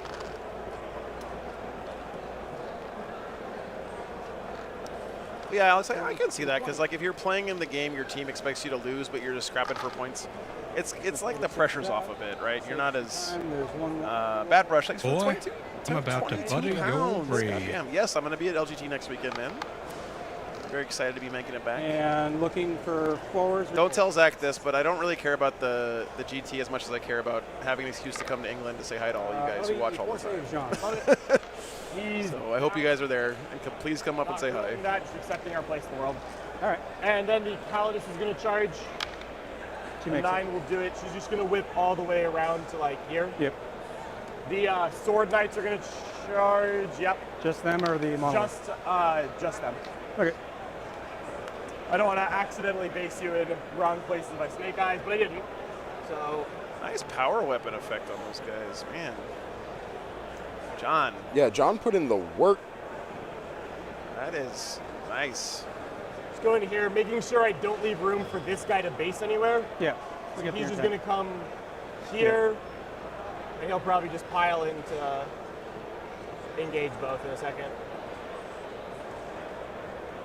We are going to charge Azrael. Hell yeah, British Gridiron. I'm renting a car this time, so I have a chance to do a little bit of, maybe a little bit of sightseeing. Maybe I can grab some meals that aren't the hotel breakfast. So, yeah. Yeah, back at base clears pretty easily. He'll just drop it right there, and he'll be my first. And I know what you guys are thinking. It's London. You should just take the underground or whatever. But the part of London that the GT is in is not a part of London that actually has like public transit. No one is charging the king. The king, maybe. King is Hell yeah, Sam. That's great, man. 12 attacks, yeah. AP 3 or 2? AP 3, 2 damage lethal. Not worth it. Go ahead. All right. That's that then. So we're gonna just swing starting here. It would cost you 3 CP to do your monolith lift. So I kind of want to make that annoying for you. RPG Luminary says, man, I wish I had 7 pals to do a team event like this. Means honestly we are. You actually don't need 7 friends to play in a team tournament. The team tournaments always need ringers, they need mercenary teams, they need stand-ins. If you're interested in playing in Team 40K, reach out to the TOs of these events and say, hey, I'm willing to come by and fill in for maybe someone on a team got sick. Maybe they can throw together a team of mercs. They do that at WTC all the time. 20 attacks, 2, no reroll. Sorry. Like the TOs want to have an even number of teams so that a whole team doesn't have a bye. So a lot of times they'll get people to come in and they'll throw them together on an 8-man team, and those teams can be a lot of fun. So definitely worth checking out if you're interested. 4 of them, so that'll be 16 AP2s.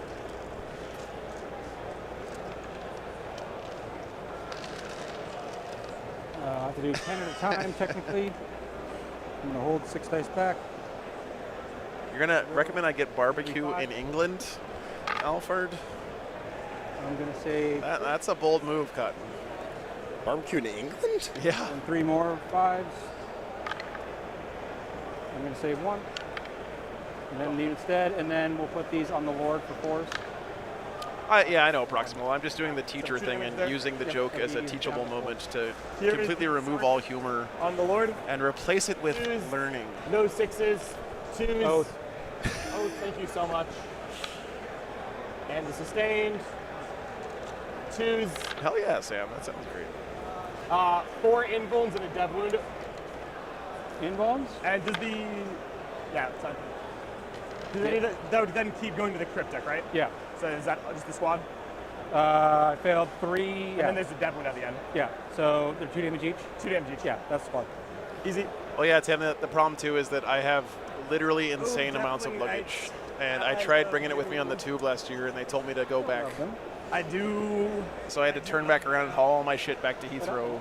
And store it in like one of those luggage storage places at the airport, which ended up costing me like 200 pounds. So I assume you're not interrupting. Listen, Clever, I'm not sure if they can barbecue or if they just slap like a side of beef in a boiler or something and hand it to you with some ketchup. No rerolls. Yeah, I want some real English cooking. I'm gonna get some of those jellied eels, I think. 3s. You don't have to, you know that, right?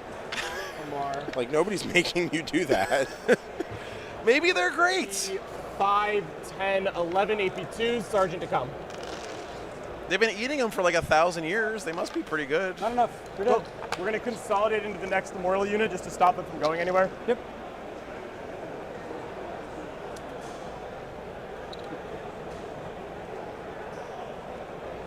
Man, this game has gone sideways for the Necrons, guys. Yeah, he still has an opportunity to salvage some of it if he can.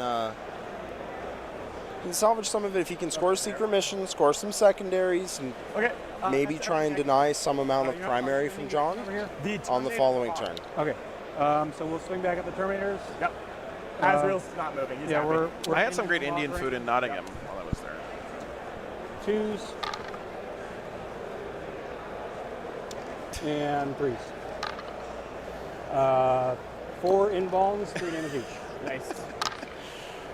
Wounds the guy. All right.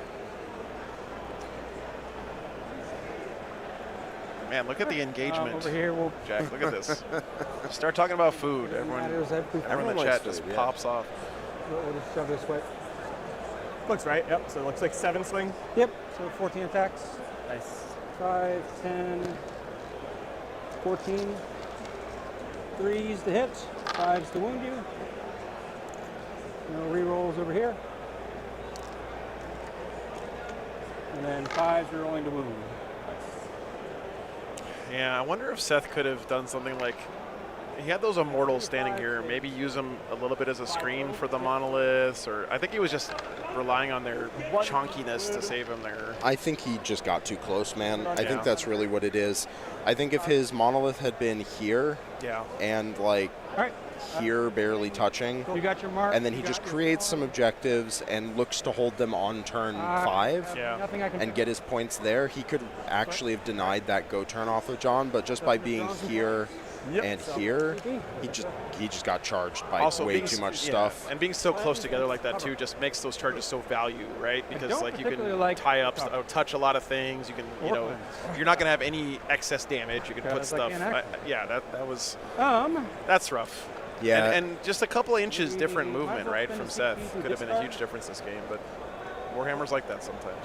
Yeah, I mean, he could have even had him like down here and here and stayed safe, shot the stuff in the center, scored his points, and not opened himself up to getting cracked like that. Because I think he was just as simple as it is. I think he was just too close. We will draw. I'm not gonna lie, chat. Sometimes I look at how many like views and clicks channels about like repairing wristwatches and shit gets, or like reviewing diner food, and I'm like, why do I work so hard doing this? We have But a then I score remember I in love the for game. So. TJ into Francois. Oh, Looks like TJ got a 14 out of that game. Ooh, we got another one in. 20-0's in as well. 20-0. I mean, we knew that one was happening. 100 to 30. Yeah, that'll do it. And 9. I mean, that would have been a 23-3 if he could have. So 14-6 is definitely not the score that TJ wanted to get out of as good a board state as he had, but Tyranids are so hard to score on. They'll deny your primary, they'll deny your secondaries, they'll battle shock you, they'll steal primary away. They're very hard to get points on. Yeah, man. I think I've lost any of those guys. He really would have liked to get a 20 there. They're fine. Okay. If there was a 20-0 to 20-0, I could see a path to a draw here for Vanguard, but that is not the best start. Clown, thanks for the $5, man. Appreciate that. What's your OC over here? Currently 7. Everything here is OC1. Okay. So as long as everything keeps on over there. It's Tato, thanks for the $5. I'm about to butter your brain. Skip the eels. I'm eating the fucking eels, okay? England, I'm coming for those eels. So you guys are trying to hide them from me. There's not going to be a lot of like competition for that. You don't have to show up early in the morning to get those eels. They won't be gone. Yep. You guys are just trying to hide the delicious jellied eels. I acknowledge that sitting there is ineffective from the rest of the world. So he'll just come in over the wall. Would you like to overwatch me? I would love to overwatch the Silent King. I don't love it, but okay. It's going to be 7 shots. Yep. All are in melter range by the eyeball. Here we go. What's up, Dennis? Good to see you, man. See 1, and we'll try that again. The Alliance Open Team Championships. Very cool. Just 1 against lethal, sustained. Looks to be just 1 invul. Loves it. Right. Here is the bolt pistol. I'm not actually going to eat jellied eels, guys. They look fucking disgusting. I just. Fair enough. I tried. Yep. You got to try. You got to try. We will pull. He's not in combat anymore? Azrael is not in combat. Only the knights are in combat with the monolith. All right.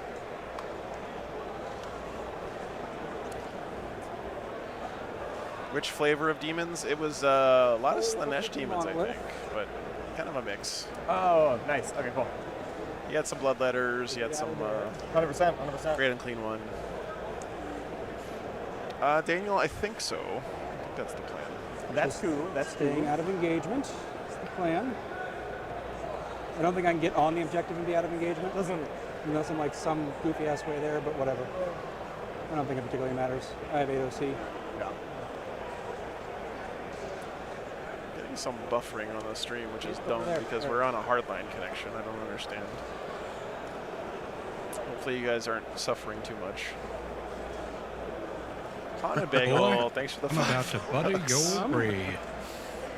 $5 not to eat the eels. Yeah. That is very nice of you. I think I'm just kind of fucking off with secondaries right now. Yeah. So I just need to get things out of my way.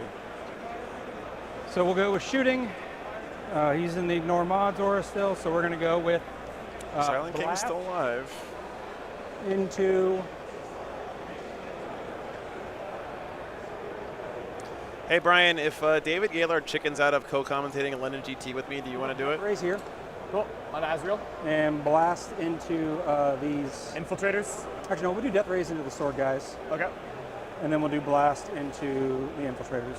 All right. Sounds good. Blast into the infiltrators. You know, two Yankees taking on the Ooh. London GT. Ooh. What was that? 4 shots out of 3d6? Yeah, I mean. Solid. Plus blast? And 2. 5 maybe? Gross. But 6 saves. Neg 1. 3 of them don't have cover. Yep. Still don't have cover. I feel no pains, and then I owe you 1 more save. Eric, thanks for the I'm about $20, to man. butter your Dead. Second brain. guy. Whoop. Eric, you just handed me $20 and you apologized. More 4 up. Never do that. Thank you for the support, man. It means a lot. Dead, so Thanks so much. Okay. So, bop, bop, bop. Yep. And then lasers at the Knights. Azrael. Oh, Eric, I used to be a high school chemistry teacher, okay? Right? I said Knights. Whoever The fact that people give me money to talk and do something I'm passionate about still kind of blows my mind. So I was basically doing that shit for free for 6 years. Cool. So this is Knights. Fails 1. Okay. Plus 1. 4. 2 wounders dead. Big sad. Sounds good, man. David told me the same thing. So maybe between you and David, one of you will drop. Hail to the king. In time to give me a co-host. He's going to put everything into. Let's go Immortals first. Sure. Everything into Azrael. Love it. Big 20. Papa's. Does any of this do dev wounds? No. All right, then I'm not popping my thing. Does he still have a watcher? He has his own. Thanks, Eric. Oh, look at Means him. a lot, man. 20 shots, no rerolls. It's the bald eagle next to him. You know, I look forward to doing the stream every weekend still, which is crazy to me. Because the Deathwing Knights only get golden eagles. It's the other species of eagle found in North America. 4 extra hits. That is correct, John. Top 4. I did my research. I didn't actually know that beforehand. 3s. But I was willing to Google. That's important. I'll scrape these. These are all goods. Nice. Let's see. That is like 9. 14? 14, yep.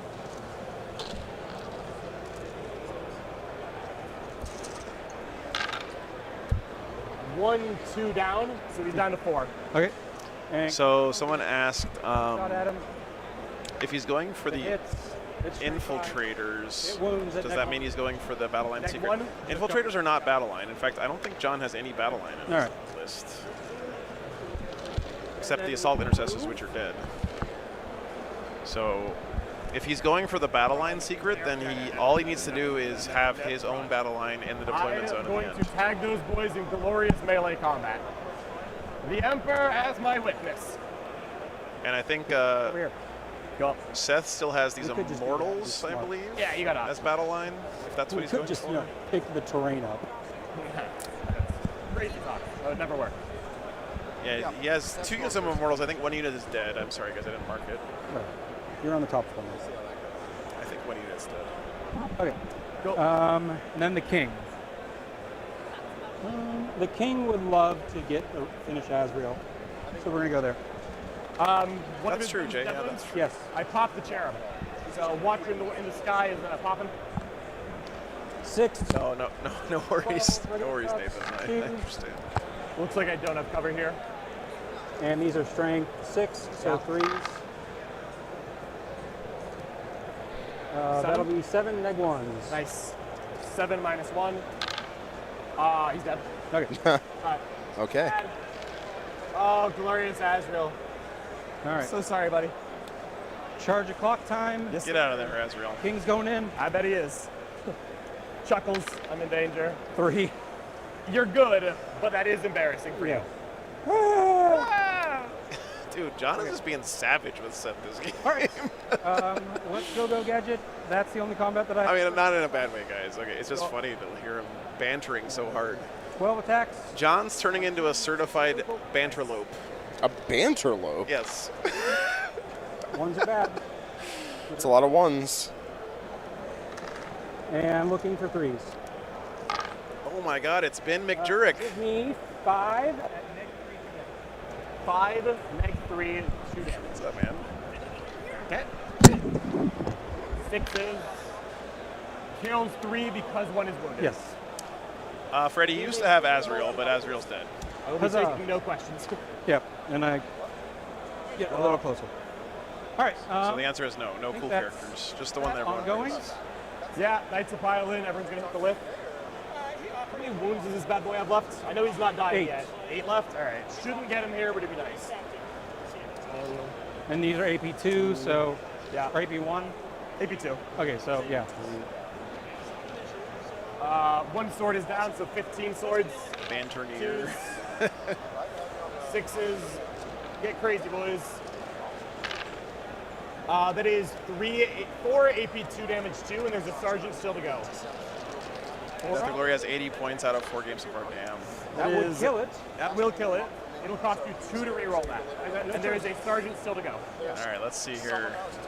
All right. Looks like Typhus starting to pull away in the Sisters Tau matchup. 1 sustained.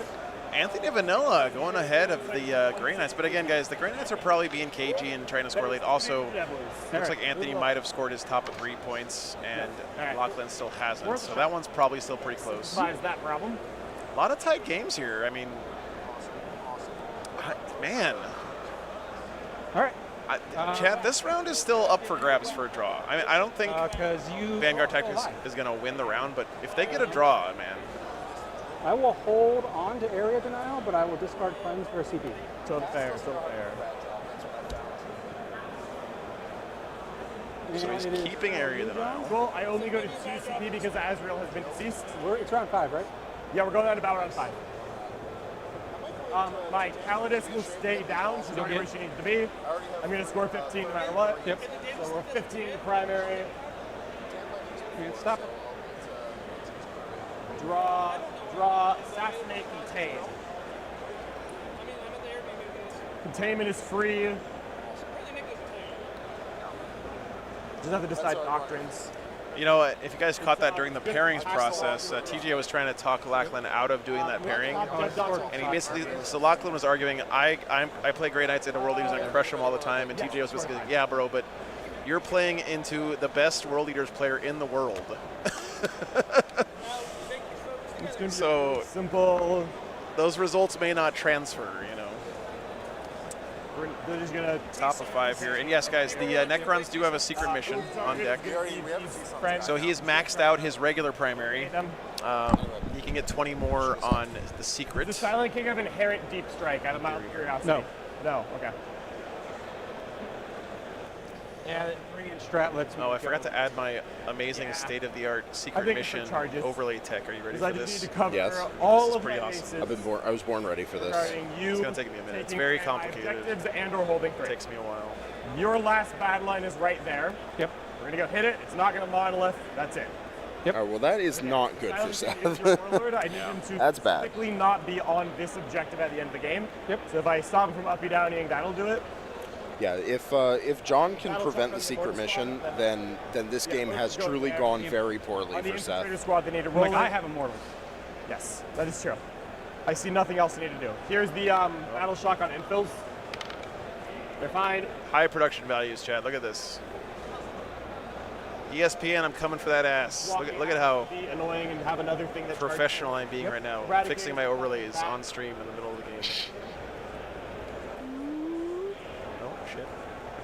Did you want to put anyone into a Doctrine? I did. They're in tactical. That's what Okay. the CP was. Okay.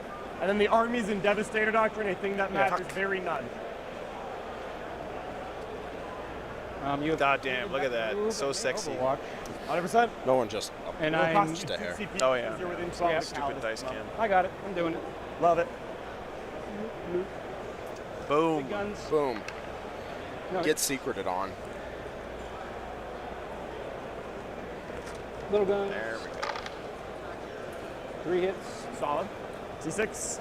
Chad, he came over and told us what his secret mission is, but I'm not sure I want to tell you. Well, I don't think he's going to get it. We tried. Unfortunately. John has Terminators right next to his last unit of troops. So that's not. Wait, what does John have? That's battle line. What's the defensive profile? Nothing. Over here. But in a hot second, neither will Seth. Oh, right. He has Terminators as Seth's troops. Yeah. Nice. And the unit. What Seth might have wanted to do was try and stash unit down here or something to use later on. Yeah. Because John can't really get there. But unfortunately, battle line was up here and down here and got pulverized. Well, I think he may have wanted to put a bit more of emphasis on just by hook or by crook keeping a unit safe rather than trying to use it. And he used it here. Didn't really get any primary. By hook or by what? By hook or by crook. It's like by whatever means, you know.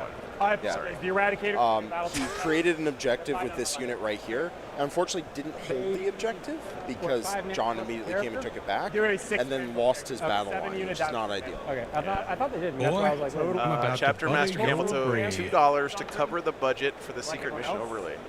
Yep, thanks, man. That should just about cover. He's gonna pivot and move 9. So he pivots. Brian, I'm just going to sing the Secret Tunnel song, but Secret Mission He's instead. He's going to go here to stare a couple lasers at that Immortal. This is triggering. These JPIs will advance because they're meaningless. Great job. There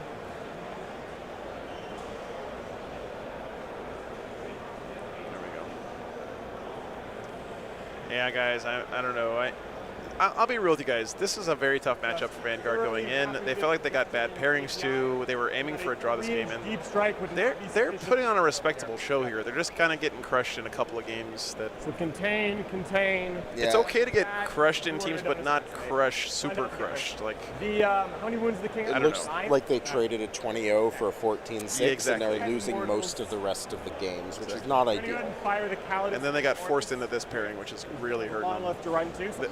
Being forced into this pairing might be what costs them the draw. 2 anti-infantry. Possible. Live it up. Thanks for the first ever super chat for $10. Damn. Cool. I'm going to do half-assed live overlay editing more often. Thanks for the support. Enough for that. I mean, this game just goes to show you how a small thing can really make a huge difference. Yeah. Like just being here instead of being here or whatever. Yeah. You know, really just opened the game up for John to make big charges and shoot with the Eradicators, and it was not good. It was bad because as soon as he makes combat, then Seth can't teleport away, and Seth's locked in place, and the Terminators can really crunch down and start killing those monoliths. And by the way, good on John, and really impressive for him to see that weakness and just go for the jugular, right? I was kind of questioning it earlier because it seemed risky, but I mean, I should have known better. Like, here, I got you. And that's something that you can do in teams too. You are over 27. Turning this game into a big win instead of like a draw or even a win for the Necrons is just enormous for this round. -1. Oh, and that. It's the 4s. Better 2+, 1 AP3. 5 up, cover. No. Dead cool. And then there's a twin last cannon hits. 1 more AP3. Nope. Cool.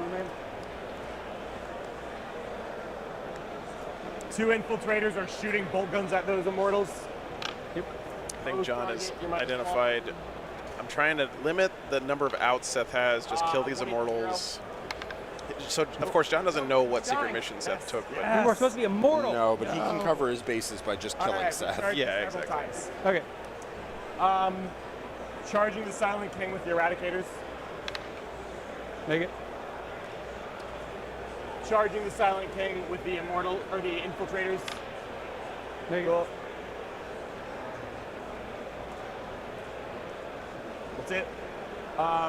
Contain. Yeah, charging the Calidus into the Immortals. I'll do it in one of various ways. I didn't press keep for area denial. My apologies. We know it's there. Yeah. We know it's there. Sorry about that. I was like, I still have area, right? And then the Terminators are charging. Yep, they make it. 6 will make it. We're just They connecting can't the fail. character. Yeah. Calidus will go first because you don't have interrupt budget. Correct. Still -1 to hit. Yep, 3s and 3s. These are lethal. I feel like Joe really just wanted to maintain eye contact that entire time to be like, you idiot, Yeah. you can't run this computer. No lethals. 3 AP4, damage 2. We're just putting them on Immortals. 3 AP4, 1, 2, 3. So there's 3 immortals left and a character. Nope, Secreto, you're stuck with us. Sucks to be you, man. Terminator. Yep. No, the points are still taken into account, Fred. Tabling is not an auto Here's loss 3 swords. anymore. This one's dead.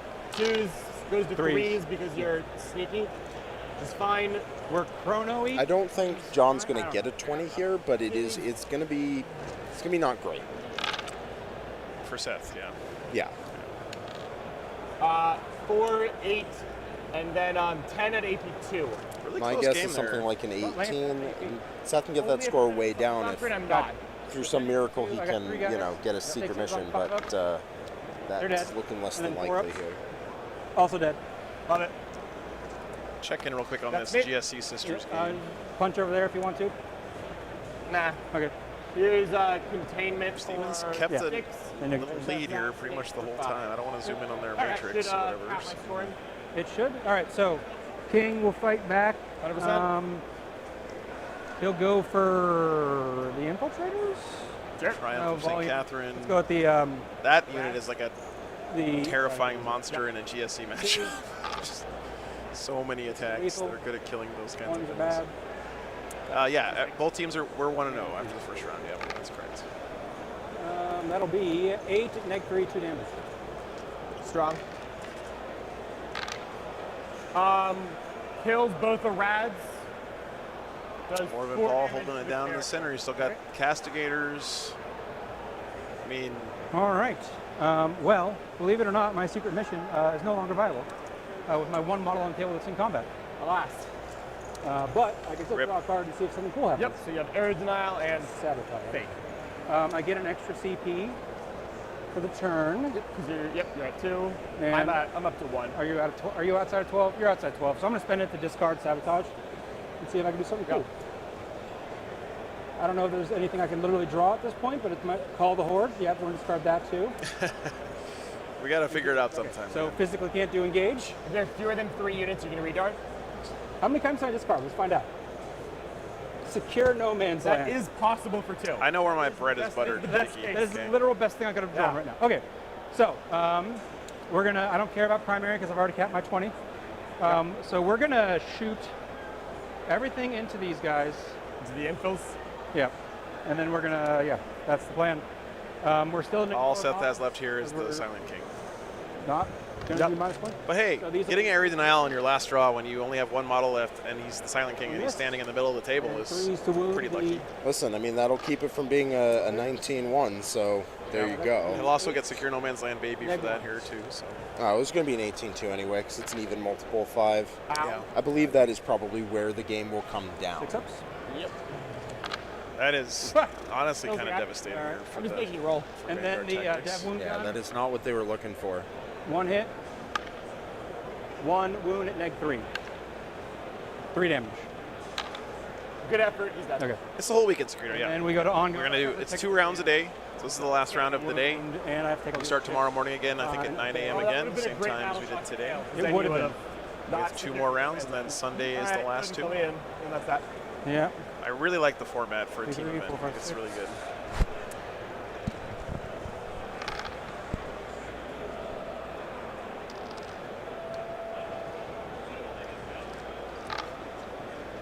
Okay. 3. So yeah, all those. CP reroll. He's still dead. Okay, so Aries Denial for 5, and that'll be a final. Oh, he might be able to keep it to a 17. 56.94. I'm not going to run the numbers on that because the app will do I it only gave itself. myself 10 instead of 15. Go ahead. Oh, he's catching this primary now. Cool. Oh, never mind. Okay, that's going to be an 18-2, I want to say? 18? It's 43. Math. Yes. Someone math. I believe it's an 18. 18. Yeah. 1. 8. 18-2. 2 for me. Yeah. All right, good game, Seth. Good game, John. 18-2 there, guys. I really felt the urge to throw up the thumbs up, thumbs down, thumbs middle to Seth, but that feels a little that's a little mean there. I wasn't worried about the Eradicators, but I just thought I would push through this quicker. Yep. Yeah, even with Ignore Mods, he's just doing that. I'm like, he doesn't do it in 1 turn, he never gets out. Yeah. And I was like, so we go in. Yeah, Yep. 18-2. I definitely lost some boys. I'm light on resources, but yeah. All right, let me go check in on the games that are still to go. All right, guys, here's what we're looking at so far. Again, the magic number is 86. Got to get to 86 points to get your team a win. Stat check is getting close, guys. They need 42 more points sprinkled across 5 games, which means they need less than 10 points per game from now on. And Vanguard have a really long hill to climb. If they can keep stat check to 85, then that guarantees them a draw, which is what they were shooting for the whole time. But that's looking tougher and tougher here. There are 160 points total up for grabs, and you have to win by more than 5. So that's how you get to 86. It's half plus more than 5, so 86. What's up? Oh yeah. Sorry. Thanks, man. You want to talk? You want to jump on the mic? All right, Seth is gonna jump on the mic. After giving us a whole game, he's gonna jump on the mic now too. Yeah, I had him right where I wanted him to. So what was your take on that matchup before, like in the pairings? So did you feel like it was okay for you to get that game? Or what? I've played it before into some good players, and I've done well. I've made it close. John and I were talking. Typically, I can chew through the Terminators quicker. Yeah. But him killing the monolith, leaving me, which is basically the king in one monolith, to try to chew through 15-ish Terminators and what are the other guys? Inner Circle. Yeah. I couldn't get out fast enough, so then I couldn't keep that immortal unit protected. So then I couldn't use that to get War of Attrition. Yeah. Yeah, that's rough. I mean, War of Attrition was a good choice there, I think. Yeah, because he had no battle line, and if I could kept one immortal unit from being tied up, then that's 20 points. So that's 5 differential, so that takes us from a 18-2 to a 13-7, which is close to where I was expecting to be. Is that, yeah, so you guys were shooting for around that? Yeah. Yeah. When it was in the pairings process, it was either I take John, which I felt like I could get a decent score into, I think I was predicting between 9 and 11. Yeah. Or World Leaders with Anthony, and I was like, look, that either goes hard into me, and I get a 20-0, or I get 20-0'd. Yeah. So this was my more consistent option. Okay, that's fair. Yeah, we were, from our point of view, what Jack was saying too is like the monoliths were maybe like 2 or 3 inches too close here. Yeah. Like if you had them back here instead of make up the here, charges a little longer. Like one there and like one here instead, or maybe even I don't know, just a little bit further back, right? Yeah, I committed.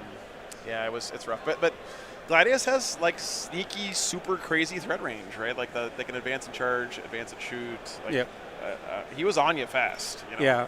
Brian asked if I could have taken the immortal unit and just kept it in space. I had brought that immortal unit down to make one more objective because I needed to get some more primary, and then that got tagged, and so I had to pull it to the monolith, and that doesn't leave them in space. So if I'd have had the forethought to prior to that leaving it in space, then yeah, I probably would have been safer. But yeah, I mean, it was a great game though. I mean, it's fucking John Lennon, right? Yeah. Like you shouldn't be hanging your head. You took 2 points off John Lennon. Yeah, that's right. That is more than like 99% of you guys in the chat right now. So great job, Seth. Thanks for playing on this. How's the rest of our team looking? It's pretty close except for a couple blowouts, unfortunately. Yeah, I mean, we were predicting a draw. That's what we want. Yeah, so this was really hurting here. This 20-0, 1,000 Suns into Demons. I mean, we knew that was happening, and the goal was just to take, like, our Demons player, Nathan, felt that he basically didn't have a match that he could win in this Matrix. So when we were discussing it, it was like, look, whoever he gives you, when we put you up, whoever they give you, whoever is the absolute worst for the rest of our Matrix, take. And we literally said, if they give you Liam VSL, you will cheer happily and take him. Okay, and fair. so they did. So we were like, just take Liam, because Nice. Liam 20-0s any of us. Yeah. Sometimes so. you just got to jump on that grenade for your team, right? Yep. So yeah, I think if this was the only 20-0, like if this was only the big one, you guys would still be in draw territory. This Eldar CSM game is starting to get away from. Getting away from Matt. Getting away from Matt a bit, it seems like. I never count Matt out, but yeah. That's true. It is Matt. Looks like Sisters and GSC are close. Dark Angels Votan is a little rough right now. Yeah.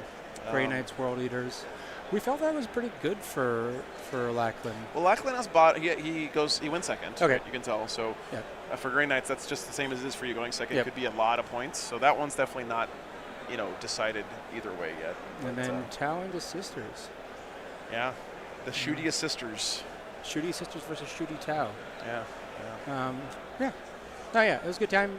We very specifically for chat when we were looking at after round 1 who we might get, and we were like, this is probably the best time to get stat check for us, because even if we draw or lose this round, we still have a chance to come back and podium at the event. So regardless of the outcome, we're still going to keep our heads in the game. But yeah, we knew at some point we would cross their path. Yeah.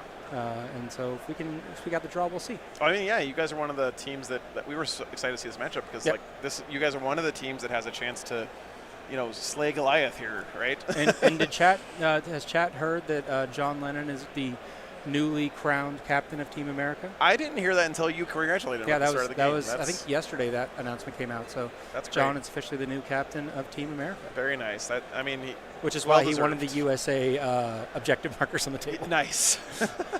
That's exciting. I think if you're a fan of Team 40K in the U.S., then having him be the team captain is good news for sure. Not to say Sean had a great run with it, of course, but John is I think John's the next generation. Yeah, he's like 21.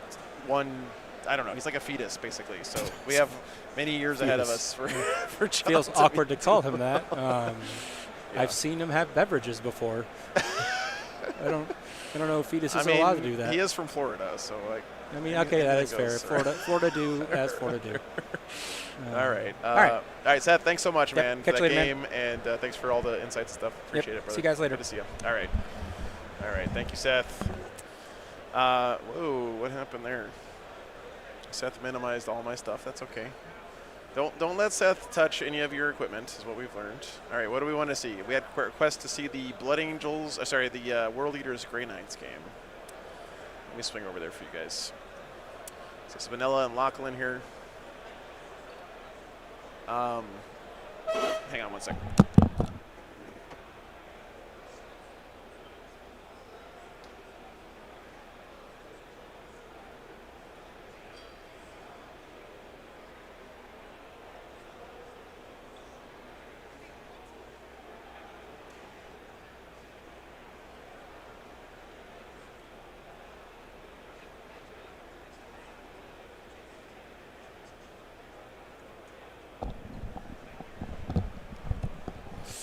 Sorry, I had to go yell at Liam because he was bouncing the camera. His beer arm is too strong. He was bouncing the camera around when we were zoomed in, so. What's up, Brad? You want to say hi to the people? Yeah, here, throw the headset on, man. How's it going, Brad? Oh, I got to turn you up. Here we go.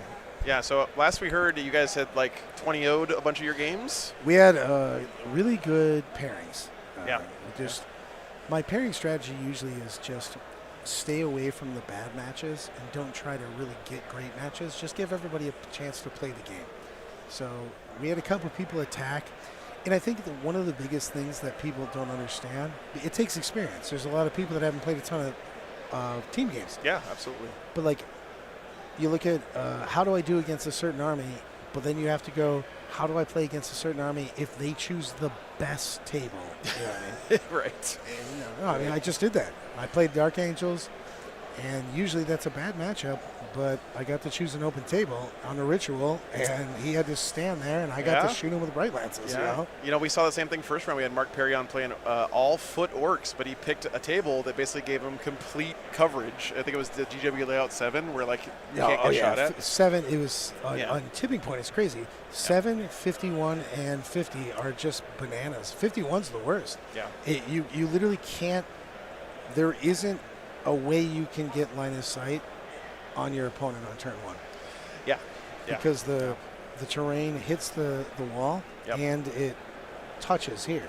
Yep, yep. I love that no one can see what I'm doing, but I'm making tons of hand gestures. It's okay. We still got a round going on, Brad, so we're looking at the games here. But, yeah, this round, what do you think about this stat check team? You guys are probably going to be facing them at some point this weekend. I mean, I've got wine and I've got toy soldiers, and they've got, holy crap. I told John earlier, I go, bro, if you guys don't win, I'm not even going to be mad. Yeah. I'll just be disappointed. I mean, they brought in, come on, the Polish guys are amazing. Yeah. Ennis is a great player. And the stat check team was already a good team. Yeah. And then they just added, and that's the thing is like usually in an 8-man, what happens is every team's got a couple good guys. You know what I mean? They're 1 to 4, and every team is good. And then you usually win the game by the last 4. Yeah. And now stat check doesn't have a last 4. Yeah, they just have holy shit. Just watching the pairing process, right, and having like Typhus and Pumbaa and Liam VSL and John Lennon all sitting at the table looking at the pairing cards, and we're all just I'm just imagine sitting across the table from that, right? It's not even, they have to be honest, Joe, they have to shit the bed for them. You know, I mean, they have to get some bad pairings or just be overconfident, to be honest with you. Yeah. And we have some really good teams. I mean, Tundra, fantastic. XBZ, great team. Yeah, the Purple Cobras XBZ team is definitely one not to sleep on. It's just, if you get a bad pairing or you get a little overconfident, you just really just rely on your players. Yeah. You can fall into a pit. You know what I mean? So well, Brad, I don't know if you remember this, but 2 years ago at LVO, you came up to me and you're like, "Hey, man, I really like this Team 40K thing, and I think it's going to be a big deal." And I was like, "Yeah, whatever, Brad." And then I went to WTC, and then I was like, "Okay, I understand what he's talking about." And now we have this event here in the U.S., and it's so nice because we only send 8 people to Europe for WTC. Now all 500 of these guys can experience it. Right? For me, it's the best way to play 40K. Yeah. Because your score, no matter what your score count, what you get, your score counts for the team, for one, but you also get more pure lists. Yeah. Because you get to not play certain things and play on great boards. And it makes it so you don't have to water down what a list is trying to do.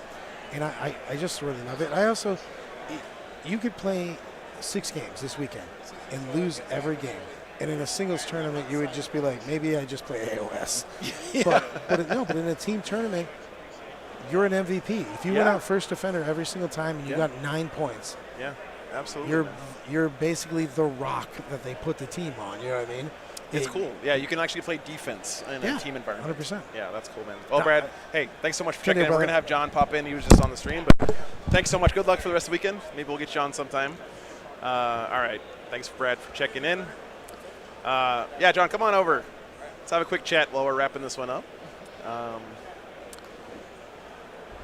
Whew, man, what a game. What a round. First of all, congratulations on the captaincy. Seth just told me about that before. When did you find out? I found out yesterday morning. Is today Friday? Okay. I don't know. You're asking the wrong guy. Got it. Yeah, yesterday morning sounds right. I think it's Friday. But congratulations, man. That's really great to hear. So, yeah, this round, what did you think about your game? Were you excited to get that matchup into Seth? You said earlier on in the game that you thought Seth had the tools to obliterate your army, which I think is fair. But it turned out to be the other way around to this one. Yeah, it's very scary because the ignore modifiers, if it gets reply, remove enough Deathwing Knights.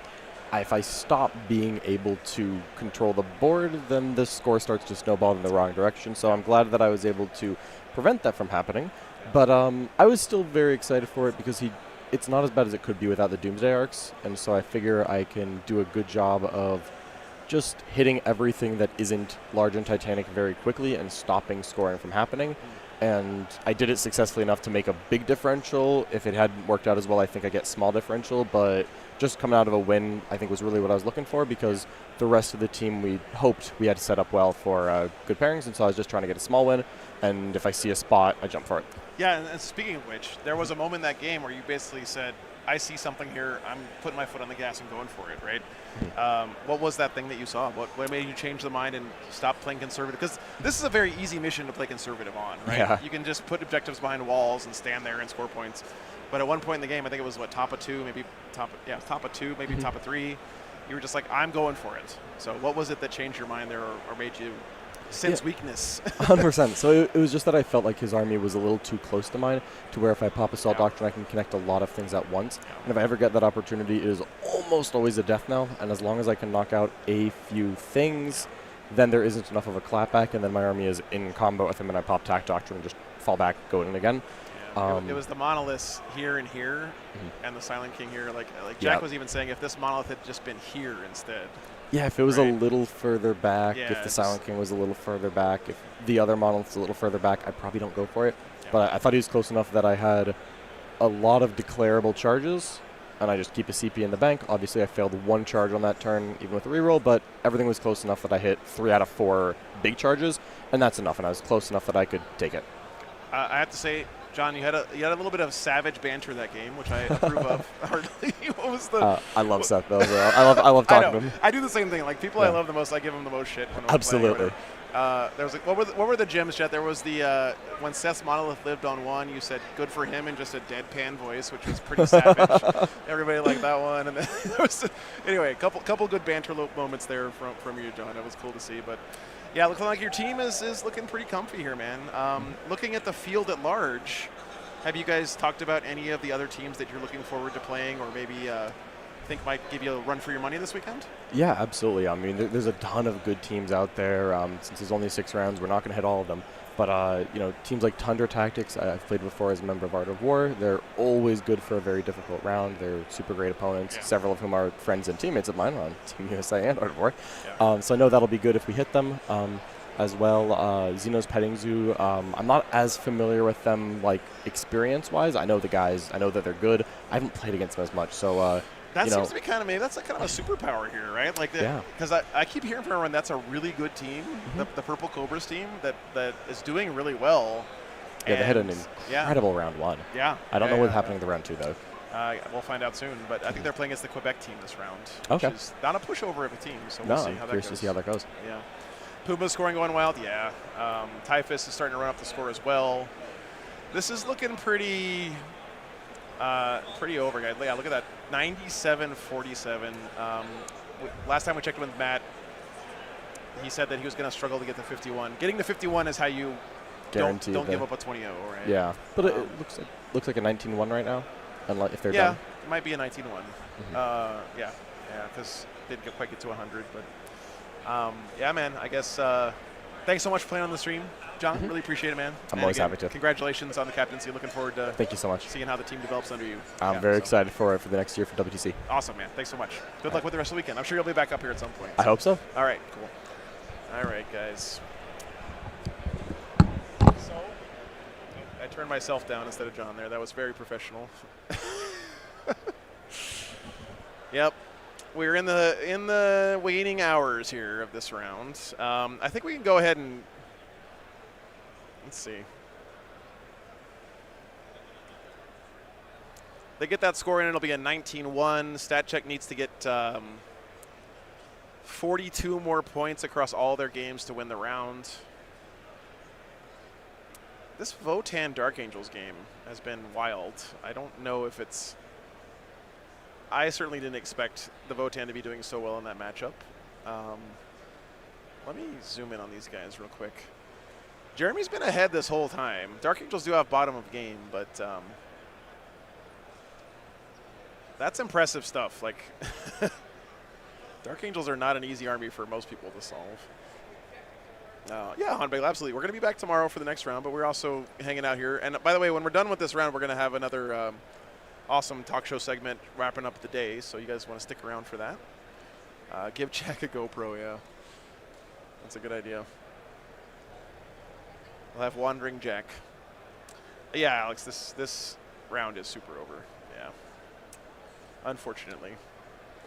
18-2, 15-5. Oh, that score's in now. 20-0. So let's see. 5-15.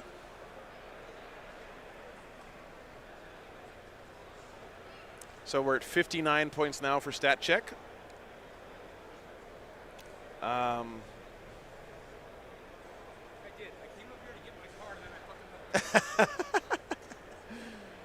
glad you're enjoying them, Hanbegel.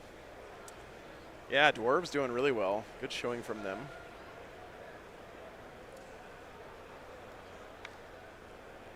27 more points required here for stat check.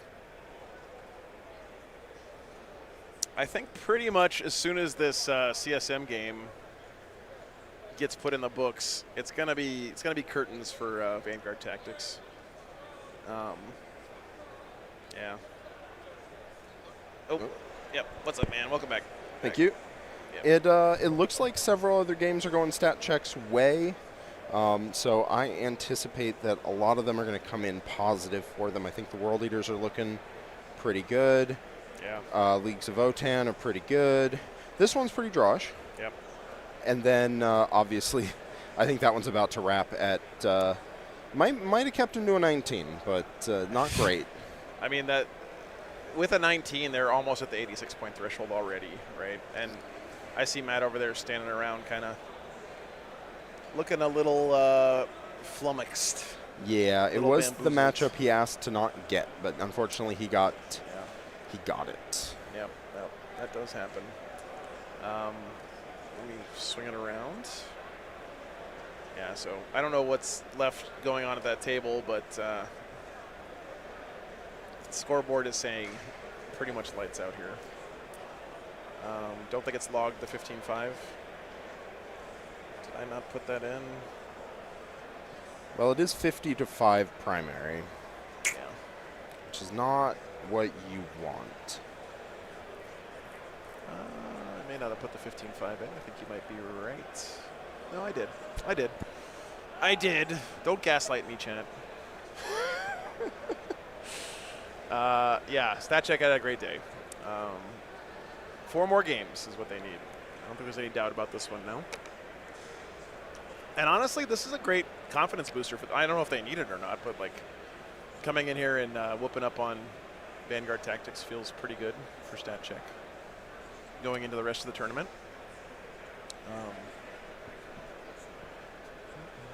Give me a second, guys. Be right back.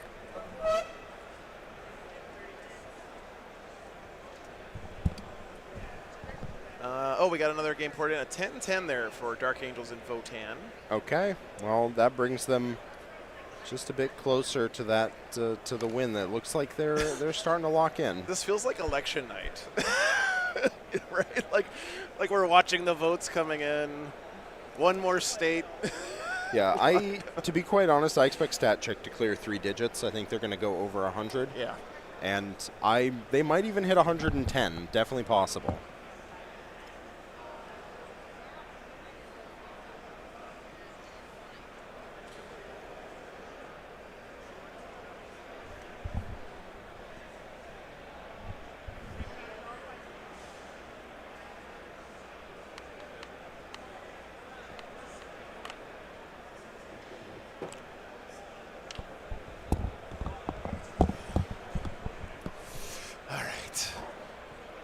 Is happening?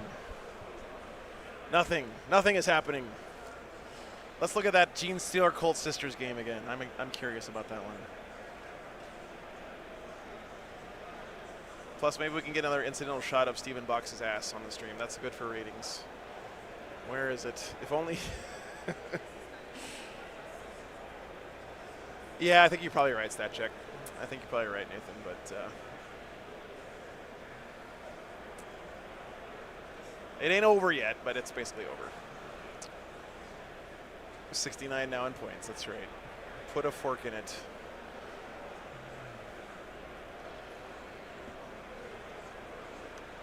What do Sisters have left here? Morvenval still in the middle. No. Morvenval, oh, there she is, off to the side. She's actually moved away from the middle. Amazing. Yeah, I actually expect Stephen Box will win a singles game here, but that doesn't matter a whole heck of a lot. If he can just keep the game close, he can get a 10. You know, Pumba gets like a 19 or a 20. All of a sudden, they're over 100 points already, or pretty close to it. And then there's only however many points Anthony gets out of it. Yeah, look at that. Ennis with a huge catch. Of course, he has bottom of game, so that's... Yeah, that's what I said. Oh, there's the handshake, guys. So we're going to get the last points in for Ennis. Oh, and he scoops by right at the end. Oh, gets a lot of points on the end of the game. This is still only going to be an 11-9, but that's going to seal it up. Yeah, yeah. So with an 11-9, if that is the final score, let me put that in real quick.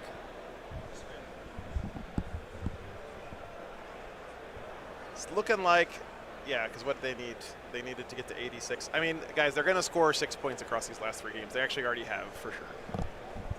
So, I mean, they would be, Steve Fox would be one of the interviewees, so. They just wrapped their game, so.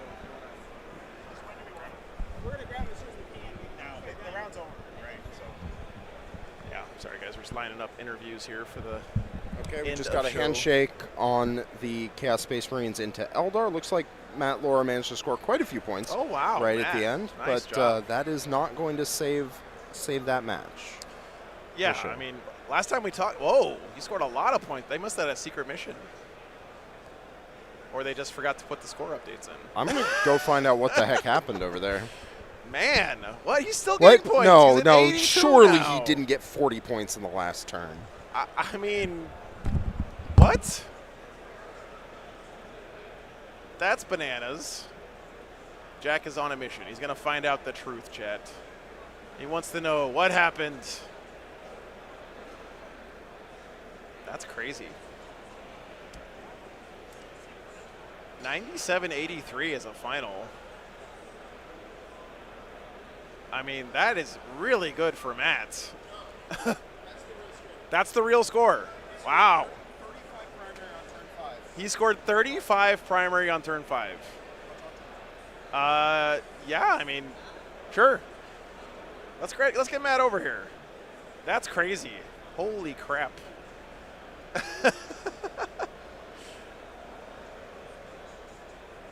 Let me get the scoreboard up here.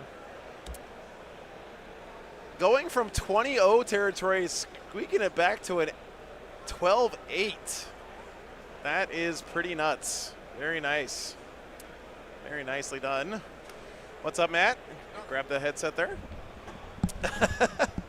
Matt, what the hell just happened in that game? The whole time we're like, that game's over. Matt can't win this game. It's a 20-0. He's going to try to get 1 point for his team.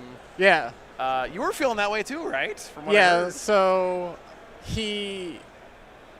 we kept placing objectives. Yeah. And he was already going to get 50 primary, so he shouldn't have kept placing more objectives out on the table. So I really wasn't worried about scoring the primary throughout the first 4 turns of the game. Yeah. Because I knew I was going to lose the game. That wasn't part of the question. Yeah.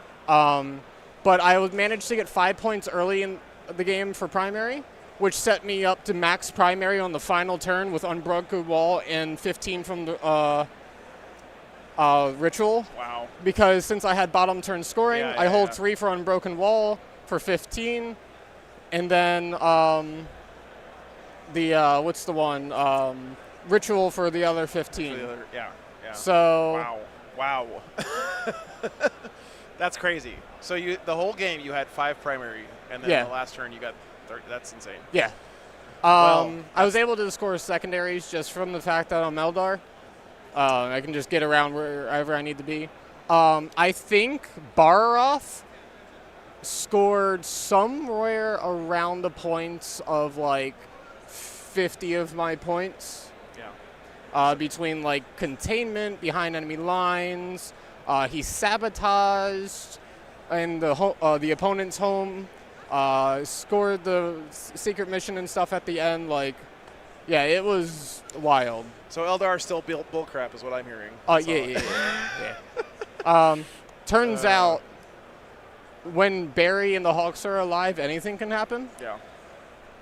Yeah, that's pretty nuts, man. Well, Yeah. good stuff, man. Definitely a loss, but yeah, makes I mean, it look nicer. Yeah, for sure. Like that's and losing to this team is nothing to sneeze at. I mean, this was you played in Tupumba this round. I guess your guys' first time playing together. Is that Yeah, right? it was. That's cool. Pumba's a great guy. I'm sure it was a great game. What did you think about, like, how was that experience playing against one of the Team Poland guys for the first time here? Oh, it was great. I just hate a cursed cultist and hope they don't exist. I've had to play against them, like, all the time, Yeah. like once every event, and I'm just tired of it. Yeah, well, I mean, the rest of the world probably could say the same thing about Baja Let's be real. So. Hey. I'm like one of the only people that are playing with them still, so that's fair. Let me play with them. I'm still traumatized from, when was that, 9th edition? 9th. I did a lot of bad things. God, yeah, that was crazy. Well, hey, Matt, thanks so much for checking in. Thanks for the inside info. Good stuff, man. Yep. Hope you enjoy the rest of the weekend. I'll try my best. All right, brother. Have a good stuff. one. All right, thanks, brother. Thanks. All right. I turned down the wrong one again. There we go. All right, guys, so we are going to go ahead and call this round. StatCheck does get the win. Before we leave for the night, we're going to send it over one more time to Natalie Hill and the talk show crew over there at the other table. As soon as I get the go-ahead that we're okay to go. Just waiting for the bat signal here, guys. But really, congratulations to StatCheck. This is definitely a well-earned win for them, and a big feather in their cap this weekend for sure, to be able to take down Vanguard Tactics in very convincing fashion. They're the favorites to win, but if they can claim all these feathers on the way to the win, that would be pretty nice too. Good stuff. So, guys, I personally will be back tomorrow, but before we go for the night, we are going to send it one more time back over to Natalie and the desk to get us some coverage or some interviews with the two team captains, which we haven't heard from yet, about how that round went for them. All right, guys. So I will see you guys tomorrow, but please stick around, watch the show. Let us know what else you want to see on these segments for the rest of the weekend, and have a great night, everybody. Here we go. With Innis. We're going live. Okay. What's going on, guys? We're here with all the action from the Cup. Round 2, the dust is settling, and we've had some really interesting matchups. We're joined here with Stephen Box from Vanguard Tactics. You guys know him well and love him, and Jeremy Atkinson. Both of you guys coming from all the way from different countries to be here at the Champions Cup. And a wild round just happened, huh? Let's talk through it. So pairings in the initial strategy, when you guys sat down against one another, we'll start with you, Stephen. What did you guys think was the strategy, and what was like your thoughts going in? What were you looking to leverage?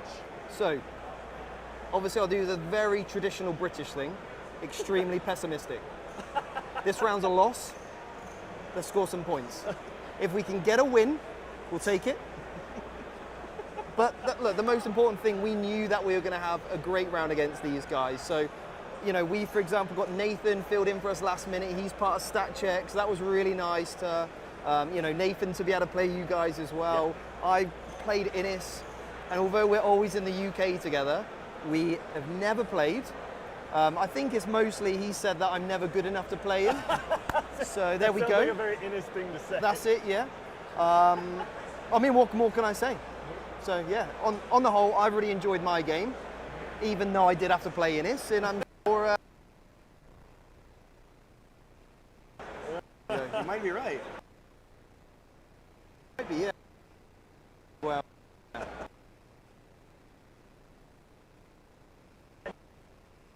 The reputation is you're the team to beat, right? You guys here, and there's it's no secret. When you sat down against Steven's team, you thinking we're going to be the major thing.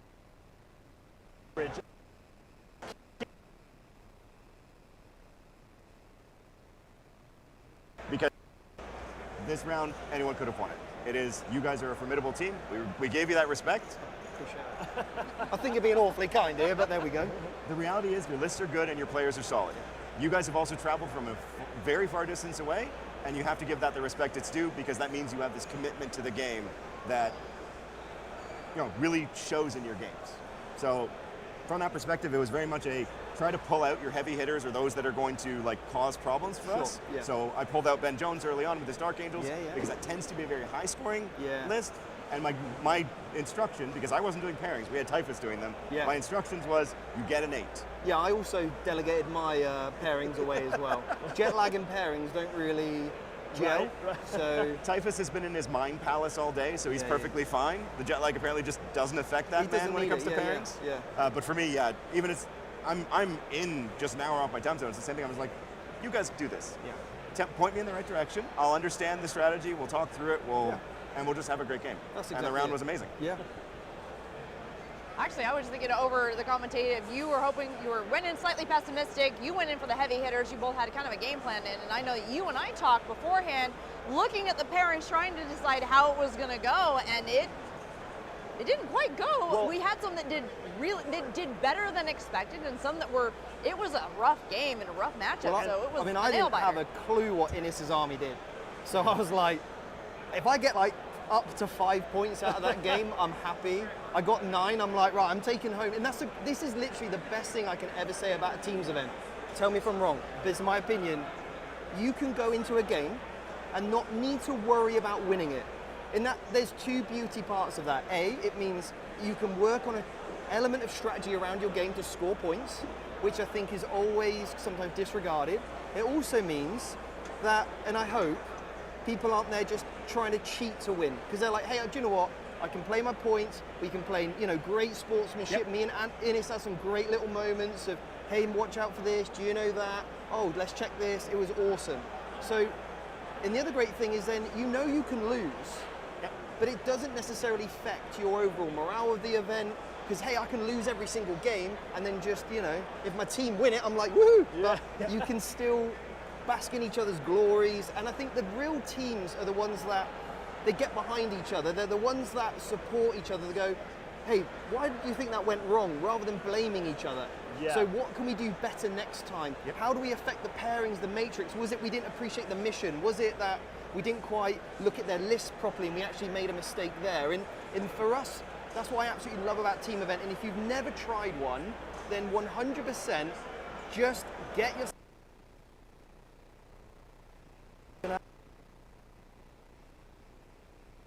40K. It really is such an amazing thing to say, especially expected from you, because I think you are paying me to say it, so there we go. What more do you want? No, but like I view Warhammer very much the same as you do, and when you take a lot of the need away together and coming out the other end with micro successes, micro failures, and so much to extrapolate on, right? That what you said is so accurate, that it's like, it's such a fun and exhilarating and like, honestly quite addicting thing, right? It's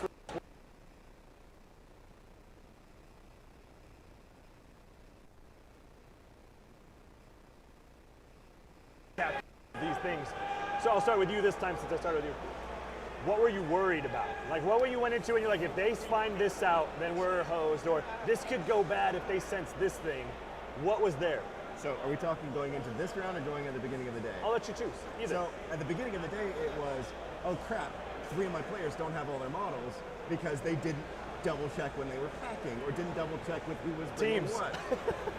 Well, 10-point deficit then, that's what I'm hearing. We got it all sorted by the beginning of the round, but there was that moment of panic of, what do you mean you're missing 5 accursed cultists? Who does that? Yeah. The Poles, apparently. Oh, right, okay. Yeah, and that's a really so good... even at the highest level play, you still just like... They could have borrowed a couple of my cherubs, they'd have been fine.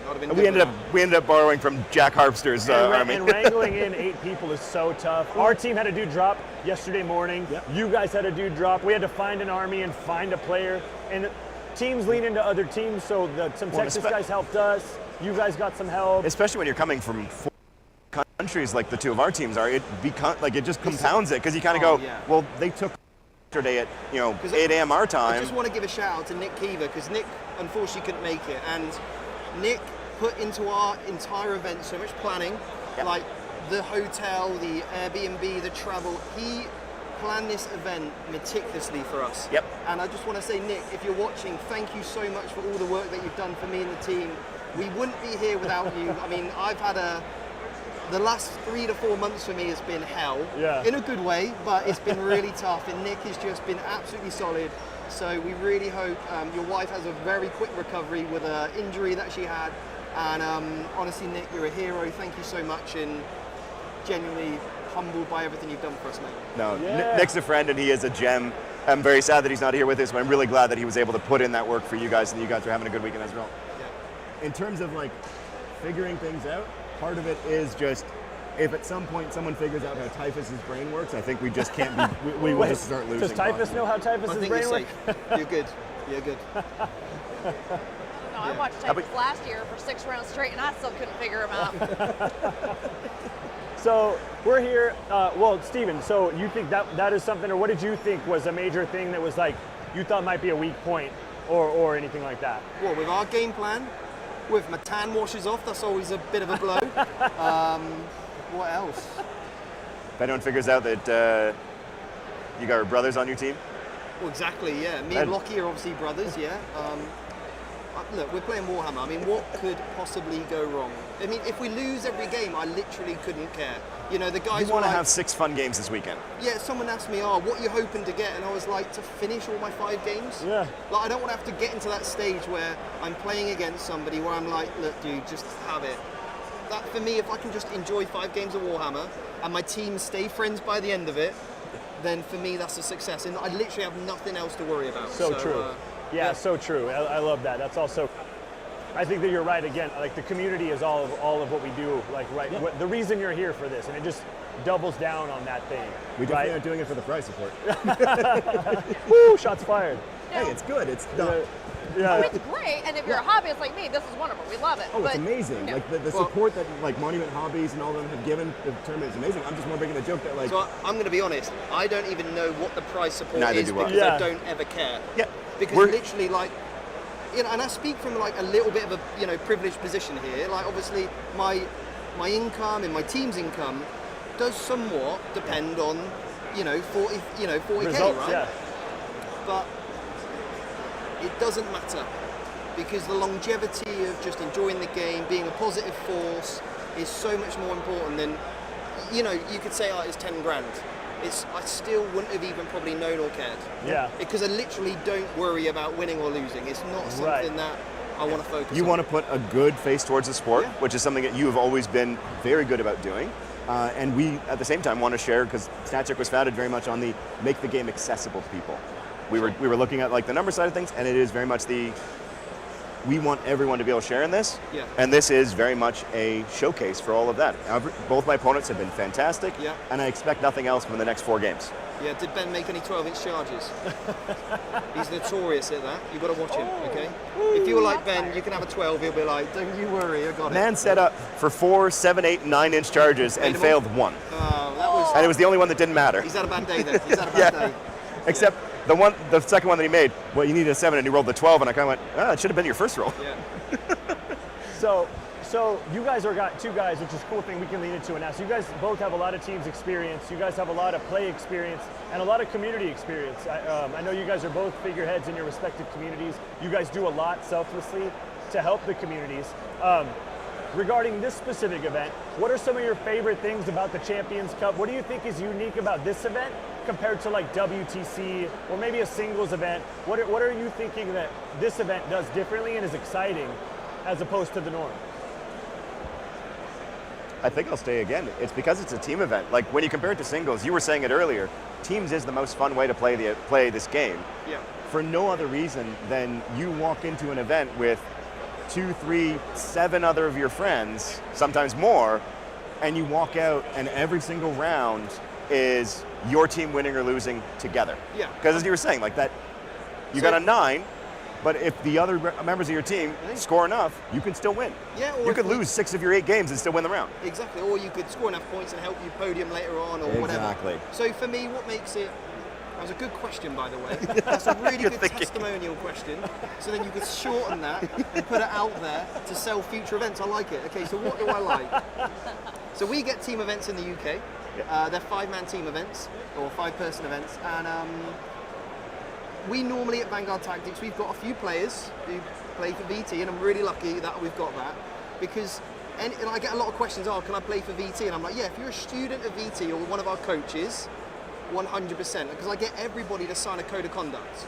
That's really important for me, and I think we might be one of the only teams that actually has an official code of conduct, because outside of maybe like WTC or whatever, because it's so important for the integrity of what we do, right? To hold people to a more professional standard. And what was interesting about this event was that I was able to be on a team with those people that I speak to every day. We've got, for example, Josh Burdine used to be on the academy. I first met him because he came to one of my workshops in BAO. So he's come through the academy. Nick came on the academy. He then become a coach. So I've just... You've got Seth, same thing? Exactly with Seth, exactly like we did some one-to-one coaching. Ben's been like mine and Ben's story is hilarious, right? He tabled me in a turn with 8 Eldar planes. But I don't know why I'm still friends with him, but from that day on, we were like best buds. We've got on more international flights together than I think me and my girlfriend have. Like, we've traveled that much together. Don't let her know that. Yeah, I won't. And I mean, we've got Lockie, like all the way from Australia, one of our coaches. So that's what's unique about this event. It's international. You know, these lot, they're all right, but you know, and it's an FLG event. I always love FLG events. Yeah. So I think for me, it's been fantastic. Definitely come. I mean, what else do you want? I can't recommend it enough. All right. You heard it from the source. Jeremy, anything? I mean, for me, I love team events. This is my 15th event of the year. So 3 in Canada, up in Canada over earlier this year, then WTC for Team Canada, and now here. And I live for these events. These are like, I work as a judge on the side, but the reality is team events are where I really thrive because of that community, because you're all working towards a common goal. And because the dynamic between the teams is just so fascinating. Yeah, and I'll tell you what's nice compared to this against WTC, well, anybody can come here. Yes. It's not like gatekeep that you need to be in a circle with your country or whatever. Well, and it's more than it's like it's accessible. Yeah. Which is for me fantastic. Like next year, I want to have 3 Vanguard Tactics teams here. You know, because we probably could field that. Yeah. So that's what I love about it is the accessibility, the community. And I like that because we got steak, we got barbecue, cheesecake. I mean. And I'll add to that, like one of the other things is that like as good as WTC is from celebrating countries, this celebrates communities. Yeah. So this celebrates what Vanguard Tactics has been building over the years. It celebrates what StatCheck's been building. It celebrates what XPZ has been building over the years. Like you guys have what, 7 teams here, 8 teams? We got 5 teams. 5 teams? Okay, I kind of lost track in the tracking them all. But again, it's that celebration of what we are building as communities in each of our little regions. And we have a code of conduct. Oh! And we have a code of conduct. You have a code of conduct? You can see it public, xenospettingsue.com. You can find our code of conduct. Never had a bad game against his XPZ boys, so that's probably why. No. So, rolling it through, very appreciative. This has been a super fun event. As you can hear from some of the top guys in the community, there's a lot to offer and a lot of fun stuff to do here. If you get a chance, check out, if you want to be a better player and you want to expound upon your competitive skill, your sportsmanship, and your community, check out Steven and what he's done at Vanguard Tactics. They're actually blowing up now. I think they're looking towards a facility and getting a big facility, so big news. Check out their website, give them a look. And Jeremy and StatCheck has been doing wonderful things with meta breakdowns, analytics, and they even do coaching as well at a more personal level or somewhat of a personal level. I know you guys do it as well. Yeah. Make sure you head over to statcheck40k.com and check them out and see what they're doing because these guys are always working tirelessly and selflessly to expand upon it.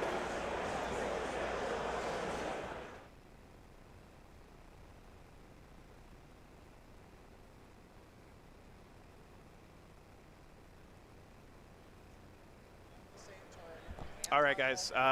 We'll see you tomorrow, 9 a.m. Take care, everyone. Have a great night.